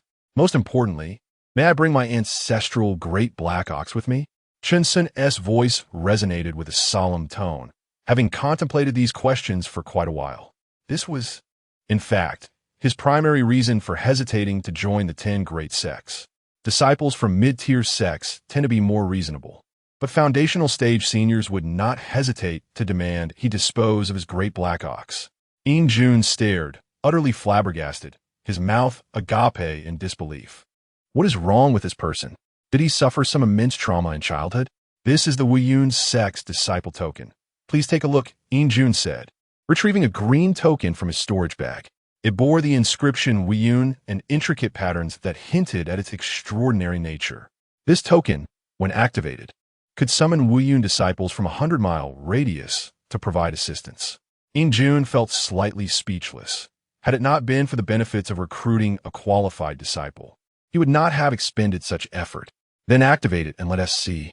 Please do not mind, as scattered cultivators cannot be compared to your esteemed sect as disciples. Chen Xun suggested. During the closure of the valley, I will activate it, and you may then ascertain its authenticity. Very well, Chen Xun nodded, a smile of anticipation gracing his lips as he gazed at Chen Xun. Chen Xun took a deep breath and remarked, "It is not a great secret. It pertains to the lifeblood of low-tier cultivators in the Qian kingdom. Pray, enlighten me," Chen Xun urged. It concerns the medicinal herbs for foundation establishment pills. Chen Xun began to elaborate. Chapter 33. Perpetual wandering and departure. It was revealed that in the kingdom of Qian, there exists a hidden realm known as the Southern Dipper Mountain, which opens once every 20 years. This sanctuary was sealed by hundreds of esteemed cultivators from the kingdom of Qian over 10,000 years ago, ensuring the continuity of the sects within the realm. Within this mystical place lie countless spiritual herbs, among which the foundational elixirs are the most precious. However, they have been divided and guarded by various major sects, with limited quotas available. Furthermore, entry into this secret domain is strictly regulated by cultivation levels, permitting only those at the Qi refinement stage to enter. The competition every 20 years is fiercely brutal, with only 1 out of 10 participants surviving. Aside from the 10 major sects that possess the methods to cultivate foundational elixirs, no other sects have such capabilities, which highlights the fundamental disparities among them. Relying solely on natural progression is not only a waste of time, but can also lead to the risk of demonic deviation. Given that cultivators at the Qi refinement stage have a life expectancy of merely a century, reaching the 10th level requires substantial dedication. Even an additional year of effort could lead to significant hardship. It became evident that the foundational elixirs from outside the kingdom of Qian have long been exhausted, resulting in an overwhelming number of Qi refinement cultivators with a scarcity of resources. Chen Xun understood the implication. They were being urged to serve as pawns, or even cannon fodder. Of course, should they manage to collect 3 principal herbs, their sect's elder would concoct a batch of foundational elixirs, and naturally, those who contributed would receive their due share. Chen Xun added, shifting the conversation, that their Wuyun sect never compels its disciples to participate, assuring Chen Xun that there was no cause for concern. Chen Xun chuckled lightly, refraining from responding, yet inwardly he scoffed, pondering the futility of coercion, those of lesser aptitude. upon realizing their lack of hope in cultivating a foundation, would still seek out the opportunity. Upon entering the Wu Yun sect, disciples could choose their own servants, provided they met the annual contribution requirements. Chen Xun spoke leisurely, stating that he himself was an outer sect steward and contributions could be exchanged for techniques and spells. Each year, a grand competition is held. Should an elder take a liking to a disciple, they could ascend to become an inner sect member. If one fails to meet the contribution standards, they could make up for it the following year. However, if they fail to meet the requirements for 3 consecutive years, expulsion from a sect would ensue. At this point, a flicker of fear crossed Chen Xun's eyes as he spoke of the consequences of expulsion, which would entail the loss of one's cultivation. This fate awaited only outer disciples. Inner disciples, of course, would not face such a fate, nor would those at the foundational stage. Thank you for your enlightening words, Chen Xun expressed with gratitude. However, he noted, that bovine of yours. Chen Xun glanced at the great black bull, his brow slightly furrowed, for the sect only accepted spiritual beasts. That is splendid, Chen Xun replied, patting the great black bull. With a low moo, the great black bull stepped forward, a surge of spiritual power emanating from within, causing Chen Xun to gasp in astonishment. The bull was indeed at the 2nd level of qi refinement, a fact he had previously overlooked. Then there is no issue, Chen Xun said, taking a step back, acknowledging the formidable power that spiritual beasts represented among cultivators. The Beast Master sect, one of the 10 major sects, specialized in training such beasts, boasting immense strength among lower-tier cultivators. Very well, I, Chen Xun, express my desire to join the Wu Yun sect, he declared solemnly, bowing respectfully to Chen Xun. Please accept this token. A glimmer of delight flashed in Chen Xun's eyes as he welcomed yet another contribution. Though you have yet to officially join, we cannot yet refer to each other as brothers. Thank you, Chen Xun said, receiving a small green token, which sparked a sense of excitement within him. On the day of the valley's closing, the elder will activate the token, and you shall know where to convene. Understood. I shall not impose further, Chen Xun smiled, departing with the great black bull. Chen Xun nodded, casting a glance at the trial grounds of the Ziyun sect, where he too held a token similar to those of 3 women nearby. On the streets, the great black bull exhibited excitement, occasionally nudging Chen Xun. Old bull, we are leaving this place, Chen Xun said with a smile, feeling a tinge of haste, as if he had grasped much yet lost even more, akin to grains of sand slipping through his fingers. However, joining the Wu Yun sect had been part of Chen Xun's plans all along. He had inquired about the strength of this sect within the valley, finding it suitable to their expectations. The disciples of the Wu Yun sect often lingered near the high platforms of the Ziyun sect. Although the exact nature of their relationship remained unclear, drawing attention would suffice. In the first trial of the Ziyun sect, he intended to showcase extraordinary abilities, and even if he faltered in the second trial, individuals from Wu Yun sect would inevitably seek him out, as he had brought all his possessions along for this endeavor. A clear, ringing sound echoed as the great black bull shifted, looking at Chen Xun. Chen Xun paused, approaching the bull's side, noticing their cookware had grown yellowed and rusted from use. We shall polish these well. They are treasures, he remarked. With a low moo, Chen Xun and the great black bull strolled through the 9-star valley, their pace leisurely for the first time, gradually making their way out. At the base of a towering mountain, a solitary grave stood prominently. They arrived at the tomb of Sun Kailuo, clearing away weeds and lighting a few incense sticks. Old Sun, we are departing for a distant place. I know not when we shall return. Chen Xun spoke softly, pulling weeds as he reminisced. We have never ventured so far before. The great black bull murmured beside him, expressing its own sentiments. As the mountain breeze blew, the great black bull's bells chimed softly. The 2 figures gradually receded, a faint sigh carried away by the wind. After some time, Chen Xun arrived at the tomb of Ning Si, where a gravestone for Ning Si's wife stood nearby. Master, mistress, he uttered, his voice quivering slightly as he bowed, their faces still vivid in his memory. Though you may not have been the most gifted, I believe you will undoubtedly become the finest in your craft. The child is indeed commendable, possessing integrity and a noble heart. It was as if the two were seated before the grave, watching Chen Xun with smiles of approval in their eyes. "We are leaving to bid farewell," Chen Xun said solemnly, bowing deeply, with the great black bull mirroring his gesture, albeit cautiously. As he patted the great black bull and turned to leave, his foot suddenly slipped, as if nudged by an unseen force. Chen Xun's pupils dilated, his gaze trembling. "Old bull, it's nothing. Let us go," he smiled faintly, not looking back as he led the great black bull away. At that moment, a gentle breeze wafted through, causing countless wisps to rise into the sky, devoid of confusion or hesitation, as the two figures receded into the distance. A magnificent full moon hung high in the sky, its pristine and chilling light spilling forth like silver eyes from the west. Outside the Nine-Star Valley, many scattered cultivators began to depart, for the valley would close the following day, leaving them with no hope of entry. In a distant meadow, the sounds of furious roars and cries echoed, blood staining the grass, where 7 or 8 figures stood, smirking ominously. The cold wind howled, bending the grass as if it were waves in a tempest. A truly spectacular sight. Those who dare to provoke the Liao family shall face dire consequences. The middle-aged man who had sold Chen Xun the seeds of spiritual herbs crushed a scattered cultivator's skull beneath his foot, his eyes filled with malice. Surrounded by circling, flying swords. "Brother, that masked fool has appeared," a burly man with a round face sneered, never forgetting the grudge from their previous encounter. The Liao family had long conducted business in the Nine-Star Valley, possessing numerous cultivators within their lineage, although they lacked foundational cultivators. They were not to be trifled with by scattered cultivators. He has evaded us for long enough. This time, he shall not escape," the middle-aged man declared darkly, the flying sword around him growing increasingly menacing.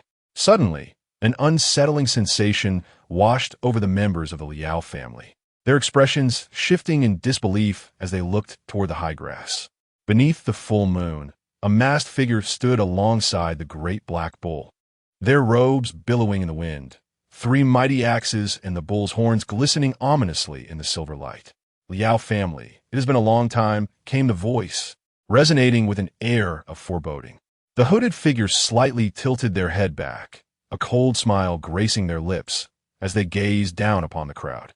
"I have heard that you are in search of me." Chapter 34.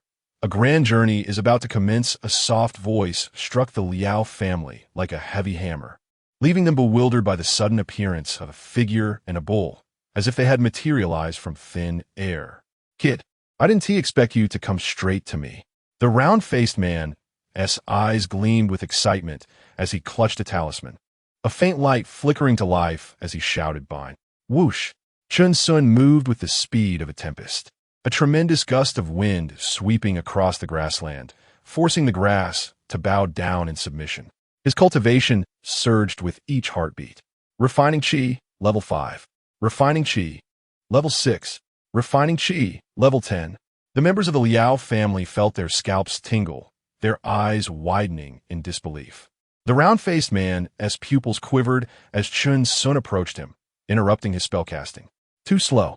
With a single hand, Chen Xun seized the round-faced man, who trembled uncontrollably, his lips quavering as the talisman slipped from his grasp and fell to the ground. "Moo!"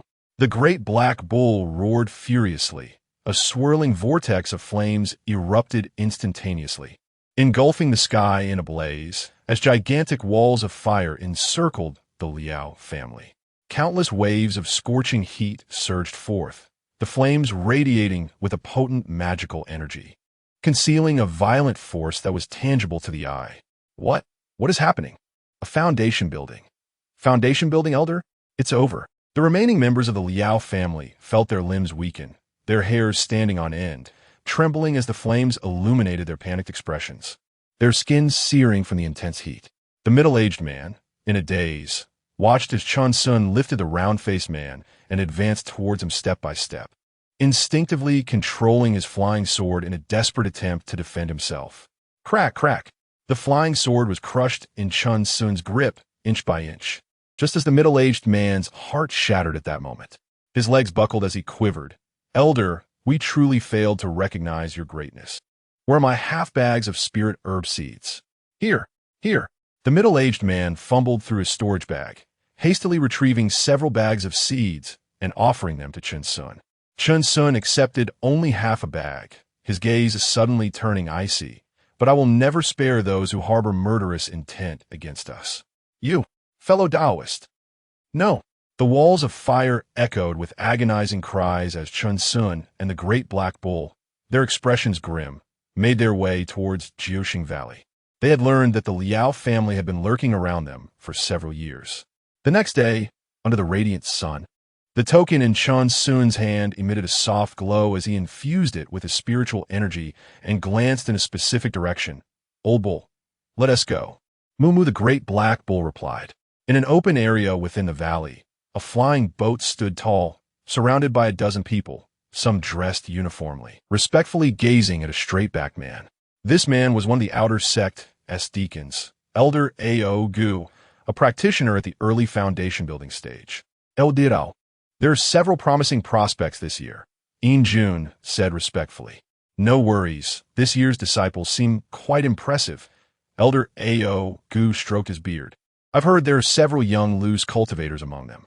One of them, at just 20 years of age, has already reached the 7th level of refining qi, single-handedly defeating 10 puppet beasts of the Ziyun sect.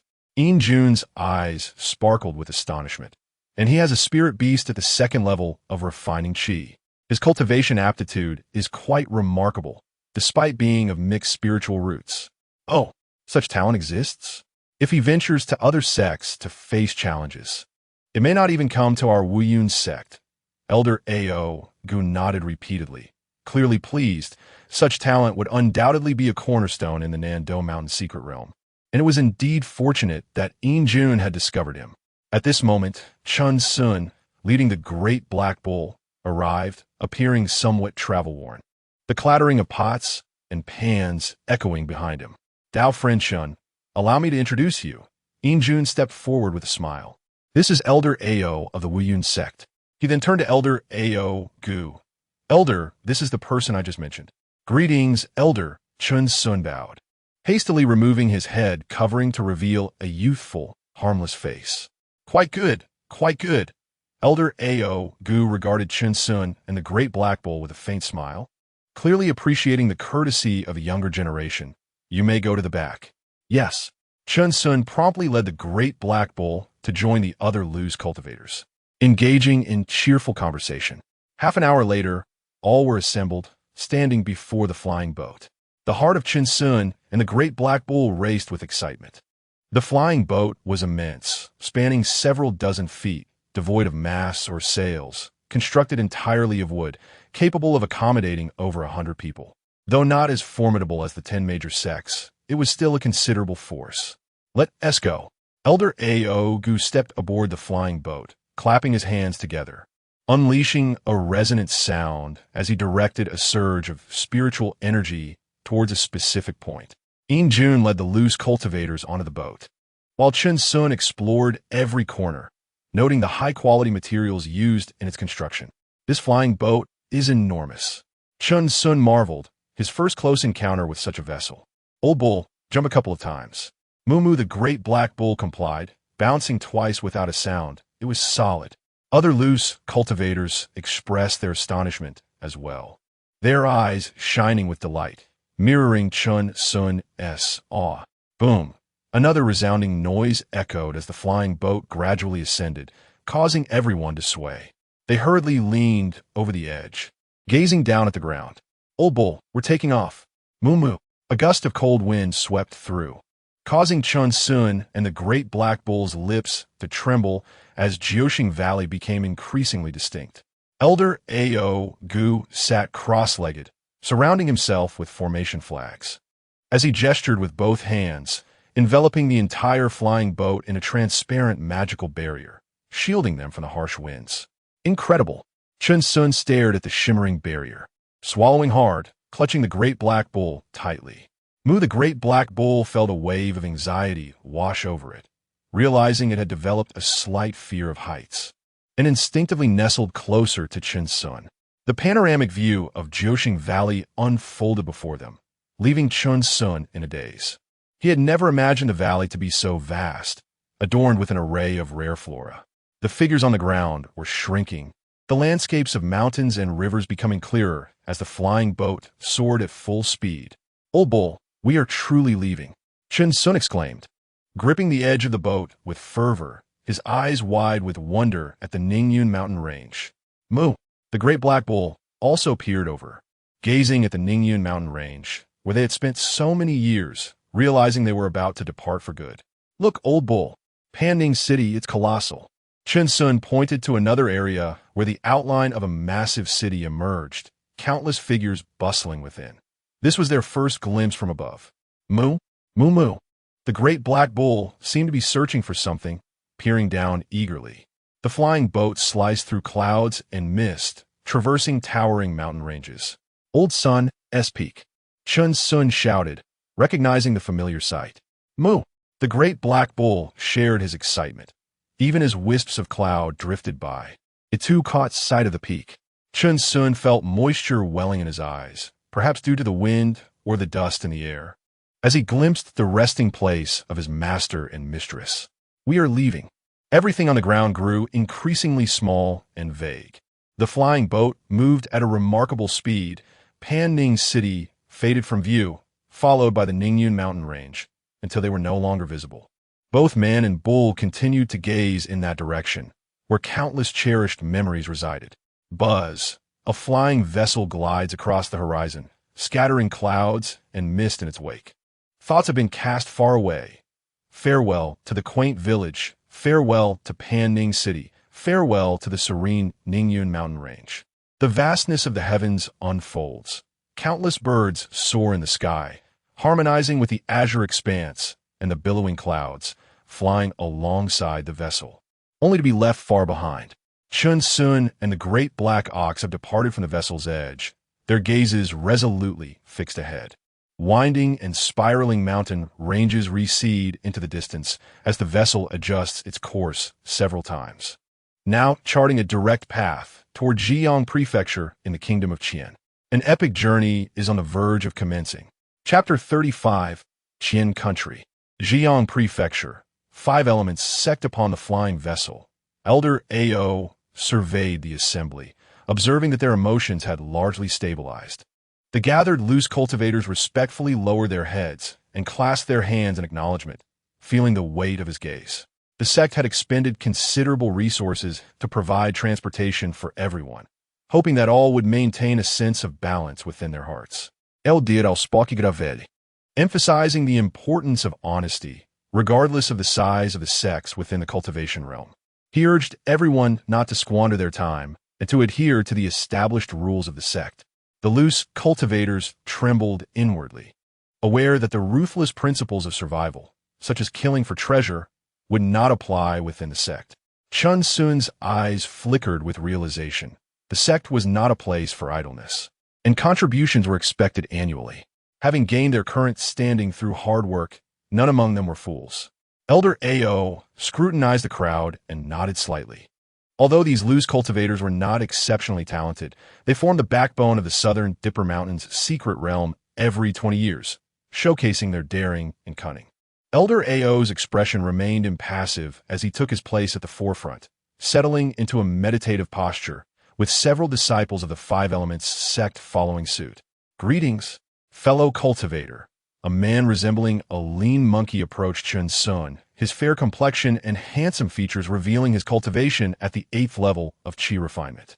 Chen Xun, seated at the tail of the vessel with the Hainyo, smiled and nodded at this future senior brother. "My name is Ji Kuan. Henceforth, we shall be fellow disciples. I hope you don't mind my intrusion," Ji Kuan said with a polite bow, glancing around at the other loose cultivators, noting their varied levels of cultivation and demeanor. "I am Chen Xun. It is an honor to meet you, Senior Brother Ji. Please, take a seat." Chen Xun gestured invitingly, then turned to the Hainyo. "This is my ancestral companion, the Hainyo, at the 2nd level of Qi refinement." With a loud moo, the Hainyo stood up from its prone position. "Greeting Yi Kuan." "Ah, spirit beast." "Greetings, Brother Nyo." Ji Kuan chuckled, seemingly unfamiliar with sect customs but enjoying the moment. Hearing Chen Xun refer to him as senior brother filled him with a sense of elation. After so long as a loose cultivator, he was finally part of a collective. Brother G, may I inquire which hall you intend to join?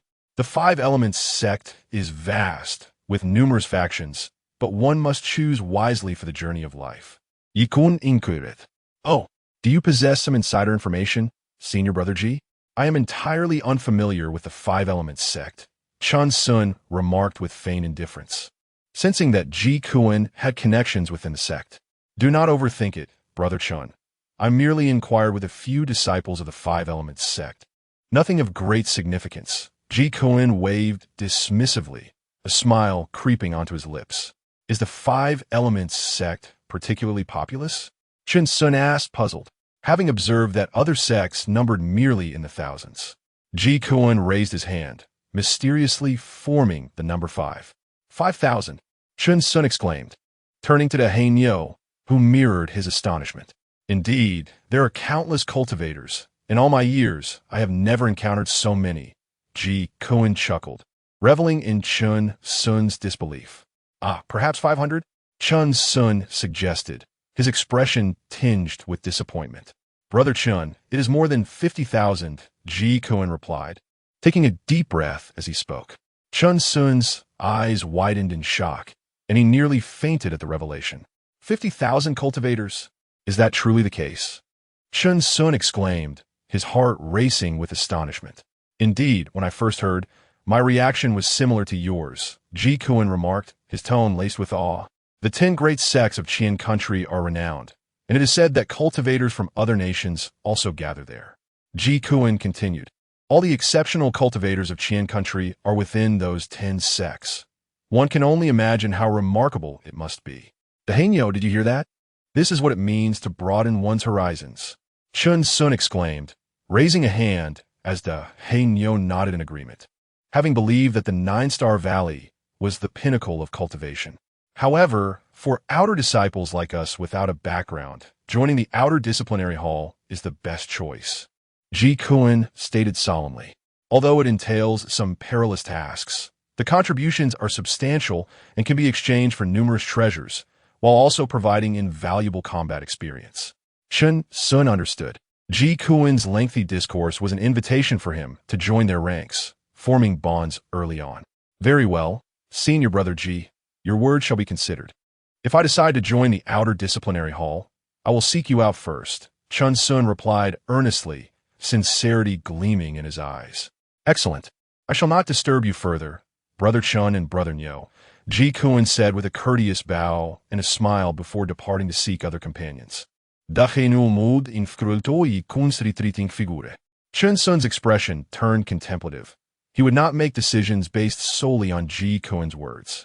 Moreover, the outer disciplinary hall's ethos conflicted with his own desires. He had sought a place of order where he could live joyfully, rather than engage in conflict within the sect. Yet all matters would wait until they arrived at the Five Elements sect. The flying vessel continued its journey through the skies, with the hearts of all loose cultivators aboard growing increasingly anxious. Zhejiang Prefecture, located in the northern border of Qian country, is characterized by vast plains and rivers, teeming with wildlife and inhabited by a populace known for its valor and chivalry. Among its features are several grand mountain ranges, with the Yuzhu mountain range being one of the most mysterious, ranking second in the prefecture. Situated on the western side of Zhejiang Prefecture, the most magnificent mountain range, the Hanyan mountain range, lies to the east. The Yuzhu mountain range stretches endlessly, perpetually shrouded in mist, where countless villagers have lost their way and returned with tales of encountering immortal traces.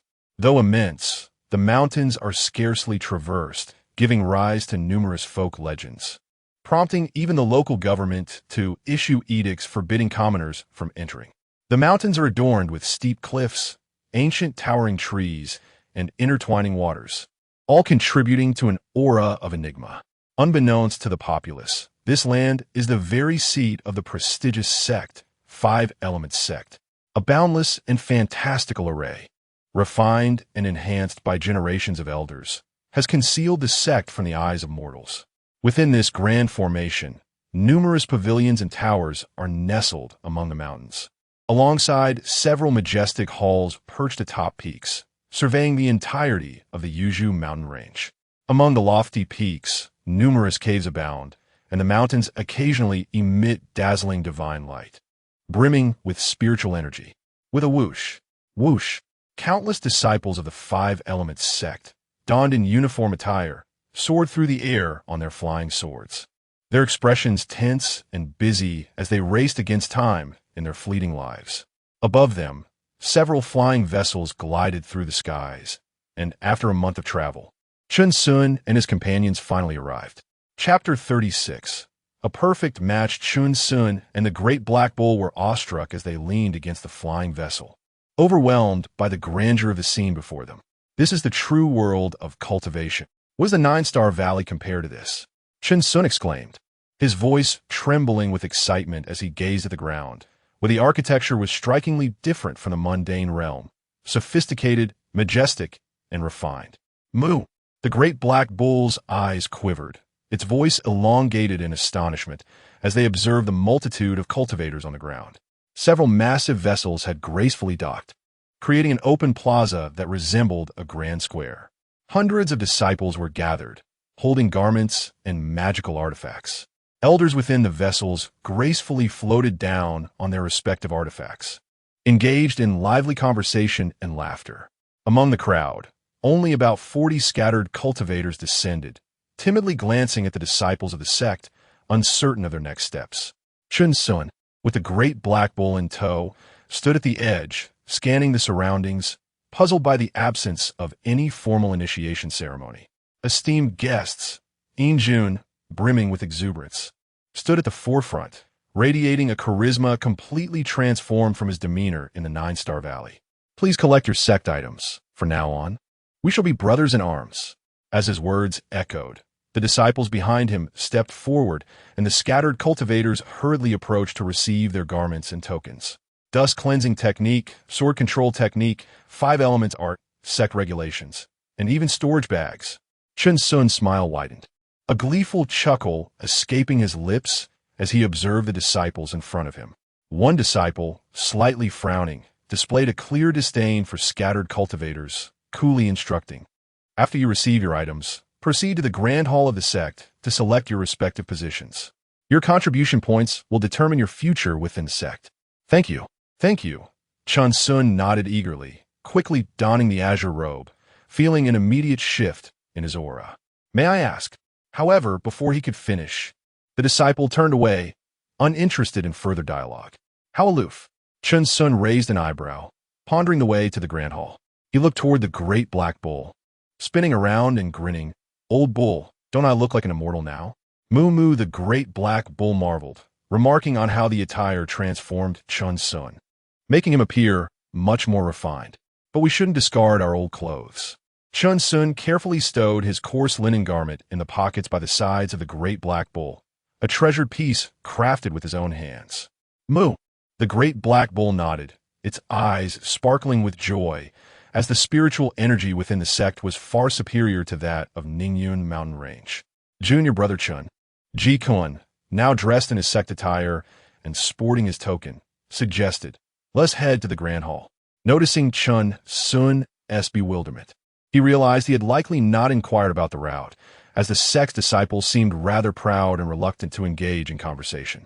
All right, thank you, senior brother Ji, for leading the way. Chen Xun followed behind Xun, holding onto the Great Black Bull. Junior brother Chen, you're too courteous. We all hail from the Nine-Star Valley. It's only natural we look out for one another, Xun declared with a brotherly demeanor. Chen Xun nodded, feeling an immediate fondness for Xun. Despite his somewhat gaunt appearance and occasionally somber expression, his character was commendable. The Grand Hall of the Five Elements sect was situated halfway up the mountain, bustling with disciples entering and exiting. The hall was ancient yet elegant, imposing in its grandeur, rendering Chen Xun and the Great Black Bull as insignificant as ants, gazing up in admiration. The towering black pillars outside were intricately carved with unknown spiritual beasts, their scales and claws seemingly in motion, as if ready to take flight vividly alive. Junior brother, I shall enter first, Ji Koen said, observing Chen Xun still in a state of awe. But do consider my words. Absolutely. Senior brother Ji, you go ahead. Chen Xun quickly snapped back to reality, cupping his hands in respect. Ji Koen said no more and turned to enter the grand hall. His eyes filled with hope and excitement as his long-held aspirations were finally coming to fruition. Old bull, look at this architecture. It reflects the profound foundations of a great sect. Chen Xun marveled as he slowly approached, even reaching out to touch the crafting. This must be a refining artifact. Moo, the great black bull showed interest, nuzzling against the cool surface. Compared to the sect's disciples, they had less ambition, beginning to appreciate the grand hall's beauty, exchanging remarks. As disciples continued to flow in and out of the hall, Chen Xun and the great black bull lingered, still captivated by the surroundings. Junior brother, a righteous-looking figure approached, exuding a commanding presence. What are you doing here with that cow? Startled, Chen Xun turned to face the newcomer, who was a ninth-layer Qi refinement cultivator. He clasped his hands in greetings, senior brother. We are admiring the grand hall of the sect. Admiring the grand hall? The man paused, glancing at the grand pillars. Junior brother, I am a disciple of the law enforcement hall. Time is fleeting. Do not squander it on such trivialities. Thank you for your guidance, Chen Xun responded, somewhat sheepishly. You truly are a good person. Ah, you must be a new disciple of the Five Elements sect. The man smiled faintly, noting that Chen Xun's sect token was hung incorrectly and that he held a storage bag in hand. The great black bull was also adorned with various items, clearly indicative of their recent arrival. Senior brother has keen insight. Chen Xun felt a bit awkward under the scrutiny. Kulme, let me accompany you into the hall and introduce you to the various divisions of the sect. The man, exuding a friendly demeanor, took Chen Xun by the arm while holding onto the cow's lead. All right, senior brother, please take your time. Outside the hall, two exclamations of surprise were heard as Chen Xun was enthusiastically dragged inside. The amiable senior brother was quite talkative, having spent years in the sect advising numerous junior disciples to find their way back, reportedly reducing many to tears as they cried. I was wrong. Please forgive me. His name was Lu Feng, a skilled member of the law enforcement hall, held in high regard and affection by his peers. For outer disciples, the Grand Hall offered a plethora of choices: Alchemical Hall, Artifact Refining Hall, Talisman Hall, Spiritual Beast Hall, Law Enforcement Hall. The Outer Disciples Management Hall was particularly vast, encompassing various tasks such as exorcising demons, overseeing the sect's markets, and recruiting new disciples. However, one role was particularly unpopular: managing the sect's herb garden. Deemed the most thankless of jobs, cultivating spiritual herbs was a demanding task. Daily irrigation with spiritual water and the removal of weeds were required, and each year, a portion of the harvested herbs had to be submitted. Initially, all disciples thought it would be an easy task, but they soon found that not only did they lose time for cultivation, but they also failed to meet their herb quotas, resulting in scolding from their superiors. Cultivating spiritual herbs was a skill that required time to master, and without experience, Qi refinement disciples struggled.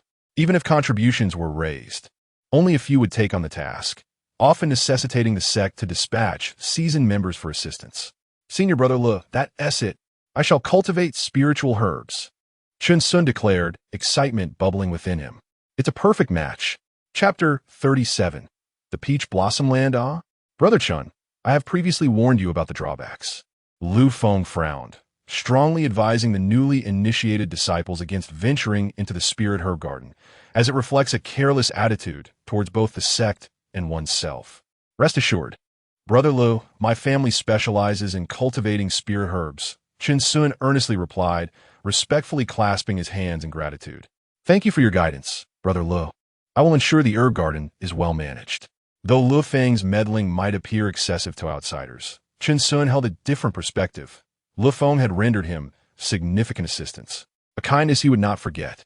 Very well, Brother Chen, since you have just joined the sect, feel free to seek me out in my cave dwelling should you have any uncertainties. Lu Feng smiled serenely. Now that it is your family specialty, I can rest easy. He then produced a talisman from a storage bag and handed it to Chen Xun, adding, you can activate it with your spiritual power in case of emergencies. Chen Xun carefully accepted the talisman, a glimmer of unspoken meaning flashing in his eyes as he nodded solemnly. Brother Chen, be diligent in your cultivation and do not squander your time. I shall take my leave now. Yes, Brother Lo. Mu Chen Sun and the great black bull watched as Lu Feng departed, their lips curling into smiles, reminiscent of their days back in the small village. He ascended a high platform within the hall and spoke, Master Uncle, I wish to manage the herb garden. Very well, a frail old man, seemingly on the verge of collapsing at the slightest breeze, replied lightly, producing a jade pendant and a booklet. Thank you, Master Uncle. Chen Xun exclaimed with joy, gazing at the jade pendant, which served as a key to a specific herb garden. Without it, entry would be deemed an invasion of the sect. Young man, managing the herb garden is no easy task, the elder murmured, half asleep, whether in slumber or meditation. You merely need to come here each year to submit the spirit herbs. Understood.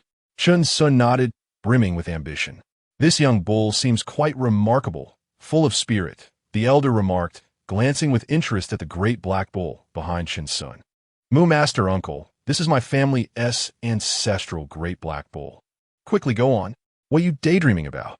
The elder appeared more alert, as if Chen Xun's gaze suggested he intended to snatch the spirit beast away. Hee, I shall not disturb you any longer, Master Uncle. Chen Xun smiled sheepishly, realizing his thoughts had wandered. This was a grand sect of cultivation, where spirit beasts were abundant, unlike the Ninth Star Valley. Come, old bull, let us go. Mu Chen Xun cheerfully led the great black bull away, both moving with lightened steps, relieved to escape the trepidations and intrigues of their former lives. Life within the cultivation sect was indeed preferable. Along their path, they encountered fellow disciples and politely stepped aside, their faces brimming with kindness, refraining from initiating conversation. Following the guidance of the jade pendant, they arrived at a secluded valley, surrounded by exotic flowers and herbs, the rich spiritual energy invigorating their senses.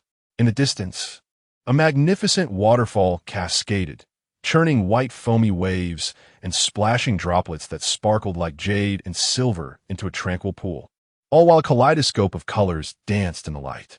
The sound resonated like spring thunder, grand and majestic, creating an ethereal ambience akin to a hidden paradise. Old bull, do not wander off, Chen Xun cautioned, but in his moment of distraction, the great black bull had already galloped off, sniffing at the fragrant blossoms while butterflies fluttered around. Mu the great black bull, lost in delight, dashed back to Chen Xun, eyes sparkling with joy. Ha ha ha! Chen Xun embraced the bull's head, gazing upwards at a formation that was in operation. He directed his spiritual power into the jade pendant, and instantly, an opening appeared in the formation. Let us go. Chen Xun urged the great black bull, marveling inwardly at the vastness of the five-element sect, as the entire mountain range served as its domain. Within lay expansive spirit fields brimming with a variety of uniquely shaped spirit herbs, surrounded by ancient trees and a carpet of fragrant grass, exuding a vibrant vitality. Chen Xun and the great black bull were dazzled, unable to recognize some of the spirit herbs. At the heart of the area stood a thatched cottage, where an elderly man with disheveled hair gazed longingly, as though seeing a long-lost son. You've come. Finally come. Mu. A sense of trepidation arose in Chen Xun and the great black bull, sensing that the old man was on the brink of losing his sanity. After 10 years, someone has finally arrived. Ha, the heavens have eyes. The old man knelt, arms outstretched, gazing skyward with a heavy sigh, tears streaming down his wrinkled face. An adept at the 9th level of Qi cultivation. Chen Xun observed, puzzled by the man's condition, which seemed worse than those in the Ningyun mountain range. Junior brother, I have completed my tenure. This place is now entrusted to you. The old man's expression was fervent as he unleashed a burst of earthy, spiritual power, stepping upon his flying sword, passing by Chen Xun as if he wished to leave without delay. His eyes glistened with tears, recalling the decades spent here. Forcibly assigned by the sect, living in solitude with the spirit herbs, his cultivation stagnating amid profound loneliness. Chen Xun watched the old man's retreating figure, then glanced at the great black bull. Mu, the great black bull, equally bewildered by the man's behavior, seemed oblivious to the blessings surrounding him. They entered the thatched cottage, which housed numerous books detailing the cultivation of spirit herbs, all of which Chen Xun eagerly collected. He then led the great black bull to the edge of the waterfall, where the bull dropped its load and plunged into the water, sending splashes everywhere. Chen Xun sat nearby, perusing the small booklet that contained various types of spirit herbs and their regulations. For instance, one must not hoard spirit herbs, as each herb is meticulously recorded, and every 5 years, disciple from the alchemy hall would come to verify the count. The annual contributions must encompass all varieties, and Chen Xun carefully absorbed every detail. Moo, a sound echoed from the water as the great black bull, untroubled by the growth of spirit herbs, expressed its delight. It had discovered that the essence of all things could be diluted with water, and it relished the idea of cultivating spirit herbs even more than plowing fields. Old bull, we cannot use that thatched cottage. Let us carve out a few caves for ourselves. Chen Xun surveyed the surroundings, noting the steep cliffs, perfectly suited for creating a cave dwelling. Moo, the great black bull agreed, accustomed to living in caves, especially since they would be cultivating spirit herbs themselves. Sword technique. Chen Xun retrieved a spell book from his storage bag, but without a sword, he realized he would need contributions to acquire one, as the Five Elements sect had its own ways. Moreover, within the Five Elements sect, there existed a highly sought-after elixir among lower-ranking disciples, the Valley Pacifying Pill, which sustained one for a month without the need for bodily relief. The sect possessed many treasures, but also an abundance of rules. Chen Xun then reviewed the sect's regulations, noting the prohibition against private duels, with severe penalties for those caught, including whippings in the law enforcement hall. Any grievances required formal applications to resolve through duels on the arena. Except for disciples dispatched on missions, one must not descend the mountain privately, though they were permitted to do so twice a year, accumulating to a month. However, once one reached the foundation establishment stage, the regulations became less cumbersome, as those at that level were considered the backbone of the sect, akin to elders.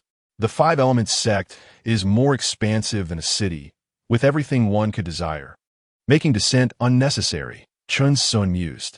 If I wish to exchange for spirit herbs, perhaps a trip down the mountain would be worthwhile, but twice a year suffices. There is no need to attract undue attention within the sect. Old bull, Moo the great black bull, still dripping wet, approached Chen Xun, its gaze unwavering, as if eager for more adventures. Chapter 38. Cultivating minor spells. Our initial plan involves first establishing a cave dwelling, followed by nurturing these medicinal gardens without increasing their age. The second step is to accumulate contributions to the sect. If we submit a sufficient quantity of spiritual herbs, our contributions will far exceed those of ordinary disciples. The third step is to exchange our contributions for a flying sword. I have observed a discreet location behind the waterfall where we can establish our cave dwelling, serving as a place for nurturing spiritual herbs. The fourth step is to gather information regarding foundation building pills within the sect. The Southern Dipper Mountain secret realm is perilously dangerous, so there is no need for us to take unnecessary risks. Chen Xun spoke with meticulous seriousness, while the great black bull listened intently, its admiration for Chen Xun deepening. Most importantly, there is the annual sect competition. We can go and enjoy the spectacle. Moo! A hearty laugh erupted beside the waterfall as Chen Xun shed his garments, revealing his 16-pack abs, and dove into the water with a flourish, feeling utterly refreshed.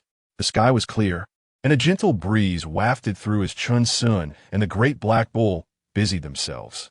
The valley echoed with the sounds of booming strikes as Chen Xun wielded a mountain axe against the cliff face, sending fragments flying amidst a cloud of dust.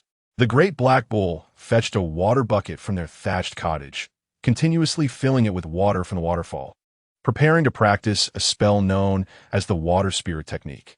This technique is designed to imbue water with spiritual energy, albeit considered somewhat trivial, primarily utilized for irrigating spiritual fields. To its delight, the technique had 3 tiers, and the great black bull was overjoyed to learn something new.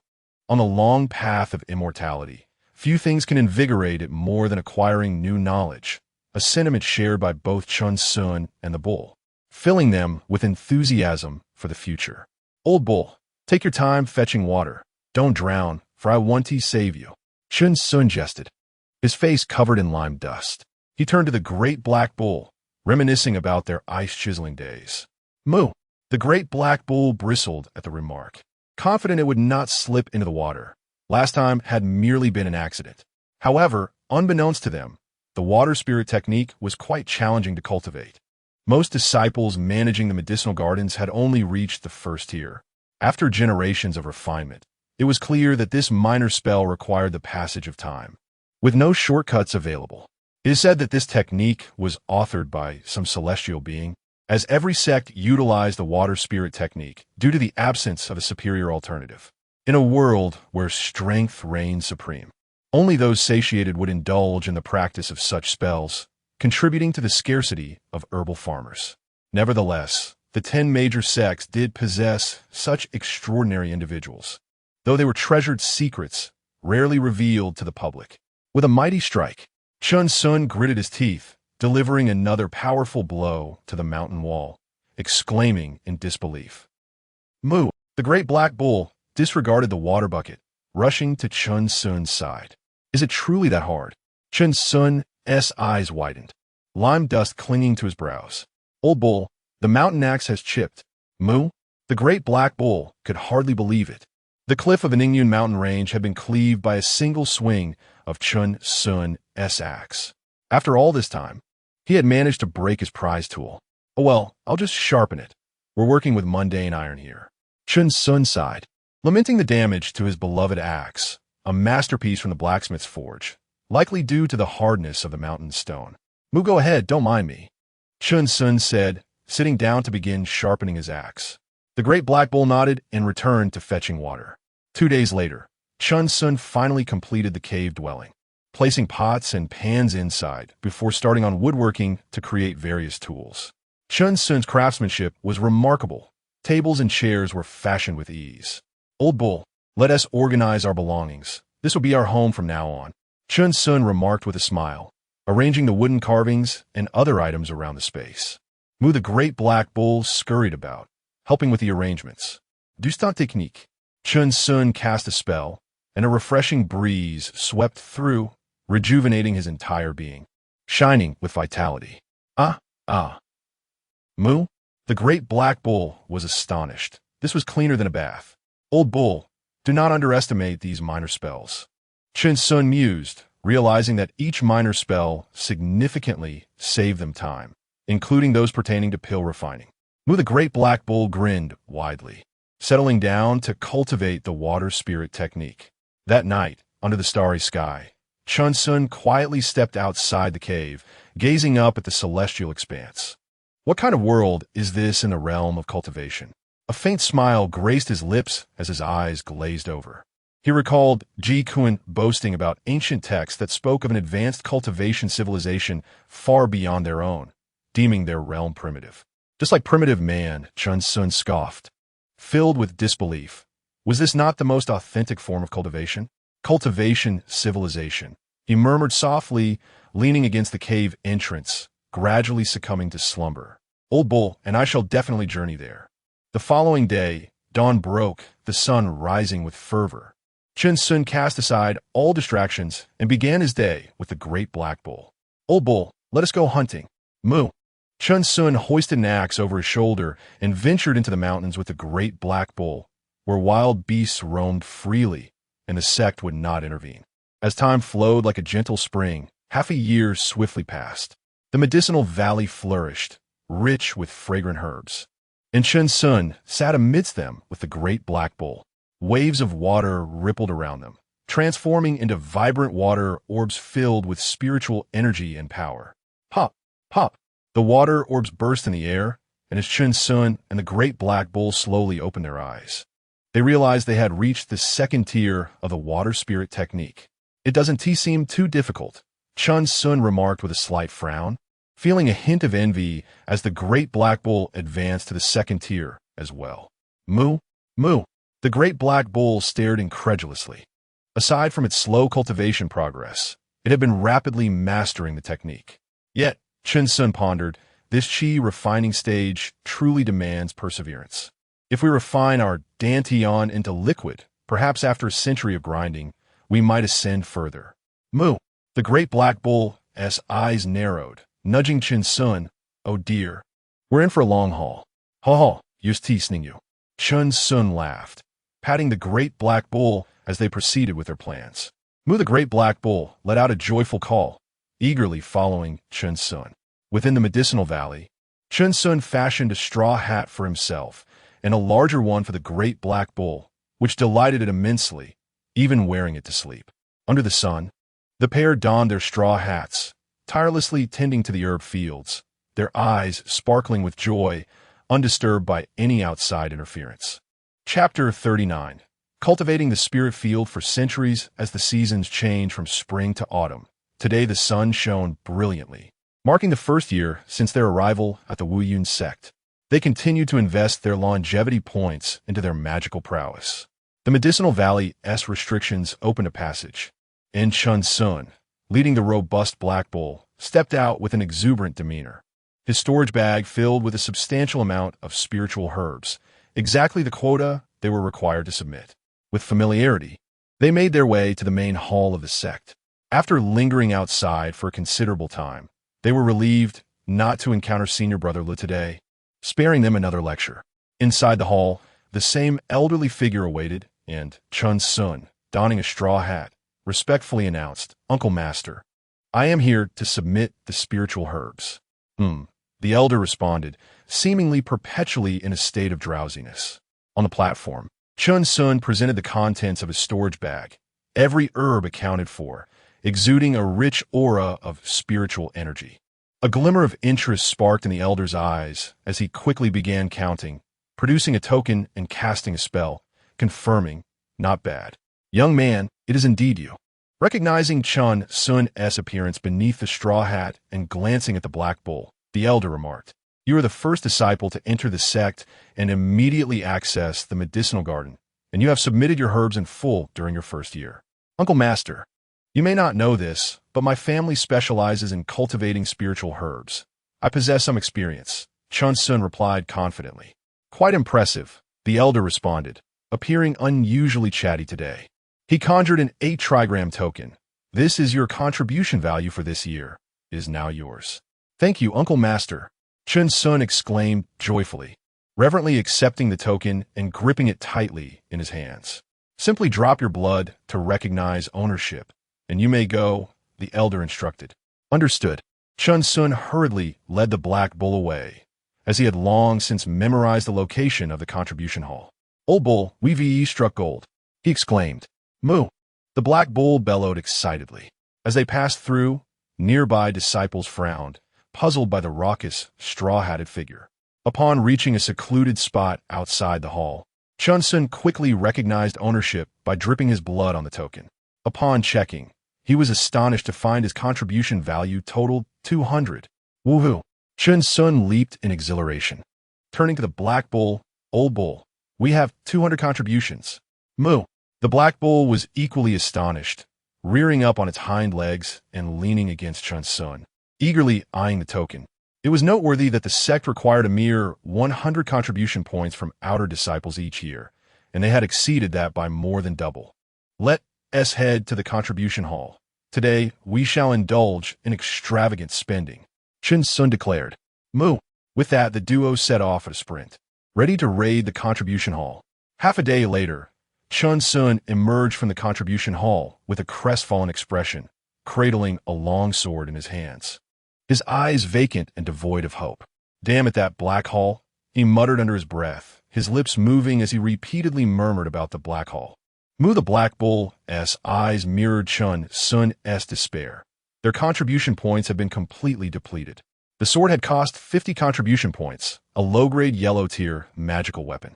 The alchemy furnace had taken 100 contribution points, a mid-grade yellow-tier artifact. The recipe for the fasting pill was 50 contribution points. Chen Xun gazed at the black bull, his voice rising from a whisper to a shout. "Have we truly lost all our contribution points? Is this all we could acquire?" "Moo!" The black bull bellowed in anger, contemplating returning to the valley, to cultivate the spirit field, hoping to accumulate thousands of contribution points. Old bull, back to the valley. We shall farm. Surely, we can deplete that contribution hall. Chen Xun exclaimed, his fiery ambition ignited.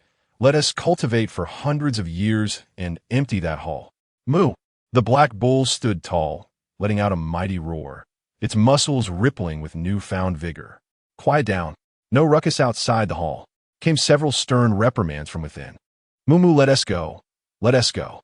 Chen Xun chuckled awkwardly, leading the black bull away, their movements furtive as they evaded scrutiny from the law enforcement disciples. As they walked, they encountered numerous disciples of the Wuyun sect, congregating in small groups, animatedly discussing the upcoming grand sect competition, which was about to commence. I hear senior brother Bai Shi has emerged from seclusion.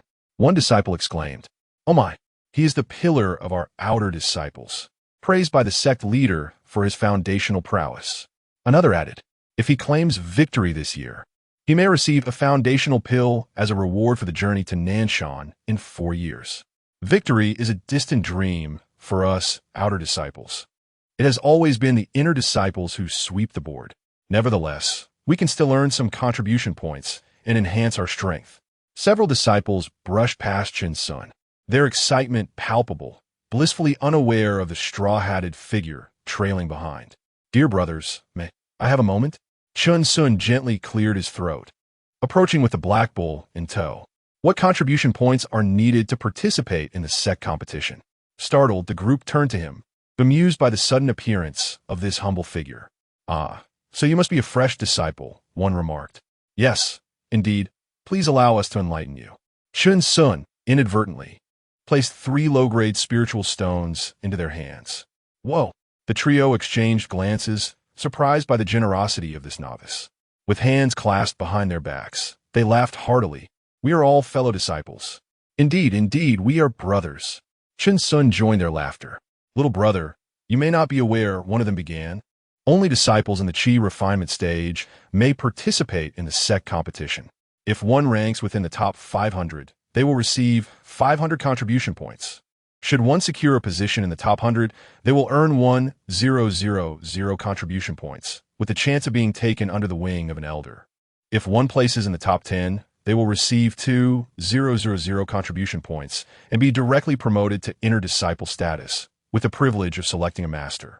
However, those who enter the top 3 will receive bountiful rewards, including various magical artifacts and other unknown prizes." The disciples wore smiles tinged with longing. Entering the top 100 would mean a meteoric rise. "How many participants are there?" Chen Xun inquired casually, feeling a thrill at the thought of securing those 500 contribution points. He had recently noted that the foundational pill recipe demanded 3,000 contribution points, 15 years of labor without any exchanges.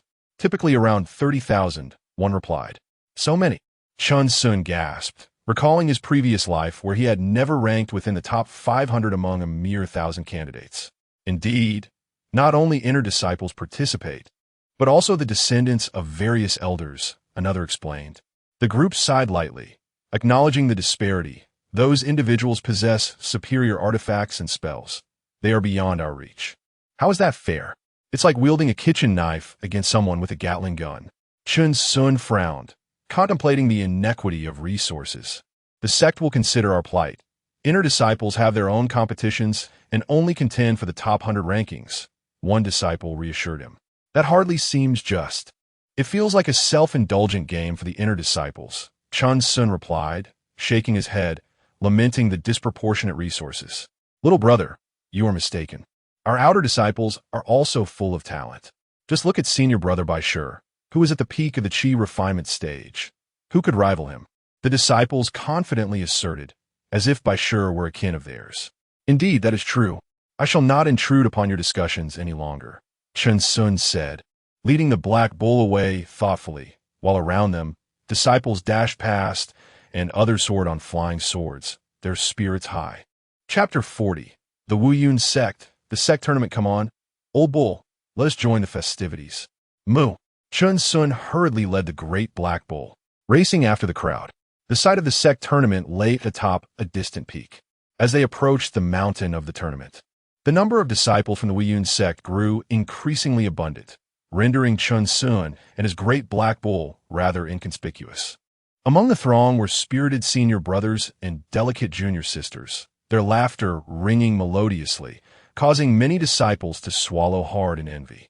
At the summit, a vast plaza awaited, encircled by 9 stone pillars, where a dozen elders sat cross-legged atop them, surveying the multitude of disciples with an air of grandeur. Chen Xun wandered about with a great black bull, observing countless disciples signing in with golden tokens. The plaza buzzed with excitement, teeming with figures, yet somehow feeling spacious, even shrouded in ethereal mist. Mu, the great black bull, nudged Chen Xun, inquiring why he hadn't registered yet. This year, I wish to gauge the situation first. There is no rush, Chen Xun replied with a smile, eager to discern the caliber of the top 500 participants.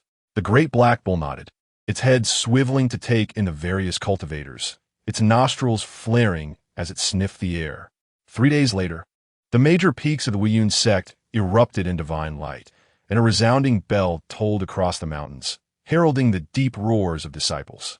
The sound reverberated 9 times, its echo lingering in the Yuzhu mountain range, as several figures soared skyward, traversing the air with no visible means of support. The annual sect tournament had officially commenced, presenting a rare opportunity for many disciples to witness the sect's prominent figures. As the mist cleared from a colossal peak, all disciples ascended with reverence, not daring to fly on their swords.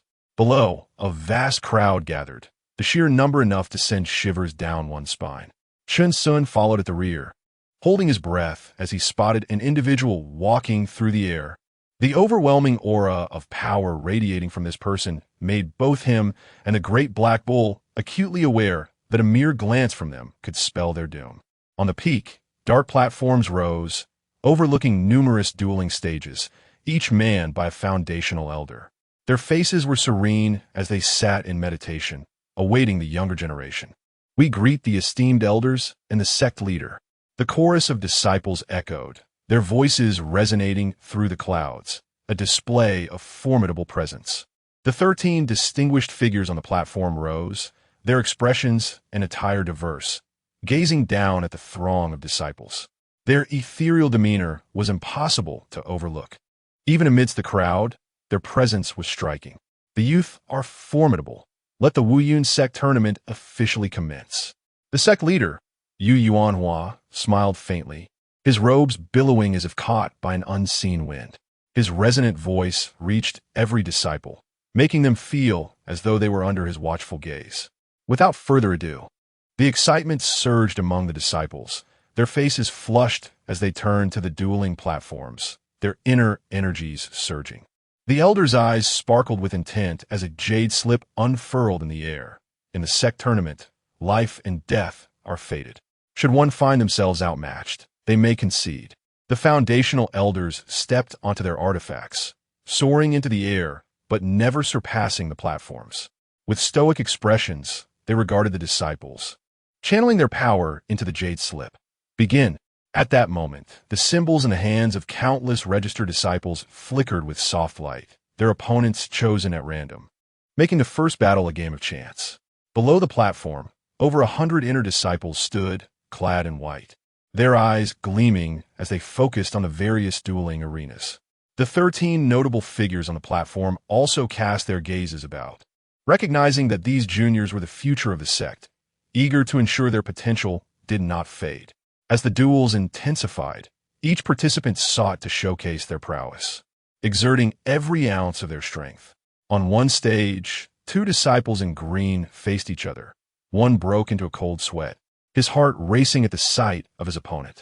Senior Brother Bai, I hope for your guidance. Though he was only at the 8th level of Qi refinement, he possessed the will to fight, unwilling to be underestimated. If you lose, do not be disheartened. There will be opportunities in the coming years, Bai Shi replied, his warm smile exuding a gentle aura, complemented by his chiseled features. Cheers erupted from the sidelines as numerous junior sisters swooned, calling out for Senior Brother Bai.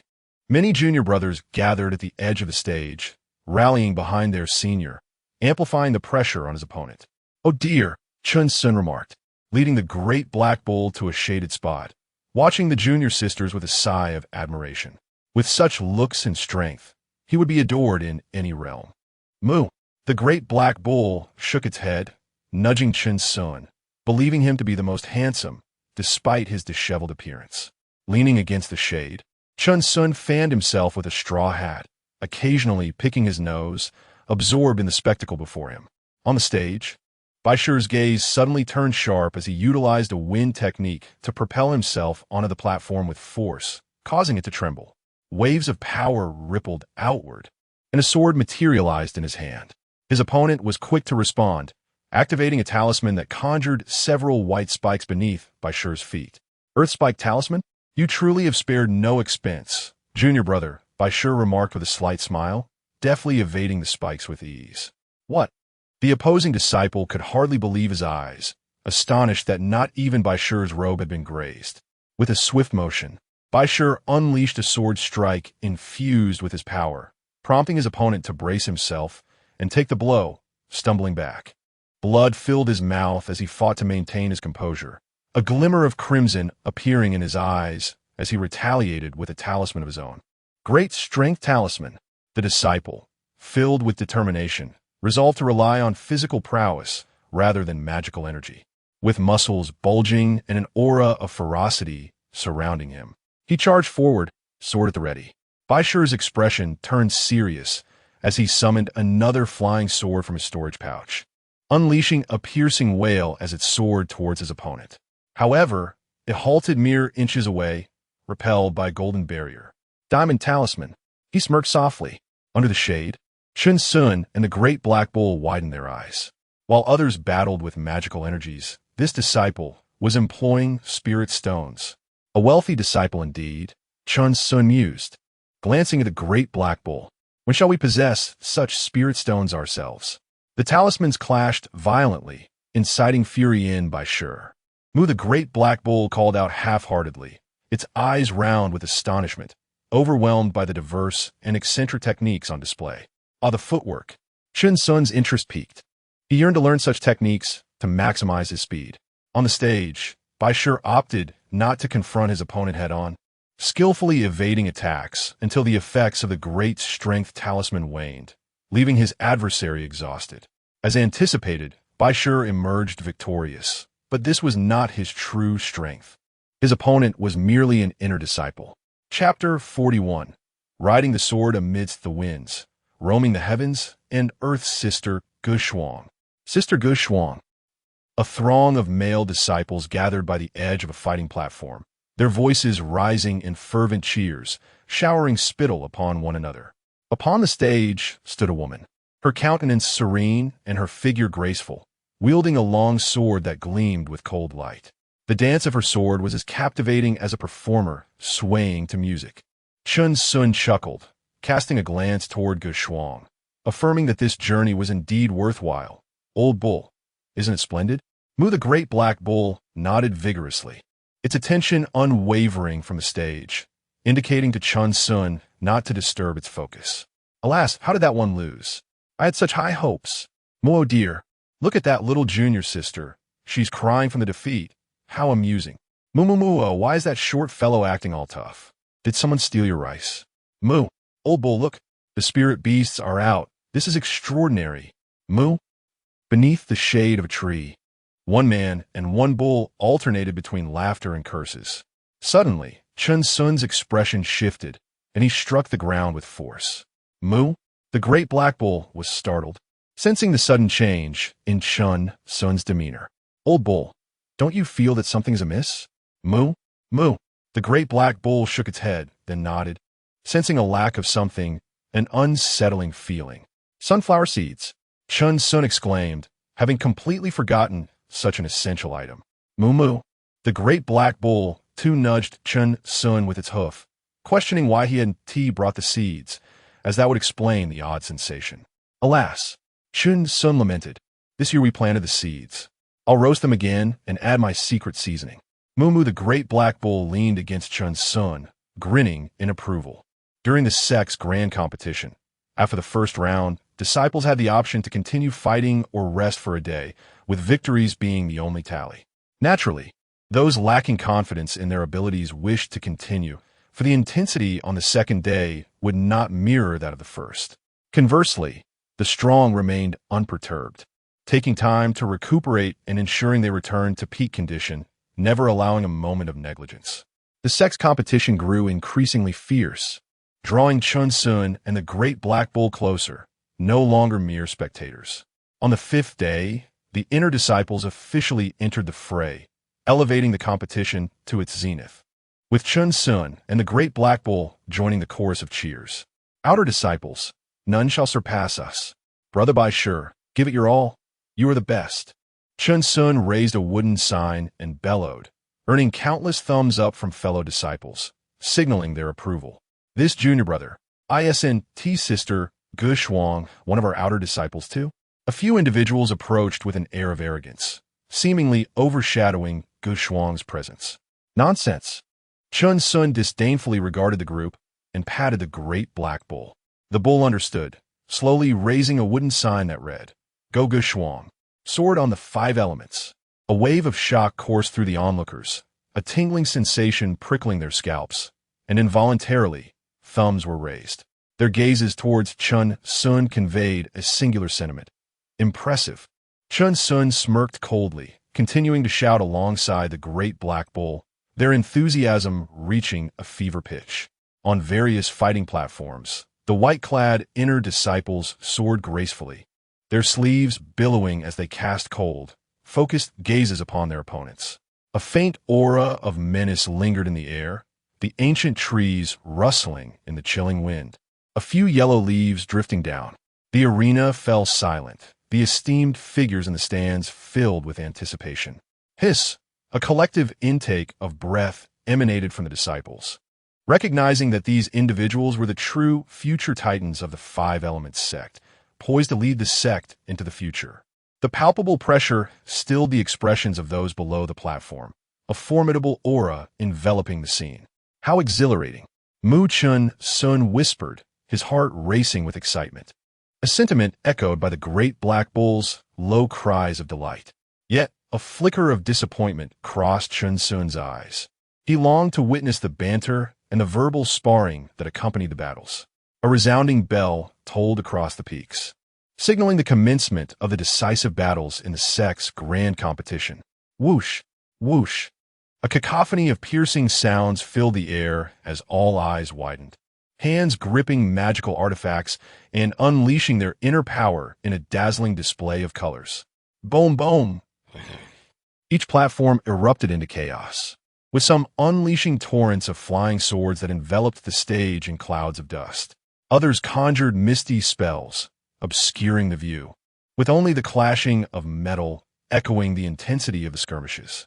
Disciples commanded formation flags, releasing puppets and fortifying their positions, igniting the mayhem. Swords clashed, and the sounds of magical energy surged as everyone expended their full strength, holding nothing back. A fierce wind swept across the arena, and those near the chaos struggled to maintain their footing against the force. Goodness, goodness. Chen Xun's pupils constricted violently as he shook his head, overwhelmed by the sheer ferocity of these qi refinement disciples, leagues apart from the scattered cultivators.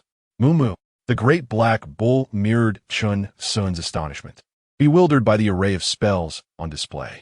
The epic showdown persisted for 2 days and nights, with Chen Xun and the great black bull seated, utterly engrossed, pausing only to munch on pancakes when hunger struck.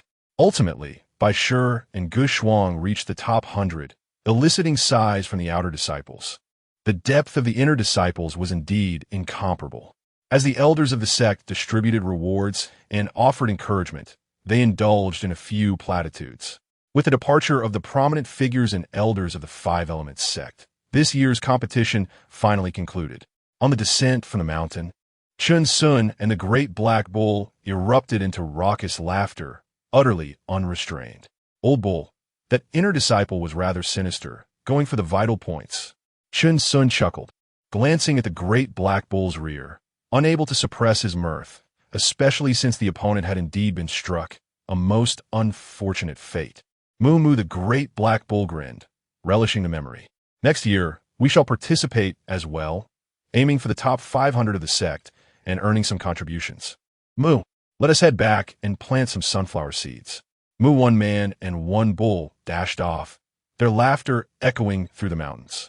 Upon returning to the medicinal valley, they began tending to the herb fields, secretly harvesting a few spirit herbs for nourishing the seeds before returning them to their place. Old bull, the spirit herbs are in your capable hooves. I shall delve into the sword control technique. Moo, the great black bull, nudged Chen Xun affectionately, as it specialized in nurturing spirit herbs.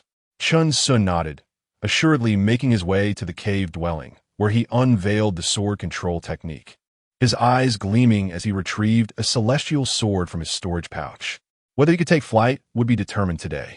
Chen Xun steadied his heart and began his cultivation. On a serene morning a month later, the medicinal valley was alive with the songs of birds and fragrant blossoms. Chen Xun and the great black bull stood in an open space, a celestial sword before them, and a backpack slung over Chen Xun's shoulders. Having crafted 2 parachutes for safety, he prioritized caution above all else. Riding the sword amid the winds, roaming the heavens and earth, Chen Xun struck an unusual pose, infusing his murky magical energy into the celestial sword. Rise! The sword on the ground gradually ascended, hovering half a meter above, stirring up a cloud of dust. Moo! Moo! The great black bull leaped with excitement, continuously mooing in delight. Old bull, get on, no, onto the sword. Chen Xun's voice quivered, his heart racing with anticipation as he envisioned them soaring through the magnificent landscapes. Chapter 42. The old cow. There was no time for explanations. Quickly, Moo! The great black bull rose, its expression tense as it crouched behind Chen Xun, its hooves gripping his shoulders. They firmly stepped onto the flying sword, beads of sweat appearing on their foreheads. Chen Xun's veins bulged as he held 2 fingers upright and roared, "Take off!" Moo! Whoosh! A fierce gust of wind surged, and the flying sword whistled away, vanishing in the blink of an eye. Bang! Bang! 2 figures crashed down heavily, choking on the dust. Where's the sword? Where's my sword? Chen Xun cried out in anguish, his eyes bloodshot, spitting out dirt. Moo! The great black bull was also disoriented, its eyes suddenly spotting the flying sword lodged in a distant stone wall. Before long, Chen Xun and the great black bull retrieved the sword. Old cow, our spells have been enhanced, making them somewhat different, Chen Xun said, taking a deep breath. Moo, the great black bull, nodded, acknowledging the sword's extraordinary speed. No witties. We will gradually adapt and practice. Moo, the great black bull, picked up the sword with its mouth and headed straight for the waterfall, continuously shaking its head at Chen Xun. Old cow, you're brilliant, Chen Xun exclaimed, realizing that the water might provide significant resistance, making it perfect for practice. Let's get started. A month passed, and Chen Xun had mastered the art of sword control completely. On another clear morning, in the same spot, he murmured, riding the sword, soaring with the wind, I roamed the heavens. Channeling his power, the sword slowly ascended, and he stepped onto it. Old cow, there's no time for explanations. Hurry. Moo Moo, the great black bull, leaped up and firmly stood on the sword, lying down behind Chen Xun with a hint of fear in its eyes. Lift off. Moo whoosh, whoosh, whoosh. The fierce wind whipped past as the flying sword finally took to the skies, the relentless gusts slapping against Chen Xun's face as they soared higher and higher, his heart racing. The great black bull slowly opened its eyes. The scenery around them completely transformed. It cautiously looked down, its pupils constricting. Moo! Old cow, what the hell? Chen Xun gasped in shock, realizing the old bull had fainted. He quickly supported the great black bull, halting the sword mid-air, his own eyes barely able to stay open. He glanced down at the medicinal valley, now nearly 10 zhang above the ground, his breaths quickening. Flying the sword was a wholly different sensation from riding a boat. He felt an emptiness in his heart, as if he might fall at any moment. The cold wind whistled past his ears, and the great black bull began to regain consciousness, looking down with trembling legs. Moo! It's all right, old cow. The sword is firmly beneath us. The last time was merely an accident, Chen Xun reassured him. However, the great black bull tightened its grip, but sparkled with excitement. They were truly flying. A thin layer of magical energy enveloped them, silencing the howling winds significantly. "Old cow, let's take our time and not rush." Chen Xun smiled, resuming his flight, albeit at a slower pace, growing increasingly adept. Mu the great black bull also felt more at ease, gradually relaxing. Yet, Chen Xun furrowed his brow. The magical barrier felt somewhat uncomfortable, lacking that exhilarating feeling of wind. An idea began to form in his mind. "Let's go," Chen Xun shouted, spiraling through the valley. Woo! Their jubilant shouts echoed through the air, combined with the great black bull's occasional bellow, yet it was undeniably exhilarating. The bull was both pained and joyful. After half an hour of this, Chen Xun felt increasingly uneasy. It was time to put his thoughts into action. "Old cow, I have some business to attend to, and I'll look for materials," Chen Xun declared, taking his axe and heading towards a cave. Mu, the great black bull, lay languidly in the pond, still recovering. A month later, an orange sun rested upon the distant dark mountains, clouds billowing and painting the sky in vibrant hues. Laughter erupted from within the cave in the medicinal valley, accompanied by the exclamations of "I've made it. I made it." Mu the great black bull glanced at the sky. It was time for the wind, as Chen Xun had promised. It called out persistently at the cave's entrance. "Old cow." Chen Xun emerged slowly from the shadows, and the great black bull was taken aback by his appearance. Had Chen Xun crafted some magical artifact? He wore a massive pair of goggles and held another glimmering in the sunlight. "Mu? Mu?" The great black bull hurried forward, inquiring about the peculiar item. Chen Xun's eyes widened. "Old cow, we must feel nature and savor the true thrill of the wind. What use is a magical barrier?" Chen Xun laughed heartily, quickly fitting the goggles onto the great black bull, specially crafted for it. "Mu." The great black bull shook its head, bouncing in excitement, reveling in the wondrous sensation. "With these, we need not fear the wind and sand in our eyes." "Ha ha!" Chen Xun exclaimed proudly, shouting, "Old cow, let's go for a ride." "Mu." The great black bull was thrilled. Its favorite pastime was indeed riding into the sunset. The scenery was magnificent. Whoosh, whoosh. The flying sword soared, creating an opening in the barrier of the medicinal valley. Chen Xun immediately ascended, countless towering peaks coming into view. He shouted to the sky, "Air Force One, Chen Xun, ready for takeoff." Mu. The great black bull echoed his cries, leaning against Chen Xun, feeling the essence of freedom. The fierce wind caressed their faces, but could no longer invade their eyes. This was the true essence of riding the wind. They surged towards the setting sun, countless ancient trees and peaks slipping behind them, while they could see beasts darting across the ground, relentlessly pursuing their prey. A colossal sun hung high in the sky, and disciples riding swords below were easily outpaced by them. Perhaps this was the difference between a Ferrari and an electric car, Chen Xun mused. Ahead, a junior sister of the fifth layer of Qi was riding her sword, coincidentally on the same trajectory as theirs. Whoosh! The junior sister, with two long braids, was startled to see a person in a bull standing on the flying sword, their eyes shimmering with an unknown glint. "This senior brother," the junior sister said timidly, but before she could finish, her mouth gaped wider, her expression growing more astonished.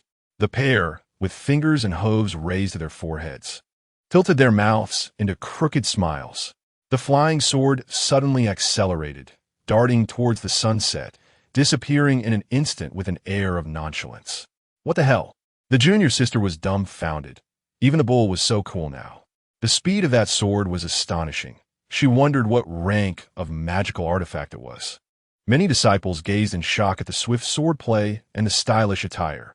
As the fierce wind rushed past, the great black bull grinned, watching the disciples left far behind. Truly a younger generation. "Old cow, do you see? This is what it means to cultivate immortality. This is what it means to live." Mu. The great black bull nodded vigorously, admiring the scenery below and savoring the joy of riding the wind. Woo!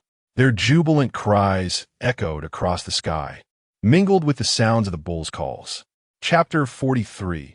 Disciple Brother. As the years turned, it was once again the end of the year. Changsheng Dian continued to accumulate spiritual power. Chen Xun, leading the sturdy black bull, went to the main hall of the sect to claim a solid contribution value of 200. Old bull, save it. No spending now. Let us participate in the sect competition. Chen Xun carefully placed the Bagua talisman into his storage pouch. The black bull mooed joyfully. Chen Xun registered for the competition, receiving a talisman that would reveal the designated arena. A few days later, the bell tolled, and the competition peak was bustling with people, as lively as in previous years.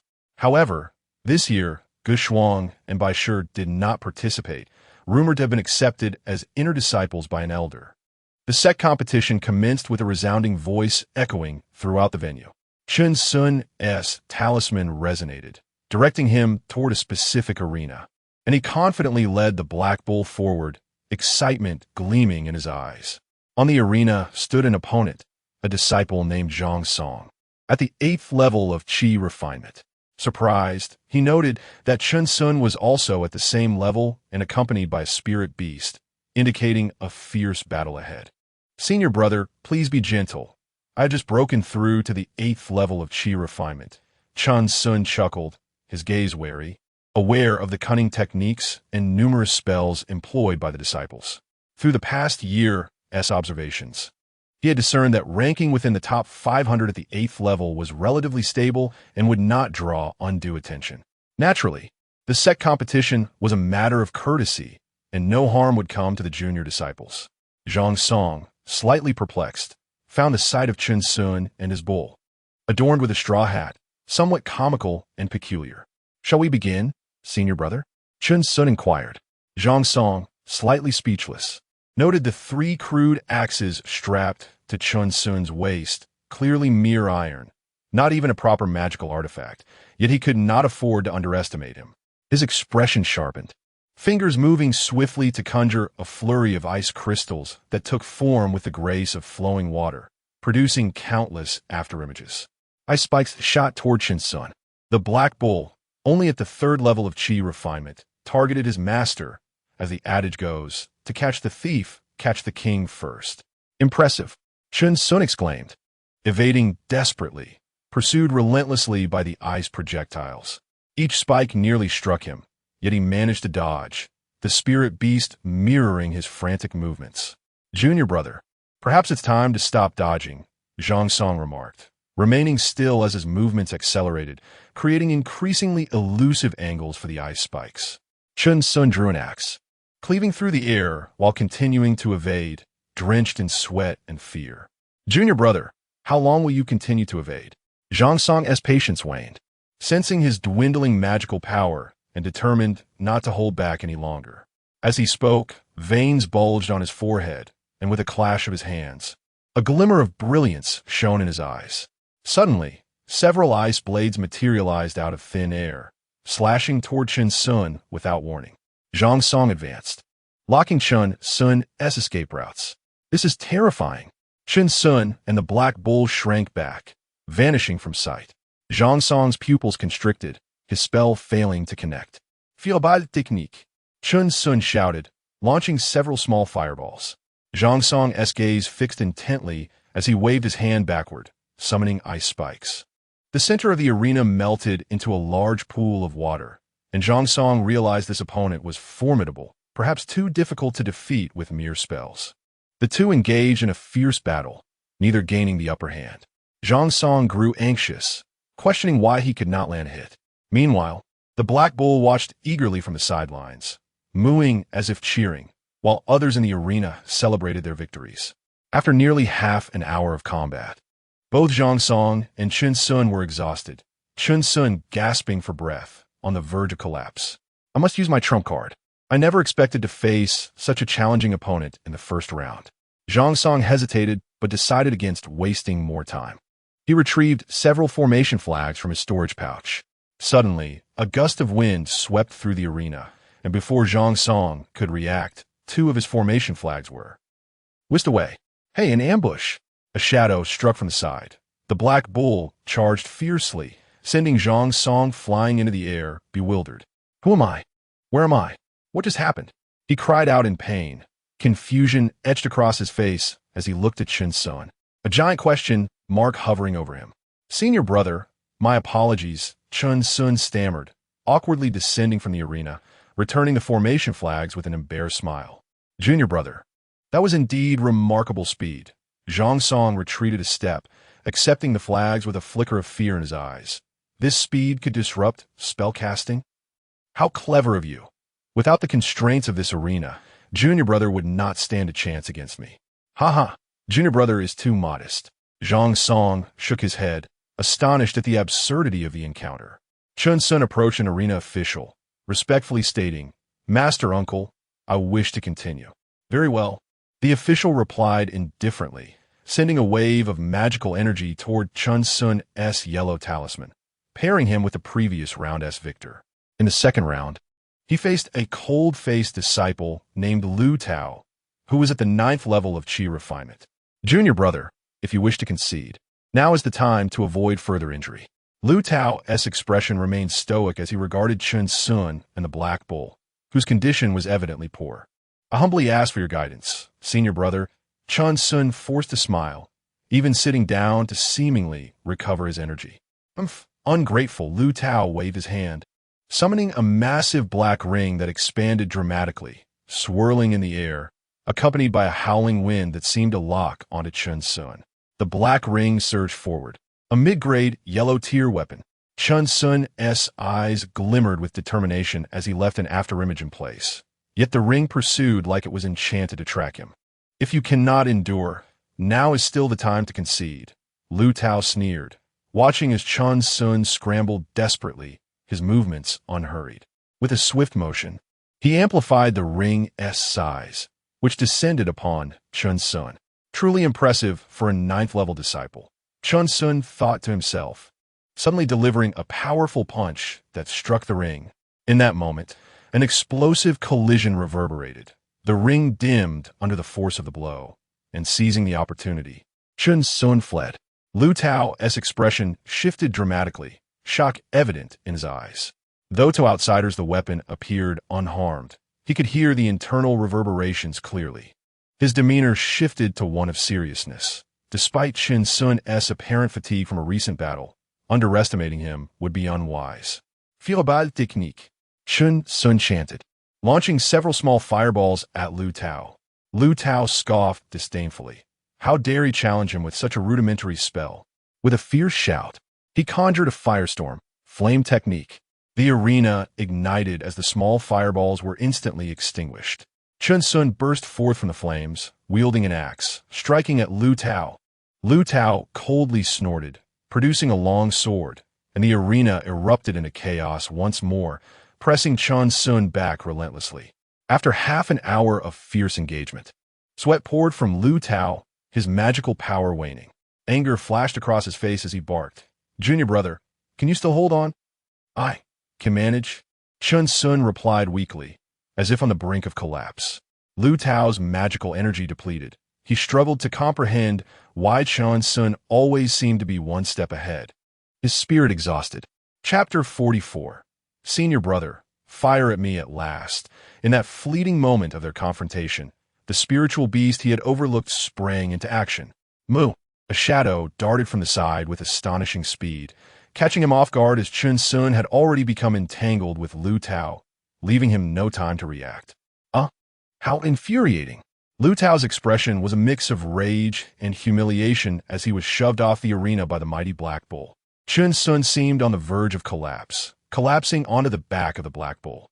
Lu Tao, witnessing the scene from below the platform, was momentarily taken aback, secretly admiring Chen Xun's formidable perseverance. Senior brother, I concede. Chen Xun weakly opened his eyes, revealing a faint smile. Junior brother, focus on your recovery first. We shall spar again next year. Lu Tao clasped his hands, acknowledging Chen Xun's strength. This battle had been exhilarating, leaving him with newfound insights. Very well.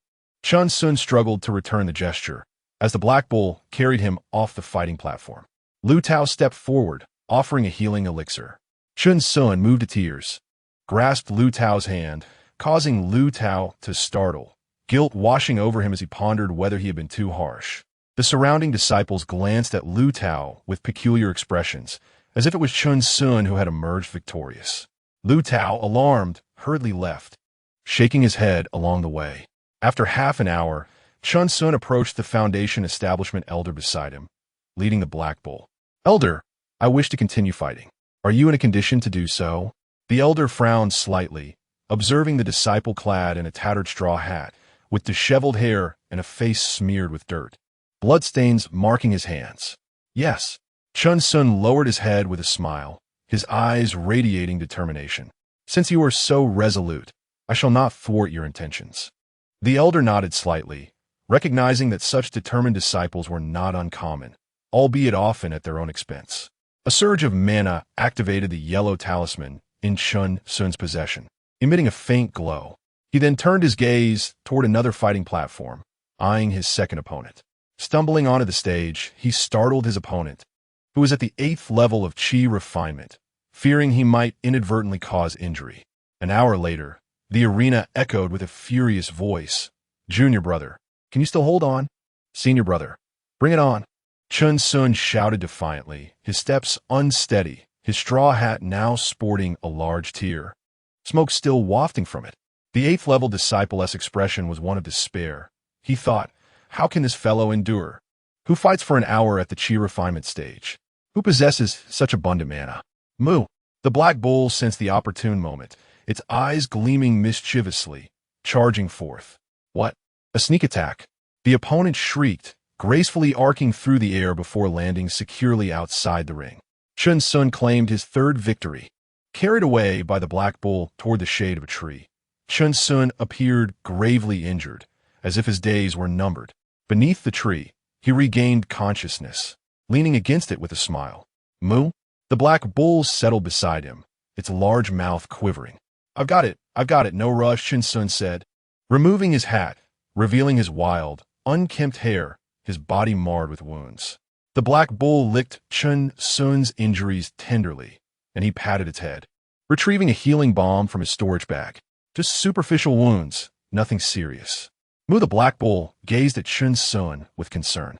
Although they often sustained injuries back in their small village, this was combat, where a single misstep could be fatal. Haha, I learned quite a bit of healing arts from Master Ning. These injuries are trivial. Chen Xun nonchalantly replied, confident that as long as it wasn't internal damage, a few days of rest with ointment would suffice, leaving no scars. Their mana was limited. They couldn't afford to exhaust it against us. If we truly unleashed our spells, they would be left with no means to survive. Chen Xun smiled softly, cherishing his younger disciples. Moo the Black Bull nodded in agreement.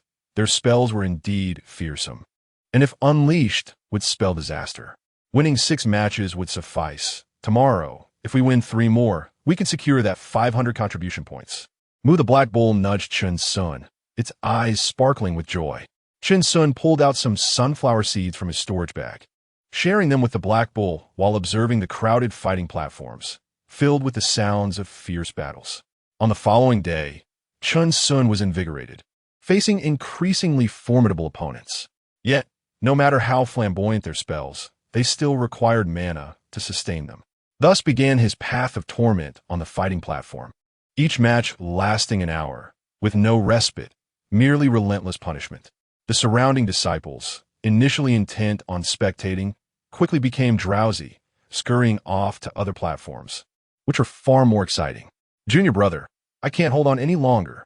A pained cry echoed. The disciple's features contorted in agony as he glanced at Chen Xun, fear creeping into his eyes. Senior brother, hang in there. Chen Xun roared, encouraging him. I'm still good to go. Moo. The Black Bull charged in, sending him tumbling off the platform, a look of relief washing over his face, finally liberated. Chen Xun secured his 4th victory. An hour later, Junior brother, I beseech you, please surrender. Impossible. As cultivators, we cannot lack pride. Senior brother, let us battle for another day. Moo. The Black Bull struck again, its tail whipping through the air. The senior brother, devoid of hope, gazed skyward, collapsing outside the arena, his mana utterly depleted. Chen Xun claimed his 5th victory.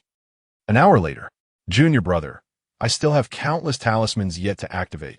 You cannot endure this. Senior brother, fire at me. Half an hour later, The senior brother trembled, his eyes quivering, all his talismans expended.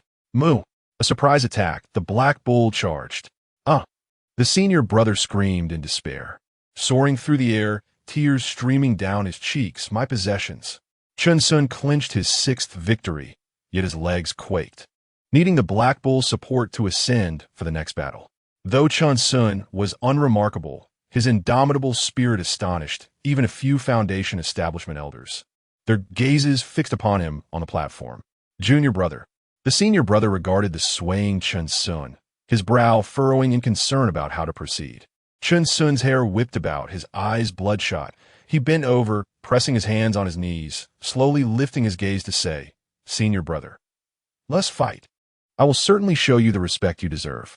The senior brother's expression turned solemn, his gaze filled with awe and admiration.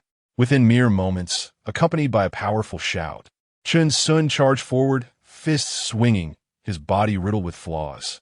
The senior brother merely shifted slightly, filled with reflection. A gust of cold wind swept by, and Chen Xun could no longer endure, collapsing onto the platform like a fallen pillar. Junior brother, Moo! They rushed forward to check on him, relieved to find him unharmed. Even a Foundation establishment elder approached for an examination. He is fine, merely exhausted from consecutive battles. A few days of rest will suffice. Thank you, Master Uncle. The senior brother clasped his hands in gratitude. The elder nodded, a tinge of emotion in his eyes. It was likely that this individual came from a background of wandering cultivators, a trait common among such people. It was a reflection of their resignation to their own potential, an unyielding spirit against fate, unwilling to concede even unto their last drop of blood. Yet, in reality, no significant figures cast their gaze upon him. Individuals like this were far too ordinary. Their unyielding was merely a manifestation of impotent rage, unable to alter their innate cultivation aptitude. Chen Xun was dragged down the mountain by the Black Bull. Chapter 45. The Radiant Sun. It was a splendid day for farewells. Old Bull, sequence 478. It's stable now. 500 contributions in just 2 days surpasses what we've accomplished in 2 years. Chen Xun reclined upon the back of the great black bull, examining the yellow talisman in his hand, knowing that once the grand competition concluded, he could exchange it for contributions at the sect's great hall. Mu, the great black bull, turned its head, gazing at Chen Xun with a hint of concern. Old bull, what does it matter? When we were in Panning City, who had it easy? We were all surviving in the crevices of life. Chen Xun replied nonchalantly, a smile gracing his lips. Enduring a few injuries for such abundant contributions is indeed a gain. We must also express our gratitude to the sect for this opportunity. Mu, the great black bull, nodded, contemplating how it wished to help Chen Xun bear the injuries, with its thick skin and sturdy flesh. Upon returning to the medicinal valley, Chen Xun steeled himself, applying ointment to the various wounds on his body, while the great black bull stood vigil by his side, doing nothing. This fasting elixir is only for emergencies. We need not waste the time for meals, Chen Xun remarked, producing a dull yellow pill. He had attempted alchemy the previous year, and upon ingestion, he felt no hunger, though he also experienced no sense of fullness, merely a bland existence. Mu, the great black bull, empathized, reflecting on how the fasting elixir paled in comparison to the wild flavors of the mountains. Feeling as if a heap of hay lay in its belly. Let us tend to the medicinal valley, Chen Xun suggested, having applied the ointment all over. They could never truly harm me. All these injuries were intentional on my part. Mu, the great black bull, glanced back repeatedly, aware that the medicinal garden had indeed been neglected for 2 days, and it felt compelled to investigate. Once the great black bull vanished from sight, Chen Xun grimaced in pain, gritting his teeth. Although he had not sustained internal injuries, the external wounds were undeniably excruciating. Days later, the sect's grand competition concluded, and Chen Xun, alongside the great black bull, hastened toward the sect's great hall. The yellow talisman remained uncollected by the sect, said to be a keepsake for the disciples. Junior brother Chen, a familiar voice emerged from behind him, causing his expression to brighten with surprise. Senior brother Ji, what a delightful surprise! Chen Xun exclaimed, turning to face Ji Kuan, whose face had grown more resolute, though he still bore that lean, monkey-like appearance. Chen Xun couldn't help but feel a tinge of nostalgia. It had taken them 2 full years to encounter one another within the same sect. Did junior brother, Chen, not take up a position as an outer sect steward? Yikun inquired. I have taken charge of the medicinal garden. My family used to do this, Chen Xun replied. They strolled to a secluded spot beneath a tree, reminiscing about the past, while the great black bull lay down nearby, sensing their pause. Junior brother, this medicinal garden is not a favorable place. It is often referred to as the land of lost aspirations. Ji Kuan lamented, his tone tinged with disappointment. It is filled with the elders of the sect, realizing they cannot establish their foundations in this life, have chosen to dwell there. We still have ample time. We must not grow complacent. Junior brother, senior brother Ji, I appreciate your good intentions, but I truly dislike conflict, Chen Xun replied, his expression troubled. He understood Ji Kuan's sentiments. Opportunities abound for outer sect stewards, undoubtedly beneficial for enhancing one's strength. Ah, junior brother, you are unaware of how the sect's disciples perceive us loose cultivators, are you? Ji Kuan's expression darkened, one hand resting behind his back while the other clenched into a fist. This indeed I do not know, Chen Xun shook his head, finding the disciples to be rather amiable, having never felt any discrimination. They regard us as stepping stones. Even the foundation-building elders do not look favorably upon us. Ji Kuan expressed, having spent the past 2 years as an outer sect steward, entangled in a web of factions and intrigues, at times witnessing contributions being embezzled. What does this mean, senior brother Ji? Chen Xun asked calmly, for in the past, he would have drawn his 3 mountain-cleaving axes and caused a commotion. There are 3 years remaining until the South Dipper Mountain secret realm opens. Yet most who venture there are loose cultivators, Ji Kuan noted. Indeed, I am aware, otherwise. How will we have the chance to enter the sect? Chen Xun replied. Do you know how many individuals can enter every 20 years, and how many return? Ji Kuan took a deep breath, speaking solemnly. 700 people, with fewer than 100 returning. If one does not acquire foundation-building spiritual herbs, they leave with nothing. Such darkness, Chen Xun exclaimed. Though he had long understood that they were merely pawns, he had not realized it was to such an extent. Of course, we are but the remnant loose cultivators filtered by the 10 great sections. On the surface, it appears we are treated equally, yet which elder truly regards us? Ji Kuan's gaze dimmed, the past 2 years shattering many of his illusions, leaving him more somber. Those loose cultivators with the potential for foundation building have long been taken by the 10 great sections. Should they wish to establish their foundations, they must tread a bloody path. Senior brother Ji, do you intend to venture into the South Dipper Mountain secret realm? Chen Xun assessed him, noting that Ji Kuan was still at the 8th level of qi refinement, perhaps lacking sufficient strength. Indeed, Yi Kuan nodded earnestly. I have gathered enough contributions and plan to enter seclusion for rigorous training. If I can break through to the 9th level of qi refinement, my chances of survival will increase. Senior brother, you could wait another 20 years. You are still so young. Strengthening your power first would be wise, Chen Xun suggested. Junior brother, in 23 years, my vitality will wane and my strength will diminish. What then shall I contend with? Ji Kuan's fists tightened, his eyes reflecting a fierce unwillingness. This revelation struck Chen Xun profoundly.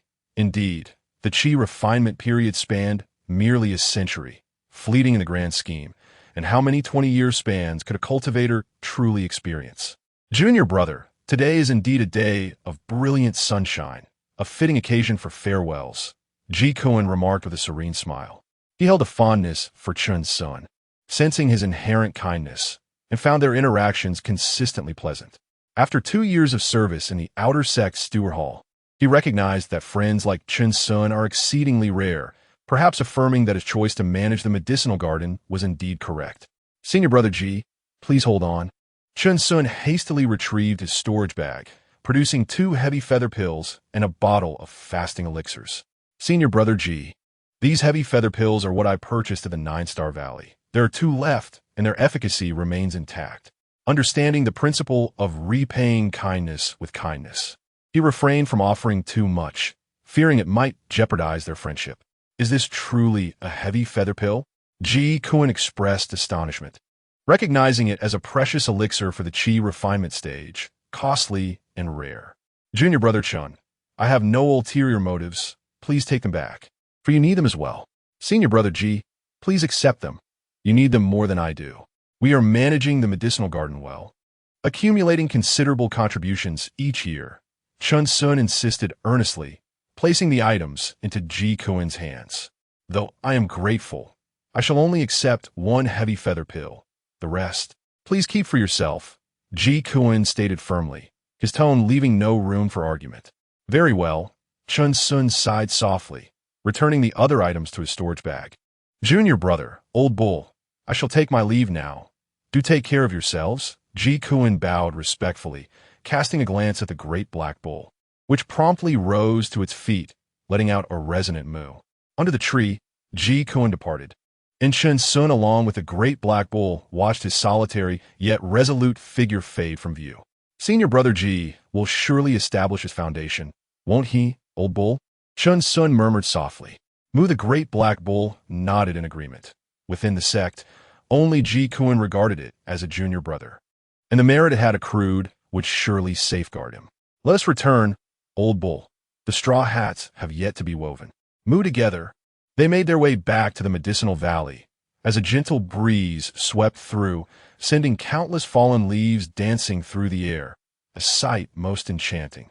Chapter 46. The journey to South Dipper Mountain time swiftly passes, and 3 years have elapsed in the blink of an eye. The sect has welcomed numerous new disciples, their eyes gleaming with passion and dreams for the future.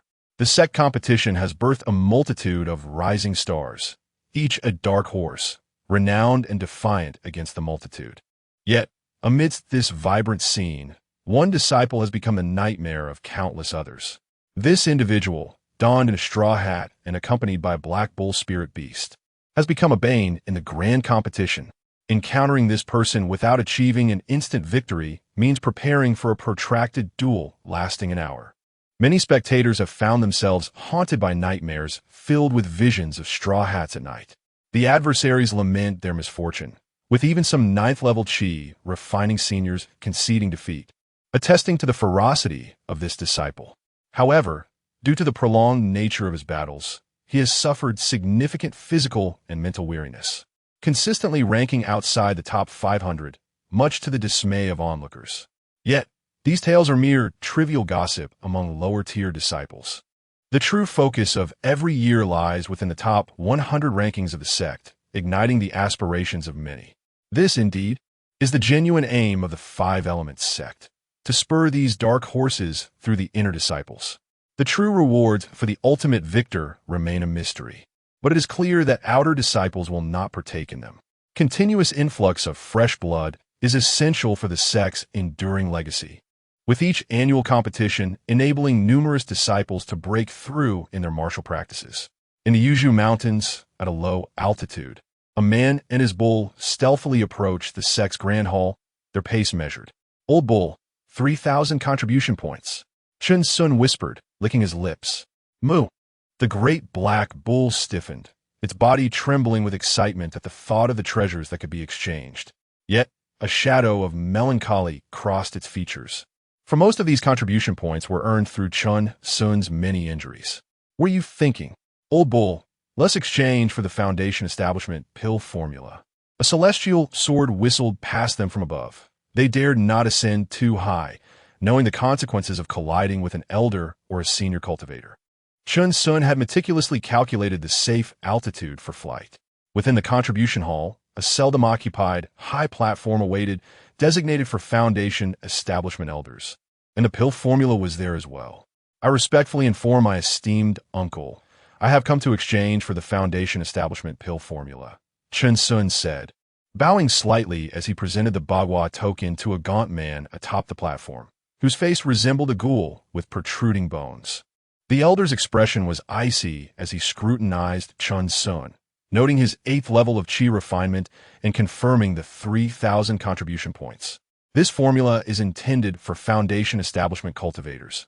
What use do you have for it? The sect lacks the spiritual herbs necessary for exchange, he interrogated, his gaze penetrating. And even those at the chi refinement stage cannot concoct it. You had best provide me with a compelling reason. This foundation establishment formula is merely a token gesture from the sect, a whimsical thought for those at the chi refinement stage. One cannot cook without rice. It gives me hope for my journey to South Dipper Mountain. Chen Xun replied, his voice trembling as he bowed lower, his tattered straw hat seemingly voicing the injustice of his fate. However, the gaunt elder nodded, adding, be mindful. The journey to South Dipper Mountain in 6 months will not be easy. Chen Xun was astonished. This seemingly lifeless uncle turned out to possess a warm heart. He replied earnestly, I will not regret this decision. The elder regarded Chen Xun thoughtfully, then produced a formula, depleting the contribution points from the Bagua token.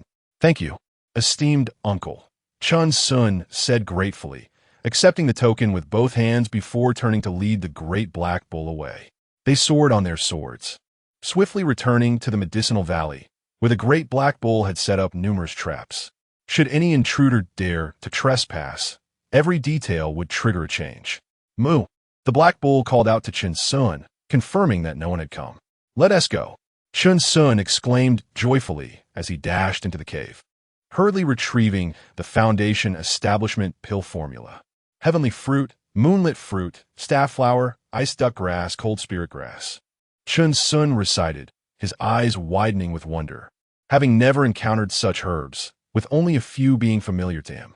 The foundation establishment pill required 27 auxiliary herbs and 3 main ingredients: earth vein vine, sun ginseng lotus, and nama leaves. Moo? The black bull leaned in to examine closely, but none of these herbs were found in their medicinal valley. Foundation establishment, where the dantian transforms into liquid, giving birth to divine consciousness. What an endless marvel. Chen Xun sighed, feeling envious, yearning to experience the power of divine consciousness, rumored to surpass the senses. Moo?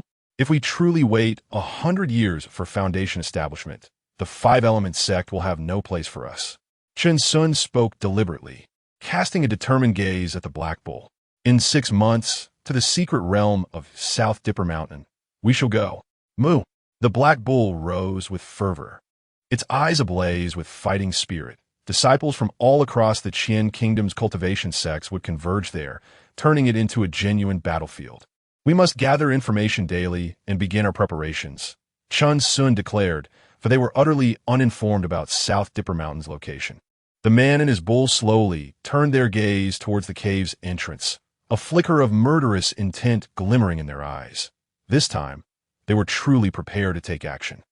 Half a year later, the bells of the 5-element sect reverberated continuously. Figures from various peaks soared on their swords, their expressions resolute, propelled by an indomitable spirit toward the sect master peak. The long-anticipated South Dipper Mountain secret realm, occurring every 20 years, was about to commence, and the elders and disciples were filled with hope. A bountiful harvest could elevate the sect to new heights, with many smaller sects rising to prominence due to their ventures to South Dipper Mountain. This year, applications to participate surged into the thousands. Yet only those ranked within the top 2,000 of the sect competition held any hope. Many elders wore somber expressions, their hopes dashed. They packed their belongings and began their descent down the mountain, where many markets established by the 5-element sect served as venues for exchanges among cultivators. The outer disciples' affairs would be arranged by the Deacon Hall, awaiting the passage of time until they faded into obscurity, perhaps without even a name to remember them by. However, an unspoken rule circulated among the inner disciples. None were permitted to partake in the journey to South Dipper Mountain, for they would receive their foundation establishment pills in due course. Within a medicinal valley of the 5-element sect, inside a cave dwelling, cracked stone walls surrounded them, while a pit was dug into the ground, over which a large, black pot simmered, emitting thick, fragrant vapors. Charcoal remnants still crackled within, but the cave was devoid of life. Today, the sky was a clear azure, unblemished by clouds, distant mountains cloaked in deep hues, a gentle breeze carrying warmth. Chen Xun and the great black bull emerged expressionless from the medicinal valley, embarking on their journey toward the sect master peak. Chapter 47. the 5 elements sect, and the 700 warriors in the past 3 years. The longevity points have been added to their magical power, resulting in their current longevity points: strength 21, speed 21, essence of all things 20, and magical power 11. However, upon seeing the disciples, a warm smile graced his face, resembling a benign figure adorned with a straw hat. Chen Xun led the great black ox to the edge of the crowd, searching for a particular individual amidst the throng. It was Ji Kuan. He had now broken through to the 9th layer of qi refinement, brimming with confidence, as if he had found his place. Surrounded by admirers engaged in lively discussions, Chen Xun offered a faint smile, choosing not to disturb him, his gaze shifting towards the grand hall of the sect, where he and the great black ox were deeply captivated. A steady stream of people continued to arrive before the grand hall, totaling 700 disciples in the qi refinement stage. Chen Xun stood at the back with the great black ox, seemingly inconspicuous. Several figures soared forth from behind the grand hall, traversing the air with great momentum, their forms shimmering with faint light. Golden core stage cultivators. They can walk through the air. Chen Xun marveled inwardly, now aware of the realm above foundation establishment, specifically the golden core stage, where one could live for a millennium, embodying the essence of an ancient being. Before the hall, all disciples stood in solemn silence, the sound of a pin dropping audible as they stood upright, refraining from any mischief. The great black ox, feeling the tension, went weak at the knees and broke into a cold sweat, for its spiritual sense surpassed that of all present. These powerful cultivators could undoubtedly annihilate them. The sect leader, Yu Yuanhua, hovered above all, his resonant voice echoing. The journey to South Dipper Mountain is a rare opportunity. I hope all disciples will uphold the prestige of the 5 elements sect. Yu Yinhua's demeanor was composed as he scanned the crowd, gesturing grandly, ethereal sounds emanating from him, while distant valleys echoed with the cries of soaring eagles. This expedition would be led by Wei Shan, a peak master of the early golden core stage, signifying the sect's earnest regard for the disciples. As his words fell, the 700 disciples were taken aback. The sect had actually dispatched a golden core peak master to escort them, igniting their fervor to contribute to the sect. Wei Shan, with his flowing white hair yet youthful appearance, was strikingly handsome, stirring the hearts of the female disciples. In accordance with the sect leader's orders, we pay our respects to Peak Master Wei. The disciples bowed, a gesture of respect for their seniors and recognition of their strength. The disciples were excused from formalities. Wei Shan's words were as refreshing as a spring breeze, resonating in the ears of everyone present, devoid of any airs of superiority. A palpable force seemed to lift them gently, leaving Chen Xun in awe, his body feeling unsteady. Roar! Roar! Suddenly, piercing cries shattered the air as 5 massive spiritual beasts descended from the distant horizon, casting shadows over the entire front of the hall, leaving Chen Xun and the great black ox feeling a chill run down their spines. Boom! Boom! The ground trembled with thunderous sounds as the 5 colossal spiritual beasts landed before the hall, their hawk-like eyes piercingly sharp, their feathers harder than Chen Xun's own mountain-splitting axe. These were the Qingya eagles, with mid-foundation establishment cultivation, nothing to fear. Wei Shan smiled lightly, stepping onto the back of the central Qingya eagle, beckoning everyone come aboard. Chen Xun quickly led the great black ox to the edge of the massive Qingya eagle, feeling minuscule in comparison. Old bull, mount the sword, let us fly up. Chen Xun retrieved his celestial sword from his storage bag, and with a swift motion, they ascended.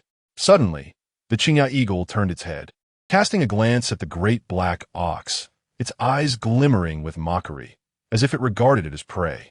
The great black ox, filled with rage, would have charged had Chen Xun not restrained it. Calm down. Give me face. Chen Xun urged softly. It can't outlive you. Just wait until it loses its egg, and it'll be heartbroken. Moo! The great black ox responded fiercely, conceding to Chen Xun. While Chen Xun continued to hold the great black ox, the other disciples sat in meditative silence, gathering their energy, their eyes betraying a palpable tension. With a mere gesture, Wei Shan enveloped the 5 Qingya eagles in a faint azure magical shield. He bid farewell to the sect leader's grand hall, and several individuals present nodded with smiles. Safe travels, echoed the sect leader's voice in every disciple's ears. Buzz, buzz, buzz. The Qingya eagles spread their wings and soared, emitting high-pitched eagle cries. The fierce winds stirring dust from the ground, shrinking the landscape below until Chen Xun's heart began to race with unease. The Qingya eagles ascended into the skies, gradually vanishing into the depths of the mountain range, while countless disciples on the ground gasped in awe, exclaiming, "Indeed, the 700 warriors of the 5 Elements sect." "Old Bull, we are truly about to witness grand sights," Chen Xun remarked, excitement visible on his face as he surveyed the clouds. With the ground below dotted with unfamiliar towering peaks piercing the heavens, swiftly passed by the Qingya eagles. This speed was astonishing, far surpassing that of the flying vessels from before. Moo the great black ox was invigorated, as they had finally left the small mountain village to explore the world beyond. Chen Xun gazed into the distance, prepared to embrace whatever awaited them. Over the past 6 months, they had gleaned much about the secrets of South Dipper Mountain. The 10 great sects had dispatched 1,500 disciples each, their power formidable, claiming numerous spots as the true victors of South Dipper Mountain. Yet, the vastness of South Dipper Mountain, the most magnificent mountain in the Qian Kingdom, demanded not only strength but also luck. Many smaller sects, despite sending only 100 disciples, often stumbled upon great fortunes, bringing back countless spiritual herbs. "Old Bull, we must be cautious of the demonic and spiritual beasts within. They're not friendly towards humans," Chen Xun whispered. The spiritual energy in South Dipper Mountain was suppressed, preventing these beasts from advancing to Foundation establishment, making them exceptionally irritable and prone to violence. This was something he had heard from the elders in the sect. These beasts even surpassed the strength of those at the 10th layer of Qi refinement, existing between the realms of Qi refinement and Foundation establishment. Moo! The great black ox nodded sagely, fully aware.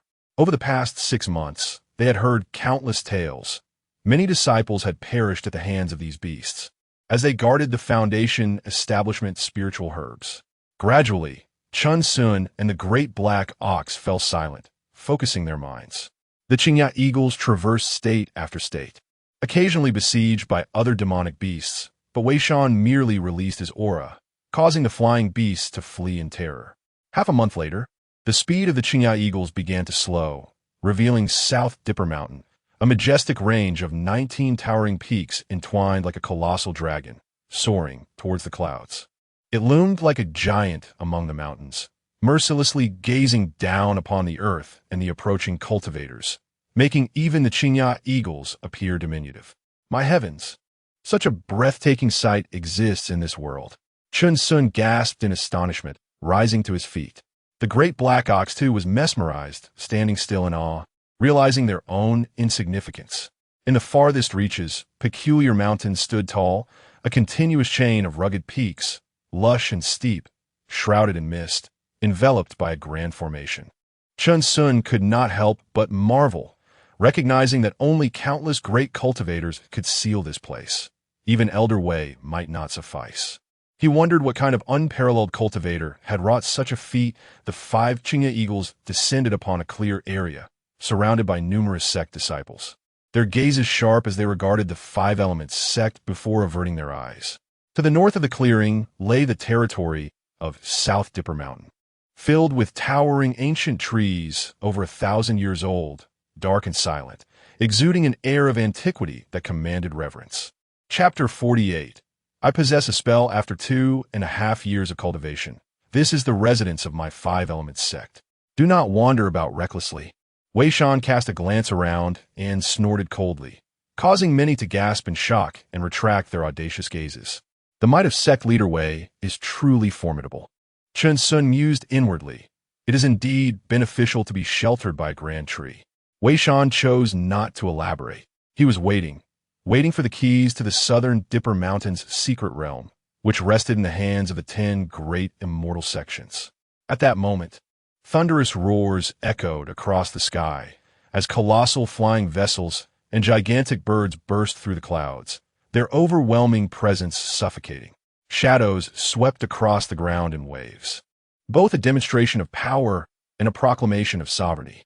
The banners of various sects fluttered brightly, countless figures standing atop, their indifferent gazes surveying the earth and the disciples of each sect below. Wei Shan maintained a calm demeanor, yet within, he felt the weight of the 10 great immortal sects pressing down upon all cultivators of the Qian kingdom like 10 towering mountains. Chen Xun and the great black bull shook their heads in disbelief, remarking that this display far surpassed the extravagance of the 9 Stars Valley. One could only utter, impressive.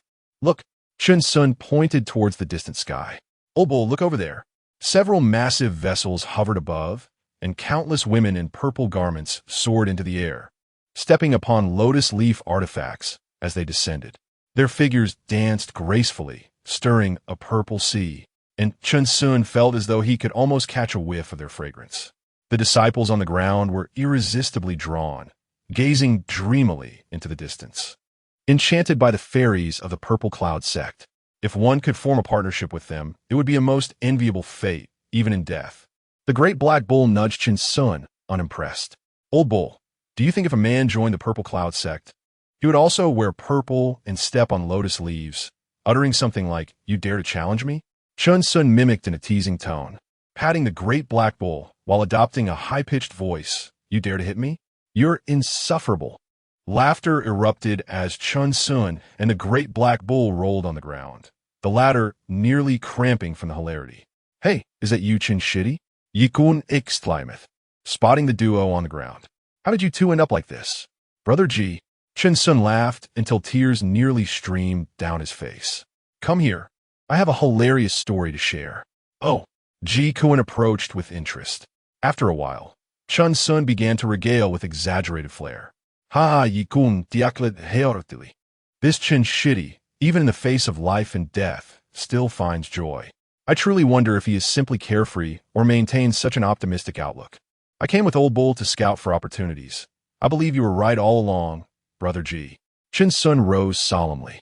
Rest assured, I and Old Bull shall not hold you back. Shitty, where are your thoughts wandering? Yi Kun replied, a frown creasing his brow as he placed a hand on Chen Xun's shoulder.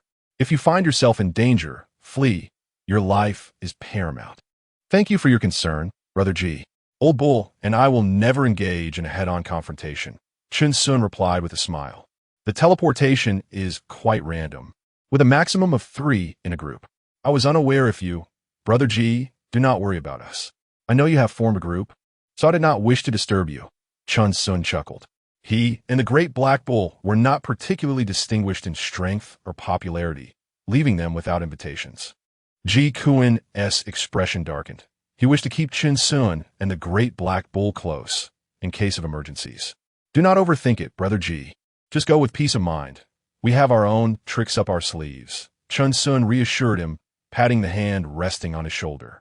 In these 3 years, I have also mastered a spell, having cultivated it for 2.5 years, but Brother Ji, if you consider me a friend, rest assured. Old Bull and I will return safely. Chen Xun stated earnestly, deeply touched. Alas! Ji Kuen's eyes reflected regret as he withdrew his hand forcefully and turned away, saying nothing further.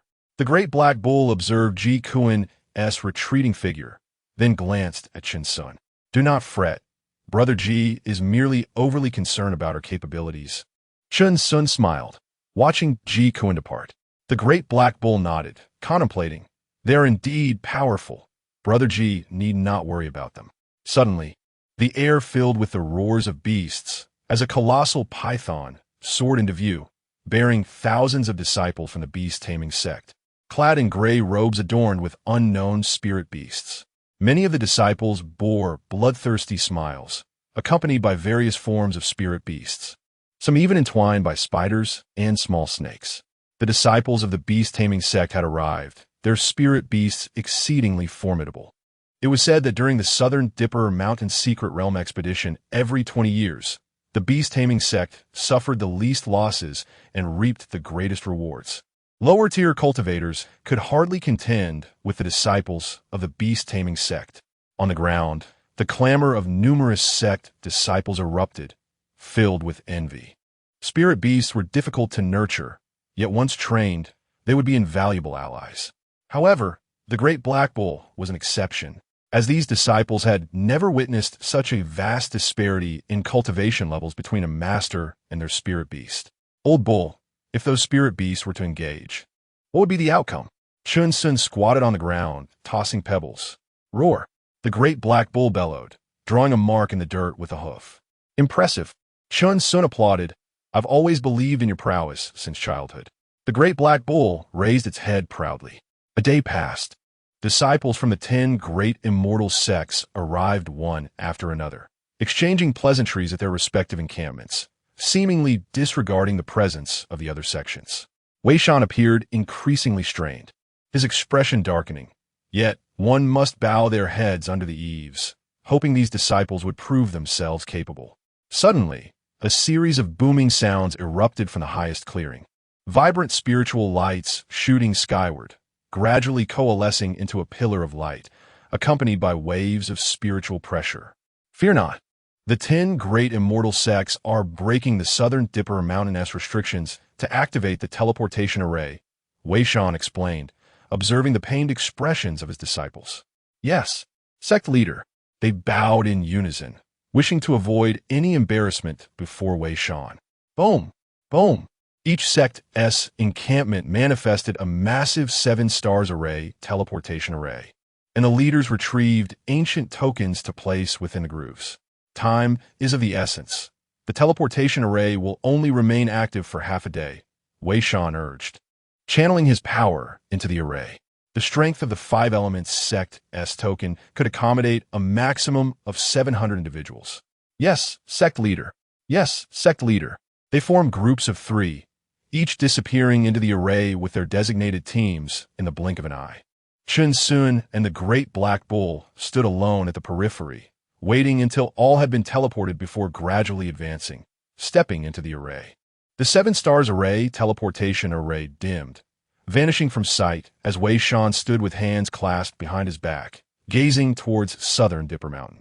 As dusk fell, the realm of Southern Dipper Mountain descended into tranquility, devoid of even the cries of wild beasts, a silence so profound it felt lifeless. Throughout the area, miasma thrived, with poisonous insects and plants rampant. A careless inhalation of the miasma could spell doom. Thousands of individuals teleported within, yet it felt as if a single droplet had entered the vast ocean, rendering them unable to find their fellow sect members, even the sect tokens failing to resonate, indicating their distance was considerable. Perched atop an ancient tree, a man and a bull observed their surroundings cautiously. The Great Black Bull firmly recalling Chen Xun's words, safety first when venturing into the unknown. Chapter 49. The emergence of the king of the South Dipper. The old bull consumed the detoxification pills and insect repellent pills. Chen Xun produced 2 pills, swallowed them whole, and offered 2 more to the Great Black Bull. The bull mooed in response, its tongue deftly rolling the pills into its mouth, which they had procured from the sect using spirit stones. What a peculiar place, Chen Xun murmured. It was utterly unlike the forests they usually traversed, devoid of vitality and steeped in a heavy stillness, yet brimming with spiritual energy. The Great Black Bull, wide-eyed, cautiously surveyed the surroundings, its nostrils flaring as it sniffed the air. Old Bull, the South Dipper Mountain's secret realm lasts for half a year. Let us not rush. We shall observe for now. Chen Xun shrank back slightly, retrieving a long-forgotten bandit mask from his robe, slowly donning it. The sensation, the aura, was entirely transformed. The Great Black Bull nudged him. Where's my mask? Here, put it on. Chen Xun grinned, recalling the gear they had used to storm the old Wang family. The bull quivered with excitement, as if that feeling had suddenly returned. Chen Xun then carefully removed the disciple-s robe of the Wuyun sect, which to an outsider might appear as a protective talisman. But to him, it was a revelation of identity. What if there came a reckoning later?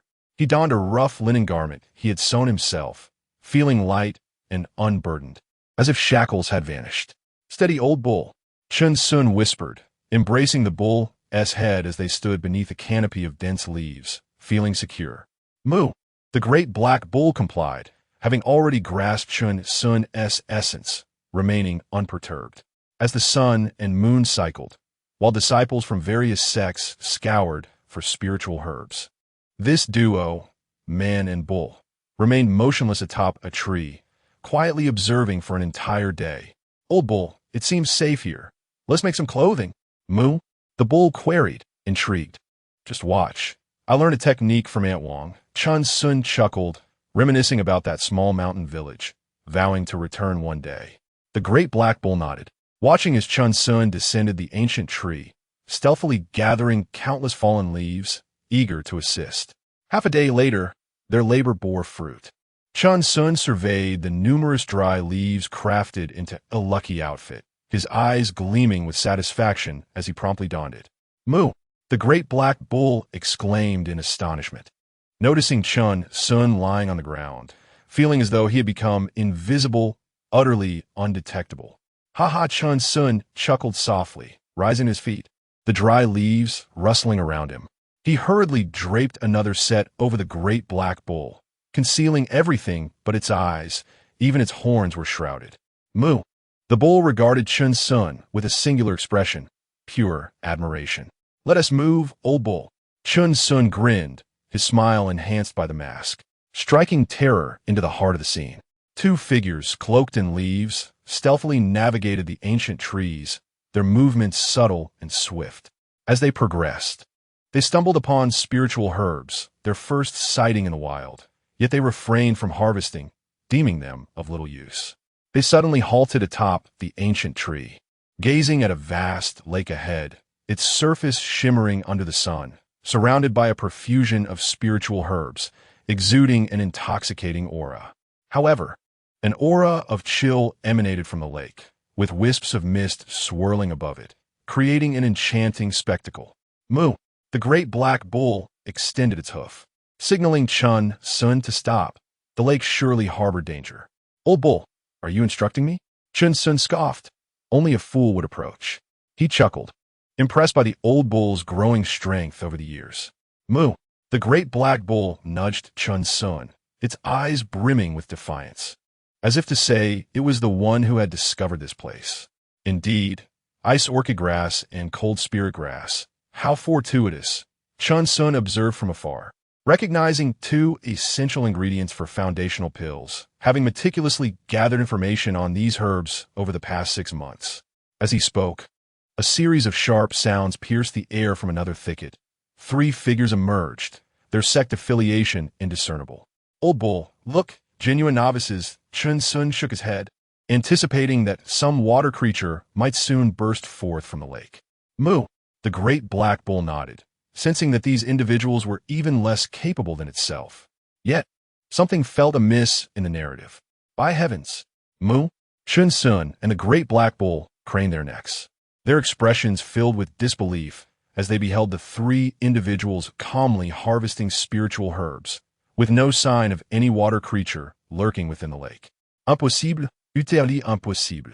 Chen Xun gripped the tree trunk tightly, causing the bark to splinter beneath his grasp. The great black bull shook its head repeatedly, perplexed by the situation.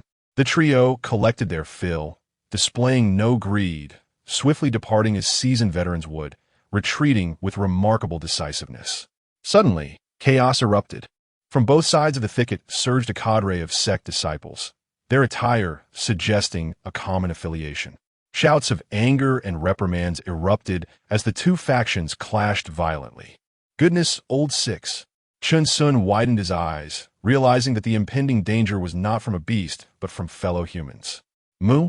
The great black bull queried, bewildered as to why they would risk a confrontation over the abundant spiritual herbs at the lake's edge.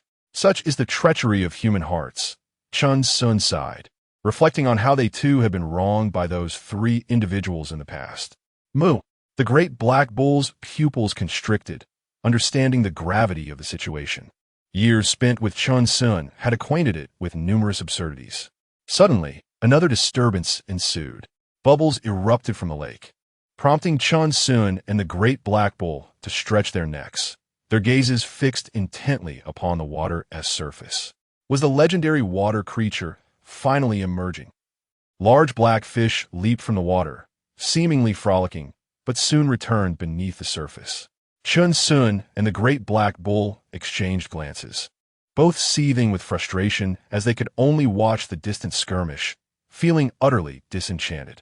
Yet again, an unexpected turn of events transpired. Beneath their tree, a roar reverberated. A fierce wind swept through, causing their lucky outfits to flutter dramatically, filling their mouths with dust. A red figure darted forth, resembling a crimson lion, its elongated fangs sharp and menacing. It was over 10 feet long, its front paws glowing with a crimson light as it lunged at the combatants. A formidable beast of the 10th level of Qi refinement, exuding overwhelming power. Chen Xun remained unfazed, straightening his lucky outfit, speaking nonchalantly. Moo! The great black bull's eyes sparkled with battle intent, eager for action. In the distance, shouts of alarm and fury erupted as the crimson lion relentlessly pursued the disciples, harvesting spiritual herbs, unleashing spells, and creating utter chaos. Blood splattered, and the disciples hastily abandoned the herbs, tossing them into the air as they made frantic escapes in all directions. Old bull, shall we go? I'll grab a few herbs, and you can have them, Chen Xun proposed. Moo! The two figures gracefully descended from the tree, their expressions calm and unperturbed, one swiftly dashing towards the lake. Roar! The crimson lion, infuriated, realized intruders had entered its territory, two leaf-clad figures. It gazed at them, puzzled, wondering what manner of creatures they were, having never encountered such beings before. Chapter 50, Brother. I truly thank you. Just as it was about to rush forward to stop the person from harvesting the spiritual herbs, a colossal figure obstructed its path. Moo! The great black bull stood on its hind legs, its hooves striking the ground with a thunderous sound, moving with such swiftness that the red-skinned lion was taken aback.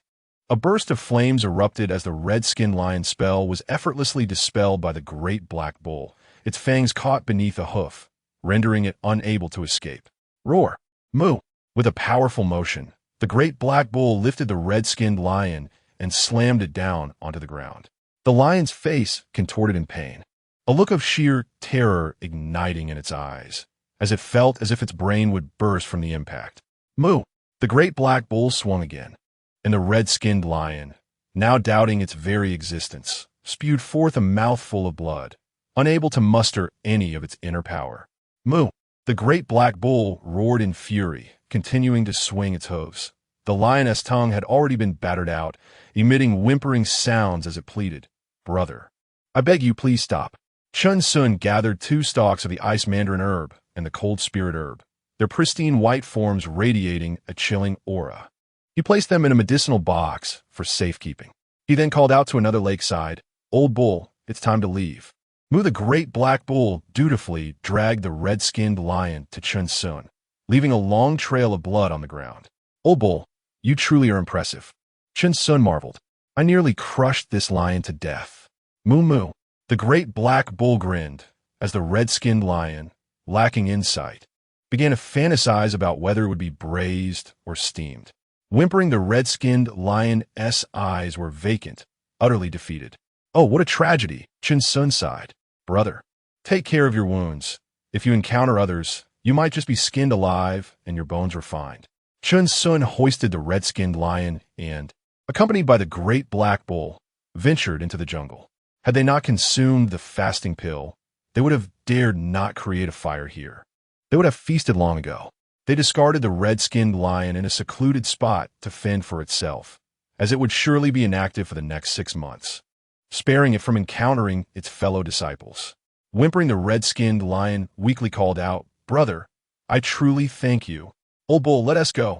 Chen Xun and the great black bull resumed their ascent into the trees, vanishing in the blink of an eye.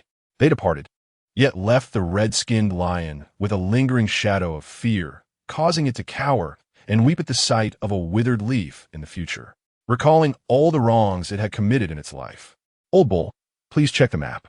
Under the ancient tree, Chen Xun unfolded a rudimentary map, many locations unmarked. Is the lake we were at this one? This map represented the toil and sacrifice of countless generations of disciples from the Five Elements sect, and Chen Xun cherished it dearly.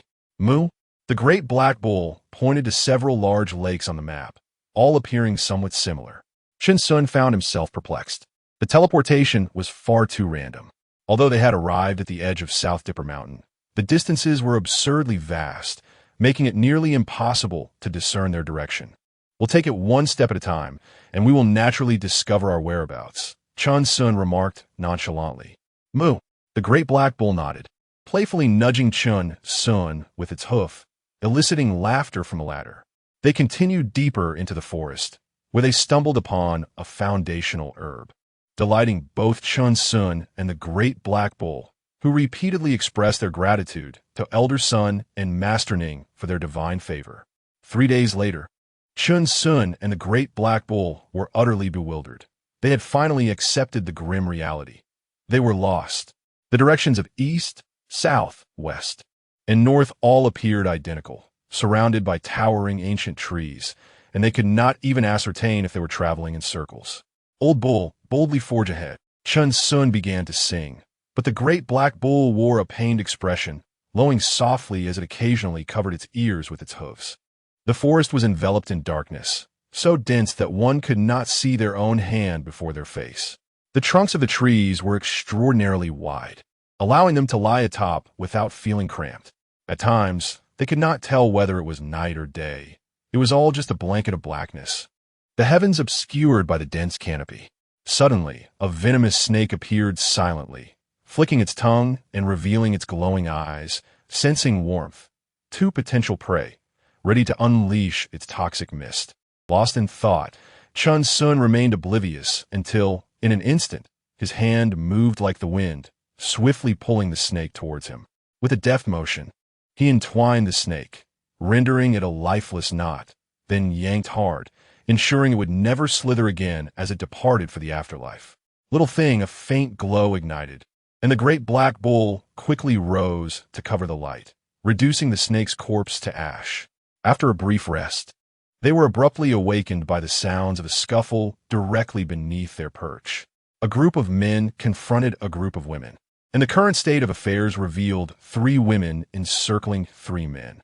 Chen Xun and the great black bull remained motionless, gazing downward, recognizing them as disciples from the esteemed sects of Danding and Ziyun.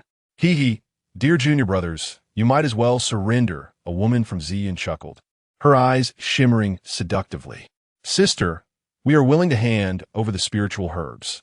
Please spare our lives. The 3 disciples from Danding were at their wits' end, blood streaming from their mouths, tattered clothes indicative of their desperate flight. That will not do, another woman replied, her laughter tinged with malice, as if she relished the torment. Suddenly, one of the women's expression shifted, her silicon bird alerting her to an approaching presence. Someone was nearby. The 3 women, relying on the bird, had tracked the Danding disciples closely. The 3 Danding disciples, seeing the change in their opponent's demeanor, felt a surge of hope, believing they were saved. Fellow cultivators, do not hide any longer. We have discovered your presence.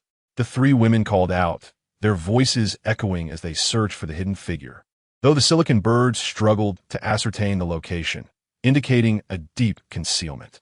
Chen Xun and the great black bull scoffed, bemused by their antics. Did they truly think they were mere children? They remained motionless above them. The women from Ziyun exchanged glances, unable to locate the hidden individual, deciding to eliminate the Danding disciples quickly, lest the situation take a turn for the worse. Kill. The 3 summoned their respective magical artifacts, charging forward with ferocity. Brothers, we fight to the last. The Danding disciples, eyes wide with despair, unleashed their full might in a desperate struggle. Below, the magical energies roared, while Chen Xun and the great black bull remained as steadfast as mountains, occasionally buffeted by fierce winds. Yet, the Danding disciples were already at a disadvantage, and now, weak as they were, a few swift flashes of cold light sent their heads soaring into the air, their bodies cleaved in 2. What a wicked bunch. Chen Xun mused darkly, silently cursing the ruthlessness of the women. They formed a small circle, magical energies swirling in their hands, scanning their surroundings with unwavering vigilance. Chirp! Chirp! The silicon bird fluttered upward, confirming the location. What? The three women gasped in disbelief, their hair standing on end as they realized someone was lurking directly above them, completely undetected. Chen Xun frowned, exasperated by the bird's incessant clamor. Did they truly think themselves so clever, these disciples of the 10 great sects? Chapter 51. 5 Low-Grade Spirit Stones. Ultimate Breath Control Technique. Who goes there? The woman cried out, her foot stepping onto a magical artifact as she soared into the air, brandishing her sword that cleaved the trunk in two with a resounding crash. 2 clusters of withered leaves suddenly fell before them, obscuring their vision in an eerie manner. Oomph! An 8th layer Qi refinement practitioner dares to play tricks here? The woman from Ziyun sect exclaimed, pointing her sword at them. Since you've been seen, you shall not escape. Chen Xun remained calm as water, uttering no further words. He glanced at the small bird still flapping about, a murderous glint flashing in his eyes. With a sudden burst of speed, he seized the bird in his hand, crushing it effortlessly, blood splattering across his palm. The swiftness of his actions left the trio of women enraged, unable to react as they witnessed the demise of the Silicon Valley bird before their very eyes. Audacious, seeking death. Who are these wildlings? The 3 women glared frostily, their magical energy swirling in their hands as they launched attacks in 3 directions. Chen Xun's gaze deepened, as a massive black bull stood steadfastly in front of him. With a powerful thrust of its hoof, waves of flames erupted like ripples, transforming into countless fiery rings. Boom! Enormous fireballs surged forth from the rings, accompanied by a violent torrent of magical energy, instantly igniting a raging inferno. As the flames roared to life, the women's expressions transformed, revealing their disbelief and horror. What is this?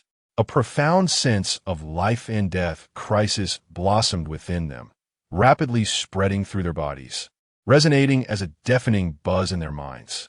Screams of terror echoed from the firestorm as the 3 women exhibited an overwhelming fear, their magical energy being consumed, powerless against the engulfing flames.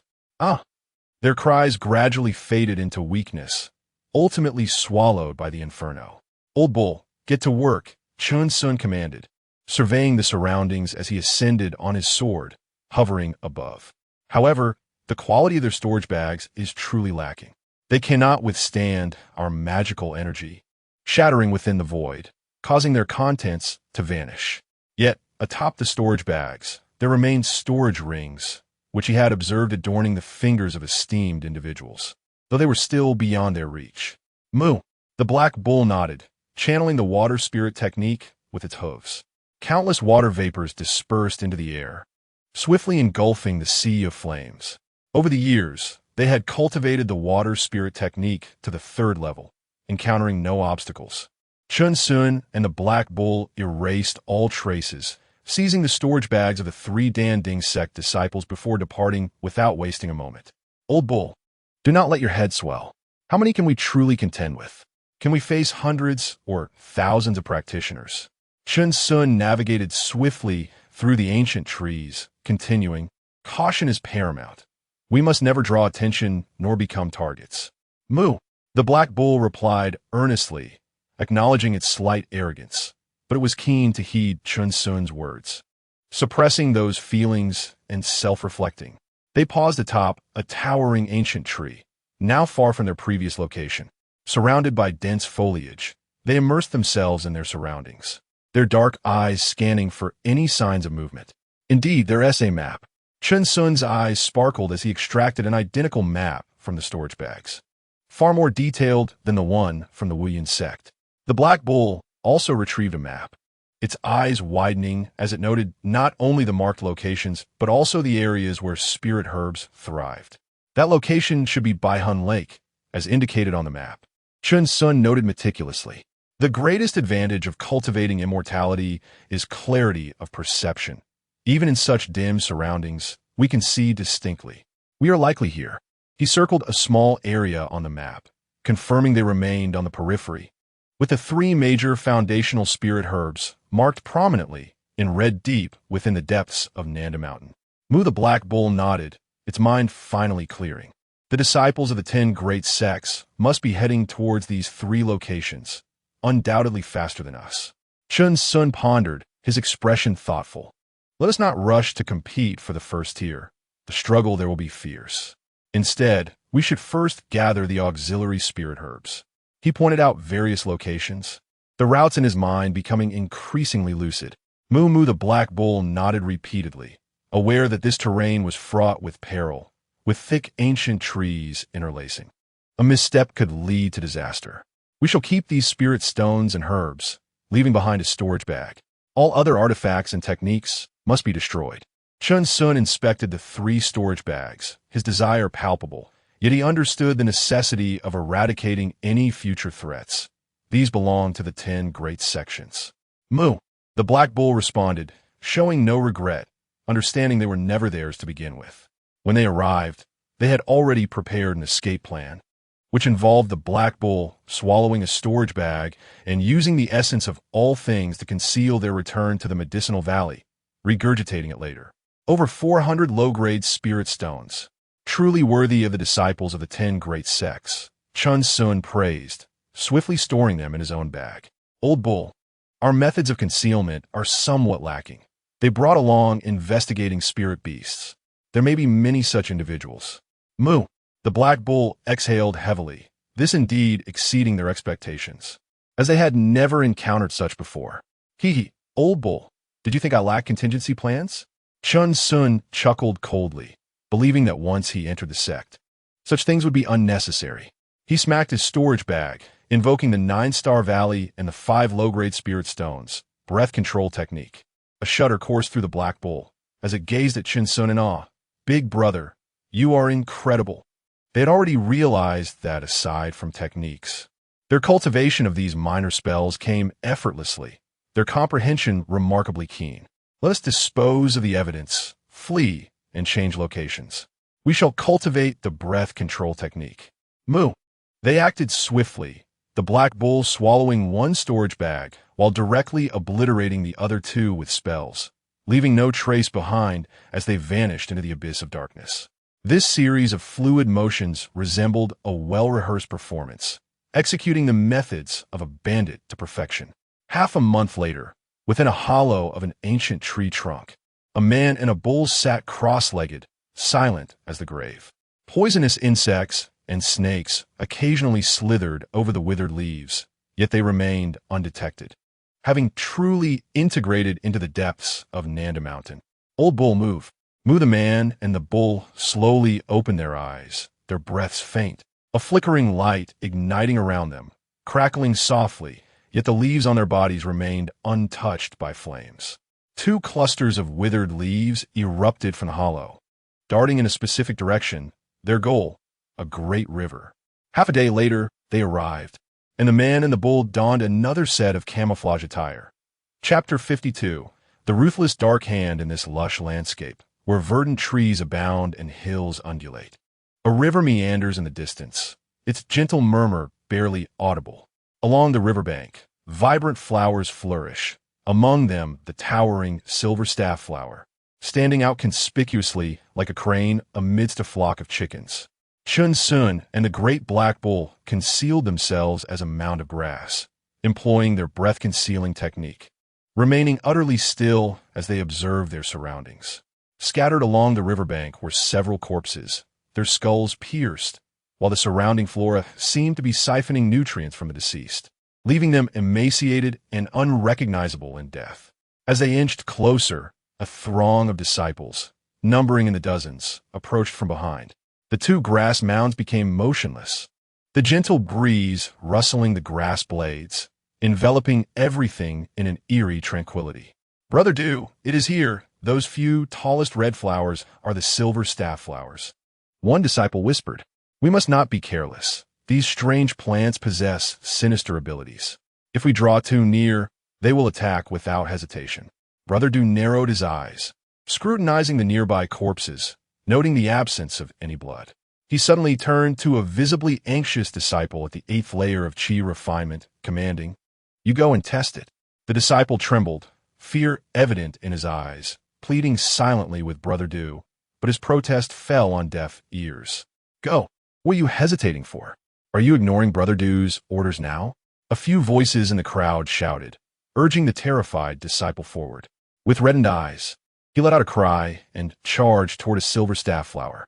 However, the moment he touched it, countless vines erupted from the ground, launching sharp thorns imbued with chilling malice, shattering his magical barrier in an instant.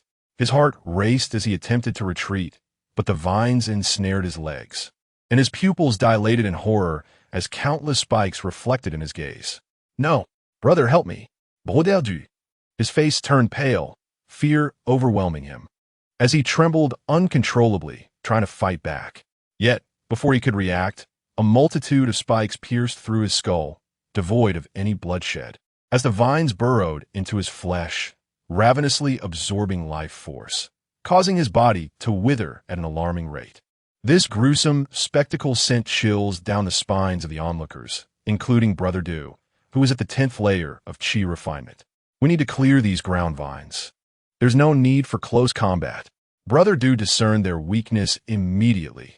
Their attack range was limited. He formed a hand seal, unleashing a flurry of wind blades.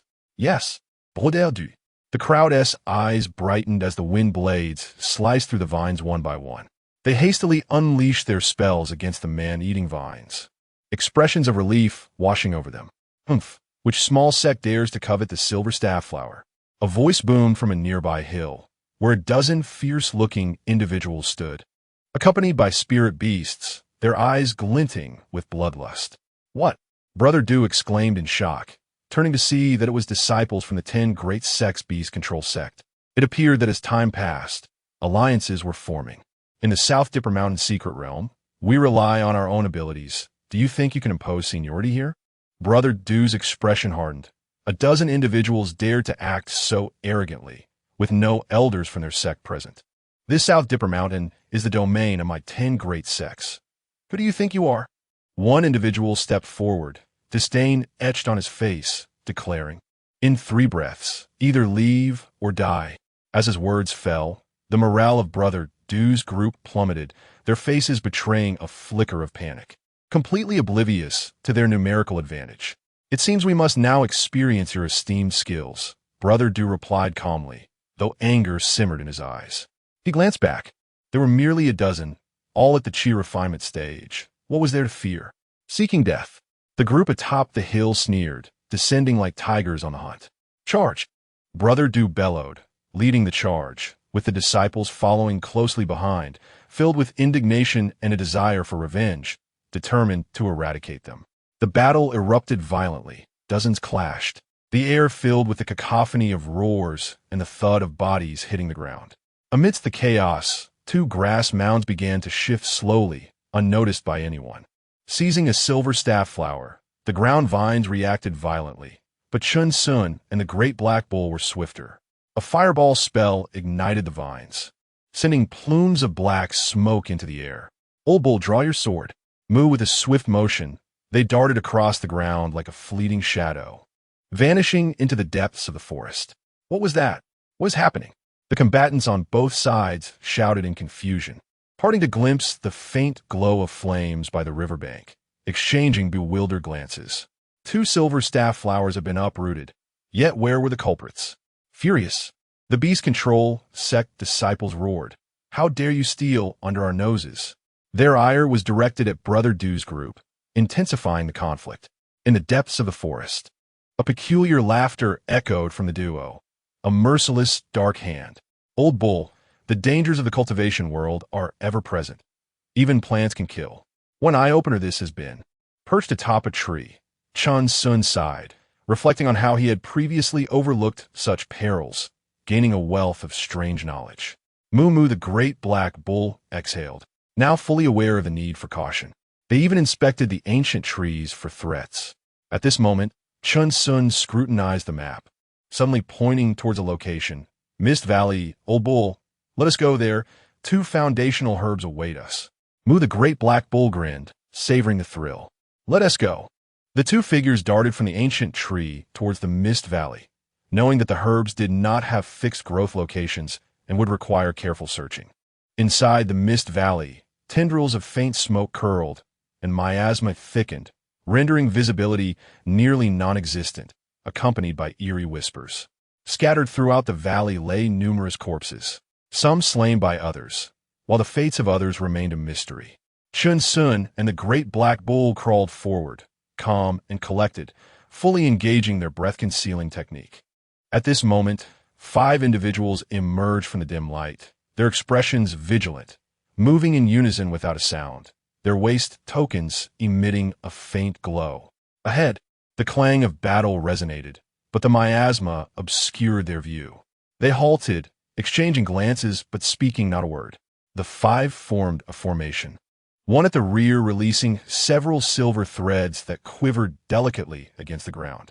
In the vicinity of the ongoing battle, a cluster of luminescent green grass thrived, unlike any ordinary grass, possessing an almost indestructible quality. The pursuit of the luminous heart grass was one of their goals for this venture into the Mist Valley. The other 4 maintained their composure, one of them pressing a palm down, activating a talisman without engaging in the conflict. Enveloped in smoke, they vanished from sight. The individual at the back remained still, the threads beneath their palm extending further. Their aim was to procure the herbs, not to engage in battle. Before long, 3 luminous heart grasses were drawn back by the threads, while the other 4 had yet to return. Success, the person at the back smiled, believing that these disciples of the great sex were mere pawns, easily manipulated. He carefully stowed the 3 herbs into his medicinal box, awaiting the return of the others. Suddenly, the 2 grass mounds beside him began to stir. What was that? The individual was taken aback, their gaze filled with astonishment, a chilling sensation coursing through their very soul. Brother, accept this, a voice as tranquil as still water resonated. 2 fists, as large as sandbags, struck forth, while their mouth was tightly covered, causing them to lose consciousness in an instant. Chapter 53. The deterioration of morality or the distortion of humanity after a while. He sent someone calling for him, while a pill was being fed to him. Brother Lu, what has happened to you? Where's the Yingxin grass? The 4 of them continuously shouted, their eyes filled with urgency. Even the storage bag on him had vanished. What transpired? Where's the Yingxin grass? Confusion flickered in Brother Lu's eyes as he mumbled. Suddenly, a flash of insight struck him, and his eyes turned blood-red with rage as he rose to declare. Someone has ambushed me. Who has ambushed you, Brother Lu? The 4 inquired hastily, united in their fury. That talisman was of great value, and to their dismay, the Yingxin grass had been intercepted. It was intolerable. Their faces were grim with murderous intent. Even disciples of the 10 great sects would not be spared from their wrath. Brother Lu regarded the 4, his expression grim as he hesitated. I do not know. The 4 gaped in astonishment. Brother Lu had always been cautious and adept at ambushes. Could there truly be someone more ruthless than he? Elsewhere, Chen Xun and the Black Bull were in the valley dealing with a giant python, which hissed in terror, its needle-like pupils wide with fear. How are you so formidable? Resorting to ambushes? At the 10th layer of Qi refinement, do you think you can ascend to the heavens? Mu, there are plenty of calming vines here. Do you think we need to take a few? They are yours, after all. The giant python's head was firmly held by Chen Xun, while the Black Bull gripped its tail tightly. They hurled it into the air and slammed it down, nearly shattering its insides. Hiss, hiss, the python pleaded for mercy. It had never encountered such a fierce human at the Qi refinement stage. A single punch nearly sent it back home, and it was utterly crushed in a spell duel. Old Bull, collect the goods. A loud crash resounded, cracking the ground. Chen Xun pinned the python into the soil, dust swirling and blood saturating the earth. It truly had no desire to resist anymore. Moo! The Black Bull loosened its hooves and hurried to gather the Kongming vines. Chen Xun snorted, dusting his hands as he and the Black Bull departed the valley, their collection of spirit herbs complete, ready to move on to the next destination. A day later, many had arrived at the scene, rejoicing at the sight. The silver shadow python had been injured. Quick, gather the Kongming vines. Who could have inflicted such harm? A few were stunned, their composure regained, pondering if there were entities more powerful than the silver shadow python nearby. They recalled the warnings from their sects about this fierce serpent, which had devoured many cultivators during the last expedition to the southern mountain. Hiss! Hiss! The silver shadow python was enraged, its head erupting from the ground. It was furious at the audacity of these humans to provoke it. Be careful. It is feigning death. Junior sister, hide behind me. Chaos ensued as everyone summoned their artifacts, hastily retreating, their faces pale with fear. Hiss! The silver shadow python slithered with astonishing speed, and the crowd unleashed their spells in retaliation, igniting a fierce battle within the valley. A month later, Chen Xun and the Black Bull had been in the secret realm of the Southern Dipper for 2 months, growing more adept, mastering the essence of the 6th level. Countless disciples from various sects faced calamities. Spirit herbs lay before them, yet they vanished without a trace. During ambushes, they would suddenly slip and lose consciousness, awakening in confusion.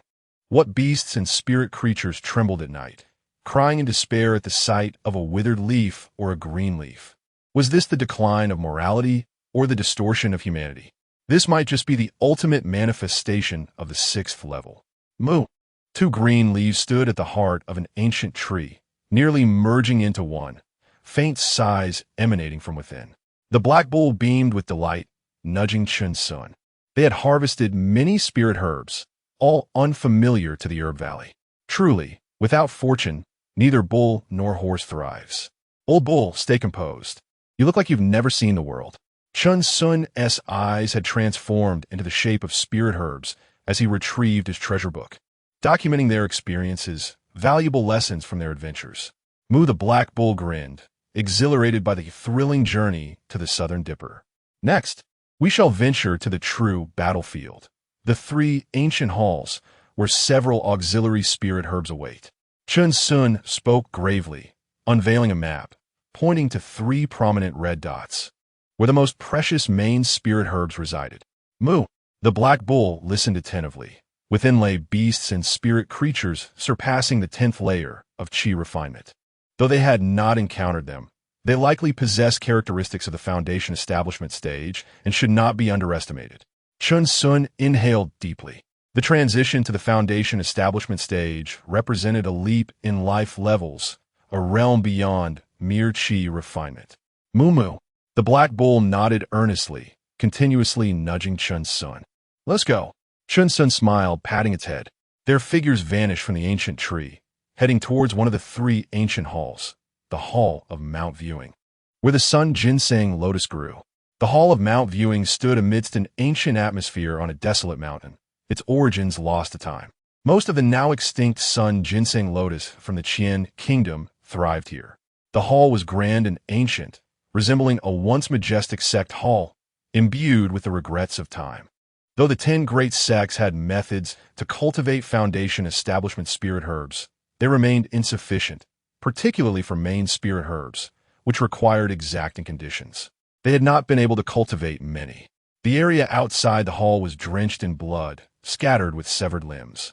And even instances of fellow disciples turning against one another, their bodies entwined in death, eyes forever shut. Inside the hall, shouts of battle echoed, spells clashing in chaotic disarray. From a high vantage point, Chen Xun and the Black Bull observed, both frowning slightly. Damn it, old bull. This situation does not bode well for us to fish in troubled waters. Chen Xun murmured, noting the blood-soaked path left by numerous disciples from the 10 great sections. Moo! The Black Bull nodded. People continued to flock to the hall, and the fighting was brutal, with some cultivators like themselves lingering at a distance to assess the situation. Let us remain patient and observe. Together, they crouched at a distance, still as statues, watching the Hall of Mount Viewing. They had yet to begin harvesting spirit herbs, and already so many had perished. Human greed was insatiable. 3 days later, a sudden roar erupted from within the hall. Roar! Roar! The voice resounded with immense power, akin to a mountain torrent shaking the area for miles. Even from afar, Chen Xun and the Black Bull were left in a state of shock, their ears ringing from sound. Chapter 54. A gentleman does not stand beneath a dangerous wall. The white shadow leopard has emerged. Retreat at once. We must contain this spirit beast. How infuriating. We were so close. Countless disciples rushed out of the hall, their voices filled with alarm and fury. Behind them surged a spirit beast, entirely snow-white, its eyes glinting with ferocity. It radiated an overwhelming aura, its long white fur billowing in the wind, its body stretching an intimidating 2 meters in length as it opened its gaping maw, surveying the intruders.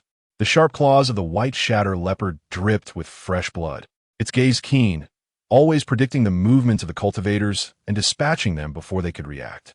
Behind it lay the torn remnants of its victims, their eyes still wide with terror, as if they had perished in an instant. Roar! Roar! Another deafening roar reverberated, shaking the mountains and stirring dust clouds. The white shadow leopard prowled near the hall's entrance, scanning the surroundings, its body enveloped in a menacing aura, having claimed countless lives. The ancient hall was vast, and the disciples spilled out like breadcrumbs. Chen Xun marveled inwardly. The pressure exerted by the white shadow leopard was formidable, leaving even him feeling uncertain. Yet, it seemed to be the opportune moment. Disciples from various sects gathered, strategizing. A direct assault was futile. They could only divert its attention. The Wanyang ancient hall fell into an eerie silence, punctuated only by the intermittent roars of the white shadow leopard, which continued to intimidate those with ill intentions lurking in the distance. As the sun descended, no one dared to approach the ancient hall again. They all had but one life, and it would be a race to see who would offer themselves first. Chen Xun and the great black bull slowly retreated, returning to the forest empty-handed. "Old bull, let us dig a tunnel," Chen Xun said helplessly. Their strength and endurance were their advantages.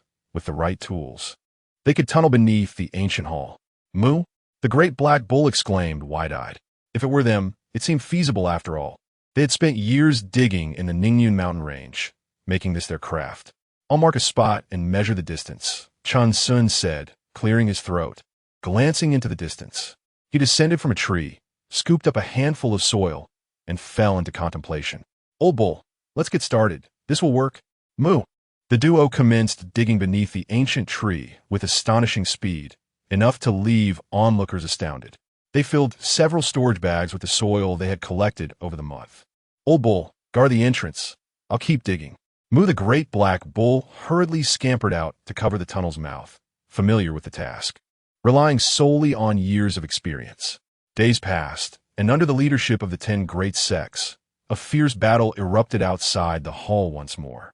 They needed to restrain the white shadow leopard to allow others to enter and harvest. Yet, the beast was acutely aware of the humans' intentions, fiercely guarding the entrance. Anyone attempting to breach it met a gruesome fate, causing many to reconsider their resolve. The 10 great sects and other factions were at odds, hesitant to unleash their full strength, wary of one another. Little did they know, beneath their feet, a man and a bull were tirelessly tunneling, completely unaware of the surface turmoil. 10 days later, within the tunnel. "Old bull, I'm having trouble digging. Let me measure again. Wait for me." Moo the great black bull sat atop a mound of soil, panting heavily, feeling the fatigue of their labor for the first time. Chen Xun retrieved a celestial sword from his storage bag, using it to gauge distances, confident in his calculations as a product of 9 years of compulsory education. He approached the tunnel's entrance, measuring twice more before calling to the great black bull. "Old bull, it's right above us, boom." "Moo!" The great black bull stood, muscles bulging, its hooves smashing upward, sending large chunks of debris tumbling down. Chen Xun exerted himself, delivering blow after blow. Their protective gear coated in mud and dust as they labored for nearly half an hour, until they finally broke through. A sliver of light filtered in, revealing the vaulted ceiling of the ancient hall. 2 heads cautiously emerged, their expressions a mix of triumph and trepidation. "This ground is remarkably tough. It took us half an hour just to break through. If we had bombarded the beast like this, it would have perished countless times over."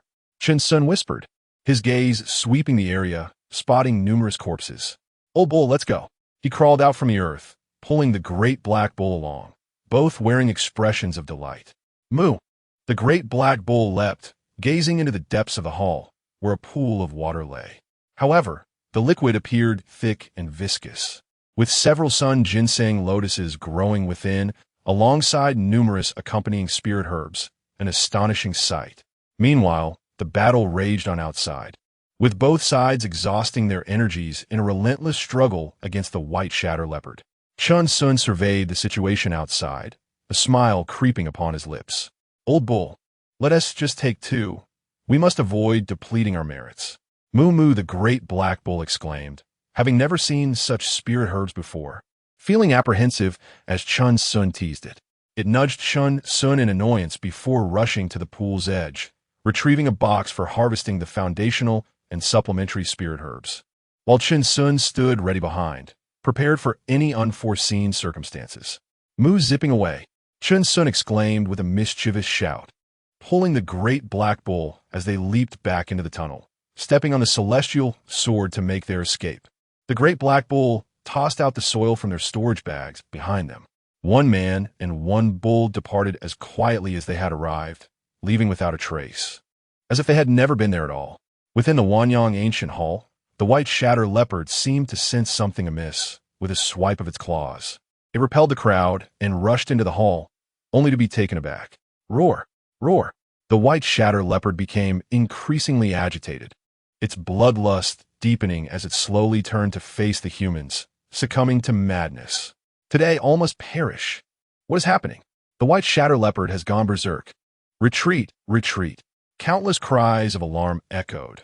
Those tormented beyond measure realized the spirit beast had lost all reason, adopting a ruthless approach, life for life, dooming all who dare to confront it. Several individuals cursed their luck. Why was this expedition to South Dome Mountain so perilous? They had never heard of a spirit beast going mad before. Outside the Wanyang ancient hall, a brutal battle resumed, as many who had been waiting for an opportune moment began to stir. Sensing that the time was ripe, the spirit beast had lost its mind. The Chilua Hall, nestled within an ancient forest, was surrounded by numerous spirit beasts, the sounds of combat relentless, the air thick with the scent of blood. Within were the long-extinct Nanmo leaves, the hall's entrance nearly obstructed by countless corpses. Outside stood 3 spirit beasts at the 10th level of Qi refining, their bodies scarred and bloodied.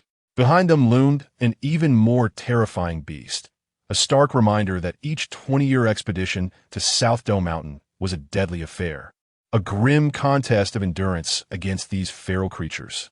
In such dire circumstances, a gentleman would not stand beneath a perilous wall. Thus, Chen Xun and the great black bull chose not to charge forward, but rather to remain within the tunnel. They resumed their task, one digging, the other burrowing. Chapter 55. The unprecedented individual of the Qi refinement stage. Half a month later, within the depths of the palace, the ground trembled violently as 2 disheveled heads emerged, their eyes reflecting a hint of fatigue. Old bull, fetch the spiritual herbs, quickly. With a powerful leap, the great black bull surged forth from the tunnel, racing towards a Nama leaf. Roar! The beast reacted with swiftness far surpassing that of the white shale leopard, immediately sensing the disturbance caused by the Nanmo leaf and turning back towards the palace. Firabad technique, Chen Xun exclaimed, a rare seriousness washing over his features as he conjured massive fireballs that erupted forth, forming a colossal firewall to keep the creature at bay. The beast emitted a pained roar, its eyes growing increasingly bloodshot as an enigmatic shield began to isolate the fiery inferno. Damn it! Chen Xun's pupils constricted, his hands weaving intricate spells as he shouted, Old bull, how are we faring? Moo! Roar! Suddenly, the beast charged through the wall of flames, baring its teeth as it lunged at Chen Xun, a massive paw raised high, ready to smash him into oblivion. In that instant, a colossal figure sprang forth, dragging Chen Xun back into the tunnel. Boom! The thunderous sound echoed throughout the tunnel, deafening, accompanied by the beast's furious cries. Run, old bull! Moo! Both Chen Xun and the great black bull broke into a cold sweat, soaring through the tunnel on their sword, as the path behind them continued to collapse. A testament to the beast's formidable power. Once they burst forth from the tunnel and reached a safe location, Chen Xun's frustration boiled over. Damn it! If it weren't for that throng of cultivators outside, I would have dealt with that beast myself. Mu the great black bull chuckled, nudging Chen Xun with its hoof, prioritizing safety above all else. As they continued to lament the encounter with the beast, the time within the Nando Mountain secret realm had already surpassed the halfway mark, and the stench of blood thickened in the air. By a small stream, a dozen women were cautiously gathering spiritual herbs. Suddenly, dozens of figures appeared, all wearing expressions of mischievous delight, revealing themselves as disciples from one of the 10 great sects, the Songhai sect. We did not realize esteemed friends were here. We shall take our leave and won't take any spiritual herbs. The leading woman, with a look of determination and courage, clasped her hands. Who decides whether you leave or we? The Songhai sect, sneered a disciple, exuding an air of superiority. Brothers, as disciples of a major sect, we hope you won't make things difficult for us. Huh, but we are rather restless. We hope the junior sisters can alleviate our boredom. You, the leading woman exclaimed in fury, her companions brimming with anger, grasping their magical artifacts. Kill! One among them sneered, a cold smile gracing his lips. As the words fell, chaos erupted by the stream, blood mingling with the water. On a high mountain, a lone rogue from another sect, draped in a black robe, revealed a row of blackened teeth, surveying the gruesome scene of several disciples from the 10 great sects lying lifelessly on the ground. In a vast marsh, corpses drifted, while a disciple from the Beastmaster sect remained indifferent, commanding a swarm of venomous insects. The slaughter within Nando Mountain continued unabated. The ruthless pursuit of wealth in this lawless land had become rampant, with all converging towards the center, where danger loomed ever closer. Time passed slowly, and soon Chen Xun and the Great Black Bull found themselves in the 4th month of their journey in Nando Mountain. Having traversed this path, they had grown considerably calmer, witnessing far too many instances of murder, plundering, and betrayal among their fellow cultivators. In the absence of rules, the darkness of the cultivation world revealed itself. Currently, Chen Xun and the Great Black Bull rested against a tree when their ears perked up at the sound of approaching footsteps. 2 figures fled in disarray, their eyes filled with intense resentment and hatred. Stop! If you escape any further, she shall perish. Are you simply going to watch your junior sister die? Laughter echoed behind them, mocking their plight. One individual hesitated, pausing in his tracks. The other shot him a glance before bolting, valuing his own life above all else. Senior Brother G, forgive me. A woman, weak and bound by silver ropes, clearly a magical artifact, spoke feebly. Chen Xun and the Great Black Bull exchanged alarmed glances. Indeed, it was a disciple of the Wuyun sect, and none other than Ji Kuan, Jingel van der sect. How dare you, a member of one of the 10 great sects, resort to such despicable tactics? Ji Kuan trembled with rage, recognizing that many present were at the 10th level of qi refinement, far beyond his capability to confront. I can surrender the spiritual herb, but you must release her. In the cultivation world, the strong prey on the weak. Small sects are inherently powerless and fail to grasp this reality. Laughter erupted among the Jingle Thunder sect disciples.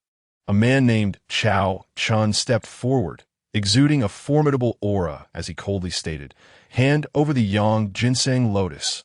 How bold of you to attempt theft under our very noses. Release her. Senior Brother G, do not concern yourself with me." The junior sister cried, thrashing against her bonds. Slap! A resounding strike sent her sprawling, blood spilling from her lips, her hair disheveled.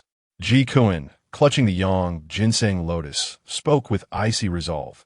"Release her, or you shall receive nothing. I can destroy it at once. You dare threaten us?" Chao Chen narrowed his eyes, magical energy surging in his hands. "How many lives do you possess?" Suddenly, chaos erupted. Whoosh! Whoosh! 2 gusts of wind surged forth, accompanied by a thunderous sound that sent shivers down the spines of all Jingle Thunder sect disciples, their hair standing on end. "What is that?" Chao Chen's expression shifted dramatically as a figure cloaked in a black hood materialized before him, their faces nearly touching, the coldness in their gaze piercing. Boom, boom, boom. A colossal hand descended forcefully, causing Chen Xun to expel a mouthful of blood as his neck was driven into the ground, the earth cracking under the pressure. Debris scattering in all directions. Aya! Chen Xun's muffled scream echoed, his eyes bulging as he felt his insides tearing apart, blood seeping from every orifice. A searing wall of fire erupted, separating Ji Kun from the Jingle Thunder sect disciples. As the flames surged, the junior sister was tossed over. Senior brother. Junior sister. Ji Kun caught her, but she sobbed uncontrollably in his embrace, leaving him bereft of the strength to savor the moment. On the other side of the inferno, he could no longer discern the scene. His eyes widened in shock as he realized the might of an individual at the chi refinement stage. Who could possess such unparalleled strength? As the flames gradually dissipated, the reality of the situation became apparent. Ji Kun's heart raced with dread, for the tranquility was far more terrifying than the violence itself. Aside from shattered ground, there was no trace of battle, no bodies remained. They had been annihilated. Disciples from the 10 great sects had been obliterated in an instant. Ji Kun gasped for breath, realizing the vastness of the world. He had only been a frog in a well. Junior sister, we must leave. Senior brother, who are they? She hesitated. They seem to have come to rescue us. Unfamiliar faces do not harbor any illusions. We were merely fortunate this time. Ji Kun shook his head, recognizing that such extraordinary individuals were beyond his acquaintance. Supporting each other, they made their way towards a safer locale, seeking a place to swiftly recover their magical energy. Chapter 56. The matter resolved, departing with a flick of the sleeve, concealing achievements and fame upon an ancient tree. The disciples of the 10 celestial sects appeared to be a rather arrogant bunch, flaunting an air of superiority as if they were lords over all. Chen Xun reclined against the trunk, chuckling softly. I still believe our Wu Yun sect is far better. Don't you think, old bull? Mu replied, the great black bull. These disciples were increasingly brazen, and one could only wonder how they would fare upon entering the 10 celestial sects, facing such disdain. Fortunately, we did not join the 10 celestial sects. With our mixed spiritual roots, old bull, have you ever heard of sect violence? Mu endlessly mocked, only to retaliate, only to be mocked again, a cycle that would persist, leaving even the most resilient of beings barking back at us. Mu, the great black bull gasped. Wouldn't that make us the ultimate fools? It would be sheer folly to engage in such a venture. Furthermore, our strength might incite enmity, leading to ceaseless schemes against us. Don't you think our longevity is squandered on such futile pursuits? Mu, the great black bull, eyes brimming with tears, comprehended. It must be you, Sun Go, my dear brother. Chen Xun smirked, resting his hands beneath his head, embodying the philosophy of resolving matters and departing with grace, concealing one's merits and fame, untouched by cause or effect. With only 2 words in his eyes, incredible. Old bull, let's rest for a few days. Digging tunnels is indeed exhausting. Mu the duo, a man and a bull, drifted into a deep slumber, utterly incongruous with the oppressive atmosphere of the southern Dipper Mountain's secret realm, particularly as it seemed no one could challenge them. A month later, the skies over southern Dipper Mountain were illuminated by countless purple lightning strikes, accompanied by rumbling thunder. The heavy clouds cast a thick, oppressive gloom over the entire secret realm. The earthly soul vine, a revered yet elusive spiritual herb, grew within the ancient palace by the lake. Yet it was notoriously difficult to acquire due to the palace's isolation in the heart of the immense Xinyuan Lake. This lake brimmed with the power of metal, and to ascend to the palace, one would need to counter this force, while the palace was also guarded by spiritual beasts, making every step perilous. Boom! Another thunderclap echoed, the long-anticipated storm finally stirring, and a light drizzle began, swiftly escalating into a torrential downpour. Shadows flitted along the lake's edge, their faces etched with dread as lifeless bodies floated in the waters, bearing grotesque wounds and expressions of despair.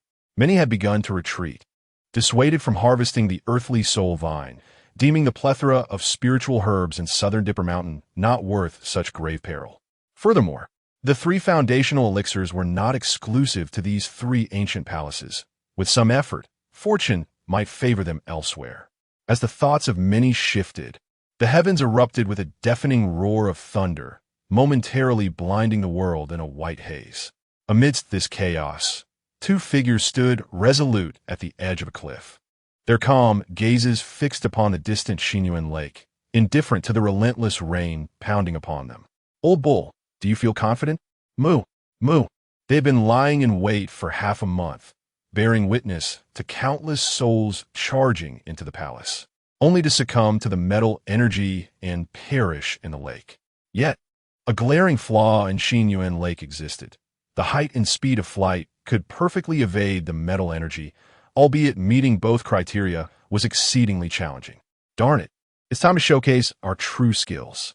Chen Xun inhaled deeply, rainwater flooding his nostrils, causing him to cough vigorously.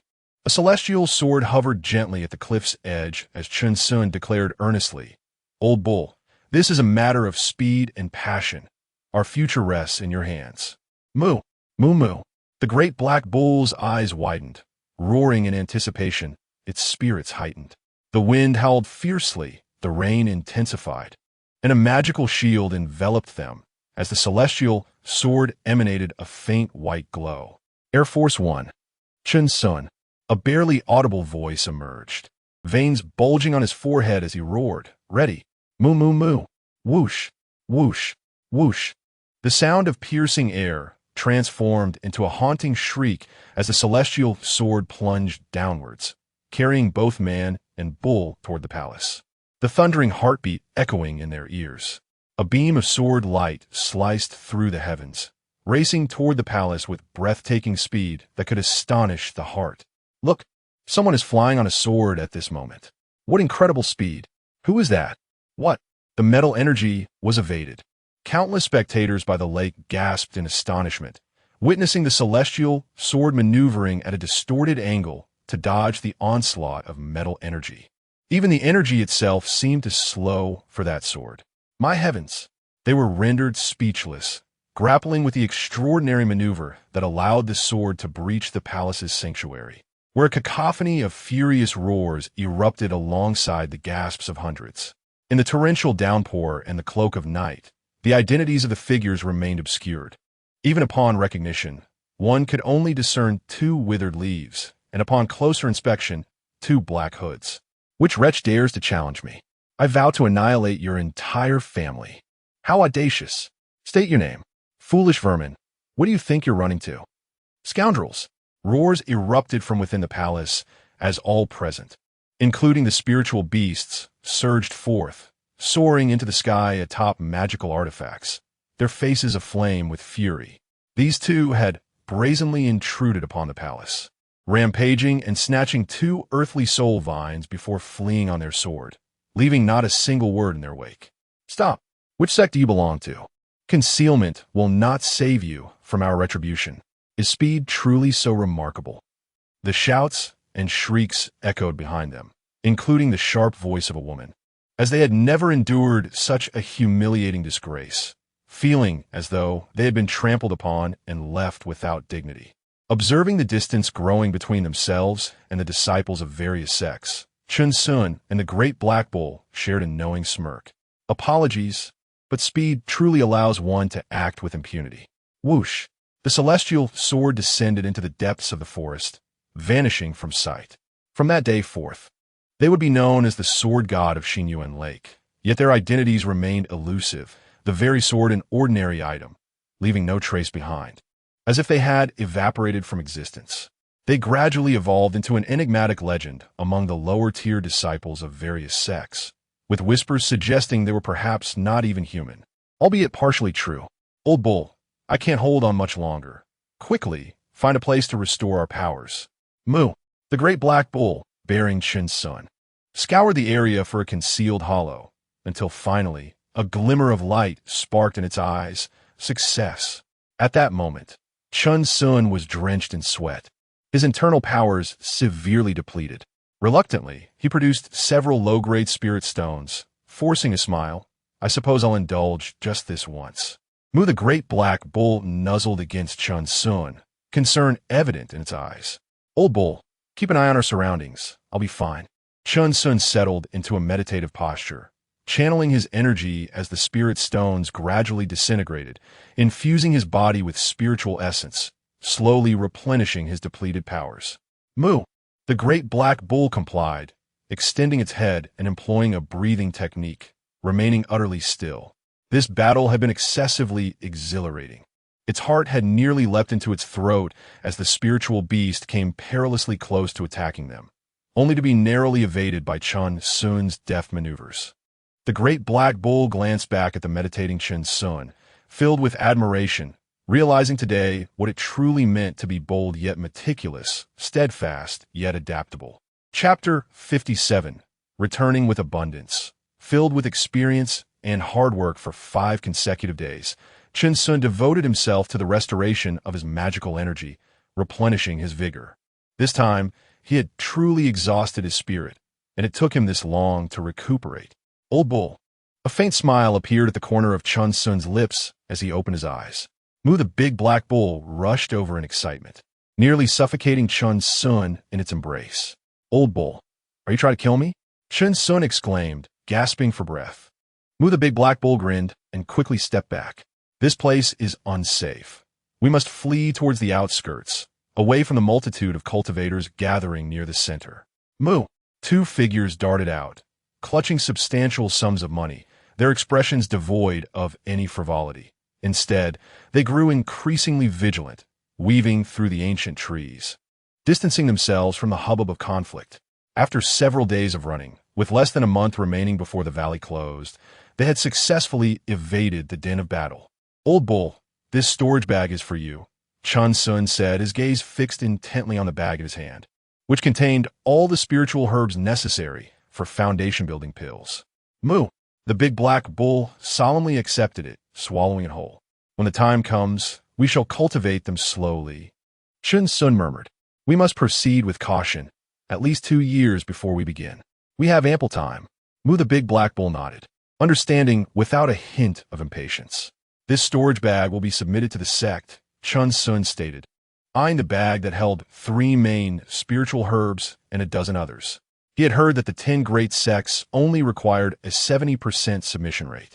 Mu, the big black bull, although aware, did not fully grasp why their sect demanded everything. Moreover, without collecting all 3 main herbs, they would not even receive a single foundation-building pill. Old bull, we are but cannon fodder and lackeys. We are not as precious as the disciples of those 10 great sects, Chen Xun remarked nonchalantly. However, let us not harbor resentment towards the sect. This was our choice, and we cannot blame anyone. Mu, the big black bull, nodded in agreement. Indeed, without the 5 Elements sect, they would not have even had the opportunity to come. Let us await the transport, Chen Xun said with a slight smile, feeling that this journey had been fruitful. When the time came, they would naturally be drawn back without needing to go to a specific location. Mu, the big black bull, gazed around, impressed by the formidable array, deciding they must learn it in the future. Old bull, come, let us devise our plans for the future. We are busy, Chen Xun urged, patting the big black bull. Even if one were to attain immortality, what of it? To languish in idleness? To lose faith in life? To feel the world's suffering? Such notions are unfathomable. Those who seek immortality are often busy with ideals and aspirations. Having witnessed too many partings filled with regret, they were instead infused with zeal and passion for life, cherishing the fleeting nature of time and valuing the present. Mu, the big black bull, eagerly nestled its head in Chen Xun's embrace, its eyes brimming with emotion. The journey to the southern Dipper Mountain had awakened a desire to learn many things. Whether it was Chen Xun's lucky attire, their mining techniques, or the impressive sword flight display, these were all experiences and skills honed over years, now applied in practical scenarios. Each step they took was grounded and fulfilling. Time flowed by in Chen Xun's writings and sketches, while the big black bull listened intently, invigorated by the newfound knowledge. They were merely at the beginning of their journey. Today, however, the southern Dipper Mountain suddenly trembled as if the earth itself quaked. Chen Xun and the Big Black Bull found their lucky attire destroyed, and they had left behind a map of the Danding sect and other items, leaving them severely injured and supporting one another, appearing on the brink of collapse. Old Bull, we are leaving, going home. Chen Xun clung tightly to the Big Black Bull as beams of light locked onto them from all directions, enveloping them both. Their expressions contorted in pain as a force of spatial distortion engulfed them, and in the blink of an eye, they vanished from that place. The adventure to the southern Dipper Mountain had come to a definitive end. At the various sect residences, disciples continuously descended, some with expressions of elation, others fuming with rage, while some appeared lost and others were gravely injured or even mutilated. As time passed, anguished cries filled the major residences. The spirited atmosphere of 6 months prior long gone, replaced instead with a sense of relief at having survived. This expedition to southern Dipper Mountain had resulted in devastating losses for the 10 great sects, marking the most catastrophic in years, with rumors suggesting a major upheaval within the mountain. Wei Shan stood at the 5 Elements sect residence, counting the surviving disciples, astonished to find over 100 had made it back. In the open space, Chen Xun and the Big Black Bull, covered in wounds and bleeding profusely, leaned against each other as Chen Xun's gaze fell upon a figure. Ji Kuan had emerged alive, eliciting a flicker of relief in his eyes. Yet Ji Kuan's expression was clouded with sorrow. He merely glanced at Chen Xun before turning his gaze elsewhere, burdened with unspoken thoughts. This place is not suitable for lingering. Let us recuperate on the Qing Yao, Wei Shan said, producing several vials of medicinal pills to distribute among the injured disciples, including one for Chen Xun. Upon receiving the pill, the depth of feeling in Chen Xun's eyes reflected his unwavering loyalty to the sect, a commitment to serve until death, drawing Wei Shan's attention. Wei Shan would not idly call upon the disciples to present their spiritual herbs for comparison with nearby sects. This was the only form of respect he could offer to the sacrificed disciples. Not only the 5 Elements sect, but even the golden core cultivators from the 10 great sects showed little concern for the quantity of spiritual herbs. Their focus was solely on the casualties among their own disciples. Within the 5 Elements sect residence, all disciples stood upon their magical artifacts, silently boarding the Qing Yao. No one spoke much, their demeanor heavy with malevolence, eyes filled with a mixture of unfamiliarity and wariness, as if they had yet to recover from the southern Dipper Mountain ordeal. They seated themselves in a manner that left considerable distance between them. The Qing Yao soared into the sky, gliding towards the direction of the 5 Elements sect. When they arrived, 5 Qing Yao had been filled to capacity with eager participants, full of ambition and spirited conversations. But now it seemed a single Qing Yao sufficed to bring them back. Familiar faces had vanished, perished at the hands of demonic beasts or rival disciples, and the atmosphere aboard the Qing Yao was steeped in sorrow. Chen Xun furrowed his brow. His earlier joy completely dissipated.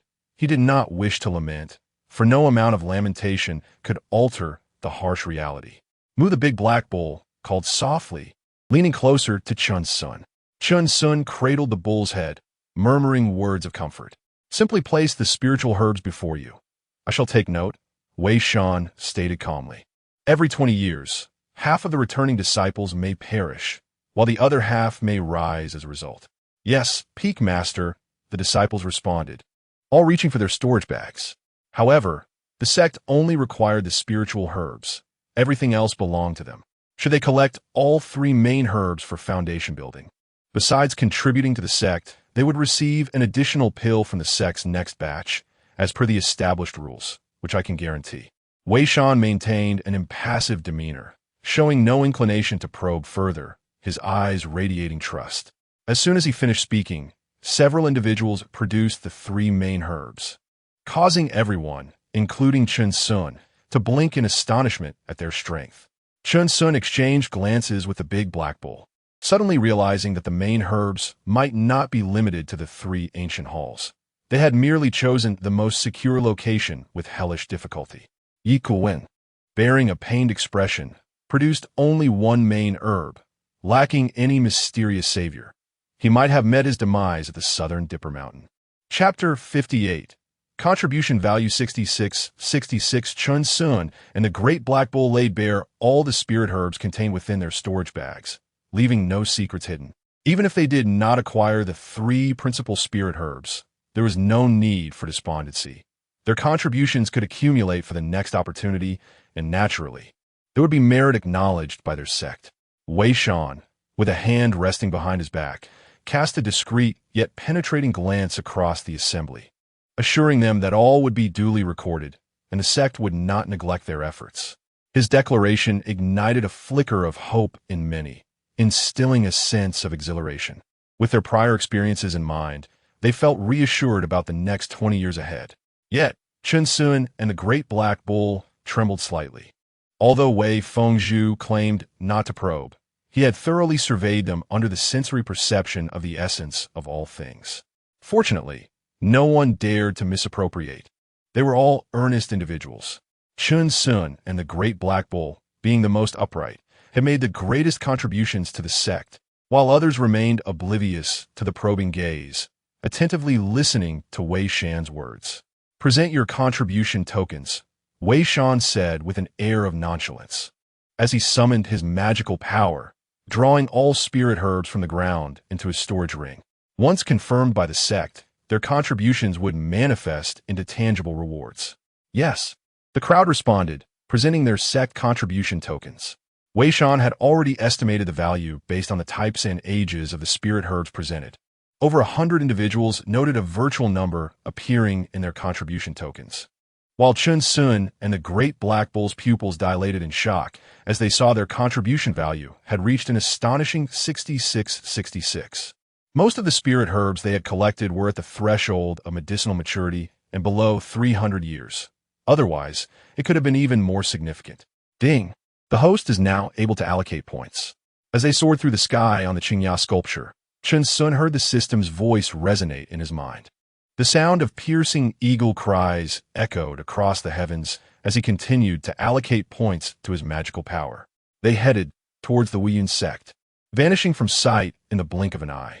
Half a month later, the group returned to the Wuyun sect, weary yet relieved, their vigilance finally dissipating.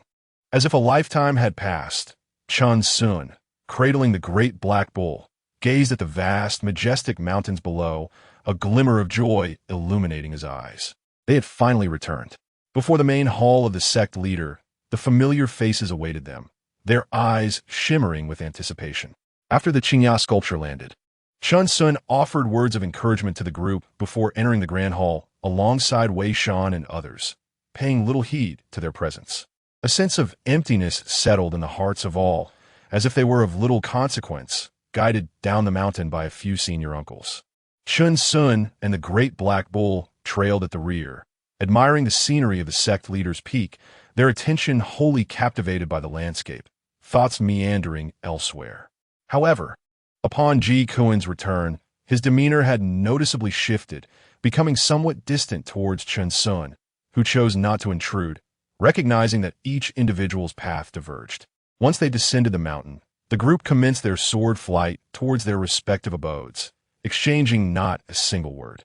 "Old bull, let us depart," Chen Xun smiled, summoning his immortal sword from the storage bag, carrying the Great Black Bull towards the Herb Valley. Within the Herb Valley, a girl of exquisite beauty tended to the spirit herbs with utmost diligence.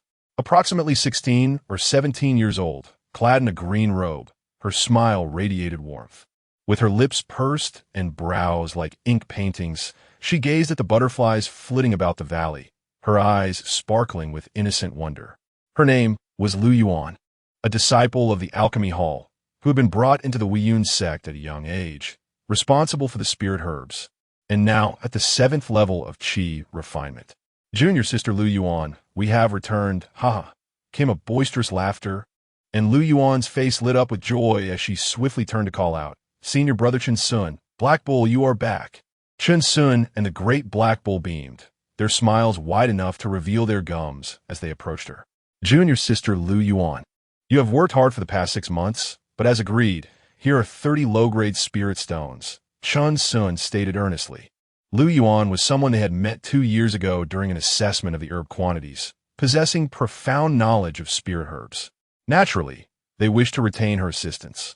And the flourishing state of the herbs did not disappoint them. Senior brother, you have managed the herb valley so well that I hardly contributed at all. 10 low-grade spirit stones will suffice, Lu Yuan replied, her cheeks flushed. She could not dare to ask for so much, thinking that Chen Xun had merely spoken in jest. Mu the Great Black Bull approached her, nudging her hand, encouraging her to accept the offering. Junior sister, time is fleeting. 30 spirit stones for half a year's effort is not excessive, Chen Xun insisted, retrieving 30 low-grade spirit stones from his storage bag. Lu Yuan's face filled with anxiety as she clenched her small fists. She merely checked on the herbs daily, applying the water spirit technique. Feeling unworthy of such a substantial reward, given the excellent foundation of the valley. Senior brother Chen Xun, if we leave again next time, will you come back? This is merely a token of gratitude. Please accept it, she implored. All right, Lu Yuan nodded earnestly, resolving not to discuss spirit stones with him again.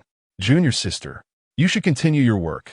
We will tidy up, Chen Xun smiled, casting a glance at the herb valley, feeling a sense of contentment. Okay, then I shall take my leave, Lu Yuan chimed, her laughter ringing like silver bells as she returned the jade pendant of the valley and waved goodbye to Chen Xun and the Great Black Bull. At last, a sense of relief, Chen Xun sighed, finally feeling unburdened. Old Bull, let us begin our work.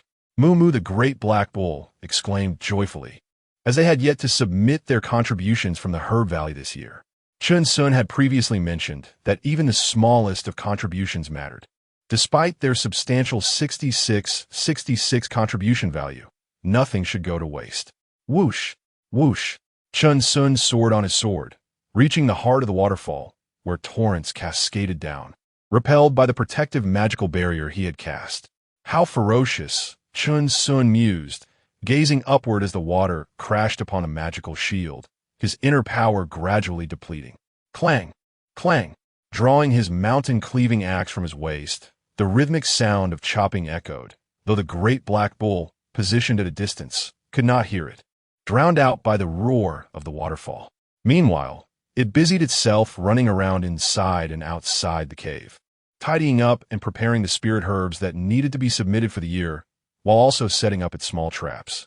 5 days later, Chen Xun's contribution token finally solidified into a tangible 6,666 contributions.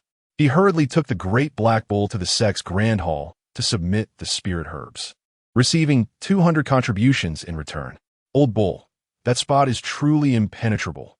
My 2 mountain-cleaving axes are now chipped, Chen Xun remarked with a grim expression, pondering what chaos might ensue if he attempted to break through with his bare hands. Mu. The only recourse was to learn about weapon forging. Their contributions were plentiful, and they could exchange for materials. Iron essence was a fundamental material for crafting yellow-grade magical tools. As they walked, Chen Xun pondered deeply, realizing that without a master to guide him, he would need to self-study the forging texts, hoping not to waste any materials. Mu the Great Black Bull nodded, nudging Chen Xun, assuring him they had ample time to learn, but feared the lack of knowledge. Chen Xun smiled gently, saying, Old Bull, if I ruin the materials, we'll lose all our contributions. You mustn't blame me. The Great Black Bull looked at Chen Xun with disdain, unperturbed by the possibility. The duo made their way to the sect's contribution hall, entering with smiles, for they were on the cusp of amassing 7,000 contribution points, what could not be attained in this world. However, when they emerged, their smiles had faded, and they finally grasped a profound truth. Happiness does not vanish. It merely shifts, transferring to the faces of those senior uncles in the foundation establishment stage. Splendid, 1,000 contribution points indeed. It seems my nephew is truly an emerging talent, a total of 3,000 contribution points. Impressive indeed. 5,000 contribution points. Chen Xun now feels a buzzing in his head, having lost himself amidst the incessant praises from his master uncle. And he has exchanged a substantial amount of items. The Great Black Bull let out 2 heavy breaths, and Chen Xun could hardly restrain himself, behaving like a newly rich man. Had he not forcefully nudged it from behind, he might have squandered it all. Chapter 59, A Tranquil Life, Old Cow. What are you rushing for? I have specifically traded for a volume of fundamentals of formation arrays. Chen Xun led the great black bull, giving its head a firm pat. He still had not recovered from the earlier incident. Moo? Moo, the great black bull nuzzled Chen Xun, its eyes sparkling with joy, pleased with the exchange. Fundamentals of refining, fundamentals of the 5 elements escape technique, fundamentals of formation arrays, fundamentals of talismans, fundamentals of celestial materials, and earthly treasures. Chen Xun chuckled foolishly. Though these materials were basic, they were unattainable in the outside world. These were precious legacies, treasures that only sects dared to exchange with their disciples. Additionally, there were 4 pieces of iron essence, a mid-grade yellow-tier refining cauldron, writing instrument for talismans, and a series of other items. The great black bull also daydreamed, envisioning that after learning the formation arrays, it would be able to seal a great mountain like those powerful cultivators. Just as they were lost in their thoughts, bang, bang, 2 muffled thuds echoed, causing a large tree to sway violently, its leaves rustling down. It seemed quite injured. What on earth is happening with this tree? Blocking the path? Moo, old cow, let it be. We shan't stoop to its level. Let's return home. Moo along the way. 2 voices filled with curses could be heard. They were in high spirits today, so they chose not to dwell on it. Upon returning to the Medicine Valley, the great black bull devoted itself to studying the fundamentals of formation arrays, while Chen Xun took out the fundamentals of refining to immerse himself in study. Opening the furnace to refine medicinal pills and the cauldron for forging both bore similarities, yet were entirely unrelated to blacksmithing. The great black bull kept a distance from Chen Xun, its mooing resonating. It recognized all the characters, studying intently, for although basic, the material was profound. Hiss, hiss, as Chen Xun inhaled sharply, he munched on seeds. This refining knowledge challenged his long-held beliefs about blacksmithing, demonstrating an exquisite application of spiritual energy while neglecting physical strength, demanding high-quality materials. He gazed upon the azure, double-handled cauldron before him, gently stroking it, saying, "The reincarnation of my mountain-splitting axe in the realm of immortality depends on you, my precious." Moo the great black bull trotted over, its eyes filled with urgency as it pointed with its hoof at several flags in the book. "You wish to acquire formation flags? Moo, once you have mastered it, I shall buy them for you. First, let us solidify the basics." Chen Xun leaned over to take a look, spreading his palm to grab a handful of seeds. Moo the great black bull rejoiced, snatching up a handful of seeds and scampering to a corner, eyes brimming with seriousness and curiosity. Thus, a man and his bull returned to their tranquil life. It was said that the pill refining hall was quite satisfied with their Medicine Valley, remarking that this lad possessed the demeanor of a herbalist and could endure solitude. They also requested that others refrain from disturbing him, allowing him to manage the herb garden in peace, which was already a significant contribution to the sect. Time, like a merciless cold wind, swept away the freshness of all things, yet perhaps accompanying it on its relentless journey. One could have no regrets in old age. Before they knew it, a year had passed. Chen Xun and the great black bull seemed oblivious to the passage of time, for there was too much to accomplish, and they continued to invest their longevity points into their spiritual energy. 6 months prior, an elder from the pill refining hall personally delivered a gleaming black foundation establishment pill, encouraging Chen Xun while stating that the management of the Medicine Valley was quite commendable. The implication was clear: to toil here until death. For the sect lacked diligent and patient individuals like him. As Chen Xun accepted the pill, a tear slipped down his cheek. He declared that the sect was his home, and he would not fail its expectations. The elder was exceedingly pleased, offering casual advice on cultivating spiritual herbs. He even painted a grand vision, stating that should one successfully establish their foundation, they would gain access to the true spiritual herb garden of the sect, a new realm of possibilities. Chen Xun, filled with gratitude, even took out his special swana to send the elder off from the valley. Moreover, the Wuyun sect had indeed never suffered any scandal regarding the embezzlement of Disciples' Foundation establishment pills, allowing Chen Xun to rest easy. Upon receiving this year's contributions from the Medicine Valley, they did not head to the contribution hall. they still had 2,000 contribution points, which were to be kept for emergencies. Even if the sect leader were to flatter him, he would never squander these contributions. Chen Xun was steadfast and resolute, not easily swayed by flowery words. To the contribution hall, Chen Xun could no longer withstand the external temptations, but was also unable to resist the great black bull's persistent pleas. Moo, the great black bull, opened its mouth wide, swishing its tail. Old cow, today you may spend freely, with 2,000 contributions. Several formation flags are but a mere trifle. Moo, you can check for anything else you might need later. Let us gather everything at once. After contemplating, Chen Xun replied, I currently lack the time to study formation arrays. I have heard that setting up formations requires a fair amount of materials. Moo, the great black bull, nuzzled against Chen Xun, its eyes crescent-shaped with glee. Let's not stand on ceremony. Come along. Chen Xun led the great black bull towards the contribution hall. They exchanged a considerable amount for various formation flags and foundational materials, but it was not expensive, costing merely 1,000 contribution points. This year, he did not participate in the sect's grand competition, feeling it inappropriate to burden his junior disciples.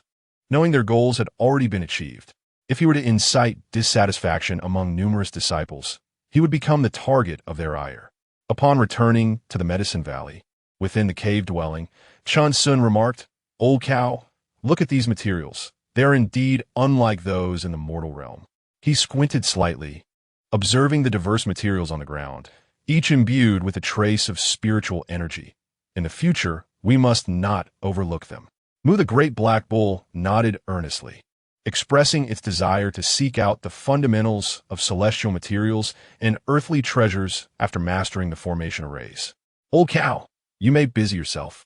I shall continue with the refining. Moo, the great black bull responded, gathering up the materials and dashing away. The realm of refining was vast and profound, and many issues arose in the smelting of materials. Chen Xun took out a new booklet to jot down notes. Over the past year, many stones from the valley had been utilized for refining, while he dared not yet employ the iron essence. He practically demonstrated the adage that diligence can compensate for inadequacy. Indeed, ample time could allow one to act freely. The man and his bull resumed their busy lives in the Medicine Valley, with Chen Xun occasionally smashing some stones and bringing them back to the cave for refining, while the great black bull tended to the spiritual herbs daily and practiced formation arrays. However, the initiation into formation arrays and refining did not rely on magical techniques. Neither possessed any innate talent, but diligently studied day in and day out. Nonetheless, their daily sunset excursions were indispensable, come rain or shine. Chen Xun controlled their flying height and speed, racing through the skies with a great black bull, reveling in the wonders of the world, feeling an inexplicable clarity within. Yet, one day, they were caught by the law enforcement hall disciple, senior brother Le Fong, who confiscated their celestial swords and lectured them thoroughly in a small grove, leaving Chen Xun and the great black bull nearly squatting on the ground, heads clasped. Fortunately, Chen Xun firmly acknowledged his mistakes, exclaiming, I am guilty. I should not waste time on frivolities. Only then did senior brother Lu Feng return their celestial swords, continually stating that they could seek him out for any cultivation questions, as he could offer guidance. Chen Xun indeed casually inquired about a few refining issues, all of which Lu Feng answered.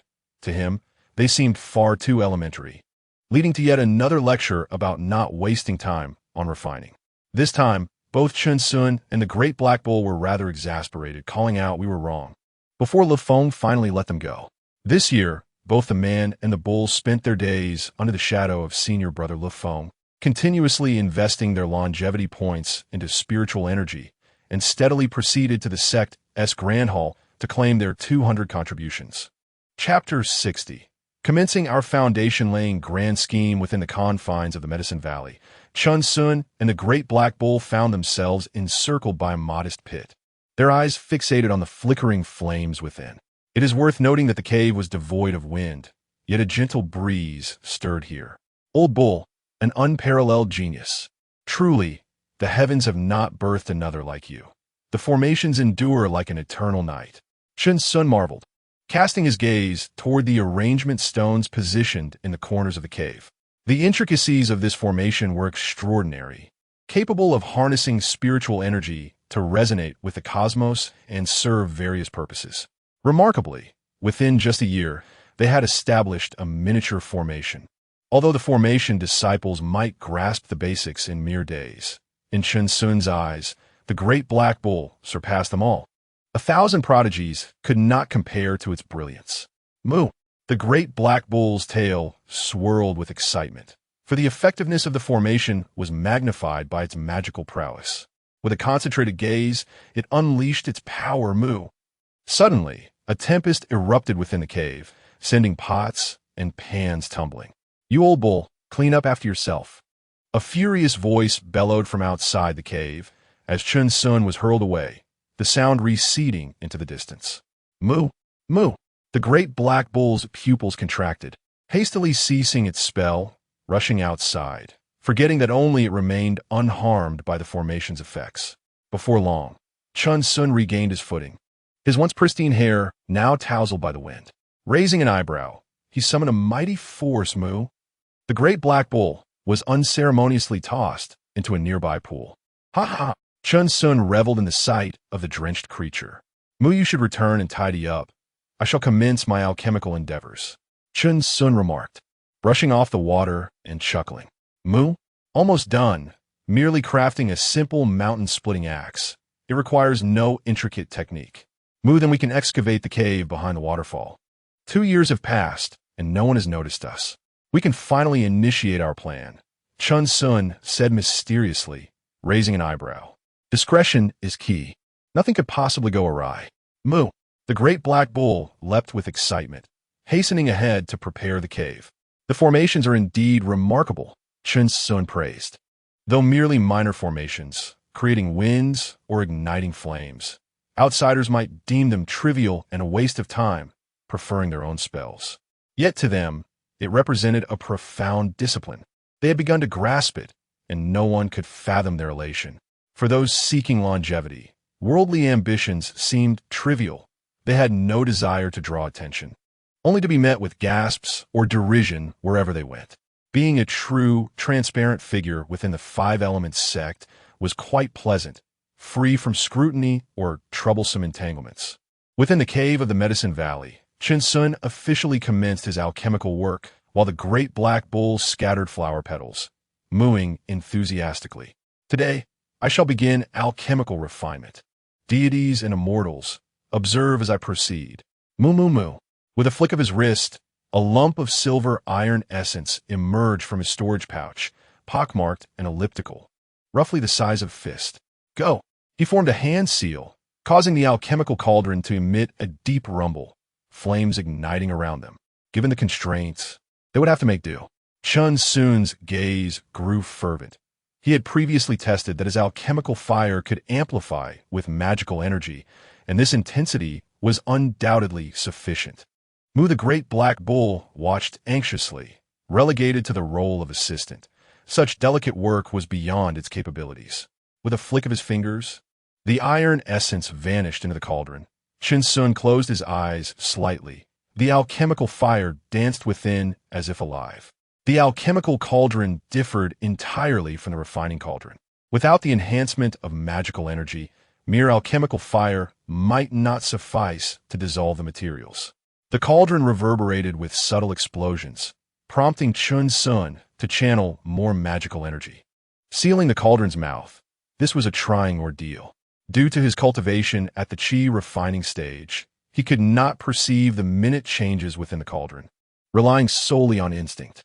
"Old bull, add more materials." "Moo!" The great black bull responded, channeling its alchemical fire, causing the cauldron to glow red, the explosive sounds intensifying. Chen Xun's complexion paled as he gasped for breath. No one would believe that he had spent 2 painstaking years preparing to refine a single piece of iron essence. Was he dissatisfied with his longevity? "Commence the refining." Chen Xun shouted. "Moo!" The lid of the cauldron shot into the air, crashing onto the ground with a resounding thud. Within, a mercury-like sphere of iron floated, suspended by magical energy. "Old bull, continue to apply the alchemical fire." Chen Xun instructed rapidly, his hands weaving through incantations. The iron sphere began to morph gradually. Chen Xun's pallor shifted from white to crimson, overwhelmed by excitement and tension. The mercury-like state of the iron sphere indicated their successful melting. The materials had not been wasted. After an hour, their task was complete. "Old bull, the mountain-splitting axe has come into being, huh?" Chen Xun exclaimed, veins bulging as he brandished a crooked silver axe. Its blade sharp and formidable, forged from pure iron essence, meant solely for hewing mountains and shattering stones. Moo! The great black bull leaped with joy, hopping around in celebration. "Let us unveil our secret base." Chen Xun, flushed with exhilaration, cherished the mountain-splitting axe, deeming it a magical artifact. The great black bull nudged him, eyes gleaming with certainty, affirming its status as a top-tier treasure, prompting Chen Xun to laugh heartily. They soared through the skies on their swords, arriving at the waterfall's heart. With all his might, Chen Xun swung the axe down. "Open the mountain!" A tremendous roar reverberated. Countless stones erupted into the air, crashing against the magical barrier as the sturdy rock wall shattered, leaving a gaping fissure. "Moo!" The great black bull cried out in excitement, standing behind Chen Xun, startled by the axe's might. It was indeed no ordinary iron. "Did you see that, old bull?" Chen Xun exclaimed, veins prominent, turning to share his fervent exhilaration. "Our secret base will undoubtedly be realized." The great black bull grinned, eagerly patting Chen Xun, its heart racing at the prospect of the foundational spiritual herbs to be cultivated within. "Let's forge 2 more axes. We still have 3 pieces of iron essence to utilize." They returned to the cave to replenish their magic and continued their alchemical work. In the days that followed, Chen Xun diligently excavated the cave at the waterfall's center, while the great black bull tended to the spiritual herbs and practice formations. It even took the mountain-splitting axe Chen Xun had crafted to polish a massive stone, intending to seal the cave entrance once their secret base was established. After a month, the cave was completed. Chen Xun and the great black bull sat in the dimly lit cavern, listening to the sound of the waterfall outside, their hearts brimming with joy. "Old bull, bring it out." Chen Xun smiled, for they could finally begin cultivating foundational spiritual herbs. The great black bull exhaled heavily, producing a storage pouch filled with medicinal containers. Their hearts raced, for within the cave still lay an entrance, now covered with soil, specifically prepared for seed cultivation. The essence of all things condensed into a verdant liquid enabled them to cultivate spiritual herbs, now capable of yielding a century-old herb within just a month. Truly astonishing. Taking a deep breath, Chen Xun slowly declared, "Old bull, let us embark on our grand scheme of foundation laying. Today marks the official commencement of recommendations, and I find myself filled with both excitement and trepidation. The world within this book is remarkably vast, and we are merely scratching the surface. Rest assured, there will be no convoluted or cliché plots to disappoint those who appreciate this work. According to the current guidelines for new publications, the initial rating threshold is quite low, and I kindly urge everyone to leave 5-star reviews. Those who have made it this far must have some fondness for this book, and I hope you will not hesitate to spare a few moments of your time to lend it your support. You may enjoy the content freely, without the need to lavish gifts upon the author. Even a few complimentary gestures would mean a great deal to me. Watching 3 advertisements for just 2 minutes can significantly bolster my income. I extend my heartfelt greetings to all readers and apologize for my verbosity today. I shall refrain from such distractions in the future. Thank you all, and may you find success and fulfillment in your endeavors. Chapter 61. We are not the dragon Aotion. The foundation-building pill on him had yet to be used, as it posed a significant risk of failure for those of mediocre aptitude. The great black bull nodded solemnly, eagerly anticipating this day, carrying a storage bag in its mouth as it made its way toward another cave entrance. Chen Xun squinted his eyes, soaring forth on his sword, traversing the waterfall. He intended to keep watch outside to address any unforeseen circumstances. Their days were consumed by immense busyness. Chen Xun tirelessly studied alchemy, mastering the control of alchemical flames. It was widely known that the strength of the chi refining stage was insufficient to refine these centuries-old spiritual herbs. The purity of the flame was inadequate, and the rarity of the herbs precluded the reckless expenditure of such precious resources. In a mere century, the art of alchemy could exhaust a lifetime. Achieving this during the chi refining stage was utterly impossible. Time, like a relentless blade, hastened the aging of men.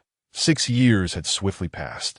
Within the sect, numerous joyous tidings circulated as inner disciples consumed foundation-building pills, successfully establishing their foundations.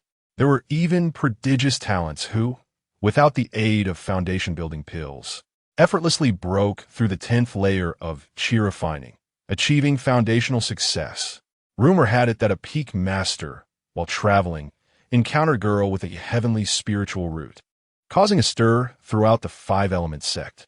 Prominent figures emerged from their secluded training to personally receive her, preparing an extravagant initiation ceremony. Yet these ordinary outer disciples could only envy from afar.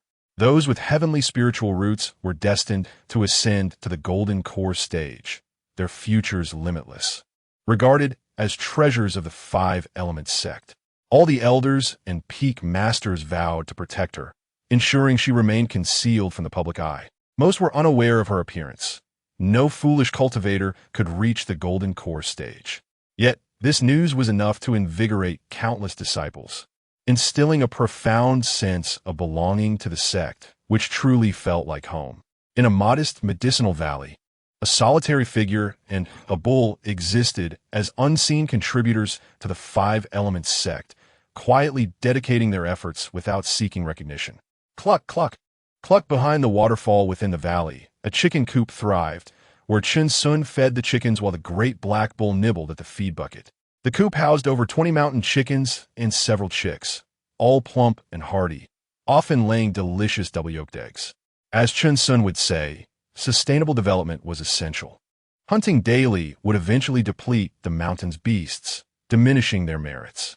Raising their own livestock was far more rewarding. Old Bull, our five-element sect has grown stronger. Life has indeed improved, Chen Xun said joyfully, scattering feed. A heavenly, spiritual root, and the peak master has encountered her, perhaps with a few years of cultivation. She will become a formidable golden core cultivator.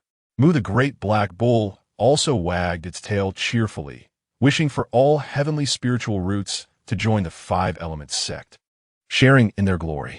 As for the so-called talents, those of the chi refining stage might already have reached the golden core stage among their peers. What concern was that of theirs? They bore no enmity. In their small mountain village, it was possible that some had already reached the pinnacle of the Tao. But comparing oneself to others only invited discomfort. They were not the dragon Ao Tian, born with a propensity for ridicule. However, with greater power came greater responsibility. Those predecessors bore substantial pressure dedicated to the advancement of the five-element sect.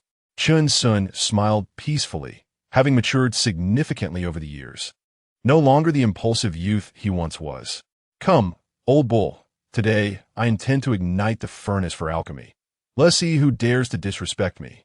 Mu they charged forward, the great black bull dropping the feed with a thud, sending the mountain chickens scattering in fright. Were they about to select another lucky one? In these 6 years, they had finally filled their longevity points to the brim, now possessing 20, significantly enhancing their magical prowess. They had experimented, and when exerting their full alchemical fire, even the alchemical furnace would melt under the strain. Moreover, the alchemical fire of the chi refining stage had merely been a small crimson flame. If left unchecked, their flames, when unleashed, began to whiten, becoming chillingly cold, and undergoing a qualitative transformation. The small fireball technique was even more astonishing. Last year, the resounding explosion sent fireballs cascading like meteors. Had they not acted promptly, the valley's restrictions would have been severely damaged. Old bull, we can finally test that defense. Mu hee, perhaps we shall become invulnerable, capable of withstanding great stones to the chest, or even possess the potential to be the kings of worldly tricks, haha. Mu laughter echoed through the valley, soon followed by their entrance into the waterfall, leading to their clandestine base. Within another cave entrance, arrays set up by the great black bull awaited, should any mishap occur. It could remotely control the situation, obliterating the spiritual herbs within without leaving a trace. They had also secretly buried the seeds of cultivated spiritual herbs in an utterly inconspicuous location as a contingency. Mu the great black bull softly called out, standing upright, its hooves forming an unusual gesture, and the entrance revealed its full appearance, filled with an abundance of foundation-building spiritual herbs that could drive one to madness. At this moment, Chen Xun stood at a considerable distance, his gaze fixed outward, feeling a twinge of apprehension regarding the bull's formations. This old bull, seemingly carefree, possessed a cunning intellect. Having taught him well, numerous areas within the valley had been fortified with arrays, and he had suffered his fair share of trials. Mundane arrived. Chen Xun's eyes gleamed like lightning as he beheld the array of foundation-building spiritual herbs within the cave, the primary herbs all exceeding 300 years in age, glistening and radiating spiritual energy. Old bull, keep a watchful eye. You have learned the sword control technique well. I will trigger the sensing array if I need anything. Mu the great black bull nodded, producing a celestial sword from its storage bag, a precious item exchanged by Chen Xun. Its eyes filled with reverence as it soared forth on its sword. A cauldron of alchemy hovered in the air as Chen Xun employed his object manipulation technique. While others at the chi refining stage could control one item, he could manage hundreds with minimal consumption of his magical energy. Heavenly fruit, moonlit fruit, Chen Xun murmured, a flame of alchemy igniting in his hand, splitting into 5 blossoms. If witnessed by others, it would undoubtedly astonish them. Could one's alchemical flame truly divide? Was such a technique even possible? Each spiritual herb possessed unique properties, requiring varied temperatures and techniques for alchemy. Without a master to impart wisdom, he could only rely on relentless experimentation. Chen Xun's gestures were fragrant, the heavenly fruit soaring skyward before plunging into the cauldron. An hour later, as expected, it transformed into a pool of useless herbal liquid. His face twitched, and his heart ached at the loss. As he picked up a small booklet to record his recent experiences, revising and refining his notes with unhurried diligence. Chapter 62. Embracing the bitter and sweet of wind and rain. As several hours passed, the alchemical furnace was filled with failed concoctions, yet Chen Xun remained calm and composed. Delving into a meditative analysis, the celestial herbs indeed possessed extraordinary qualities. Their age differences resulted in vast disparities. Chen Xun mused that even for the same foundational elixir, a mere 10 years of age necessitated a distinctly different technique and method. This was a stark contrast to his earlier experiences with the heavy feather pill and the vitality pill, where his control over the timing had become so precise that it was measured in years. It was no wonder that the chi refinement stage could not produce these elixirs. Mastery over such herbs likely required the legendary divine consciousness to fully harness them, significantly enhancing the success rate of pill creation. However, what Chen Xun lacked the least was time and these precious herbs. A faint smile graced his lips as he found the process intriguing, unperturbed by the failures. Time slipped away as Chen Xun engaged in daily alchemy, managing to refine no more than 5 herbs a month. With each failure, he meticulously recorded his experiences and sensations, seeking to understand the nuances of those moments. Seasons changed, and another year swiftly passed. Within the Herb Valley, the climate remained perpetually spring-like, as if time had left no mark on Chen Xun and the Great Black Bull. In their secret base, the Great Black Bull gazed intently at the alchemical furnace, inhaling the fragrant aroma wafting through the air. Suddenly, it became agitated, recognizing the immense effort Chen Xun had exerted over the past year without being able to assist, relegated only to nurturing the herbs. At last, a herb was successfully refined, yet Chen Xun's expression remained placid, devoid of any overwhelming joy. Everything was under his control. Although his demeanor was calm, a smirk began to form at the corners of his mouth. This foundational herb was merely trivial, easily manageable. The Great Black Bull pranced around Chen Xun, exclaiming in excitement, "Incredible! Truly my brother!" It felt as though the moment had finally arrived. Chen Xun slowly rose, exhaling deeply. Old Bull, we have hope for Foundation establishment. The great black bull, filled with exuberance, leapt onto Chen Xun, who could no longer contain his laughter. The hardest part was over. They had finally taken the first step. Ding. Host can allocate points now. Old Bull, it's time to allocate points. Chen Xun patted the great black bull's head, eager to test his defenses. The bull stood ready, eyes fixed on Chen Xun. As he began to allocate points, a heavy force coursed through his body, and they both felt a sudden tightening within. Oh, not bad. Chen Xun raised an eyebrow, observing his arm.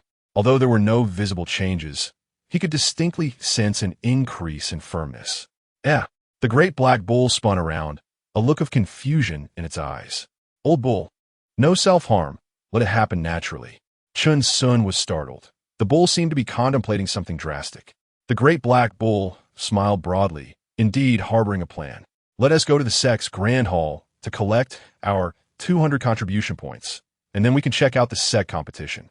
I've heard that many formidable junior disciples have emerged. Afterward, we can resume alchemy. Together, man and beast soared down the waterfall on their sword, returning from their cave with a stash of roasted seeds, heading toward the herb valley. In the subsequent years, each year a man clad in a straw hat led the great black bull, also wearing a straw hat, to the competition grounds. They never participated in the sect competition, but rather relaxed in the shade of trees, enjoying seeds and appearing quite content, seemingly free from the pursuit of power, cheering for the strong. After the competition concluded, they silently descended the mountain, exuding a congenial demeanor. No one knew his name. He seemed disinclined to socialize, lacking friends within the sect, and walked alone with his black bull spirit beast, akin to an invisible man. Time sped by, and upon reflection, a decade had quietly elapsed. Chen Xun and the great black bull had resided in the Five Elements sect for over 20 years. Numerous significant events transpired within the sect, and the clashes between the Qian Kingdom's celestial sect and the Wu Kingdom's celestial sect intensified. The path of cultivation was akin to rowing against the current. One must either advance or retreat. The Qian Kingdom required many resources sought by the Wu Kingdom, and vice versa. Within the herb valley, in the cave behind the waterfall, Chen Xun and the great black bull were merely among the countless beings, unable to sway the tides of fate, drifting along as they allocated their 10 years of longevity points to defense. Yet, it was said that though the clamor was fierce, no actual confrontation had yet occurred. However, the lower-ranking disciples believed otherwise, with rumors abounding. Old Bull, it feels like a conflict is brewing, Chen Xun remarked, frowning at the great black bull. What shall we do if it reaches the Five Elements sect? The great black bull appeared anxious, for these lower-ranking disciples perpetually spread alarmist tales, warning of a potential war among cultivators every millennium. Damn it, Chen Xun muttered under his breath. The struggle for resources was a universal reality. The pressing question was what would become of common folk like them. Winning would yield no benefits, while losing could mean the destruction of their sect. Moreover, these lower disciples had no awareness of the current state of affairs between the two celestial sections. The great black bull nudged Chen Xun, its head gesturing towards the horizon. Flee? That won't do. We should at least assist the sect by eliminating a dozen or 20 foundational stage cultivators. Chen Xun shook his head vigorously. We can't just abandon ship. That would be disgraceful. Unless the Five Elements sect truly cannot withstand the onslaught, we must fight to the bitter end. His gaze sharpened. The Five Elements sect had become their home. Unless faced with an overwhelming assault by 100 golden core stage cultivators, they would not falter. The great black bull leapt in agitation, trying to clarify its point, even picking up stones to write. Chen Xun squinted, realizing he had misunderstood. The bull meant that the prominent figures from the Qian Kingdom had yet to engage in battle, so there was no need for them to worry. Indeed, if a conflict arises, it would likely target the 10 major sects first. We have yet to receive any news from the Five Elements sect. He chuckled heartily, feeling a wave of relief wash over him. Rumors could be harmful. He had nearly believed that the Five Elements sect was the center of the world. The great black bull rolled its eyes at Chen Xun, as if to say that overthinking could lead to one's own folly. However, Old Bull, we must remain vigilant. Chen Xun added, clearing his throat.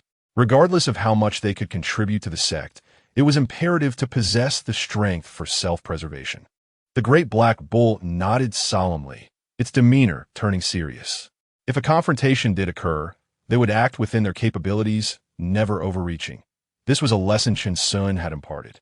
Chen Xun smiled gently, acknowledging that he was no saint, unable to summon the courage for explosive acts of self-sacrifice for the sake of the Five Elements sect. Their attention suddenly shifted downward, focusing on the alchemical furnace, which contained 5 gleaming white pills, adorned with a leaf-like pattern. After a decade of effort, Chen Xun had finally refined all the necessary ingredients for the foundational pill. Yet, what mattered most was the mastery he had achieved in the alchemical process. The results seemed less significant now. What was this pill pattern? They were uncertain, and the foundational pill was entirely different from what the elders had provided.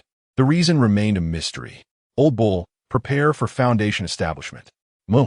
Chapter 63. We once crossed mountains and seas. I shall go first. Should there be any peril, I can alert you in advance. Moo.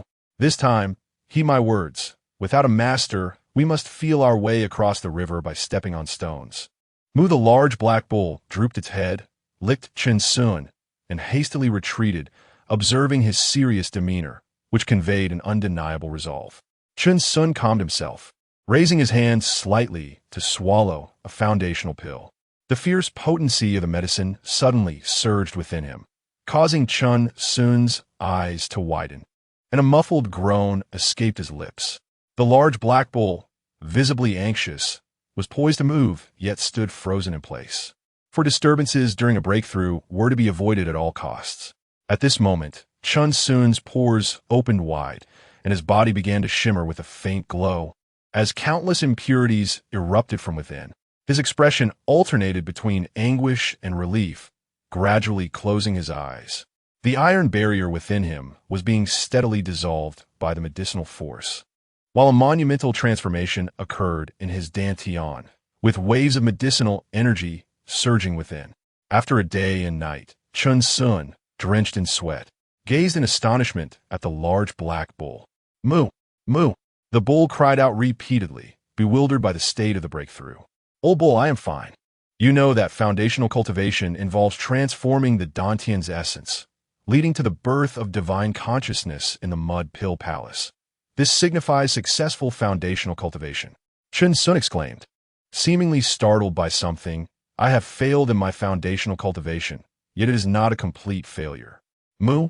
The anxious bull continued to jump around, concerned not with the failure, but with Chen Xun's current condition. This foundational pill is actually expanding my dantian. Chen Xun took a deep breath, explaining, in simple terms, if others store 1 unit of magical power, I store 2. Moo. The large black bull was taken aback, for it was common knowledge in the realm of cultivation that the dantian could not be expanded. Techniques could only refine one's cultivation level, and the disparity lay in whether one could better align with their innate constitution. For instance, a water affinity spirit root practicing water techniques would be greatly enhanced, while practicing fire techniques would yield diminished returns. They practiced widely circulated techniques, possessing mixed spirit roots of 5 elements, all of which could be cultivated, but yielded no significant enhancement in relation to their own constitutions. The gap in combat abilities would only widen with subsequent cultivation levels.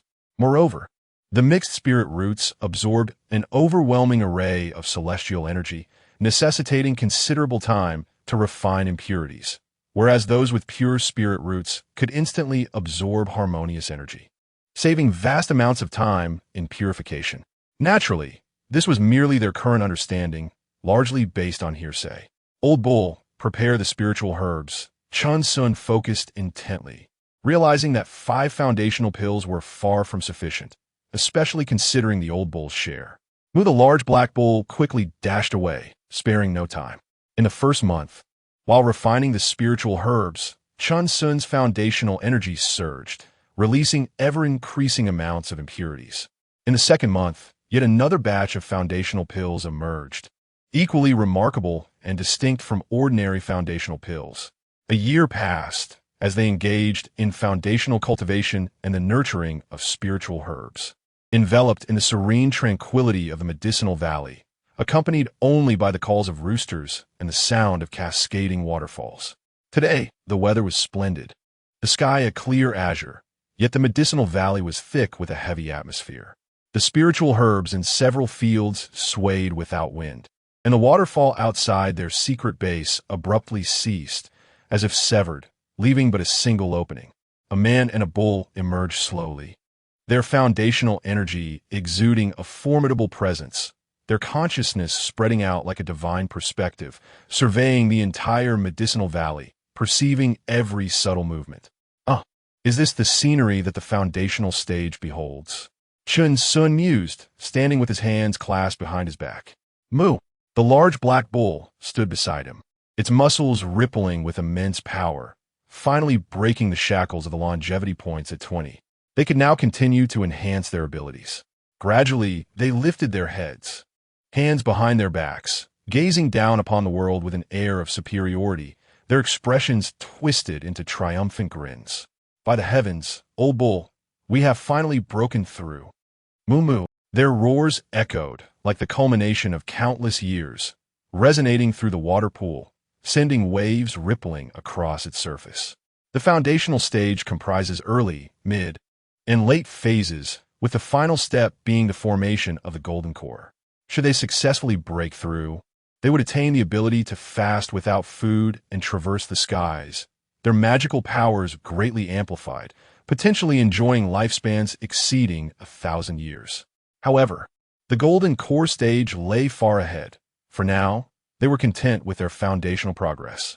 Old bull, the foundational stage grants a lifespan of 400 years, allowing us to remain in the sect without the need to wander aimlessly, living precariously, Chen Xun exclaimed, embracing the large black bull's head. We can finally have a stable home. Moo moo, the large black bull, nuzzled against Chen Xun, its eyes reflecting deep emotion. They cherished stability, a sanctuary to retreat to when weary in body and spirit. Old bull, let's grill some skewers and celebrate our achievement. Moo moo, they leapt joyfully, plunging into the water pool without the need for swords, creating a colossal splash. Chen Xun's lips quivered slightly as they submerged. Both he and the large black bull understood that their exhilaration stemmed not merely from their breakthrough to the foundational stage. As night fell, the sky was adorned with a multitude of twinkling stars. Under the starlit canopy, Chen Xun sang merrily while grilling meat over an open flame. With the large black bull bounding nearby, the tinkling of bells harmonizing with his song. Wandering along the path, Chen Xun nodded rhythmically, the skewers sizzling in his hands, his gaze alight with joy as he looked at the large black bull. His voice crescendoed, nearing a shout. We once crossed mountains and seas, traversing through throngs of people. Moo! Laughing and crying, living a life of simplicity. Moo! Ha ha! Moo moo. Chen Xun and the large black bull erupted into laughter, the campfire flickering with intense warmth, casting a glow on their blissful faces. As the night deepened and silence enveloped them, the man and bull sat side by side, gazing at the vast expanse of stars. After careful consideration, they resolved to invest their longevity points in a magical power, for this would yield the greatest enhancement to their strength, while also allowing them to ascertain the threshold of the foundational stage and whether they would encounter any obstacles. Their current longevity points stood as follows: Strength 21, Speed 21, Essence of All Beings 20, Magical Power 21, Defense 11. The following day, as the sun rose, gentle rays of light cascaded down, bringing with them a refreshing warmth. Chen Xun employed the dust-clearing technique several times on both himself and the large black bull, smiling as he stepped beyond the medicinal valley, embarking on their journey. According to the regulations of the Five Elements sect, upon reaching the foundational stage, one must register at their respective hall, and as members of the Alchemy Hall, they were obliged to do so. However, the large black bull had concealed its foundational cultivation level, appearing as merely a 7th-layer chi cultivator. Yet spirit beasts naturally possessed longer lifespans than their human counterparts, leaving others unaware of the bull's true age. The Alchemy Hall resided atop a principal peak shrouded in mist, surrounded by verdant mountains, adorned with ancient architecture featuring intricately carved eaves. And the air was thick with the fragrant aroma of medicinal herbs, soothing the weary hearts of countless disciples. Chen Xun and the large black bull proceeded leisurely, taking in the picturesque scenery, for they had scarcely explored the many main peaks of the Five Elements sect. Chapter 64. Master Chen Xun. Master Chen Xun. Master Chen Xun. Two voices, one male and one female, called out from behind. Chen Xun turned, a smile gracing his face, and saw Lu Yuan and Shi Jing.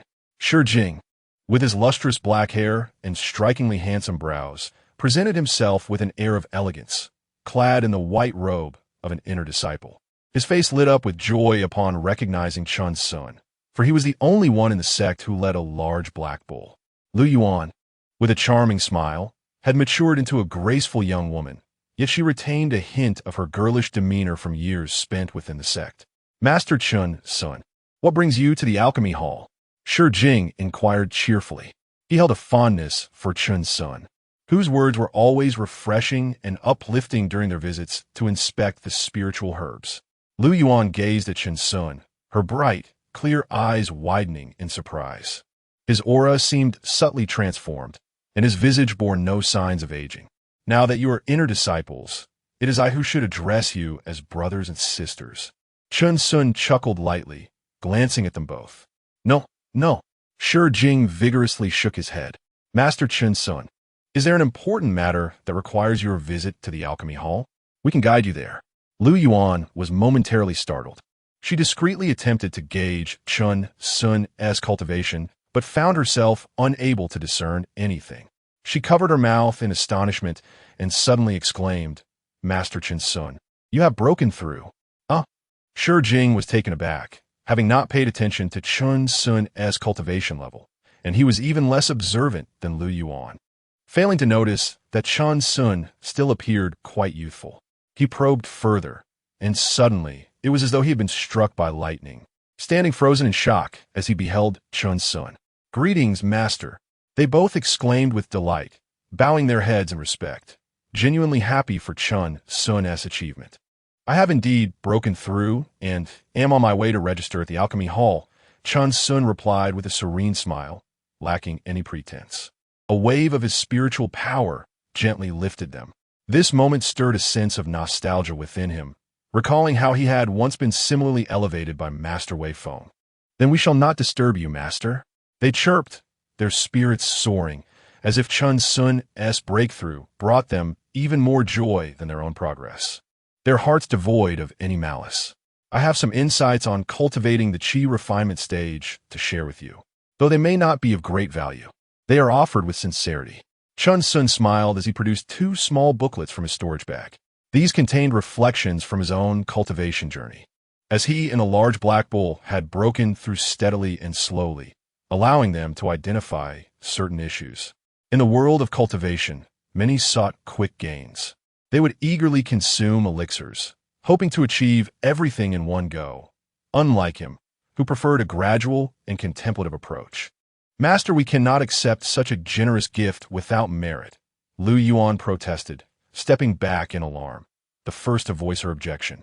Master Chen Xun, this is a privilege reserved for one's own disciples. We truly cannot accept it.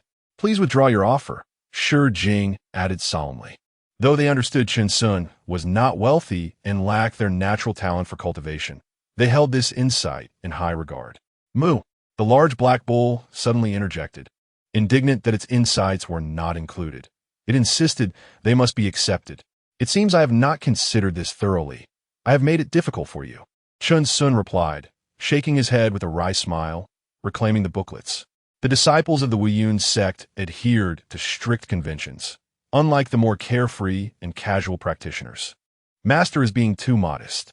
Both Lu Yuan and Shi Jing relaxed visibly upon seeing Chen Xun retract his offer. Go on with your tasks. I will wander with the old bull for a while before heading back up the mountain.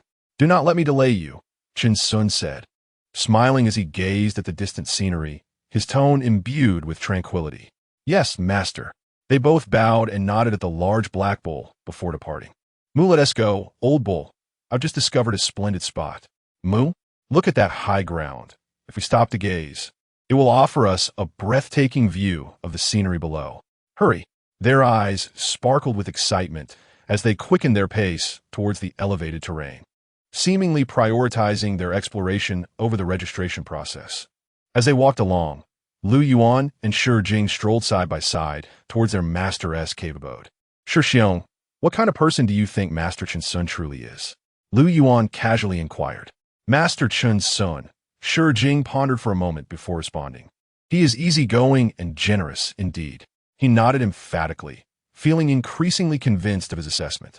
I perceive Master Chen Xun as someone devoid of ulterior motives. Whenever I accompany my junior sisters to inspect the medicinal valley, he is often found engrossed in reading. Lu Yuan's voice flowed like the song of a lark, carrying an ethereal quality. Shi Jing paused, slightly taken aback, before shaking his head. When I visit with my junior brothers, Master Chen Xun is often busy catching chickens with a black bull, claiming he wants to prepare a delicious meal for us all. Haha, Lu Yuan covered her face, giggling softly. Master Chen Xun has always been an amusing person, his character quite unorthodox. Indeed, Shi Jing sighed deeply. It seems that many of these masters and elders within the sect have lived too long, and their temperaments have become a bit peculiar. If one were to cross them, it could lead to quite the ordeal. What are you two whispering about? A disheveled woman suddenly appeared behind them without a sound. They both jumped in fright, frozen in place, cold sweat breaking out on their backs. It was over. Hee master, what a surprise to see you. My apologies for the oversight. Apologies? Shi Jing, if you don't establish your foundation within 5 years, there won't be a place for you among the servants of Wu Yun's sect. The untidy woman lifted Shi Jing effortlessly, as if he were a chick, and began marching toward the cave. Lu Yuan, you follow along too. Have you been looking for a marriage prospect? Huh? Lu Yuan's face flushed crimson. She remained silent, hurriedly trotting to keep up.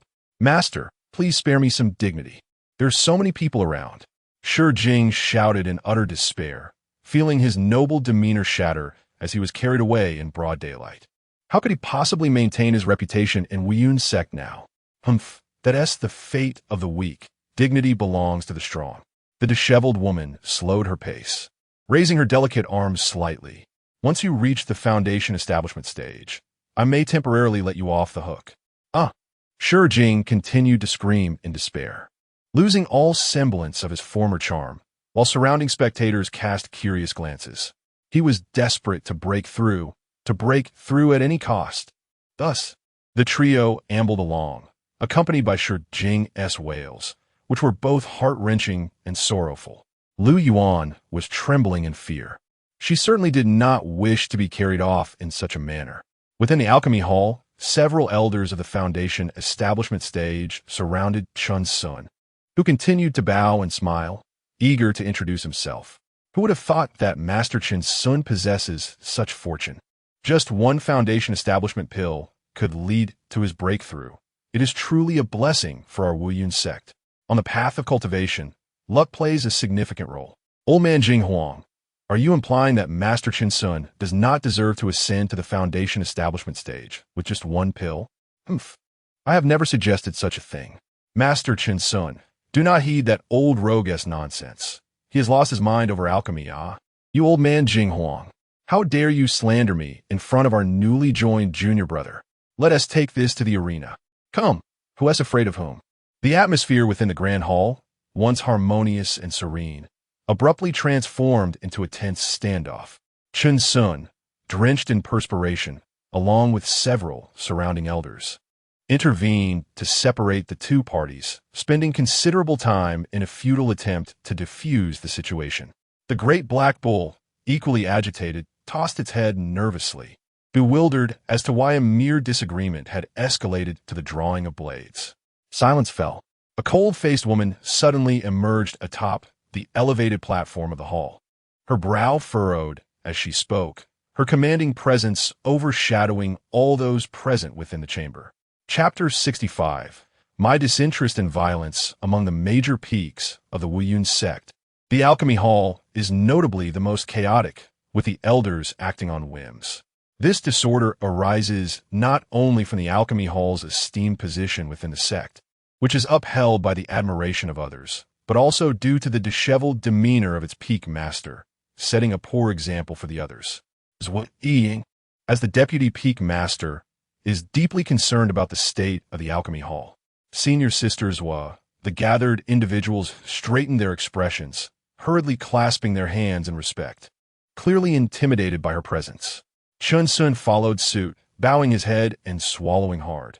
The deputy peak master was at least a late-stage foundation establishment cultivator. Yet she appeared remarkably youthful, exuding an air of sophistication. Chen Xun, come with me, Ying commanded, her poise striking, with long hair cascading down her waist. One hand resting behind her back as she made her way to the side hall. Senior brothers, I shall take my leave, Chen Xun said, leading the great black bull while bidding farewell to the elders. Safe travels, junior brother Chen, they replied earnestly, assuring him that senior sister Zhuo was genuinely kind and that he had no need for undue worry. As Chen Xun walked away, he felt a chill run down his spine, glancing back at their expressions, puzzled by their concern. In the side hall, Zhuo Ying sat in the main seat, her gaze piercing and fixed upon Chen Xun. He forced a smile, alternating between looking up and bowing his head, sensing that she was engaging in a psychological game.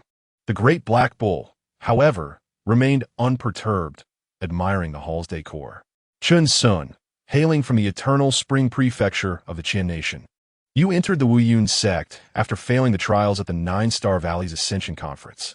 You have diligently tended to the spirit fields and participated in the sect's grand tournament. Zhuo Ying recounted, her eyes never leaving him.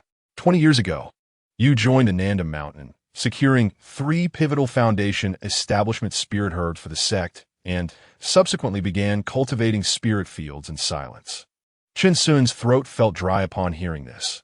While their records were indeed accurate, they had omitted countless other activities, enjoying the breeze, hunting, reading, and catching mountain fowl, making their lives sound dull. Your background is quite clean, devoid of any issues, Zhuo Ying continued, seemingly satisfied with her assessment. You appear to have a fondness for cultivating spirit herbs? Senior sister, to be frank, my great black bull and I are quite adept at growing spirit herbs. It is a passion of ours, Chen Xun replied, invigorated, as if they had struck a chord within him. Have you made progress with the water spirit technique? Zhuo Ying inquired. To the second level, I have no interest in violence. Aside from cultivation, my focus is solely on advancing the water spirit technique. Chen Xun stepped forward, forming a hand seal, causing bubbles to form in midair, infused with a faint aura of spirit energy. Zhuo Ying rose solemnly, recognizing the second level of the water spirit technique. The sect was in dire need of such talent, which was, in fact, her true purpose in meeting Chen Xun. Each foundation establishment elder sought breakthroughs and longevity, yet few could dedicate the time to cultivate the water spirit technique, which had consumed much of their lifetimes. Only a handful within the sect had reached the second level, and the precious spirit herbs of the Wuyun sect relied upon their efforts. With many having resigned themselves to the path of servitude for the sect, they had previously coerced foundation establishment rogue cultivators into practicing the water spirit technique, but none succeeded. This technique required immense patience, akin to refining one's heart, and the cycle of cultivation was particularly lengthy and grueling. Do you know of anyone among the 10 great sects who has attained the third level of the water spirit technique? Zhuo Ying suddenly shifted the topic. Is there truly such a prodigy? I have expended the majority of my life reaching the second level, and my progress has recently slowed to a near halt. Chen Xun exclaimed, astonished and frowning. May I inquire, senior sister, is it genuinely possible to reach the third level? Indeed, the third level of the water spirit technique possesses the power to nurture countless rare spirit herbs, enabling them to endure harsh growth conditions, including foundation establishment herbs. Zhuo Ying confirmed, nodding gravely. If someone from our Wuyun sect can cultivate the water spirit technique to the third level, we would mobilize the entire sect's resources, using countless elixirs and precious materials to elevate their cultivation to golden core stage. Her words carried profound implications, sending a tremor through Chen Xun. It was fortunate he had not revealed that he had already reached the third level. Otherwise, He would not only attract the sect gaze, but also potentially face assassination from rival sections. This is too conspicuous and perilous. Perhaps I should simply focus on cultivating spirit herbs, Chen Xun thought, dismissing any ulterior motives. Senior sister, I am determined to devote myself to the cultivation of the water spirit technique. I have no other passions, just a deep love for growing spirit herbs, he declared earnestly, clasping his hands. Although my prowess in combat with the old bull is lacking, I am willing to contribute to the sect. Indeed, Zhu Ying acknowledged with a slight nod, harboring a glimmer of hope that he would not be blinded by the lifespan limitations of a foundation establishment cultivator. With 5 elemental roots, it was improbable he could break through to golden core stage. Junior brother Chun, Zhu Ying's tone softened slightly. Please, senior sister, speak. Chen Xun instinctively took a half step back. Zhu Ying smiled radiantly, her voice gentle. While it's difficult to advance to golden core stage with 5 elemental roots, you still possess over 300 years of lifespan ahead of you, during which you can accomplish many meaningful endeavors. Of course I understand, senior sister, Chen Xun replied, his heart sinking yet maintaining a smile. The great black bull, however, felt a flicker of anger. Was this woman suggesting they were devoid of hope and should merely toil in the sect? They understood the logic behind it, yet she was too clever for her own good, leaving no semblance of dignity for them, despite their commitment to cultivating spirit herbs. Zhu Ying nodded, her demeanor shifting instantly as she regained her aloof composure. She produced a set of garments, floating them before Chen Xun. To hold a position as an elder, one must at least be at mid-foundation establishment. Yet since you have registered with the Alchemy Hall, you cannot wear the attire of outer disciples. Yes, senior sister, Chen Xun replied, having noticed that the elders wore gray-blue robes that exuded an air of solemnity. Zhu Ying retrieved a gray-blue token from her storage pouch, channeling her spiritual energy as she addressed Chen Xun. Junior brother Chen, may I request a drop of your blood? Chen Xun's gaze sharpened, without hesitation. He expelled a drop of blood from his body, which shot through the air.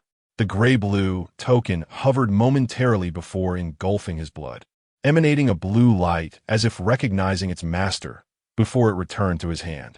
This token is a decree for the floating light profound information, granting access to the true spirit herb garden of the sect.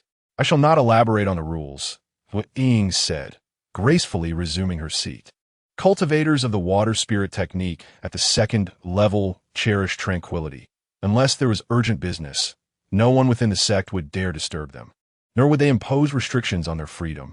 However, Zhu Ying had not finished her statement. Just as Chen Xun was about to express his gratitude with exuberance, a chilling tone cut through the air like a bucket of cold water. The spirit herb garden is of paramount importance. If one departs the sect for more than 20 years within a century, it will be regarded as treason, and the entire Weiyun sect will pursue you. Zhu Ying raised her chin slightly, looking down at Chen Xun. Though her words were harsh, they were grounded in the laws of the nation and the regulations of the sect, not directed solely at him. With the floating light, profound, information safeguarding the spirit herb garden, it possessed a built-in detection capability, making it impossible for even golden core cultivators to stealthily extract a single seed of spirit herb from within. This was one of the Weiyun sect's foundational assets. Chapter 66. A gift of foundation establishment pill for spirit beasts. The formation will automatically record the quantity of spiritual herbs, if even a single stalk is embezzled. The high-ranking figures of the Weiyun sect will personally intervene. This rule is, of course, directed at those within the spiritual herb garden, for they do not wish for these individuals to venture outside in search of opportunities like the foundation establishment cultivators. Many who have ventured out have been absent for centuries, and some have even perished in their endeavors. This regulation is also meant to safeguard their safety, but should not be too constricting, lest it stifles their aspirations. If such a person were to arise, both I, Chen Xun, and old Neo would not let him off lightly, Chen Xun declared with righteous indignation, though his heart held no ulterior motives. Upon hearing this, Zhu Ying revealed a faint smile. Then, junior brother Chen Xun, would you still be willing to enter the spiritual herb garden? I certainly would not force you. Damn. The layers of this scheme run deep, thought Chen Xun, inwardly mocking the situation. With my essence blood already infused into the restriction token, now she asks if I am willing. Senior Sister Zhua, I am indeed willing. Without any regrets, Chen Xun replied, yet hesitated, continuing, but if my lifespan is nearing its end, we still may not be able to break through. The sect will prepare for the eventualities of those individuals, and they can be honored on the sect's merit monument for future generations to admire. Zhua Ying spoke slowly, then sighed softly. Who can withstand the ravages of time? What the hell? That was not the implication. Chen Xun was startled. Why was she preparing for my eventual demise? He and the big black cow were meant to achieve immortality. Noticing Chen Xun's expression, Zhua added, of course, after everything is settled, you may also descend the mountain to resolve any lingering regrets. Senior Sister Zhua, that would be most excellent. In fact, I have yet to marry and have children. Chen Xun exhaled deeply, his eyes reflecting a sense of relief. Zhua Ying's expression twitched. Senior Sister Zhua, Junior Brother Chen, please speak. Are there any benefits for us in the sect's spiritual herb garden each year? Chen Xun gazed at her with hopeful anticipation. Having spoken for so long without addressing the matter of treatment, they were not greedy. Even 300 contributions would suffice. Mu the big black cow also called out softly, looking at Zhua Ying with expectancy. In truth, this was their primary concern. Benefits? Zhua Ying observed the eager expressions of Chen Xun and the black cow, her face displaying confusion. Specifically, the annual stipend. Chen Xun lowered his head, clasping his hands, and even licked his lips, for they were indeed impoverished, and the time was not ripe for selling spiritual herbs. Zhua Ying suddenly understood, shaking her head with a light laugh. Junior Brother Chen is quite amusing. Naturally, there are benefits. Once registered as a Foundation Establishment cultivator, you will indeed be a true member of the Wuyun sect. The sect would never neglect its own. Registered cultivators not only gain access to significant matters within the sect, but also receive an annual contribution of 500. If one holds a position, there could be even more. The contribution hall will also provide registered cultivators with more items for exchange, including the sect's various legacies, provided they achieve significant merits. However, registered cultivators are always individuals with clean backgrounds. Those who join midway as Foundation Establishment cultivators do not receive such treatment, as they mostly serve as guest elders of the sect. Zhua Ying spoke eloquently, glancing at Chen Xun at the center of the side hall, her expression slightly bemused. He was gazing at her affectionately, and even the spirit beast beside him shared the same sentiment, with moisture welling in their eyes. Chen Xun proclaimed loudly, "We shall surely dedicate ourselves to the sect." Moo moo moo. The big black cow also bowed its head, deeply moved, realizing they could have simply stated this from the beginning without so much preamble. Zhua Ying's expression suddenly became solemn as she looked at the big black cow, retrieving a crystal-clear pill from her storage bag. This is a Foundation Establishment pill for spirit beasts. While it may not be as precious as a Foundation Establishment pill for cultivators, it is not easily refined. Both Chen Xun and the big black cow were taken aback. What does this mean? This is a congratulatory gift prepared by the Alchemy Hall for Junior Brother Chen Xun's registration. But your contributions for the next decade will belong to the hall. Senior Sister Zhua, this pill is of great importance to us. I shall not refuse. Chen Xun's face became serious as he stepped forward to receive the pill from the air, sincerely bowing and expressing gratitude for the Alchemy Hall's generosity. He would not dare to forget. Moo moo, the big black cow, also expressed thanks in all directions, for its troubles had long left Chen Xun in a state of distress, causing sleepless nights as they prepared for the worst. Zhua Ying nodded inwardly, a glimmer of satisfaction in her eyes. Chen Xun's words were heartfelt, devoid of pretense. The sect would never skimp on resources for talented individuals. The individuals managing the spiritual herb garden were predominantly reclusive. Some raised turtles, others fish, and some even spirit beasts. These seemed to be their last forms of spiritual solace, preventing them from drifting aimlessly in the path of cultivation. Having endured countless years, the Wuyun sect had long understood how to retain those who practiced the water spirit technique. The prominent figures of the 10 great sects were even more so, with their descendants directly taught by grandmasters of the Golden Core stage. A sect with a long lineage operates on a vast system, requiring attention to various aspects, not merely relying on violence and competitions of strength. Junior brother Ruanzhong, Ying softly called, releasing a wave of spiritual power, her consciousness expanding outward. Chen Xun and the big black cow suddenly felt a tingling sensation on their scalps. The power of her consciousness was formidable, entirely different from that of early Foundation establishment. This consciousness could pierce through all forms of disguise. Even their hoods would be ineffective before it, unless they possessed items capable of shielding against consciousness. Otherwise, nothing could escape scrutiny. The stronger the consciousness, the greater the advantage in battles.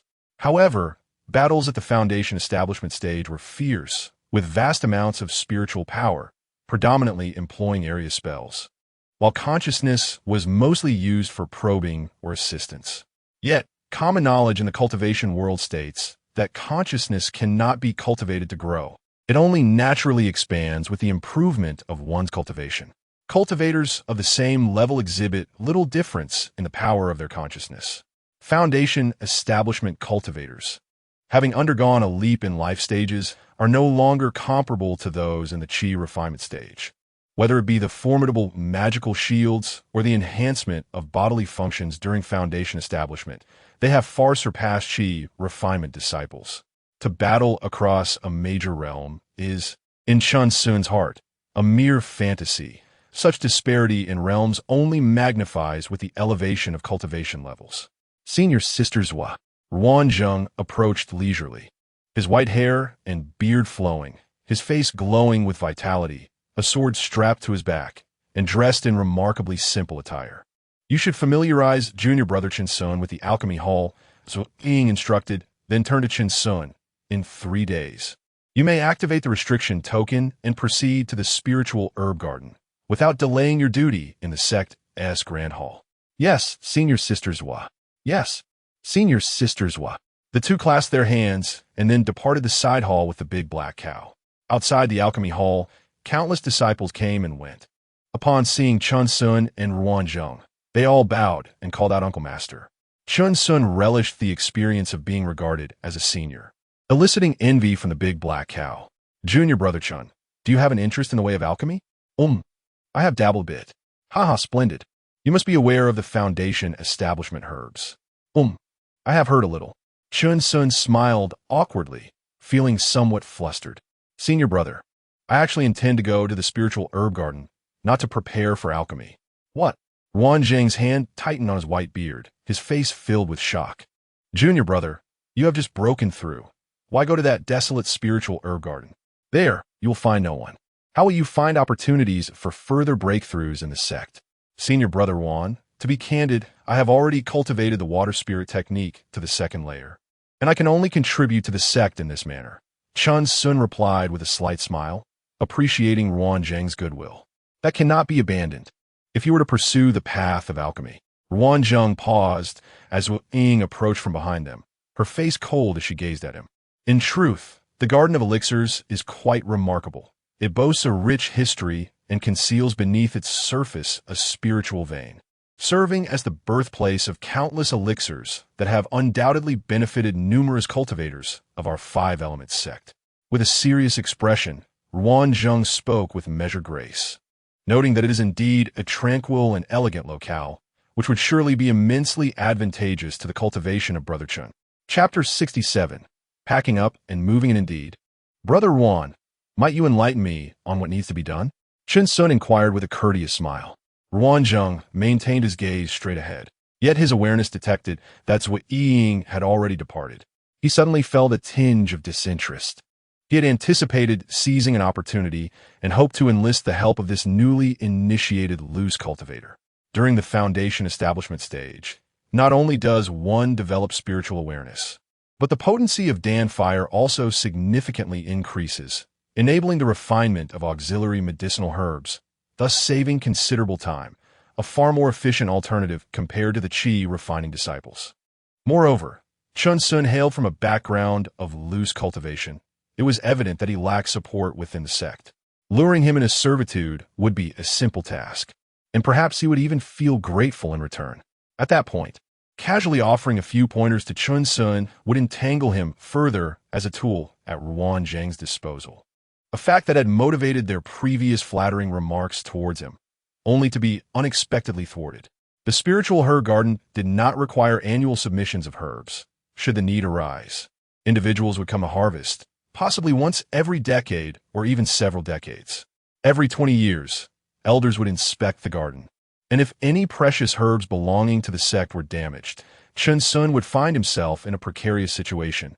Thus, vigilance was paramount. A flash of impatience crossed Ruan Zhang's eyes as he suddenly feigned surprise. Junior brother, I had forgotten that I still have a furnace of pills to refine in my cave. I must take my leave. Not at all. Please do not let me delay you, brother Ruan. Chen Xun replied with a respectful smile, stepping aside with the Hainyo. Ruan Zheng nodded slightly, took to the skies on his sword, and departed in haste, as though rushing to a family funeral. They watched Ruan Zheng's receding figure, their expressions inscrutable, before proceeding towards the Medicine Valley to commence packing. Along the way, they encountered numerous disciples also preparing to move, to whom Chen Xun responded with a warm smile. In the Medicine Valley, amidst the melodious chirping of birds and the fragrant blossoms, Chen Xun and Hainyo sat by the waterfall, their expressions tranquil. Mu, it matters not. If one possesses no value, what significance do they hold in this world? Chen Xun gazed deeply into the pond, a gentle smile gracing his lips. Old cow, do not ponder too deeply. The sect has bestowed great favors upon us. That alone suffices. Mumuda, Hainyo nudged Chen Xun, affirming the sentiment. Indeed, they were merely transient visitors to one another's lives, and there was no need to dwell on darker thoughts. Harbor no ill intentions, yet remain vigilant. We must observe the true spiritual herb garden closely, adhering to the old adage. Moo, moo, the Hainyo bellowed, his eyes bright with determination. A tenth of our strength should be revealed, never seeking the limelight. Let us live our lives with humility. The corners of Chen Xun's mouth lifted slightly as he glanced at the Hainyo, who nodded in agreement. They had yet to explore many places and learn numerous things. I intend to devise a cultivation plan for us. In 300 years, there will be much for us to learn. Ha ha. Moo moo. Old cow. Let us tidy up and move. Moo. The Hainyo, filled with excitement, leaped up, exhaling a great breath, and began gathering formation flags and stones.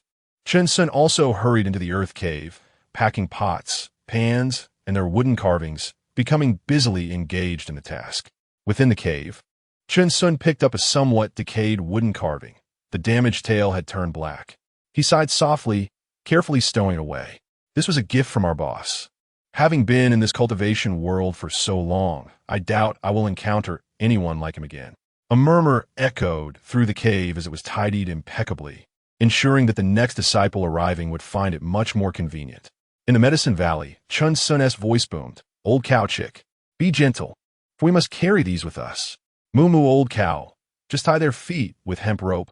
I will fetch our wild boar. It was quite a challenge to catch it in the mountains 2 years ago, and now they have given birth. There can be no oversight. Moo moo, under the vast sky. A flurry of activity ensued as one man and one cow scurried about the Medicine Valley. The cave behind the waterfall was demolished, buried beneath countless stones.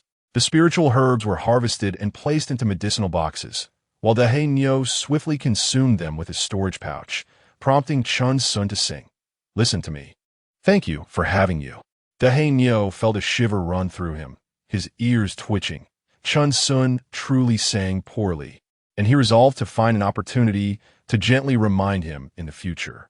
The following day, under the brilliant sunlight, they arrived at the edge of the pond. Feeling slightly anxious, old cow, let's proceed. My spiritual awareness is fully spread, and everything is under control. Chen Xun declared before striding away. Moo, the Hainyo called out, his internal power surging as his hooves swung. Bubbles erupted from the water, and 2 formation flags shot up from the depths, revealing numerous stones that had quietly lain beneath. A basic small illusion formation, capable of concealing minor debris, and with a boost from our power, it can cover a vast area of shattered stones. Moo, the Hainyo bellowed again, his expression serious. Three unremarkable stones suddenly shifted, imperceptible to the untrained eye as formation stones. Bubbles emerged from another part of the pond, and a faint glow flickered in the mud. A small whirlpool formed, and Dahenyo, swift and alert, plunged into the water. Hidden within the mud lay a medicinal box containing an ordinary centennial herb. Dahenyo gently retrieved it, casting a spell in the water, causing three concealed formation flags to emerge from the mire. The bubbling in the water intensified, and large clumps of mud churned, rendering the water increasingly murky. Dahenyo grinned broadly, extending his hoof to retrieve a bag of herb seeds wrapped in formation, swiftly leaping out of the pond and consuming the seeds in an instant. Dahenyo called to Chen Xun, who sat by the pond, his expression filled with joy. These were all the seeds for foundation establishment pills. "Old cow, let us move," Chen Xun shouted from a distance. "Moo," Dahenyo charged fortet. Today, an unusual sight graced the Wuyun sect. A foundation establishment cultivator led two large wild boars, followed by a troop of piglets, while carrying a basket of chirping chicks on his back. Beside him, the black cow spirit beast was laden with mountain chickens bound at their feet, their eyes devoid of life, resigned to their fate, staring blankly at the sky. Dahenyo's horns bore two baskets of eggs, and despite the rugged path, he walked with unwavering steadiness. Is this elder going down the mountain? To the market? No, I believe he is preparing to perform some grand spell that requires them. We must not hastily judge this elder. The might of foundation establishment is beyond our chi refining disciples' comprehension. Indeed, passers-by whispered among themselves, yet their eyes were filled with respect. Such was the prowess of the elders. Everything they did was right. Even if they were to foul the roadside, they could surely turn it into something commendable. Chapter 68.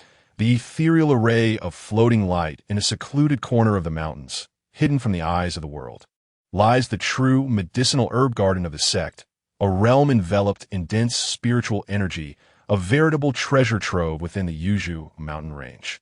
The air is thick with vitality, and the atmosphere is heavily guarded by foundational cultivators, creating an aura of both danger and safety. As Chen Xun approached, his heart trembled with anticipation. The area was dotted with hidden chambers, intricate formations pulsating with life, and the occasional flicker of light darting through the air. The great black bull emitted a low, anxious moo, sensing the perilous nature of this place, arguably the most treacherous yet secure location of the Wuyun sect. The wild boars and mountain chickens accompanying them began to tremble, the primal fear resonating deep within their souls. "Silence," Chen Xun frowned. "I brought you here to witness the world, yet you are so easily frightened."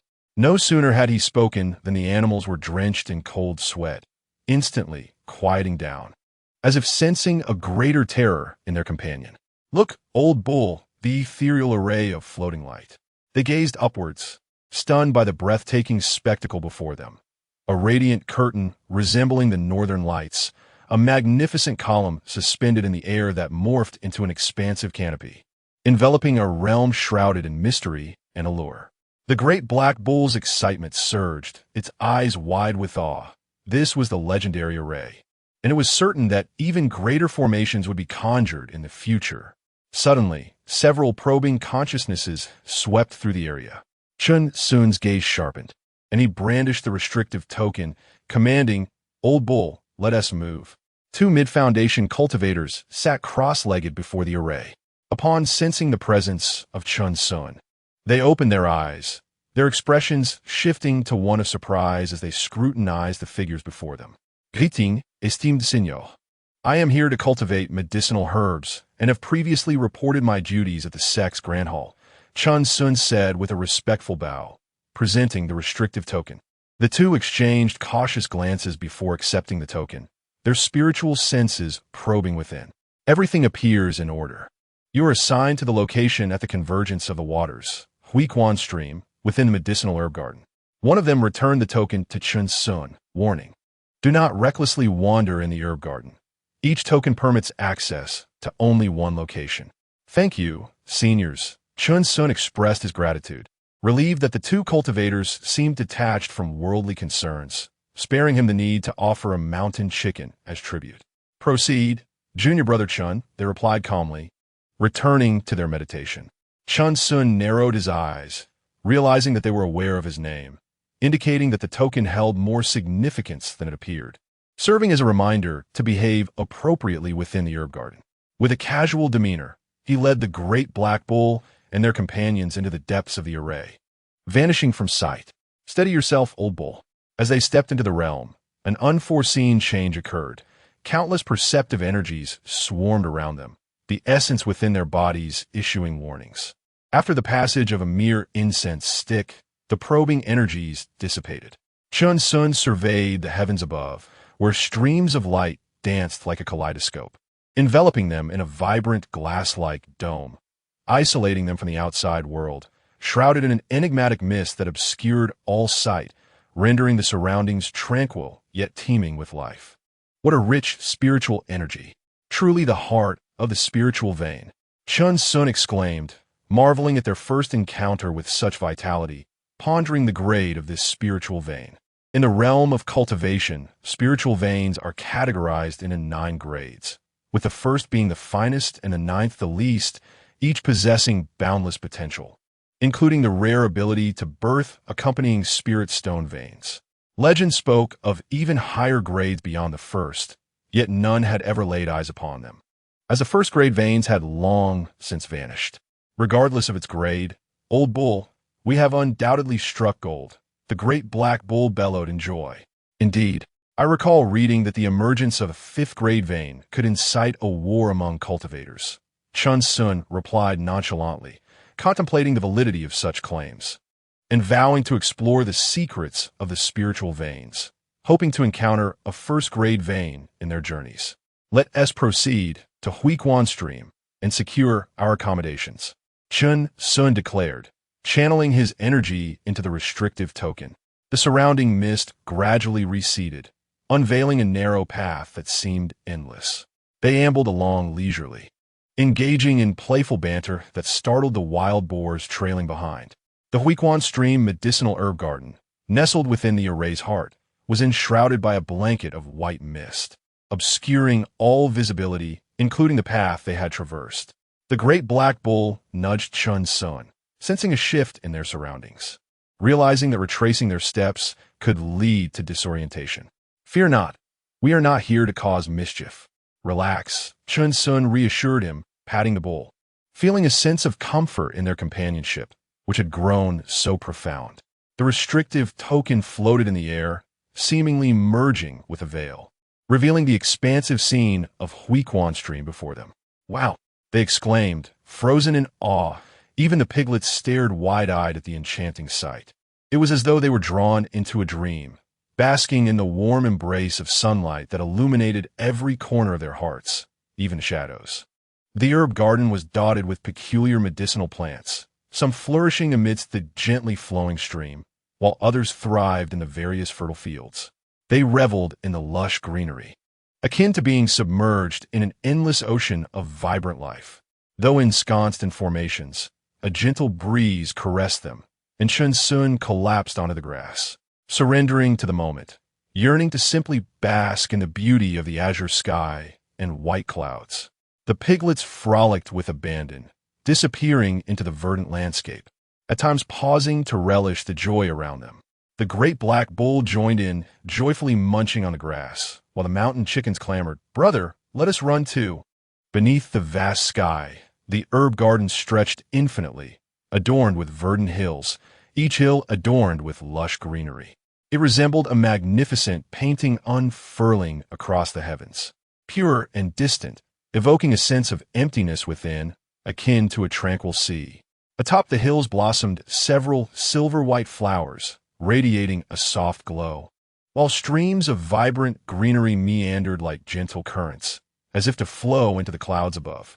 The herb garden lay in serene stillness, a gentle breeze whispering through the grass, creating waves that danced in harmony. Chen Xun reclined on the grass, a faint smile gracing his lips, gazing towards the distant stream that traversed the emerald fields, flowing towards the unknown. Indeed, when the clouds arrive, the grass is a deep green, the winds rise, and the green waves roll forth. Old Bull, this is a paradise for relaxation. No, a sanctum for cultivation. Chen Xun rose slowly, exhaling deeply. Moo! The great black bull lifted its head, still chewing on blades of grass. The old ox began its endeavors, creating both a chicken coop and a pig pen. A significant undertaking indeed. Moo promptly commenced the task of felling trees. Despite the towering ancient trunks, they were no match for Chen Xun's formidable axe. Meanwhile, the large black ox began to drag the timber in search of sight with auspicious feng shui. The mountainside not only harbored several caves, but also bore the marks of cultivation, indicating that someone had traversed these paths in recent days. However, this was to be expected, as managing a single medicinal herb garden entailed considerable contributions, and overseeing 2 gardens would similarly demand effort. No one would willingly invite such complications upon themselves. Chen Xun recognized all the rare spiritual herbs present here and was pleasantly surprised to discover 2 foundational elixirs among them. Holding the mountain opening axe, he sighed deeply. The abundance of spiritual herbs here paled in comparison to that of the medicinal valley, making the labor light yet rewarding. He found himself enveloped in a profound sense of clandestine joy. Although they were not prodigies of cultivation, talent is always in demand, regardless of the realm, ensuring they would never face starvation. Chapter 69. The Uninspired G. Kuan Old Bull. I entrust the spirit herbs to you, Chen Xun called out, producing a small booklet. I shall commence formulating our cultivation plan. The pursuit of knowledge knows no bounds. They have yet to embark on the basics of minor spells, formations, or talisman inscribing, and most crucially, they lack the cultivation techniques. We will also need to acquire a foundational cultivation method soon. Moo the large black bull responded nonchalantly, a trivial matter. Chen Xun buried the restriction talisman at the entrance of the Huiquan stream to prevent any vile entities from intruding. Caution is always prudent. However, the fact that our foundational elixir can actually enhance cultivation is remarkable. If only we had the appropriate techniques, we would have soared to new heights by now. Damn it. We mustn't consume these pills recklessly. Without a proper cultivation route, the concentrated medicinal power nearly ruptured several of our meridians. Fortunately, we added protective measures to avert disaster. Such recklessness must not be repeated, as we have yet to reach the level of creating our own techniques. Chen Xun mused internally, recognizing the preciousness of their foundational elixirs, which far surpassed typical cultivation-enhancing pills. Yet, it remained uncertain how far their efficacy could extend. If only it could continue to enhance forever. He raised his gaze to the sky. The formation continued to operate, yet it no longer probed them. Still, he felt a twinge of insecurity. Patience is key. Some things should not be hastily revealed. A slight smile graced Chen Xun's lips as he returned his focus to the booklet, particularly intrigued by the basic 5 elements escape technique. These rare spirit herbs do not require daily nourishment from the water spirit technique, yet their consumption is substantial. With just over 100 spirit herbs, each nurturing session consumes a fraction of their mana, though they can be left unattended for several years. This is only with the controlled application of the water spirit technique. If fully unleashed, the strange spiritual energy within the water could sustain the herbs for over a decade. The large black bull had attempted to nurture the herbs with a mere layer of the water spirit technique, but the herbs showed no response. Akin to ordinary water poured over them. Over time, they would wither as the medicinal properties dissipated, for this was not their true growing environment. However, the peculiar spiritual energy within the water spirit technique is markedly different from that of the natural world. Chen Xun possessed a keen sensitivity to minor spells, but now is not the time for true exploration. They each began to busy themselves, preparing to transform the Huiquan stream into a suitable abode, a place they would inhabit for a century and thus required meticulous attention. Time flew, and a month had passed. Chen Xun led the large black bull out of the herbal garden, where countless probing gazes awaited them. Yet, upon exiting the formation, their fellow disciples no longer scrutinized them. The biannual pilgrimage to the southern Dipper Mountain was imminent. Each year, many new disciples joined the Wuyun sect, while countless elders quietly descended the mountain. They often exchanged furtive glances, one brimming with youthful vigor, the other burdened by age. The elder seemed to see a reflection of his own past, while the youth felt a renewed fervor, vowing that his later years would not mirror such desolation. Within the mountains lay numerous caves and wooden huts occupied by Qi refinement disciples. An elderly man, having recently celebrated his 60th birthday, sat within his humble abode, packing his belongings.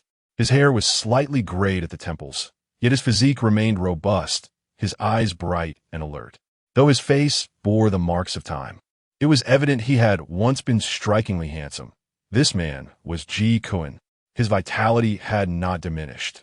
Most Qi refinement practitioners could live to be a century old, a stark contrast to ordinary mortals.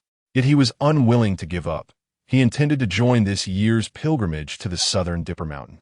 The sect had relaxed its rules for experienced disciples, and Ji Kun was unsurprisingly included on the list. Knock, knock.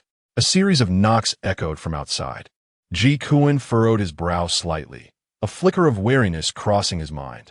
With the journey to the southern Dipper Mountain approaching, he hoped for no unforeseen incidents. He rose slowly to answer the door, and upon seeing the figure outside, he stood frozen, astonished like a block of wood. Before him was a familiar smiling face, identical to that of the ambitious youth he had encountered years ago aboard a flying vessel, unchanged in the slightest. "Chun, Master Uncle," Ji Kun said, lowering his head with a bittersweet smile, recognizing the youthful visage that indicated a successful foundation establishment. He had heard rumors that upon breaking through to a new realm, one could regain youth or retain their original appearance, all stemming from one's mindset. As time flowed on, it seemed Chen Xun was thriving, having not faced the same hardships as he had. A wave of bitter memories surged within him, while his own failures were painful. The success of others was even more heart-wrenching, causing Ji Kun to appear all the more stooped. They had become estranged, now cloaked in a shroud of unfamiliarity. The distant mountains and valleys blurred together, and as he gazed around, it was as if countless moths fluttered amidst the myriad peaks and ravines, enveloping the world in a grayish hue. The first snow of the Yuzhu mountain range fell silently and abundantly. "Yiken." Chen Xun hesitated for long while before finally uttering his name. "He, Master Uncle Chen, gracing my humble abode, truly brightens my day," Ji Kun said with a beaming smile, having shed much of his former sharpness, now appearing considerably more polished. "Please come in." The cold wind blew, causing the nearly dilapidated door to tremble and creak. Chen Xun nodded gently and stepped inside.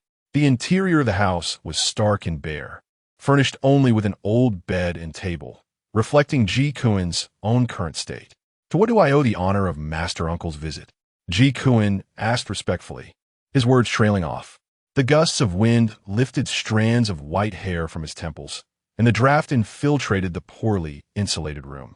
"I'm here to see an old friend," Chen Xun replied calmly, surveying the surroundings without meeting Ji Kun's gaze. Ji Kun felt a jolt in his heart at those words, remaining silent for a long time before forcing a smile. To become friends with Master Uncle Chen is indeed an honor for Ji Kun. Chen Xun slowly turned to face Ji Kun, who wore a bitter smile, his eyes flickering nervously. "In recent years, I've heard you have not fared well in the outer sect," Chen Xun remarked. "Master Uncle is being too harsh." "It has been many years since then," Ji Kun replied, lowering his head and clasping his hands. The dull gray of his robe now seemed glaringly out of place. Though they stood before one another, they felt worlds apart, as if Ji Kun and Chen Xun belonged to different realms entirely. "Have you never considered seeking me out?" Ji Kun asked, his voice subdued. "I understand my limited talents, and wouldn't want to burden Master Uncle." "Yi Kun," Chen Xun suddenly roared, startling the large black bull, which shivered in response. Ji Kun could only smile sadly, the corners of his eyes crinkling as the winds of the wooden hut grew fiercer, brushing against his weathered face. "Yi Kun, have you truly sunk so low?" Chen Xun frowned, his chest heaving slightly as anger welled up within him. "Where's your fighting spirit? I'll tell you, I was quite displeased with you back at Qingya Cliff." "Moo!" The large black bull echoed from behind, recalling how Ji Kun had ignored them at Qingya Cliff. Ji Kuan felt a deeper sorrow wash over him. It was evident that Chen Xun had come to humiliate him. "Master Uncle, please forgive me, You dare speak such nonsense." Chen Xun thundered, his robe billowing without wind as a surge of mana erupted forth, causing the rickety wooden hut to tremble. Teetering on the brink of collapse, Ji Kuan was swept back by the gust, his hair disheveled, colliding against the wall with a muffled grunt. His expression darkened with rising ire. "Master Uncle, why must you humiliate me? I'm already in this state. What more do you want?" Chen Sun's fury only escalated, his figure shifting as he grasped Ji Kuan's robe. Roaring, "The Ji Xixiao of my youth was not like this. He was a figure akin to an elder brother. Not this despondent wretch." The pupils of the great black bull constricted. After all these years, he had never witnessed Chen Xun so enraged. "Ha ha!" Ji Kuan laughed with such fervor that his entire body trembled, his eyes reddening with tears, and his laughter was tinged with profound sorrow. There was no spirited Ji Kuan to be found, merely a provincial figure from the realm of cultivation, confined to a limited perspective. Chapter 70. One will never be forever alone, how dare you? With a resounding punch, Chen Xun struck the rear side of Ji Kuan, creating a terrifying hole in the wall, through which the cold wind howled relentlessly. Ji Kuan, drenched in cold sweat, finally regained his composure, as the chilling gust from behind filled him with an unsettling sense of mortality. Chen Xun slowly raised his fist again, the violent force of his energy relentlessly battering Ji Kuan as if seeking to end his life in one blow. Ji Kuan's eyes narrowed, a frigid glint emanating from them, and he retaliated with a fierce punch. "Whoa, Chen Xun!" The fierce wind from the punch abruptly halted, mere inches from Ji Kuan's face, ruffling the gray strands of his hair. Yet, Ji Kuan did not flinch, maintaining a steady gaze on Chen Xun, and calmly stated, "Master Chen, please lower your hand." Chen Xun took a step back, lowering his hand, his eyes still devoid of warmth. "I shall go to the South Do Mountain Secret Realm." "I know," Ji Kuan replied. "Many events transpired there years ago, and I do not wish to implicate you. Is it resolved?" "Yes, though I can no longer remain among the outer disciples." Ji Kuan's expression grew solemn, revealing traces of age. His gaze toward Chen Xun shifted, now tinged with relief. "I did not expect you to remember me. Congratulations on your foundation establishment. Master Chen, please take a seat." The gaping hole continued to whistle with the wind. Yet the two sat across from each other at a wooden table, the large black bull only daring to poke its head through the entrance, clearly intimidated by Chen Xun. The two then resumed their conversation as if nothing had transpired. It turned out that after Ji Kuan had left with his junior sister, he had tracked down the deserter, who had demanded Ji Kuan's hand over the spirit herbs for safekeeping. Naturally, Ji Kuan refused, and their tempers flared, resulting in a fierce confrontation. Ji Kuan's junior sister joined him in the fight, and together they killed the deserter in South Do Mountain. The ally they had fought alongside was no weakling. He was a fellow disciple from the outer sect and a distant relative of an elder. However, upon their return, Ji Kuan's junior sister suddenly betrayed him, claiming he had harmed his own sect members. She twisted the truth, alleging that they had harvested the spirit herbs together. But Ji Kuan had turned against her and attacked first, leaving her no choice but to placate him by offering herself in exchange for his mercy. Ji Kuan had indeed acted carelessly, unlike Chen Xun, who had taken many of the deserter's belongings, effectively incriminating himself. Fortunately, he insisted that it was the work of another sect, which prevented the situation from escalating further. The Five Elements sect, like all others, strictly forbade infighting among its members. Yet they could not simply take the junior sister's word for it. However, under the elder's influence, Ji Kuan's spirit herbs and contributions were attributed to the junior sister. Most foundation-building elders were inherently indifferent, and since Ji Kuan was not their biological son, they merely sought to regain face at his expense. Over the years, Ji Kuan had endured a difficult existence, but with the sect's protection, he managed to escape unscathed. Nevertheless, he bore the stigma of harming his own sect, leading to estrangement from former friends, making it exceedingly difficult to find work within the sect. In such a predicament, he dared not approach Chen Xun. not wanting to jeopardize the innocence of his ever-smiling junior brother, who led the Black Bull. He endured humiliation and hardship, all for the prospect of the next journey to South Doe Mountain 2 decades hence, preparing for a final gamble. Brother G, if you return from South Doe Mountain, you will always be my brother. Master this. Please, hear me out. Chen Xun interrupted Ji Kuan, his expression earnest. He retrieved a small booklet and a magical artifact from his storage bag. This is a high-quality yellow-tier artifact, worth 2,000 contribution points. The booklet contains insights I gathered during my time at South Doe Mountain, which can aid you in obtaining the 3 key spear herbs. Ji Kuan's face blanched in shock, springing to his feet as he exclaimed, "How can this be? Chen Xun, you owe me nothing. This 2,000 contributions are what you owe me. If you can return with the foundation herbs, I will await you at the base of the mountain, personally delivering the foundation pills to you." Chen Xun spoke each word with clarity, slowly raising his gaze to meet Ji Kuan's. Suddenly, he smiled. "We both hail from a 9-star valley. We ought to look out for one another." This familiar phrase echoed in Ji Kuan's mind, reminiscent of their early days in the 5-element sect, when he had said the same to Chen Xun. He never expected Chen Xun to remember it all these years. Ji Kuan felt his composure falter, trembling from the highs and lows of life, finally realizing who his true friends were.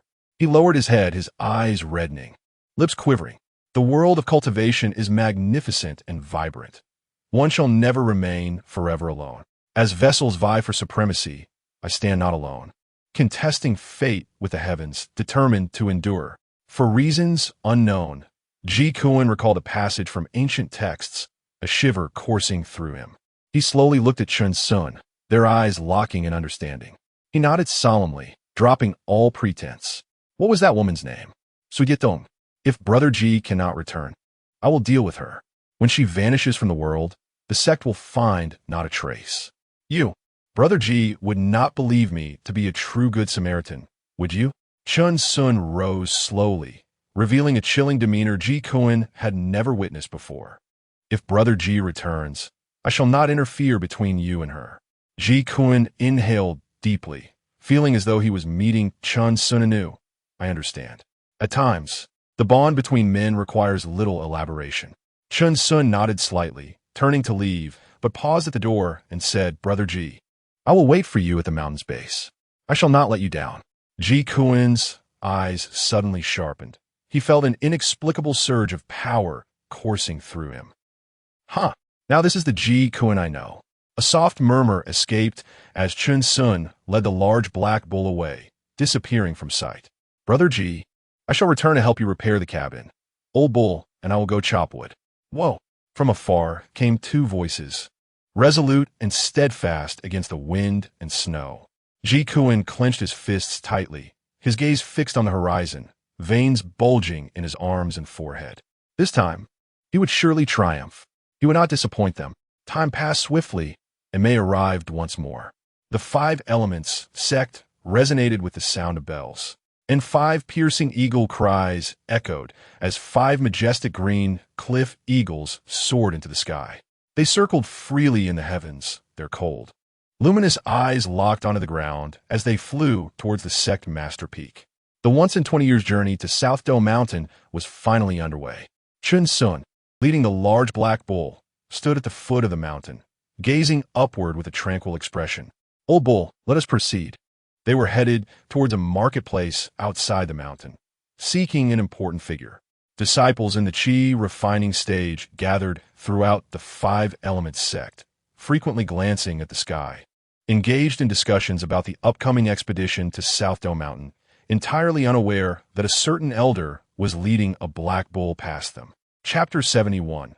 A tranquil stroll amidst fleeting concerns. Suspended bamboo market, nestled beyond the Jade Bamboo Mountains, is one of the external markets of the 5 elements sect.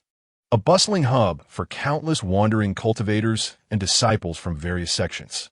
To reach this market, one must traverse a vast expanse of tall, upright bamboo forests, where a mere mortal might easily lose their way. As the gentle breeze sweeps through, the bamboo sways delicately, producing a rhythmic sound akin to enchanting melodies wafting through the air. Upon spotting a particular figure, The various cultivators and disciples exhibit expressions of astonishment, promptly bowing and making way. Yet, the individual responds with a warm smile, exuding kindness, while leading a black cow spirit beast by its side. Clad in the grayish-blue robe of the Five Elements sect, there is no doubt that this person is a foundational stage cultivator of the esteemed sect. Emerging from the bamboo grove, one is greeted by a panoramic view of numerous tiered pavilions, the market bustling with activity, occasionally hosting small auction events. The wandering cultivators carry a semblance of vigilance. While the market itself is secure, the outside world remains uncertain, with hurried figures weaving through the crowd. Chen Xun offers a subtle smile, reminiscent of his former self, as he observes those who, like him, once lived on the precipice of uncertainty. The black cow glances around, embodying a newfound sense of leadership, a feeling distinctly novel. No one dares to cast them sideways glances any longer, and respect is now evident in their expressions. The black cow can't help but wag its tail in contentment. Let us proceed, my friend. I am needed at the talisman shop within the sect. The cow nudges Chen Xun affectionately as they strut confidently through the sect's market, free from the need for concealment. The Shurfeng talisman shop bustles with patrons, thriving in business. Yet, at the fringes of the pavilion, a middle-aged man reprimands several disciples, his words laced with exasperation, leaving the recipients visibly irritated. This man, appearing to be in his 50s and at the 10th level of chi refinement, stands tall and robust, his discourse imbued with a tone of disappointment. After a few incense sticks worth of time, the middle-aged man ceases his lecturing, and the Five Elements disciples depart like startled birds, muttering their grievances. He shakes his head, hands clasped behind his back, lamenting, time slips away so swiftly. One must seize every moment for cultivation, lest they find themselves out of opportunities in their twilight years. Time and experience have weathered countless years, leaving behind a countenance sculpted by the passage of time. Lu Feng, Chen Xun greets with a smile, clasping his hands in salutation. The middle-aged man, startled, gazes across the street at Chen Xun, exclaiming joyfully, Chen Xun, Master Uncle, the scene is quite peculiar. As a middle-aged man addresses a youth far younger than himself as Master Uncle.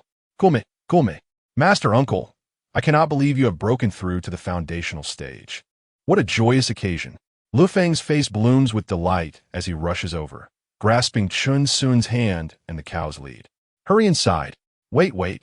The cow bellows as they are enthusiastically pulled along, reminiscent of their initial arrival at the Five Elements sect, where this very senior displayed such warmth. In the back courtyard, Chen Xun sits upon a stone bench while Lu Feng stands respectfully nearby, hesitant to take a seat. Lu Feng, please take a seat. Yes, Master Uncle, Lu Feng replies, his voice slightly hoarse.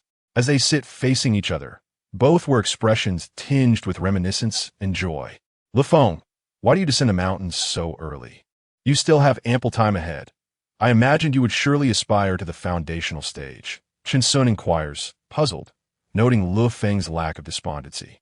Master Uncle, you may not be aware, but the law enforcement hall has an age requirement for chi refinement disciples. One must not exceed 50. Yet, you could pursue your cultivation in another hall. Ah, Master Uncle, my aspirations lie elsewhere. Lu Feng gently shakes his head, speaking earnestly. I am but a practitioner of the 4 elemental roots, taken in by my master when he found me at the foot of the mountain, nurtured by the 5 Elements sect. My skills in combat are lacking. I cannot even enter the top 5,000 in the sect's grand tournament. If I remain within the sect, wouldn't that be a waste of resources for cultivation? As for the foundational stage, I have never harbored such thoughts.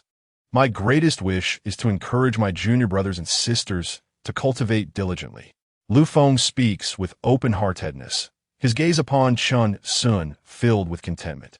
For witnessing Chen Xun's achievement in reaching the foundational stage is a source of great satisfaction for him. Chen Xun finds himself at a loss for words, feeling that any statement he might make would be inadequate. Lu Feng's perspective is indeed refreshing. As for me, I seem to have fallen behind. Witnessing your current mindset, dear brother, brings me peace, Chen Xun replies with a warm smile. There is no need for concern, Master Uncle. Not all cultivators seek immortality, and I harbor no regrets.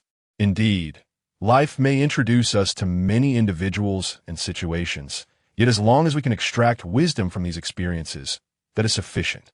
Chen Xun suddenly inclines his hands in a gesture of celebration, remarking that it appears Lu Feng has found clarity.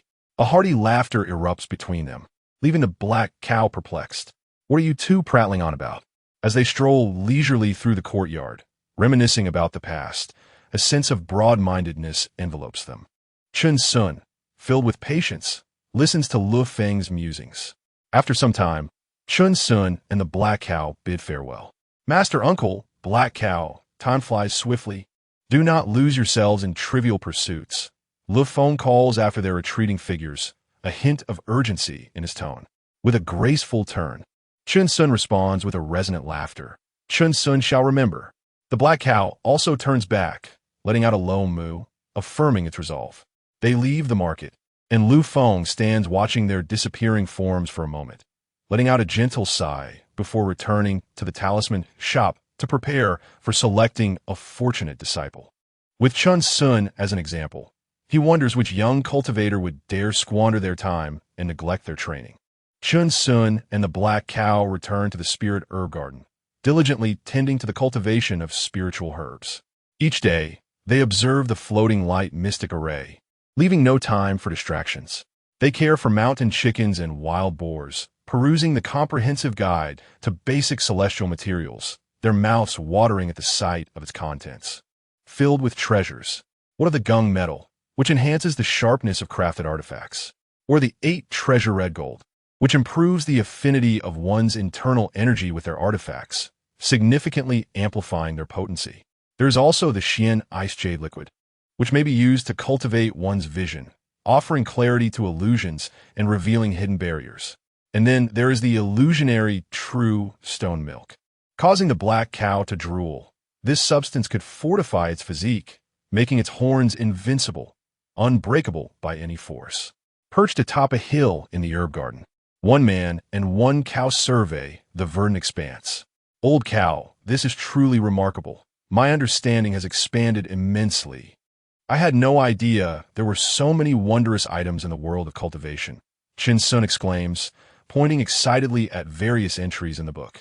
The black cow, equally enthralled, is captivated by these revelations, and this is merely the most elementary of knowledge. Chen Xun finally comprehends that iron essence is but the most rudimentary material for crafting artifacts, and his journey with the mountain axe still holds great potential. Engrossed in their discoveries, they alternate between lamenting the unattainability of certain items and joyfully anticipating future finds. Their excitement escalates, echoing through the herb garden and startling the mountain chickens and wild boars into a panic. The path to immortality stretches long and wide, brimming with uncertainty and wonder for their future. Chapter 72. Logging enlightens our thoughts, old bull. Let us venture to the alchemy pavilion and observe. It appears the elders are in dire need of assistance from foundation-building practitioners. Chen Xun smiled at the great black bull, expressing that they sought no recompense, but merely wished to acquire knowledge of alchemy alongside their senior brothers. The bull nodded incessantly. They too had their tasks in the medicinal herb garden, and the elders could not retain them for long. After some preparation, Chen Xun began to lead the great black bull towards the alchemy pavilion. The guards outside the grand formation paid them little mind. As long as they did not wander far, it was a trivial matter. This was not a prison, after all. Chen Xun approached Elder Jing Huang within the pavilion, offering his voluntary assistance in alchemy, hoping to learn a thing or two. Elder Jing Huang was overjoyed, stroking his beard and proclaiming that with Chen Xun's mindset, he was surely destined for the golden core stage. This was indeed a stroke of fortune. Foundation-building practitioners were far busier than those in the qi refining stage, each one with their nose in the air. Moreover, Chen Xun offered his help without any demands. Allowing Jing Huang to conserve the spirit stones, he needed to restore his own magical energy. Most importantly, Chen Xun possessed a remarkable level of spiritual awareness, far superior to that of his named disciples. This would significantly enhance his chances of successfully refining elixirs. However, Chen Xun laid down 3 rules. He had obligations in the medicinal herb garden and could not visit frequently. Jing Huang, being quite straightforward, responded that they were all fellow disciples of the alchemy pavilion, and such formalities were unnecessary. He would never impose upon Chen Xun. Chen Xun felt delighted. Indeed, it was pleasant to be in a department where communication was amiable. Had he ventured to the weapon refining pavilion, he likely would have been driven out.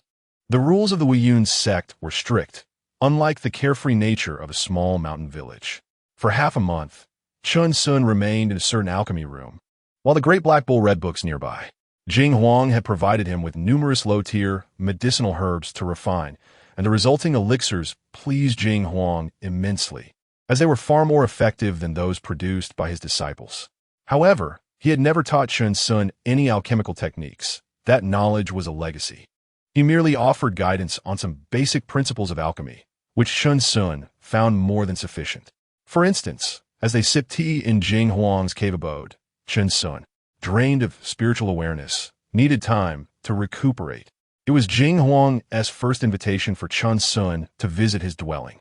Brother Jing, can this foundational medicinal herb be used to refine more than one batch of foundation-building elixirs?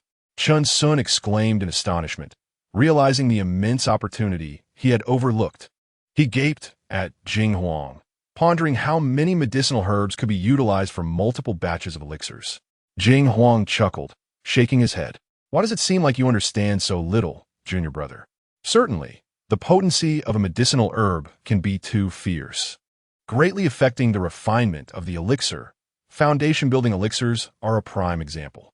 For instance, if a medicinal herb that takes 30 years to mature is used to refine an elixir, yet you attempt to use one that has matured for 300 years, what do you suppose the outcome would be? The potency of the elixir would greatly increase? Chen Xun pondered, recalling some past experiences where he had made similar mistakes. Haha, junior brother Chen, you overthink. That would only lead to the elixir disintegrating.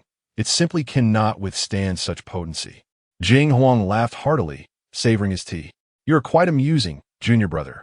Just as water overflows when full, the moon wanes when full, and extremes must balance.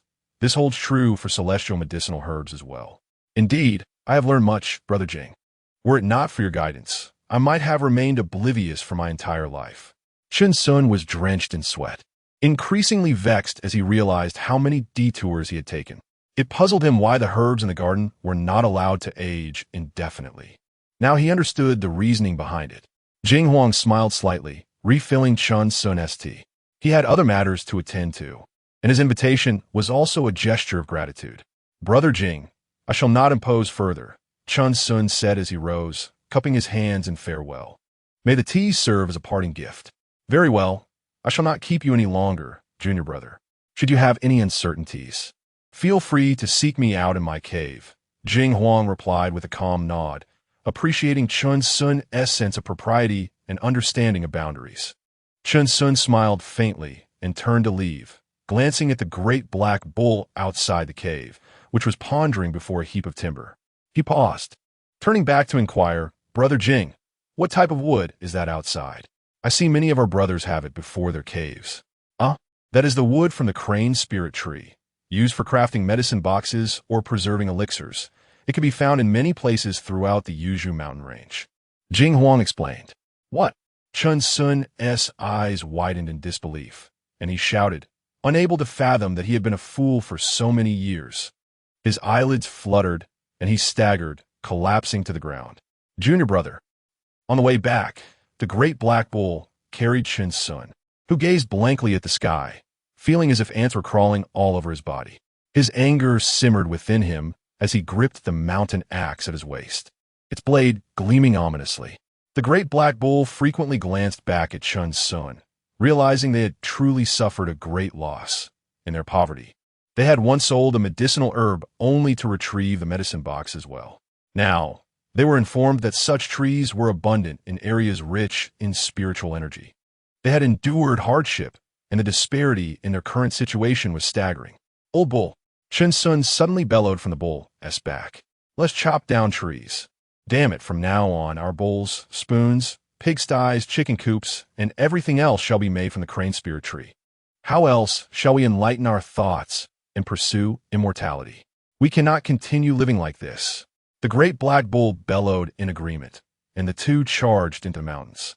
Upon sighting the crane spirit trees, they swung the mountain axe with fervor, the mountains echoing with thunderous sounds. Together, Chen Xun and the great black bull gathered a massive pile of timber to take back to the medicinal herb garden. The passing disciples looked on in astonishment, speculating that this elder must be cultivating some formidable wood-based spell. Outside the medicinal herb garden, the foundation-building practitioners on guard were startled, exclaiming, "What is this spectacle?" One man observed a figure with shoulders burdened by several massive logs, while the great black bull carried an equal number. From a distance, one might mistake them for two colossal logs on the move. "Junior brother, what is your intention with this?" One could not help but ask. "Are you aiming to cultivate mundane martial arts in the realm of cultivation?" "Brother, we mean no harm. Logging enlightens our thoughts," Chen Xun replied, beads of sweat on his forehead, nodding with a grin. "Old bull, let us proceed." "Moo." The great black bull echoed with a grunt. Though the guards were far apart, they shook their heads and sighed at Chen Xun's peculiar demeanor.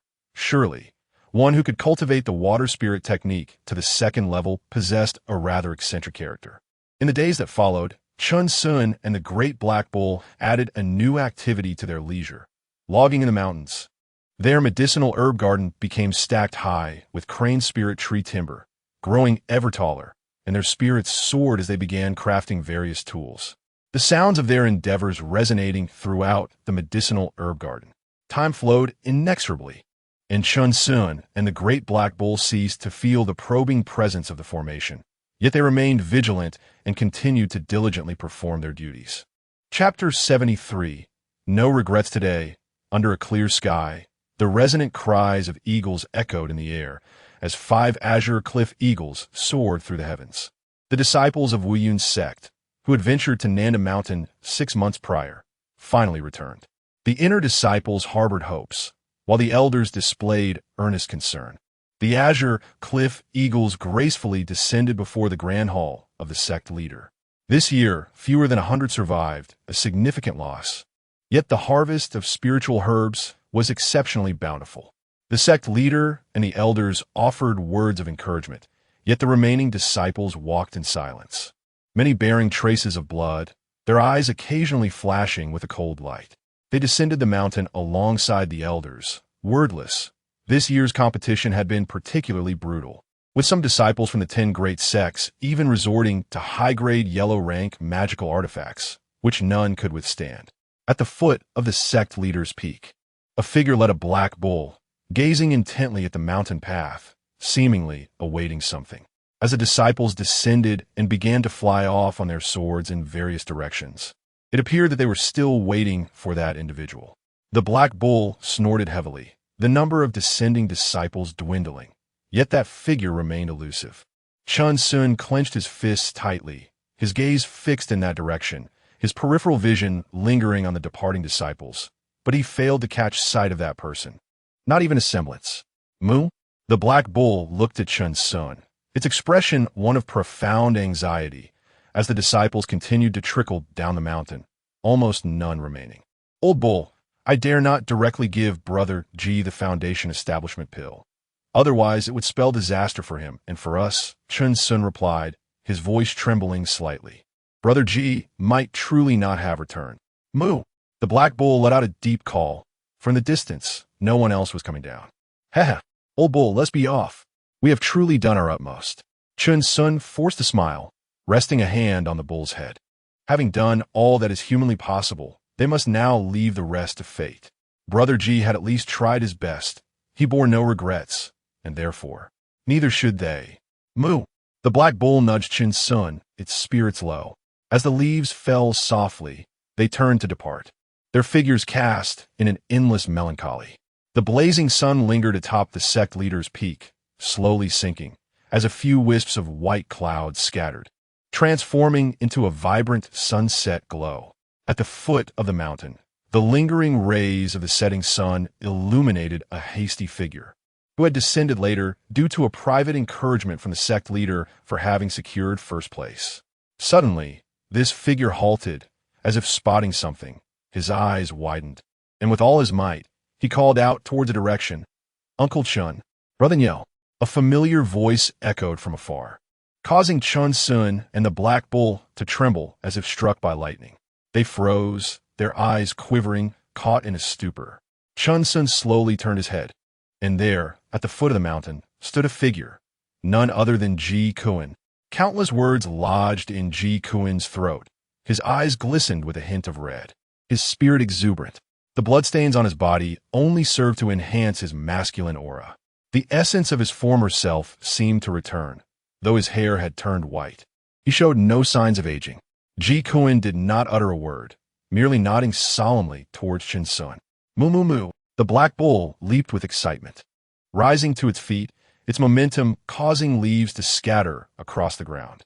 Chen Xun's gaze deepened, a smile gracing his lips, as he reciprocated Ji Kuan's nod. Together with the Black Bull, they departed, having exchanged not a single additional word. Ji Kuan solemnly bowed towards their departing figures, his gaze gradually drifting to his storage bag. The contribution value of this high-grade yellow rank artifact was at least 3,000, and only Foundation establishment cultivators could redeem it. In the months leading up to his departure, he had inquired about it. Chen Xun had deceived him. Such a great favor deserved eternal gratitude, enough to be etched in his memory for a lifetime. Standing with his hands clasped behind his back, Ji Kuan gazed up at the sky with a gentle sigh, his heart enveloped in mixed emotions. The path of cultivation was fraught with deception, yet to encounter such a friend was truly wonderful, exceedingly so. Upon returning to the spiritual herb garden, Chen Xun felt invigorated. He exchanged a knowing glance with the Black Bull, sharing a smile, and invested the year's longevity points into his magical power. "Old Bull, I intend to refine a Foundation establishment pill for Brother G, but it won't be like those we have. Otherwise, it would surely lead to failure," Chen Xun stated seriously.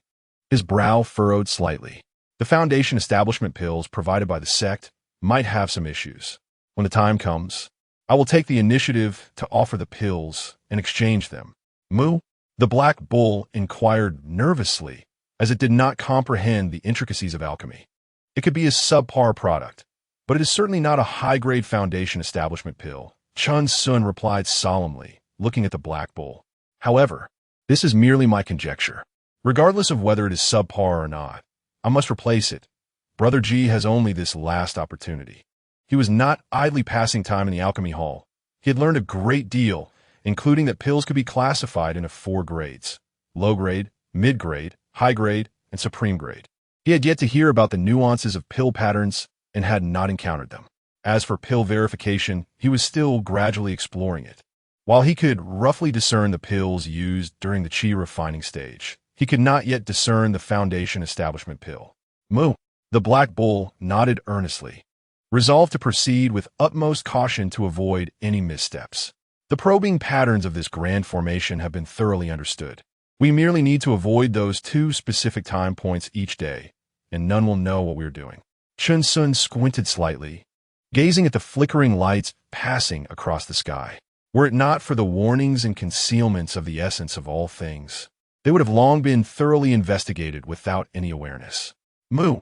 The Black Bull also raised its head solemnly to observe the sky. Sensing the presence of malevolent forces, this place was far from the idyllic image one might envision. "Old Bull, let us commence our tasks," Chen Xun said with a faint smile. Now, the essence of all things allowed them to cultivate a 120-year-old spiritual herb within a month. "Moo." The Black Bull hurriedly dashed towards the cave they had excavated at the base of the hill, its storage bag filled with numerous Foundation establishment spiritual herbs. They had once boldly attempted to uproot a spiritual herb from the garden, and the grand formation showed no reaction. It was entirely normal to change the growth location. Provided they did not take it outside or damage it, everything would be well. However, if the age of the spiritual herb was incorrect, then it would be a matter for those in the alchemy hall to address, as the grand formation lacked the capability to investigate such matters. They had also casually planted a few ordinary spiritual herbs, and the formation exhibited no reaction, as if it only responded to recorded spiritual herbs. They had countless secrets to safeguard, necessitating extreme caution. Inside the cave, Chen Xun commenced the alchemical process, controlling the flame with a fair degree of skill. This time, he did not amalgamate all the spiritual herbs together. Instead, he distributed the herbal liquids. The black bowl continued cultivating spiritual herbs nearby, occasionally glancing at texts and reminding Chen Xun of the times to avoid. Time passed as Chen Xun diligently refined the pills. He persistently experimented, observing how the varying potency of herbal liquids affected the quality of the pills produced. However, none had yet manifested the pill patterns they had previously encountered. Now endowed with spiritual awareness, the success rate of pill refinement surged, allowing him to precisely control the spiritual herbs within the alchemical furnace. His alchemical techniques, combined with the enhancement of the flame, had reached a remarkably formidable level. Chapter 74. The Wealthy Woman in Chen Xun's Eyes. More than half a year later, the foundation establishment pills were finally ready in the alchemy hall. Chen Xun eagerly volunteered to deliver a foundation establishment pill to Ji Kun, expressing that they both hailed from the Nine-Star Valley and wished to send him off on his final journey. The elders had no objections. Such a gesture of goodwill was certainly appropriate. Delivering a foundation establishment pill to a rogue cultivator held little benefit, especially since most attempts at foundation establishment ended in failure, which had previously led to resentment within the sect.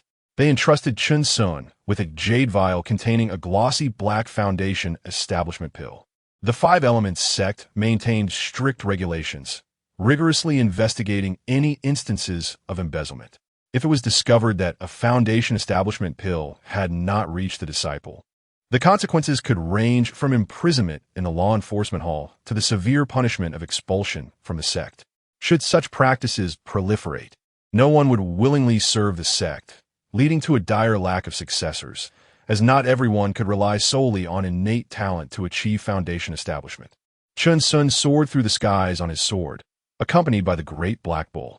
He had swapped the genuine foundation establishment pill in the vial for a pearly white one devoid of pill patterns, which he had painted black with a medicinal liquid.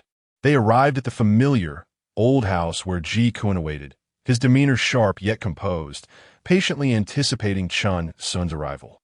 With a whoosh, a beam of sword light streaked across the horizon, and Ji Kun smiled, recognizing the large black figure accompanying Chen Xun, undoubtedly the great black bull, which always lingered behind him. Kun, Chen Xun called out, bursting into laughter upon seeing Ji Kun's silhouette at the entrance. Uncle Chen. Ji Kun deeply bowed, his heartfelt salutation laden with emotions, sorrow, relief, hope, and profound gratitude. We have come to present you with a foundation establishment pill. Moo. They descended on their swords, their eyes gleaming with joy as they prepared to hand the jade vial to Ji Kun. However, Ji Kun remained bowed, for the significance of this foundation establishment pill had diminished for him. Even if he could not achieve foundation establishment, having a friend like Chen Xun was enough to render his life free of regrets. Please take it. Chen Xun used a spell to lift Ji Kun, but both he and the great black bull suddenly gasped in shock, their eyes widening. At that moment, Ji Kun was overcome with tears, his silent sobs causing his nose to run, and a loud sniffle only intensified the scene. The spectacle was so comical that Chen Xun and the great black bull struggled to contain their amusement, their stomachs shaking with suppressed laughter. Yet they maintained their respect and composure in front of Ji Kun. Please take it. Remember, you still owe me 2,000 contribution points. Chen Xun chuckled, producing a silk pouch from his storage bag. If you succeed in foundation establishment, open this later and then destroy it. Yes, Uncle Chen. Ji Kun carefully accepted the pouch without questioning its contents. He retrieved a magical artifact from his storage bag. Uncle Chen, this is for you, but I will never default on those contribution points. What use do we have for magical artifacts in the Spirit Her Garden? Just return the contribution points when you can. Moo. Both Chen Xun and the great black bull shook their heads, unbothered by the matter. Ji Kun furrowed his brow, determined to return the artifact to Chen Xun today, but suddenly, Chen Xun screamed, Old bull, mount the sword, hurry, and withdraw. Moo whoosh, whoosh. A cloud of dust enveloped them, leaving Ji Kun standing dumbfounded as he tasted the dirt in the air. watching Chen Xun and the great black bull vanish into the sky. He stood in silence, marveling at their swift and carefree departure. Hee, Uncle Chun, Brother Bull. Who exactly are you? As Chen Xun and the great black bull did not return to the spirit herb garden, they instead headed to the alchemy hall. Having heard that senior sister Zhuo was present today, she was a master alchemist, responsible for creating many foundation establishment pills for the inner sect disciples. Old Bull, put on a more spirited expression. Yes, a bit more mournful, Chen Xun instructed, adjusting the great black bull's demeanor. The bull drooped its head, eyes filled with sorrow, lowly mooing. Perfect just like that. Chen Xun cleared his throat, then immediately donned a mournful expression as if mourning a deceased cow, leading the great black bull into the grand hall. A sense of desolation and despair surrounded them, startling the passing disciples. What happened to Uncle and his spirit beast? Upon hearing of Chen Xun's request for an audience, Zhuo Ying was equally taken aback by their appearance. Has the spirit herb garden been destroyed? However, Chen Xun explained, Senior Sister Zhuo, this is truly unfortunate. The techniques in the contribution hall are excessively expensive and not suited to my physique. I wonder if you have any common foundation establishment techniques. Zhuo Ying was astonished, genuinely amused by Chen Xun's words. Her eyes sparkled like clear waters, and a graceful smile graced her lips. I neglected this matter during your registration. There are too few disciples with the 5 elemental roots. The sex halls have not prepared such techniques. Chen Xun awkwardly clasped his hands, aware that such techniques were far too rudimentary to even be mentioned in the sex grand halls. Wait for me, junior brother. Zhuo Ying softly spoke before a fragrant breeze whisked her away in an instant.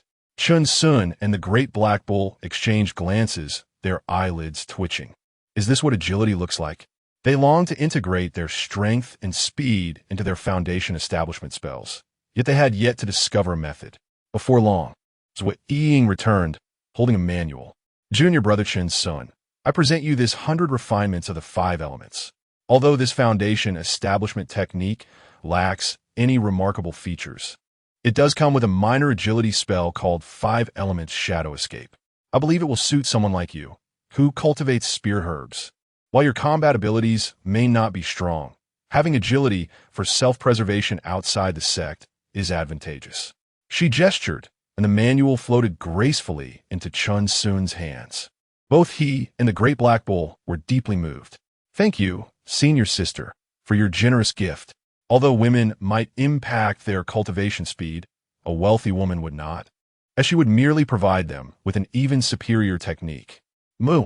The great black bull bowed its head in gratitude, acknowledging Zhuo Ying's thoughtfulness as the deputy peak master.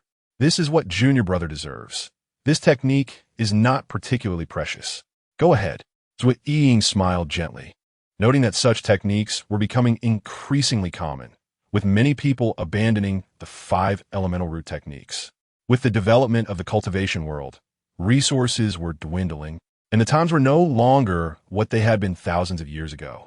Many spirit herbs had gone extinct, making even foundation establishment a challenge for those with 5 elemental roots. Numerous high-ranking figures in the Qian kingdom reached a similar conclusion. The excessive consumption of ancient cultivation resources was largely due to the resource-intensive nature of cultivators with mixed 5 elemental roots.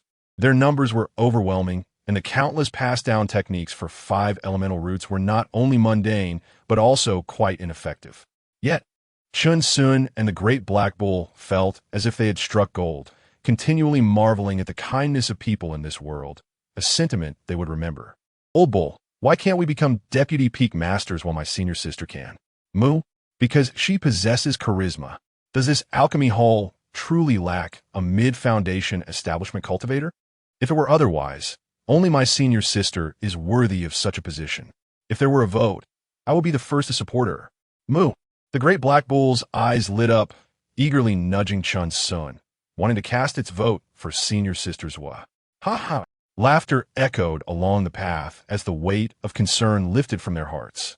They had finally resolved the issue of the technique and walked with lightened steps toward the spirit herb garden. Chapter 75. The life of cultivation in a straight line. Chen Xun was preparing to sing on the road when he was interrupted by the unexpected declaration of the big black cow. which indicated its need to relieve itself. His brow furrowed in confusion. He stood by the roadside, observing the big black cow, whose expression was anything but pleasant. After holding it in for a considerable time, its dark face flushed crimson. Chen Xun narrowed his eyes, increasingly sensing that something was amiss. With deliberate steps, he approached the big black cow beneath a tree, gently tugging on its ear as he began to sing. "Listen to me, Moo."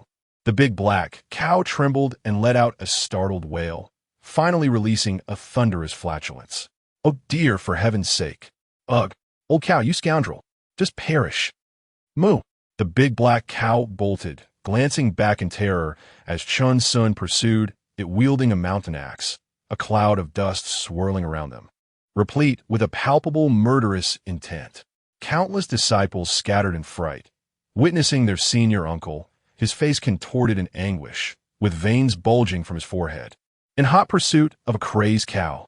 They only halted when they reached the entrance of the spiritual herb garden, where Chen Xun revealed a bloodthirsty smile, nodding at his two senior brothers before dragging the big black cow into the garden. From that day forth, the spiritual herb garden in the Huaqiuan Gorge echoed daily with the sounds of anguished cries, accompanied by the big black cow's tormented bellows, as if it were undergoing tremendous suffering. Eventually, tranquility returned. Chen Xun and the big black cow commenced their formal cultivation, consuming their peculiar foundation-building pills while absorbing the pure spiritual energy from the spiritual veins. Their cultivation levels steadily advanced, albeit slowly, yet the future promised potential. They remained unperturbed, savoring each incremental improvement in their cultivation, perpetually solidifying their discussions. The big black cow's ability to write using the technique of object manipulation also became increasingly adept. They swallowed a foundation-building pill, with the next interval possibly extending to a month or even several months, showing no haste in chasing after the lifespan typical of the foundation stage. "Old cow, we have much to accomplish. Let us adhere to our cultivation plan and avoid any disarray." Moo Moo seated upon the grassy expanse, their eyes gently closed, they emitted an aura of profound mystery. Their gazes were calm and unhurried, while the surrounding swathes of green grass swayed in the absence of wind, imbued with a rhythmic cadence. Chen Xun and the big black cow embraced a life of routine, practicing their techniques in the morning, meditating and breathing deeply. In Chen Xun's words, "The plan for the day lies in the morning. As the sun rises, auspicious energy flows from the east." The big black cow held Chen Xun's words in high regard, often rising even earlier than him. Invigorated by its foundation building, its energy significantly heightened, along with an improved memory. They now found themselves sleeping less than before. This new sensation left Chen Xun in awe. The leap in the quality of life was indeed all-encompassing and somewhat terrifying. In the afternoons, they practiced formations and talismans or read books, while in the evenings, they honed their body techniques and fundamental five-element escape arts, occasionally tending to the spiritual herbs, filling their schedule to the brim. The mountain pigs and mountain chickens were nurtured without the intent of consumption, adding to the vibrancy of the herb garden. Unsurprisingly, the big black cow became their leader, taking them out for fresh air daily, sometimes bellowing in frustration, which brought Chen Xun much amusement. As time slipped by like grains of sand, 2.5 years passed in the blink of an eye. Chen Xun and the big black cow had allocated all 3 longevity points to their magical power. Meanwhile, order was finally restored in the mortal realm of the Qian kingdom. After the new emperor ascended the throne, he diligently set about restoring order, dispatching troops to suppress lawlessness across the land, resulting in countless criminals meeting their demise at the executioner's hands. The conflict between the Wu kingdom and the Qian kingdom had also come to a close, with both sides beginning to withdraw their armies, leaving countless corpses along the borders, the world draped in mourning. However, the true clash between the two kingdoms had only just begun, transforming from the mortal realm to the realm of cultivation. The 10 great sects of the Qian kingdom were now on high alert, having recalled many cultivators from abroad, the reasons for which remained shrouded in mystery. The Wuyun sect frequently witnessed Golden Dan period cultivators soaring into the sky, vanishing from sight as they traversed the heavens, the entire sect enveloped in a foreboding atmosphere. However, news within the sect was not entirely bleak. Figures like Ji Kuan had successfully established their foundations, adding several stalwarts to the sect's ranks. Today, a man stood outside a cave dwelling with his hands clasped behind his back. His features were sharply defined, resembling a finely carved statue. With a mane of thick black hair that seemed unruly, yet his gaze held a piercing intensity that commanded respect. Junior Brother Chun, Junior Brother Nyo, I have successfully established my foundation. Should anyone within the sect dare to bully you, I, Ji Kuan, shall not rest until we settle the score. Ji Kuan exuded a formidable presence, his eyes gleaming with cold light, causing the ancient trees around him to tremble as leaves rained down. Sununtai Yitonghe. Ji Kuan tilted his head slightly, a flicker of hatred flashing in his eyes. Now that he held a position among the outer sect's deacons, that woman remained under the supervision of a certain elder. Ji Kuan furrowed his brow. While killing her would be simple, managing the aftermath without leaving hidden troubles was a predicament. The complexities of the outer sect's deacon factions were vast. He could not afford to be ensnared as he once had. Junior Brother Chun said to open this item upon establishing my foundation. Ji Kuan solemnly retrieved a silk pouch from his storage bag, inside which lay a piece of paper filled with writing, stating, "Congratulations, Senior Brother Ji, on successfully establishing your foundation. However, it is better to resolve enmities than to forge them. She is merely a chi-refining female disciple. Why place yourself in peril? As a foundation stage cultivator, we should adhere to the sect's rules." Upon reading this, Ji Kuan raised an eyebrow. Junior Brother Chun had not expressed such sentiments before he found his thoughts wavering. Did he truly need to relinquish his hatred? He found himself embroiled in an internal conflict. Yet he did not wish to go against Chen Xun's wishes, so he continued reading. The elder had merely been misled by that woman's slander in the past. Senior Brother Ji should prepare an offering to clarify the matter. Trust that after establishing your foundation, the elder will give you this consideration, as we are all fellow disciples, belonging to the same outer sect deaconship. There is no need to sour relationships. The road ahead is long. Ji Kuan felt a pang in his heart, his brow furrowing deeper. Apart from Su Yedong, his resentment for this person was profound. Would he really need to submit to him?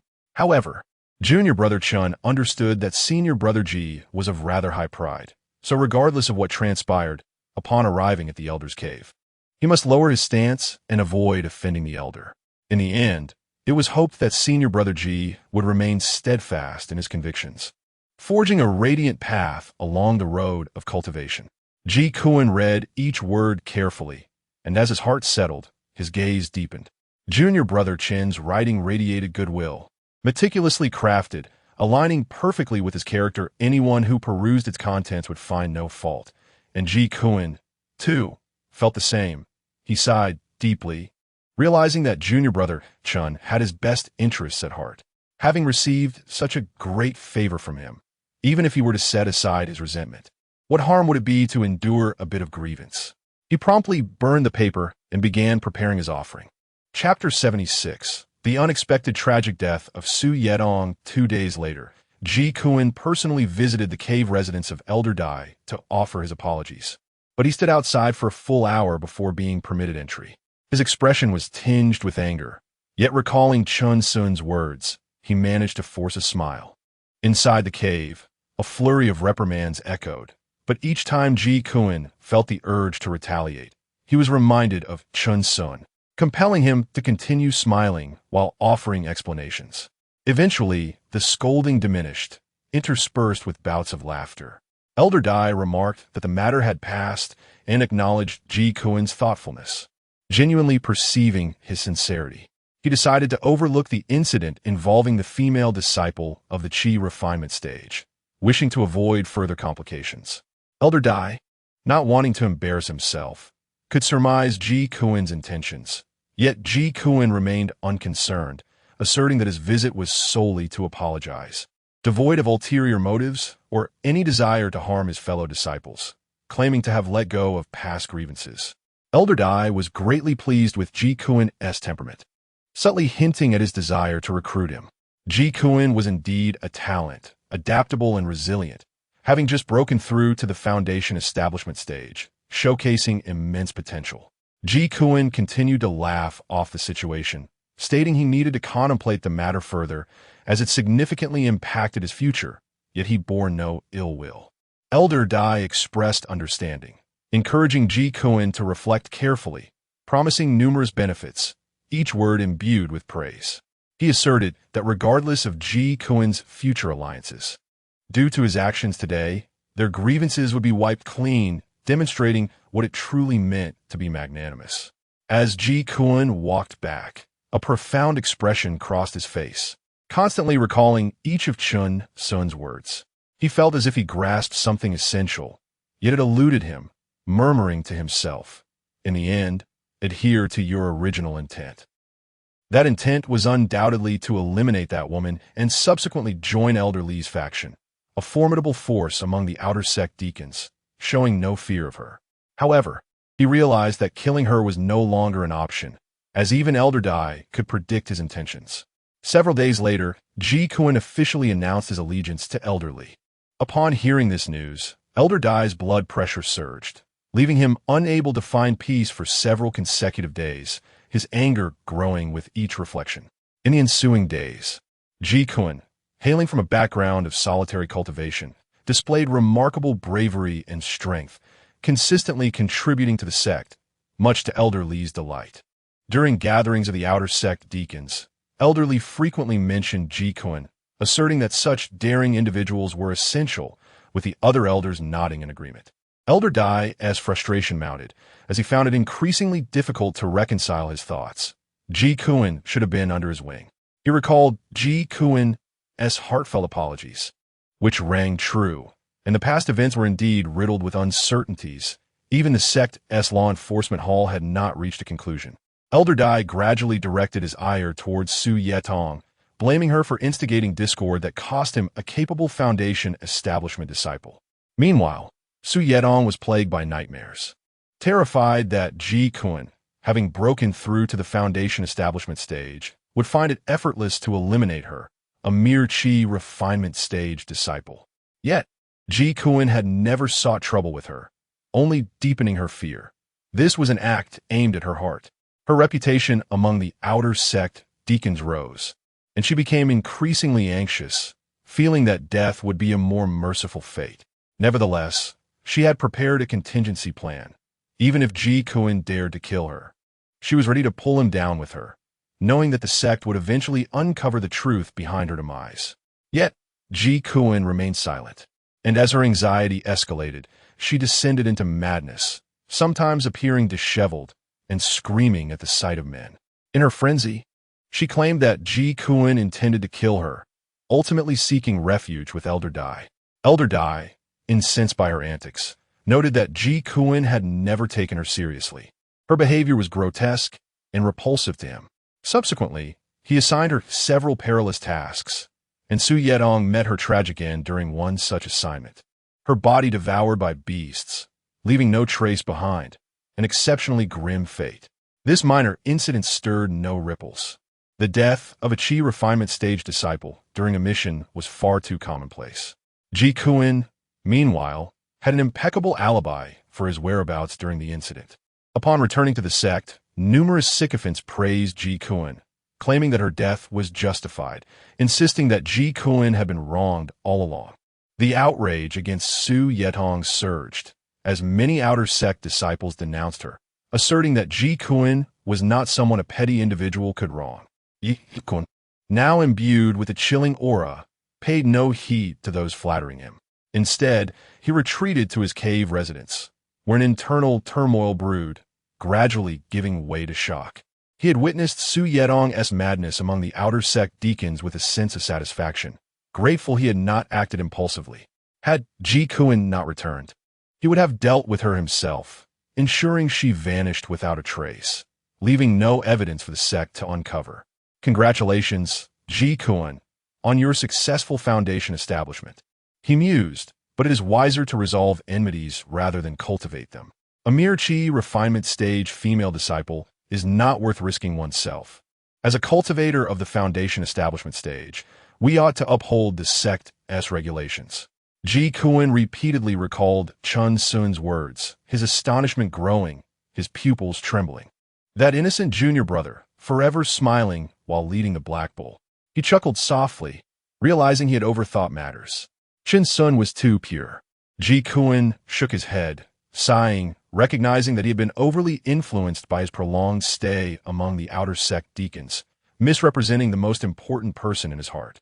With a sharp slap to his own face, he cursed himself, acknowledging that Chen Xun was the last sanctuary in his heart, one that could not be tainted. Not even by himself.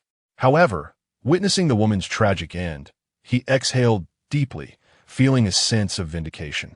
Now, aligned with Elder Li, he was determined to make Elder Dai's life uncomfortable. Due to his apologies and his previous indifference towards that woman, Elder Dai had never targeted him. Ji Kuan couldn't help but feel that Chen Xun's words had proven increasingly accurate, as he had sidestepped a significant amount of trouble. Clutching a transmission talisman, he made his way to the sect's spiritual herb garden. Today, Chen Xun was absorbing the spiritual energy of heaven and earth when his transmission talisman suddenly glimmered.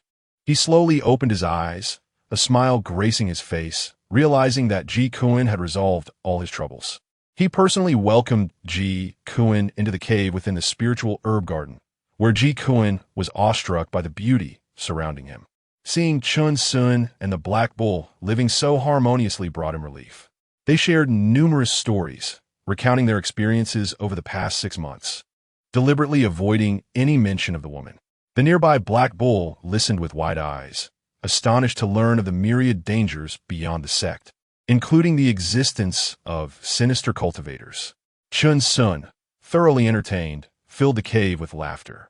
Ji Kuan, initially serious, found himself laughing continuously, marveling at how Chen Xun transformed perilous tales into something amusing. Questions arose, such as whether sinister cultivators truly practiced cultivation and what they looked like, if they consumed spiritual beasts, or if they always donned black robes while cackling ominously. The Black Bull, intrigued yet horrified, rested his head on Chen Xun, his eyes sparkling with curiosity, eager for more. The two then proceeded to the contributions hall, where they exchanged items for the Black Bull with no hesitation. Had it not been for Chen Xun's timely intervention, Ji Kuan would have exhausted all his contributions. However, in the presence of outsiders, the two maintained the customs of their sect, with Chen Xun as the senior brother and Ji Kuan as the junior brother, leaving no room for any gossip. Yet, in Ji Kuan's heart, Chen Xun and the Great Black Bull would forever remain his junior disciples. They were not adept at combat. Should any unforeseen circumstances arise, he would spare no effort, even at the cost of his own life, to protect them. Even during the journey to South Dipper Mountain years ago, Ji Kuan firmly believed that their fortune was prosperous, and their success was not merely the result of martial prowess. Every 20 years, during the pilgrimage to South Dipper Mountain, such individuals could always be found among the various sections. Chapter 77. The intent to kill like a cold wind piercing the bone in the days that followed. Ji Kuan would always seek out Chen Xun and the Great Black Bull upon returning from missions outside the sect. This place was where he felt the most relaxed, both in body and spirit. Especially upon seeing their well-being, he could not shake a peculiar feeling, a sense of reassurance that his struggles beyond this sanctuary were worthwhile. Chen Xun and the Great Black Bull were equally fascinated by the outside world. Each visit from Ji Kuan left them eager for more stories, their laughter echoing in the air. Occasionally, Ji Kuan would take the Great Black Bull to the contribution hall, prompting Chen Xun to shake his head in exasperation, exclaiming that the bull was indeed too grand to be kept. Eventually, Ji Kuan discovered a significant issue. The Great Black Bull had yet to establish its foundation. "Fear not, my dear bull disciple," he said with a stern expression. "I shall strive to secure your future in the outer sect, and the foundation-building elixir for spirit beasts will require but a fraction of contributions. Brother Ji, we have secured the foundation-building elixir. We have it." The Great Black Bull mooed excitedly. Chen Xun and the bull quickly interjected, realizing Ji Kuan's determination might lead him into peril. However, upon showing them the elixir, Ji Kuan finally relaxed. Yet he declared, "Even should the foundation fail, fret not. I will ensure we can exchange for another. Deeply moved, Chen Xun and the great black bull bid farewell to Ji Kuan as he departed, hoping for his safe return each time, before returning to their cultivation plants. As time flowed like a song, years passed unnoticed, marking the 10th year since Chen Xun and the great black bull arrived at the spirit herb garden. During these years, the Five Elements sect mourned the loss of a venerable golden core master, causing many to lament, for even a millennium of life cannot withstand the ravages of time. The sect was engulfed in a somber atmosphere, with pillars of strength quietly falling, leaving many still reeling from the grief. The notion of tranquility was but an illusion, sustained by the sacrifices of their predecessors, whose unseen efforts provided every disciple with blessings and protection. Chen Xun and the great black bull had performed rites for the departed elder, and Chen Xun crafted a wooden coffin from the wood of the crane spirit tree. Together, they bore the coffin, sounding the swana and ringing bells, offering the most heartfelt tribute, as if in a small village funeral. Though their connection was minimal, their gesture represented genuine sentiment, leading to a communal meal filled with sorrow. They also infused their magical energy with the 7 lifespan points, finally settling the debts of the alchemy hall, with their base salaries complemented by the spirit herb garden as provisions. Chen Xun calculated that they accrued nearly 1,000 contribution points annually. This was a prosperous endeavor, sustaining their household through honest means and the bull's nurturing skills, instilling a profound sense of peace. Last year, the great black bull successfully established its foundation and subsequently registered its identity within the Spirit Beast Hall, gaining a newfound stature that made it walk with an air of confidence. It began to write on the ground, prompting Chen Xun to call out, "Bull disciple." This delighted the bull, which excitedly nudged Chen Xun, letting out joyous moos. Within the spirit herb garden, the tranquility of yesteryears was replaced by an atmosphere charged with tension. The great black bull, visibly anxious, scanned its surroundings, spotting numerous figures resembling Chen Xun, each adorned with menacing bandit masks. Some walked upon the water's surface, others on blades of grass, while a few stood atop boulders. The bull extended its spirit sense outward, discerning that these Chen Xuns were mere constructs of spiritual energy and magic, illusions that could not deceive its keen intellect. With a furious moo, the great black bull unleashed its fiery wrath, flames erupting in all directions, fueled by its controlled magical energy. The terrifying power sent shockwaves through the air, consuming the false Chen Xuns in a blaze of smoke. Suddenly, a resounding clang echoed as the great black bull fell to jolt, retreating a few steps as a protective shield of 5-colored magic enveloped it, deflecting a surprise attack from a mountain-splitting axe. This showcased the immense advantage of having established a foundation. As long as there was magical energy within, the shield could be activated to avert lethal damage, a stark contrast to the fragile barriers of the Qi refinement stage. With newfound agility, the great black bull maneuvered flawlessly, its speed now perfectly harmonized with its movements. It had transformed into a formidable force, rivaling the prowess of their once legendary senior brother. As the intent to kill permeated the air, the sounds of sonic booms reverberated, and each phantasm of Chen Xun was met with the emergence of a real one. Yet, the great black bull remained unflustered, calming itself as Chen Xun had taught it to maintain composure in battle, for losing control would lead to dire consequences. With its eyes gleaming with determination, the great black bull pinpointed the real Chen Xun, who was concealed beneath a distant spirit tree. In an instant, the bull dashed forth, leaving behind a flurry of shadows and wooden manifestations, reaching Chen Xun in the blink of an eye, its hoof striking out fiercely. However, Chen Xun revealed a cruel smile. "Old bull, you've fallen into my trap." With a thunderous roar, the great black bull found itself striking an illusion, only to crash against the tree, leaving a massive hoof print in its wake. "Westgate Black Bull, meet your end," Chen Xun bellowed, weaving through countless illusions with a sinister cackle. Fireball technique. Chen Xun suddenly appeared not far behind the great black bull, conjuring a torrential rain of flames. A dark red fire dragon surged forth under his mental command, leaving no room for the bull to evade. In an instant, the fire dragon closed in, threatening to collide with the great black bull. Yet, inexplicably, the bull's form twisted unexpectedly. With a mocking grin, it thought to itself, "Who cannot master the fundamental 5 elements escape technique?" The fire dragon engulfed its form, dissipating into a cloud of smoke. Frustrated, Chen Xun's eyes narrowed as he observed the increasingly numerous great black bulls around him. With a resounding moo, the great black bull erupted onto the water's surface, the sound echoing as an indescribable aura ascended. In that moment, 5 array flags positioned themselves, summoning a tempest that swept away the illusions, revealing the true form of the bull. "Old bull, you promised not to use formations," Chen Xun exclaimed in fury, each word laced with indignation. "How dare you trick me?"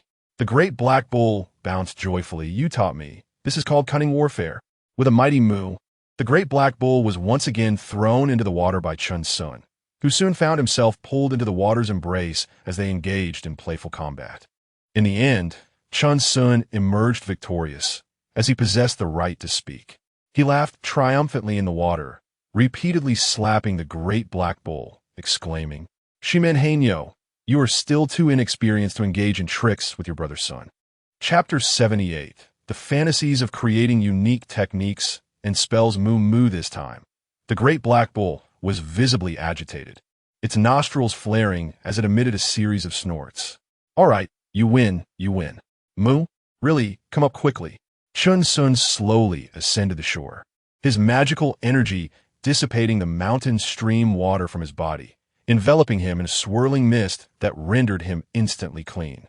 The great black bull shook its head vigorously. Disliking the idea of using magic to dry off, it preferred basking in the sun while munching on a handful of grass. "Old bull, this fundamental 5 elements escape technique is truly remarkable." Chen Xun sat by the shore, taking a deep breath, utterly astonished as it surpassed their expectations and diverged completely from their imaginations. Moo the great black bull nodded in agreement, feeling deeply moved. The original technique was certainly not about soaring through the skies or burrowing into the earth. It was merely a minor spell suited for the Qi refinement stage, utilizing the principles of the 5 elements to transform into a magical avatar. Ineffectual in action, merely intended to confuse the enemy and facilitate escape. For instance, borrowing the water spirit's essence to take shape in water, or the earth spirit's essence to manifest on land. Yet they had not employed their true potential earlier. Their magical avatars were astonishingly authentic. Although immobile, they could multiply into hundreds until their magical energy was expended, making it nearly impossible to discern reality from illusion. However, any contact with the avatar would cause it to disperse into a wisp of spiritual energy. Coupled with the 5 element shadow escape, it was simply perfect, allowing them to traverse seamlessly among the avatars, a surefire method of retreat. Even the old bull's magical shield benefited from the enhancement of magical energy and defense. Chen Xun had previously unleashed his full force against it, but the shield remained unyielding, only managing to push the old bull back a few steps. "Old bull, let us not underestimate these Qi refinement spells. Moo, can you create a technique that benefits so many in the realm of cultivation? If there were royalties involved, others would have already amassed wealth." Moo. The great black bull was taken aback, realizing the truth in Chen Xun's words. It may not have comprehended copyright, but it understood that even a basic spell like the fireball was beyond their creative capabilities, let alone crafting something for so many practitioners. Thus, they needed to delve deeper into various minor spells. These were the crystallizations of countless predecessors' wisdom, the true essence of enduring legacy. Chen Xun solemnly stated that they did not possess the favorable conditions or luck to vie for superior techniques and spells. These minor spells were readily purchasable, easy to cultivate, and held commonalities worth exploring. In truth, during their daily excursions, they had scoured numerous cliffs and secluded caves in search of so-called opportunities. Yet, they found nothing substantial, only returning with a few beautiful stones, which they deemed a worthwhile venture, as both Chen Xun and the great black bull were immensely pleased, exclaiming their fortune. The so-called grand spells and exceptional techniques were merely inherited treasures of others, passed down only to disciples and not made available in the sect's contribution hall. Only the relics of foundation building and golden core practitioners who had passed away without heirs were placed in the contribution hall for exchange by foundation building cultivators, ensuring their legacies did not fade into obscurity. If they relied solely on themselves, they could only attain recognition through significant contributions to the Five Elements sect, as this was not a charity. Ultimately, they exchanged their contributions for a plethora of books, minor spells, and various low-grade materials, with no prospects of acquiring superior techniques or spells. Chen Xun and the Great Black Bull were unremarkable, just ordinary members among the countless foundation-building practitioners. Great fortunes and opportunities were unlikely to fall into their laps. Moo? The Great Black Bull nudged Chen Xun, astonished. Moo? Integrating knowledge, huh? Old Bull, with our limited talents, shouldn't we strive harder? Chen Xun smiled gently beside the Great Black Bull, declaring, our defenses withstood even the last bout of meridian chaos. If we add more, we can begin exploring the operational routes of spells and techniques. Moo! The Great Black Bull exclaimed excitedly, agreeing wholeheartedly with Chen Xun's sentiments. There were no longer novices in the realm of cultivation. To create unique techniques and spells would require the trial and error of countless operational routes. One misstep could lead to minor setbacks or catastrophic failures. Furthermore, it yearned to experiment with the layering of numerous formations, which often clashed and backfired, but thankfully, the magical shield had spared it from immense harm. Presently, even arranging two minor formations in tandem proved challenging, as it tirelessly endeavored to accumulate experience without any shortcuts. Moo, the Great Black Bull's urgency grew, its head nudging Chen Xun repeatedly. It retrieved the fundamental array compendium from its storage pouch, along with several array books brought back by senior brother Ji, which it had treasured within the large straw hat Chen Xun had fashioned for it.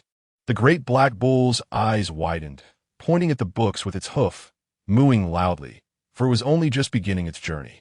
Rest assured, Old Bull, you are the most gifted array master I have ever encountered. You will undoubtedly succeed. Chen Xun understood its intentions, his tone and gaze resolutely confident, devoid of any insincerity. I will focus on techniques and spells while you delve into arrays. Although neither may be formidable, at least we will learn something, won't we? Moo! The Great Black Bull, with wide eyes, nodded emphatically, recognizing Chen Xun's brilliance, convinced that no one in the world could rival his intellect. However, such endeavors were not easily accomplished. They required the cultivation of numerous minor spells, demanding vast time investment for comprehension, a luxury that cultivators seldom possessed. Yet, Chen Xun's expression remained calm and unperturbed. Pausing momentarily, he gazed at the Great Black Bull, which returned the gaze with equal calmness. What we possess in abundance is time. They shared a heartfelt look, their lips curving into smiles that gradually grew wider, until they began playfully competing to see who could contort their mouth the most. In the ensuing years, they visited the contribution hall annually to exchange for minor spells, such as Morning Breeze Technique, Ice Valley Technique, and Five Leaves Technique, among others. The Great Black Bull continuously swapped for array materials, which wore down significantly, while Chen Xun began refining tools, as exchanging for materials was invariably cheaper than acquiring finished products. Each year, they exhausted their contributions entirely, to the point where the elders of the contribution hall could no longer bear to watch, gifting Chen Xun several minor spells, hoping to dissuade him from squandering his contribution points. Little did they know, upon receiving them, Chen Xun was overjoyed and expressed heartfelt gratitude, promising to return the following year. With the Great Black Bull bowing repeatedly in thanks, for kindness abounded within the sect. All the elders of the contribution hall were left speechless. Chen Xun and the Great Black Bull became engulfed in their endeavors, their days meticulously scheduled. Chen Xun increasingly recognized the potency of these minor spells, which brimmed with creativity. Most importantly, having a five-element spiritual root conferred a significant advantage, allowing the cultivation of any spell without excessive restrictions. Aside from the spells being slightly less powerful and consuming more energy than others, there was little distinction. The Great Black Bull diligently practiced array techniques, its mooing cries incessantly echoing, Once it had a goal, its pursuit of longevity became all the more meaningful. Chapter 79. When confronted with uncertainty, retreat is the wisest option. Time. An elusive entity slips swiftly by, and in the blink of an eye, a decade has passed. They have amassed longevity points in their magical prowess, now totaling 42. Their greatest delight lies in the fact that these longevity points have not yet reached the threshold, causing their spells to grow increasingly formidable. Meanwhile, the entire Qian kingdom's sects have descended into a profound tranquility, devoid of even the slightest discord with the Wu kingdom. Both sects are enveloped in an atmosphere of extreme suppression. However, the Wuyun sect fared slightly better, with its members engaging in their own affairs, seemingly disconnected from the elevated stature of the 10 great sects. Currently, the malevolent aura surrounding Ji Kuan has intensified. He has begun to grasp the dynamics between the two nations and assures Chen Xun that there are no immediate concerns, though his understanding remains limited. Chen Xun has also asked Ji Kuan to assist him in seeking any body-refining techniques, as he has broader connections outside, while such methods are absent within the Wuyun sect. Upon hearing this, Ji Kuan was taken aback and promptly advised Chen Xun to focus on his cultivation, stating that body refinement does not enhance one's cultivation level, especially since Chen Xun does not engage in combat. Despite his words, Ji Kuan agreed to help, keeping a keen eye during his missions over the years, though he could only bring back some mundane body-refining techniques. Chen Xun received them earnestly, expressing no disappointment, and simply requested Ji Kuan to cease further searches, as these were already sufficient. Today, two figures enter the Lingyao Garden at Huichuan Gorge. Both are early-stage foundation-building cultivators, their demeanor imbued with gravitas.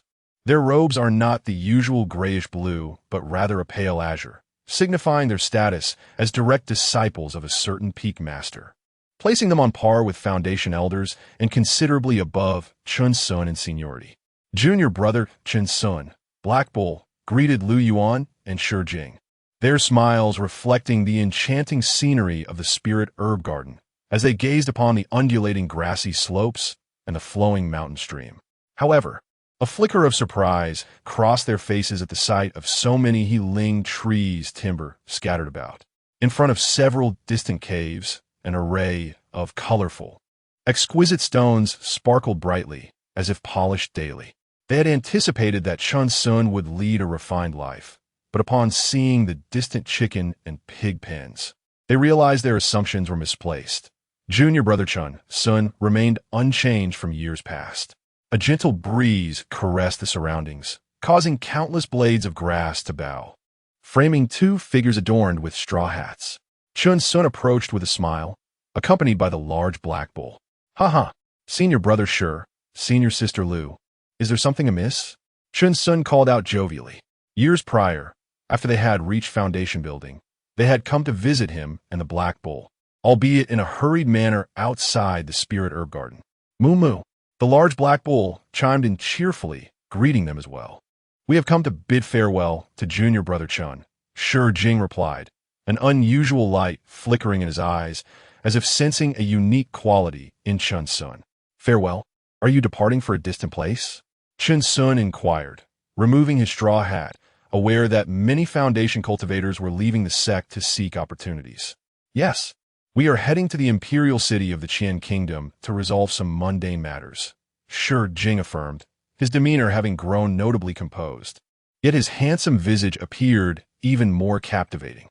"Senior brother Shi and I hail from the imperial city. Our family has ties with the Wuyun sect," Lu Yuan added, a hint of melancholy in her tone, her eyes betraying her emotions.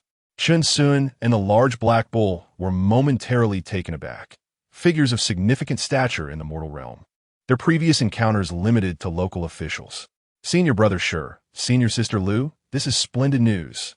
You will have the chance to return home," Chen Xun remarked with a calm smile, sensing their subdued emotions.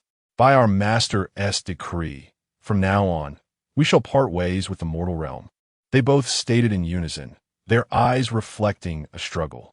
"Junior brother Chen, must one truly sever all ties with mundane desires upon embarking on the path of cultivation?" Lu Yuan asked wistfully, her gaze fixed on Chen Xun, her thoughts drifting to her mother, who still resided in the mortal realm. Shi also turned his gaze towards Chen Xun, his eyes filled with a glimmer of expectation. They had only recently established their foundation and were not entirely grasping their master's intentions. Mu, the large black bull, also looked towards Chen Xun, possessing a vague understanding of why Chen Xun chose to embark on the path of cultivation. Once, Chen Xun had relished his time in the mortal realm, finding joy even in mundane tasks like blacksmithing. It is profound indeed. I have not traversed as much as your master has. She would never lead you astray, Chen Xun said, smiling as he felt the weight of their expectations. Both were momentarily taken aback, and Lu Yuan swiftly changed the subject, saying, "Junior brother Chen, do you wish to accompany us to the imperial city? The Qian Kingdom's dynasty is vast." This was the true purpose of their visit, to invite Chen Xun and the Black Bull to journey together. Mu, the large black bull's eyes widened. The imperial city of the Qian Kingdom was surely larger than Panning City. Senior brother, senior sister, where is the imperial city of the Qian Kingdom? Chen Xun inquired, equally astonished, for he and the Black Bull had yet to visit such grand locales. Moreover, the imperial city of the Qian Kingdom was a place he had never set foot in during his previous life, an enduring regret. It is located in Jinfeng Prefecture, separated by 2 prefectures from Jiang Prefecture, a considerable distance. If Junior Brother Chen were to accompany us, you could experience the diverse customs along the way. Shi Jing expressed with hope, genuinely wishing to have Chen Xun and the Black Bull join them. Mu, the large Black Bull, nudged Chen Xun, who was still contemplating. Senior brother Shi, senior sister Lu, it is not my intention to disregard your invitation, Chen Xun said, his expression torn with regret. But the Black Bull and I have devised a cultivation plan and cannot depart just yet. We have already utilized 2 incense sticks worth of time. Mu, the large Black Bull, nodded earnestly, affirming Chen Xun's words. For instance, how to fuse the fireball technique with the ice ball technique. A long journey ahead for mastering the duality of ice and fire. Additionally, understanding why different foundation building techniques operate so differently within one's body posed a significant challenge. The intricacies of microarrays and their layering were also crucial, and if it were not too much trouble, he kindly requested the 2 seniors to bring back a map of the Qian Kingdom. Chen Xun bowed respectfully, his tone imbued with sincerity and anticipation. The 2 were initially captivated, appreciating junior brother Chen Xun's diligence, yet they were abruptly jolted back to reality by his final request. Shi Jing had nearly lost himself in thought, but managed an awkward smile. Junior brother Chen, you are too modest. We will certainly take care of the map. Junior brother Chen, Shi Jing holds a significant position, Lu Yuan said, covering her face as she giggled, forever maintaining her youthful demeanor. That would be splendid. I was worried I might impose too much on you. Chen Xun sighed in relief, grateful for the generosity of the affluent. However, should the opportunity arise in the future, let us journey together, he concluded cheerfully. Then it is settled. Junior brother Chen, remember your promise. Black Bull, you heard him. Mu, ha ha ha. Chen Xun laughed heartily, taking a few steps forward. I wish you both safe travels, but since I am your senior by age, allow me to impart a piece of advice. Please do. Junior brother, they replied earnestly, their eyes glimmering with anticipation. When faced with uncertainty, retreat is the wisest strategy. Chen Xun enunciated, his gaze directed skyward at a 45-degree angle, this being an invaluable life lesson. Shi Jing and Lu Yuan exchanged astonished looks, then shared a knowing smile. Indeed, junior brother Chen. They bid farewell to Chen Xun and the Black Bull, embarking on their journey home.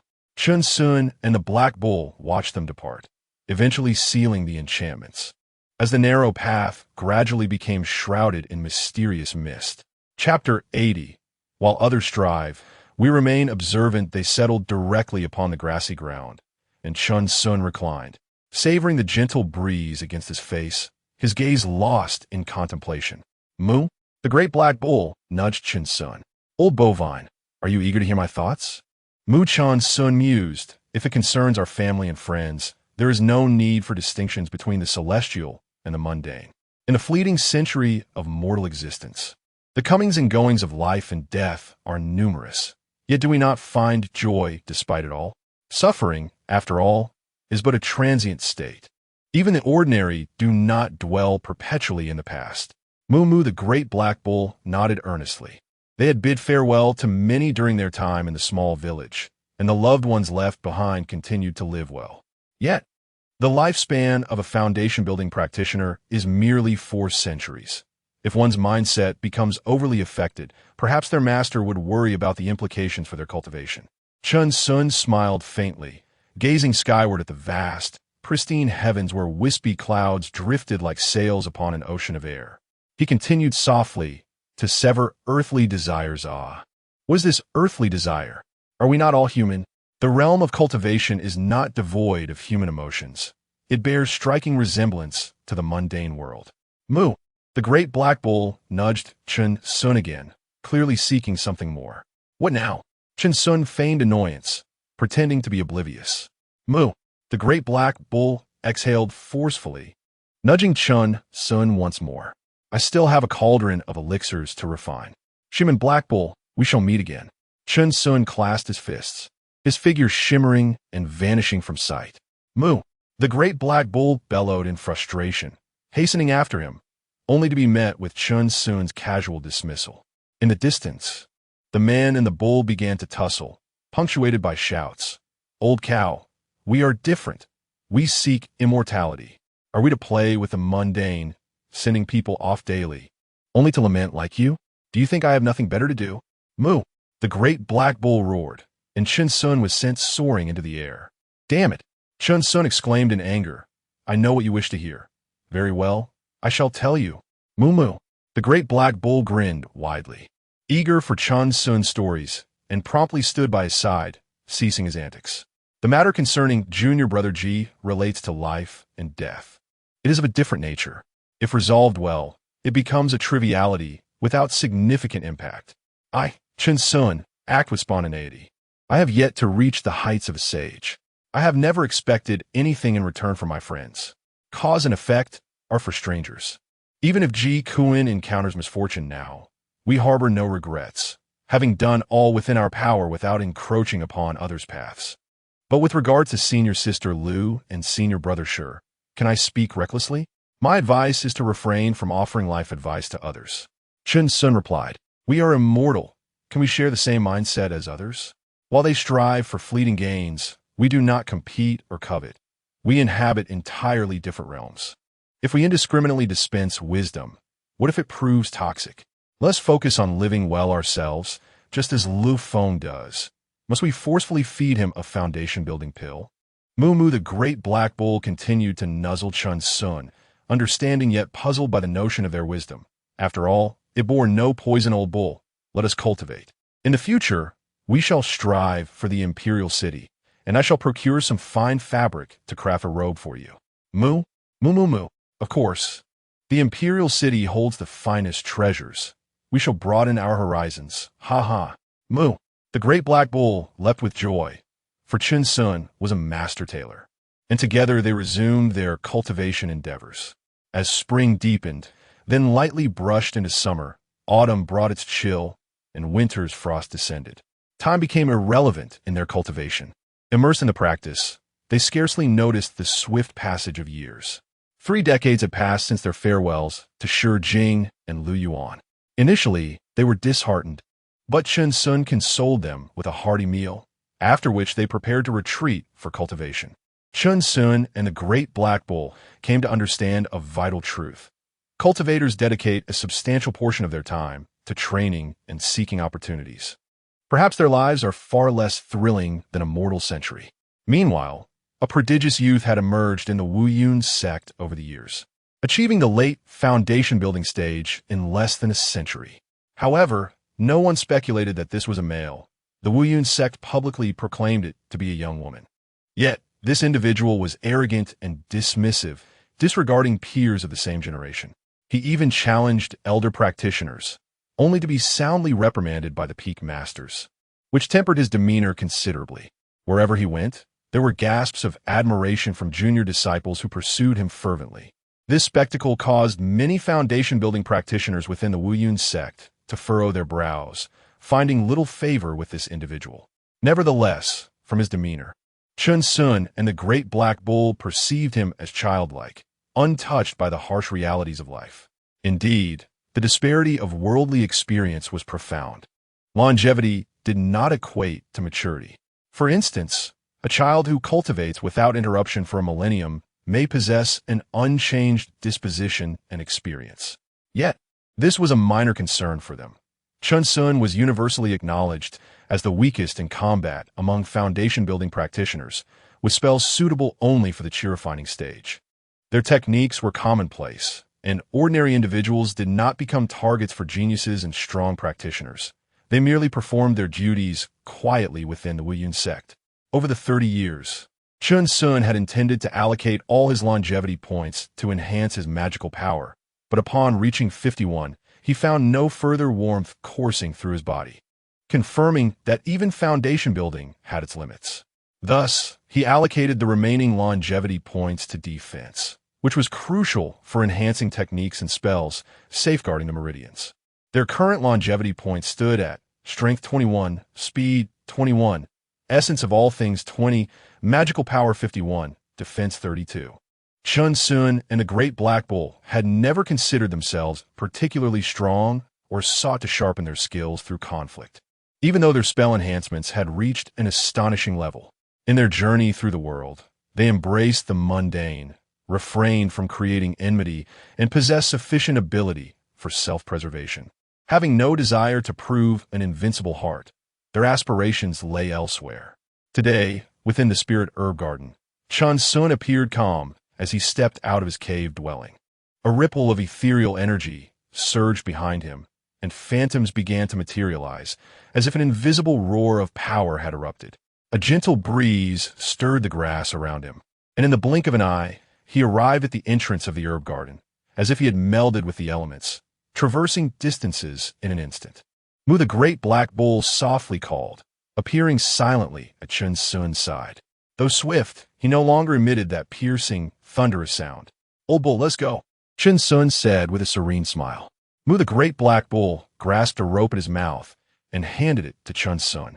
They felt immense magical power coursing within them, and their spiritual awareness had significantly heightened. They were now mid-stage foundation-building practitioners. However, foundation pills no longer served to enhance their cultivation. Exchanging glances, Chen Xun and the great black bull felt the magical energy within them gradually diminish. Realizing their levels were slowly descending, their cultivation only marginally improved since their initial breakthrough. As they walked, Chen Xun remarked, "Old bull, after years of reflection, I have finally determined a direction. Mu, one spell, one body refining technique, one movement technique, one cultivation method, 3 axes for clearing mountains, and several reconnaissance techniques. This is sufficient for now." A mysterious smile graced Chen Xun's lips. One should not overreach. For instance, using the fireball technique as a foundation. Let us strive for limitless enhancement. By amalgamating various minor spells to forge new incantations, he has endeavored for many years, yet has not glimpsed a hint of success. He has yet to attain such a realm.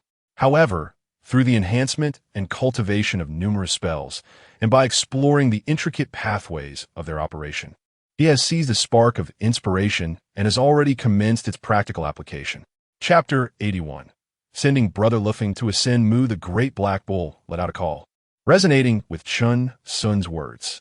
Indeed, there exists an infinite array of spells within the realm of cultivation, an endless journey of mastery. Yet, a glimmer of joy sparkled in the bull's eyes. It had recently embarked on the path of layered formations and grasped a flicker of inspiration.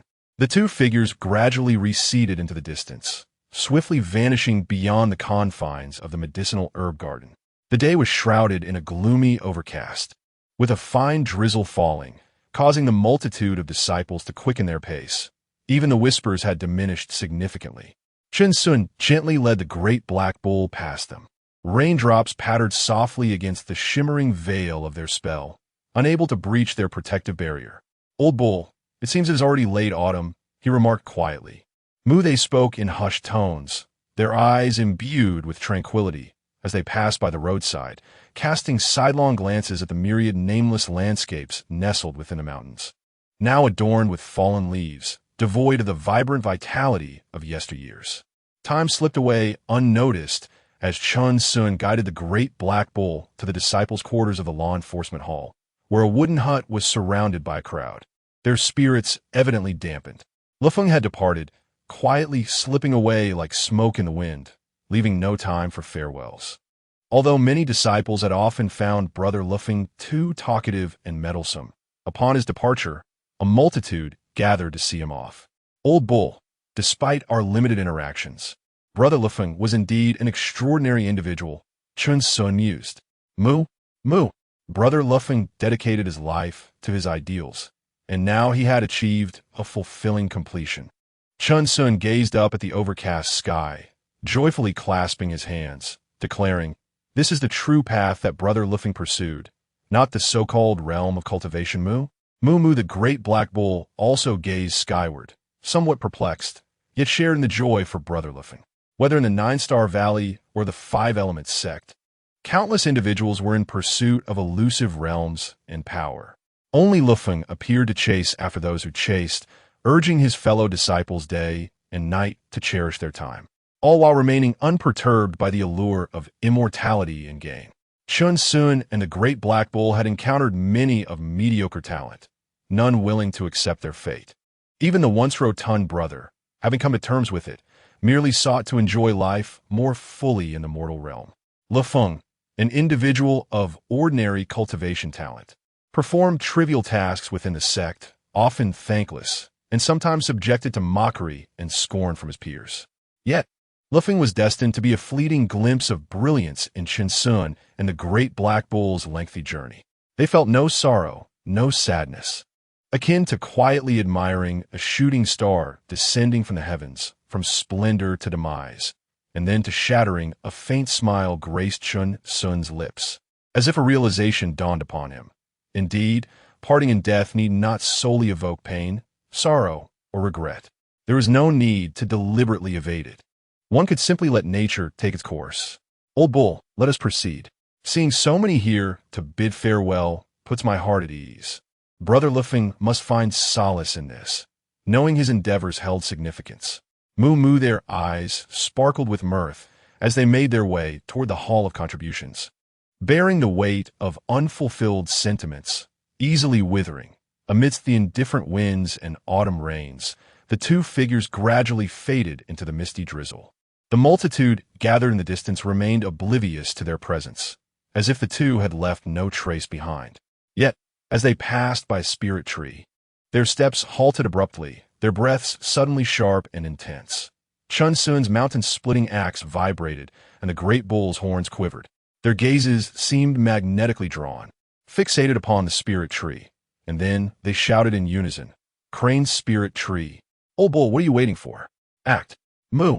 A thunderous rumble erupted, a cloud of dust billowing forth as the two figures gradually departed, leaving behind only the relentless patter of rain upon the fallen Crane's spirit tree.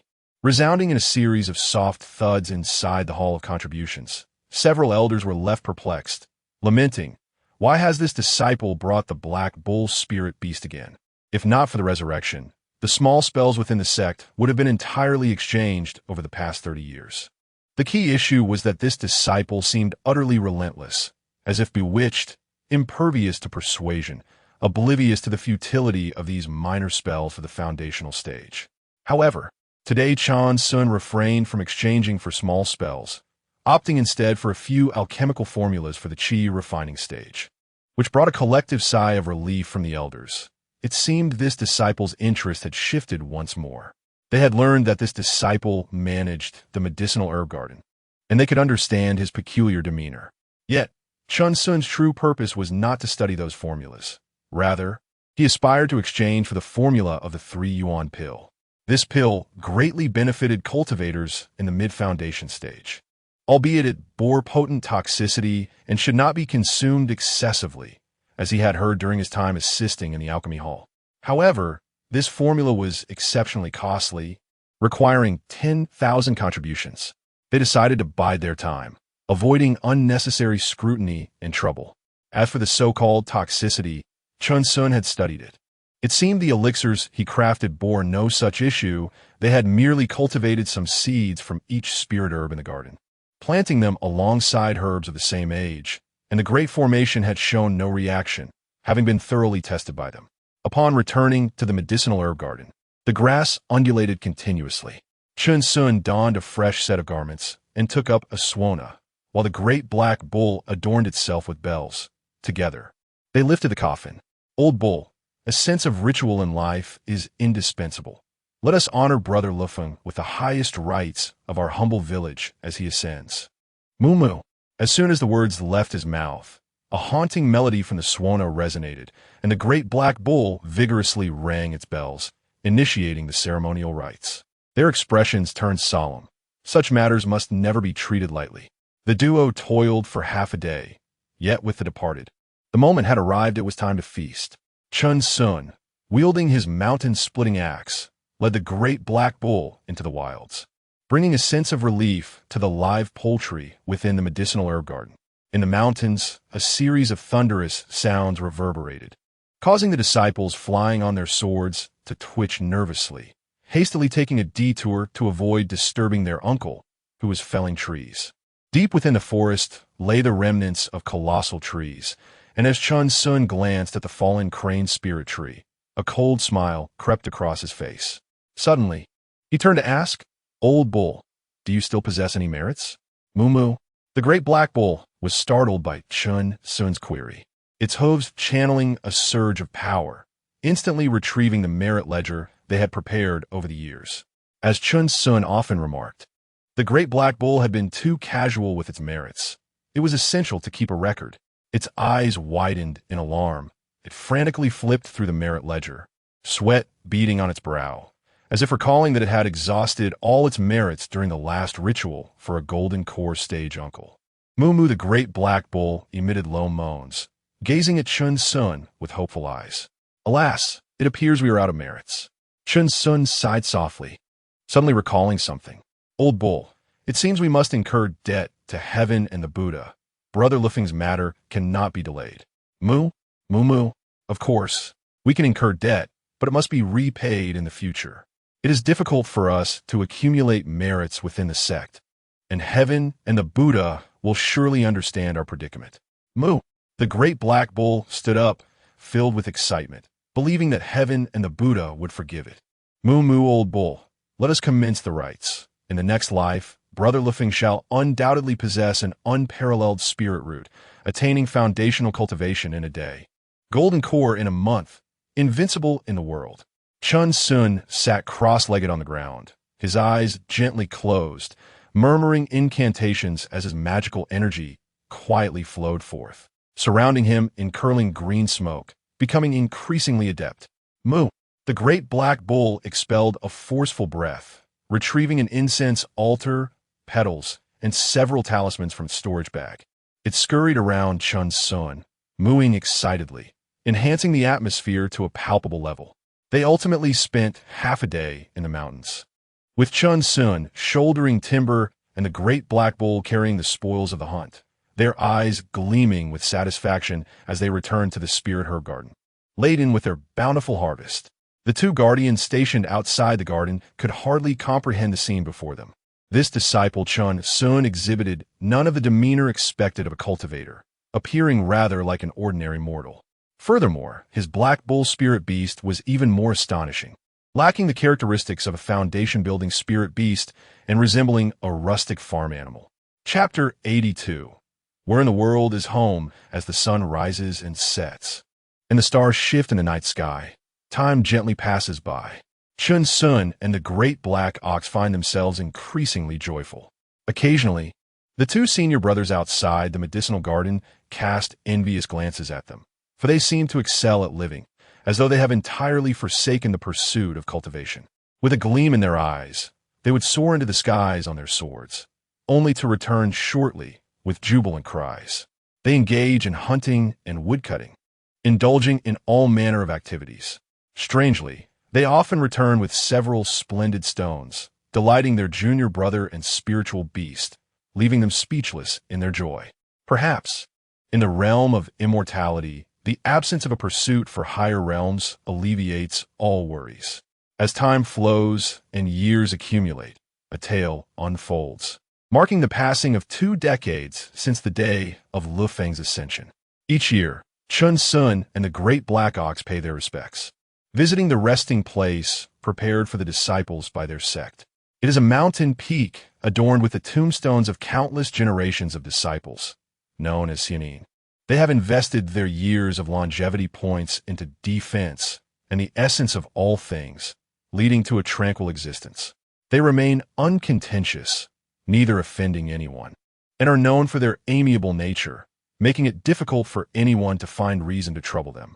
Their current longevity points are as follows: Strength 21, Speed 21, Essence of all things 22, Magic Power 51, Defense 50. Meanwhile, the clash between the cultivation realms of the Qian and Wu nations has suddenly come to a halt, as preparations for a significant event are underway. Both sides maintain a formidable presence, refusing to yield, and formations have begun to spring up along their borders. The secret realm of Nanda Mountain has officially announced its closure, to be reopened in 500 years, ensuring that spiritual herbs do not face extinction, a rule long established and widely understood. However, upon the announcement, cries of despair echoed from various sects, stirred by the prospect of dwindling resources.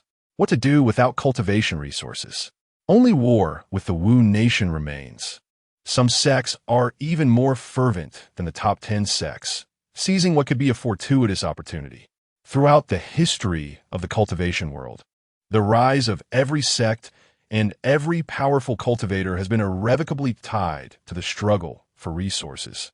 No matter how exceptional one's cultivation aptitude, as long as one is human, it is impossible to resist such temptation. Who does not wish to advance more swiftly in the fleeting river of life? For the path of cultivation knows no bounds. Chen Xun learned of these developments during a meeting in the sect's council hall, where the sect leader remarked that sooner or later a great battle would erupt between the 2 nations, a feud not born of the present moment. He urged the foundational cultivators within the sect to prepare early, with all actions led by the orders of the 10 major sects, as the impending conflict between the 2 nations is an obligation for all sects to partake in. The news has finally been confirmed, and various sects have begun their preparations, some sending personnel, others contributing spirit stones. A tremendous upheaval is destined to rock the entire Qian nation's cultivation realm. At that moment, Chen Xun held a wooden cup, crafted from timber, steeped with precious medicinal herbs, and enhanced with 2 spirit herbs for health. While the essence of all things seemed harmless to the body after use, the psychological scars ran deep. Especially as they began cultivating spirit herbs daily, their health regimen became urgent, leading them to carry their brew wherever they went. Chen Xun, having studied medicine under Ning Si for years, could not let such resources go to waste. He fashioned a small wooden barrel for the Great Black Ox, complete with a long straw for easy sipping. The Great Black Ox reveled in this, claiming to feel its cultivation advancing. Remarkably, after drinking, their emotional wounds began to heal, proving quite beneficial. Initially seated at the end of the meeting, Chen Xun listened attentively while sipping his health tea, but when he heard the news, his cup trembled in his hand, shock flashing in his eyes. The Great Black Ox, squatting beside him, exchanged a knowing glance. The resource war between the 2 nations was finally about to commence. After the council meeting, Chen Xun and the Great Black Ox hurriedly began their preparations. If they could fight, they would. If not, they would prepare an escape route. However, both nations were still in their preparatory phases. A war in the cultivation realm does not simply commence with a shout. At Wuyun sect, in the Huiquan ravine, in the Spirit Her Garden, Chen Xun unfurled a map of the Qian nation, a gift from Shijing. Yet his brow furrowed deeply. The map, vast and expansive, was laid out before him as he and the Great Black Ox stood at opposite corners, surveying its numerous locales. To the north of Qian nation lies the Wu nation, while to the south stretches an endless mountain range, marked only with warnings of lurking great demons. The eastern expanse features various nations and sprawling deserts, albeit none as powerful as the Qian and Wu nations.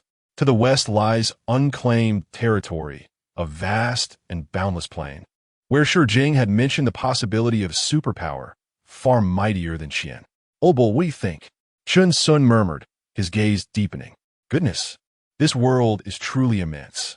Mu, the great black ox questioned, feeling a mix of excitement and anxiety whenever it beheld the map, pondering whether it could ever traverse all these lands.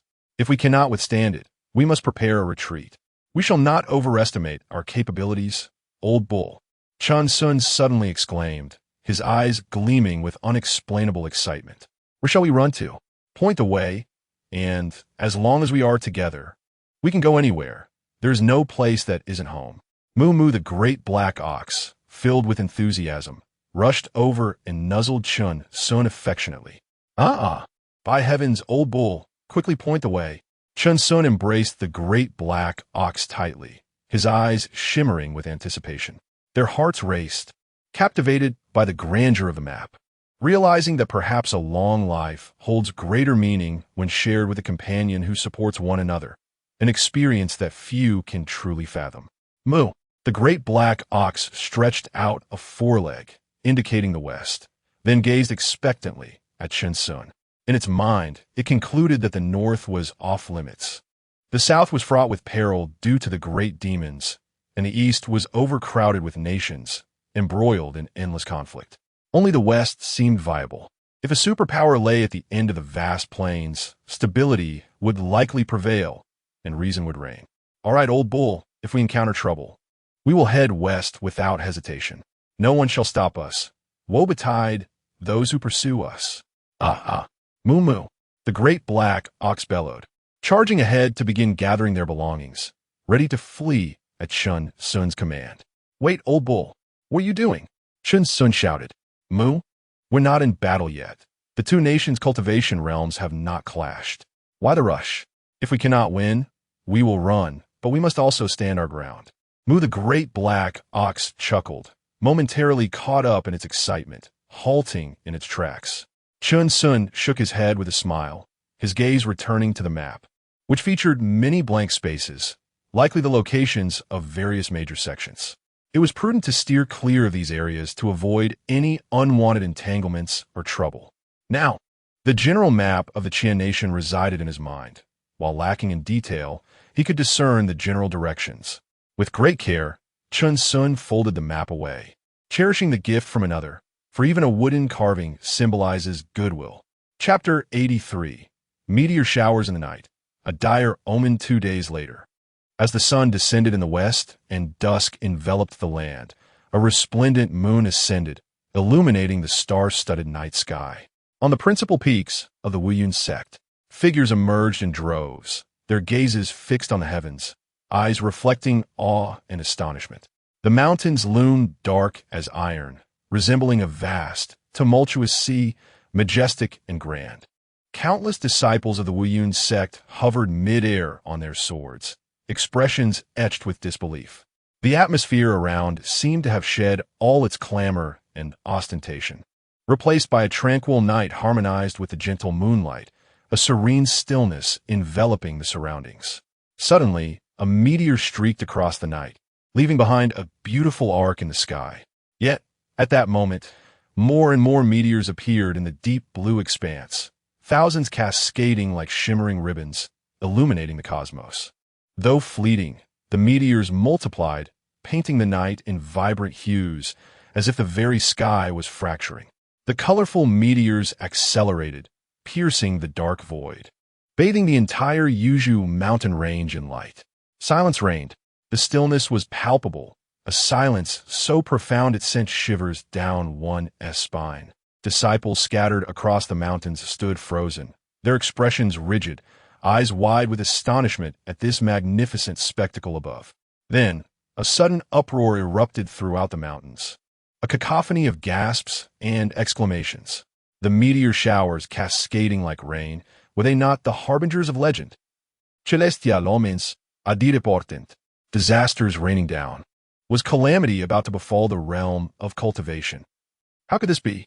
In an instant, the tranquility of the Yuzhu mountain range shattered under the weight of frantic roars, waves of sound surging skyward, as many disciples lost their composure, calling out in shock. On the principal peaks, golden core cultivators stood suspended in the air, brows furrowed in contemplation. They exchanged solemn glances, their expressions shifting, before redirecting their gazes back to the celestial display. Meteors continued to blaze across the sky, trailing their luminous brilliance, each one bursting forth with the splendor of a lifetime, crafting a tapestry of brilliance in the night. These meteors, their origins unknown, traversed a path mysterious and illusory, infinite and dreamlike. Yet, amidst this tension, one place stood in stark contrast, the Lingyao Garden at Huiquan Stream. A youth stood on the ground, shouting in ecstatic fervor, accompanied by a black ox, which bellowed in excitement. They appeared jubilant rather than lamenting. Wow! Old ox! Wow! Moo! They embraced each other in a frenzy, pointing upwards at the myriad of dazzling meteors, overwhelmed by the spectacle, a vision of the cosmos they had never before witnessed. Chen Xun, come out quickly. Such a wondrous sight deserves to be shared. Chen Xun's communication talisman vibrated incessantly. With a wave of his hand, a ripple spread forth, and the barriers parted to reveal two figures strolling towards him, Shi Jing and Lu Yuan. They recalled their promise to travel together if the opportunity arose. Shi Jing, with his sword-like brows and starry eyes, exuded a commanding presence, a faint aura of malevolence swirling around him, suggesting he had reached the foundation establishment stage, ready for the sect to send these sheltered blossoms out into the world. Lu Yuan, her long hair cascading casually down her back, secured by a silver ribbon, radiated an ethereal elegance, having matured significantly. Shi Sr., Lu Sr., let's hasten. Mu Chen Xun and the black ox excitedly urged. At that moment, a mountain chicken quietly passed by, having just been enjoying the open air. Unbeknownst to it, Chen Xun casually strolled past, only to reach out suddenly with a large hand. Old ox, fire it up quick. Moo. Caw.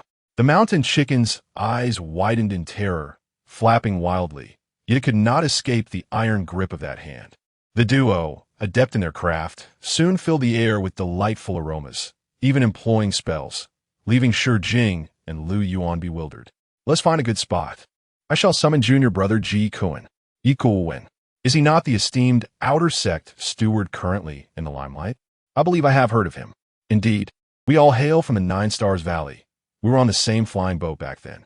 Mu, their group, soared through the air on swords, swiftly traversing the Lingyao Garden. Outside the garden, even the two guarding brothers had broken their meditation, gazing skyward with expressions of shock. This phenomenon had persisted far too long, a clear harbinger of ill fate. Not only the Wuyun sect, but also disciples from the 10 great sects and various cultivation sects, as well as wandering cultivators, displayed expressions of terror.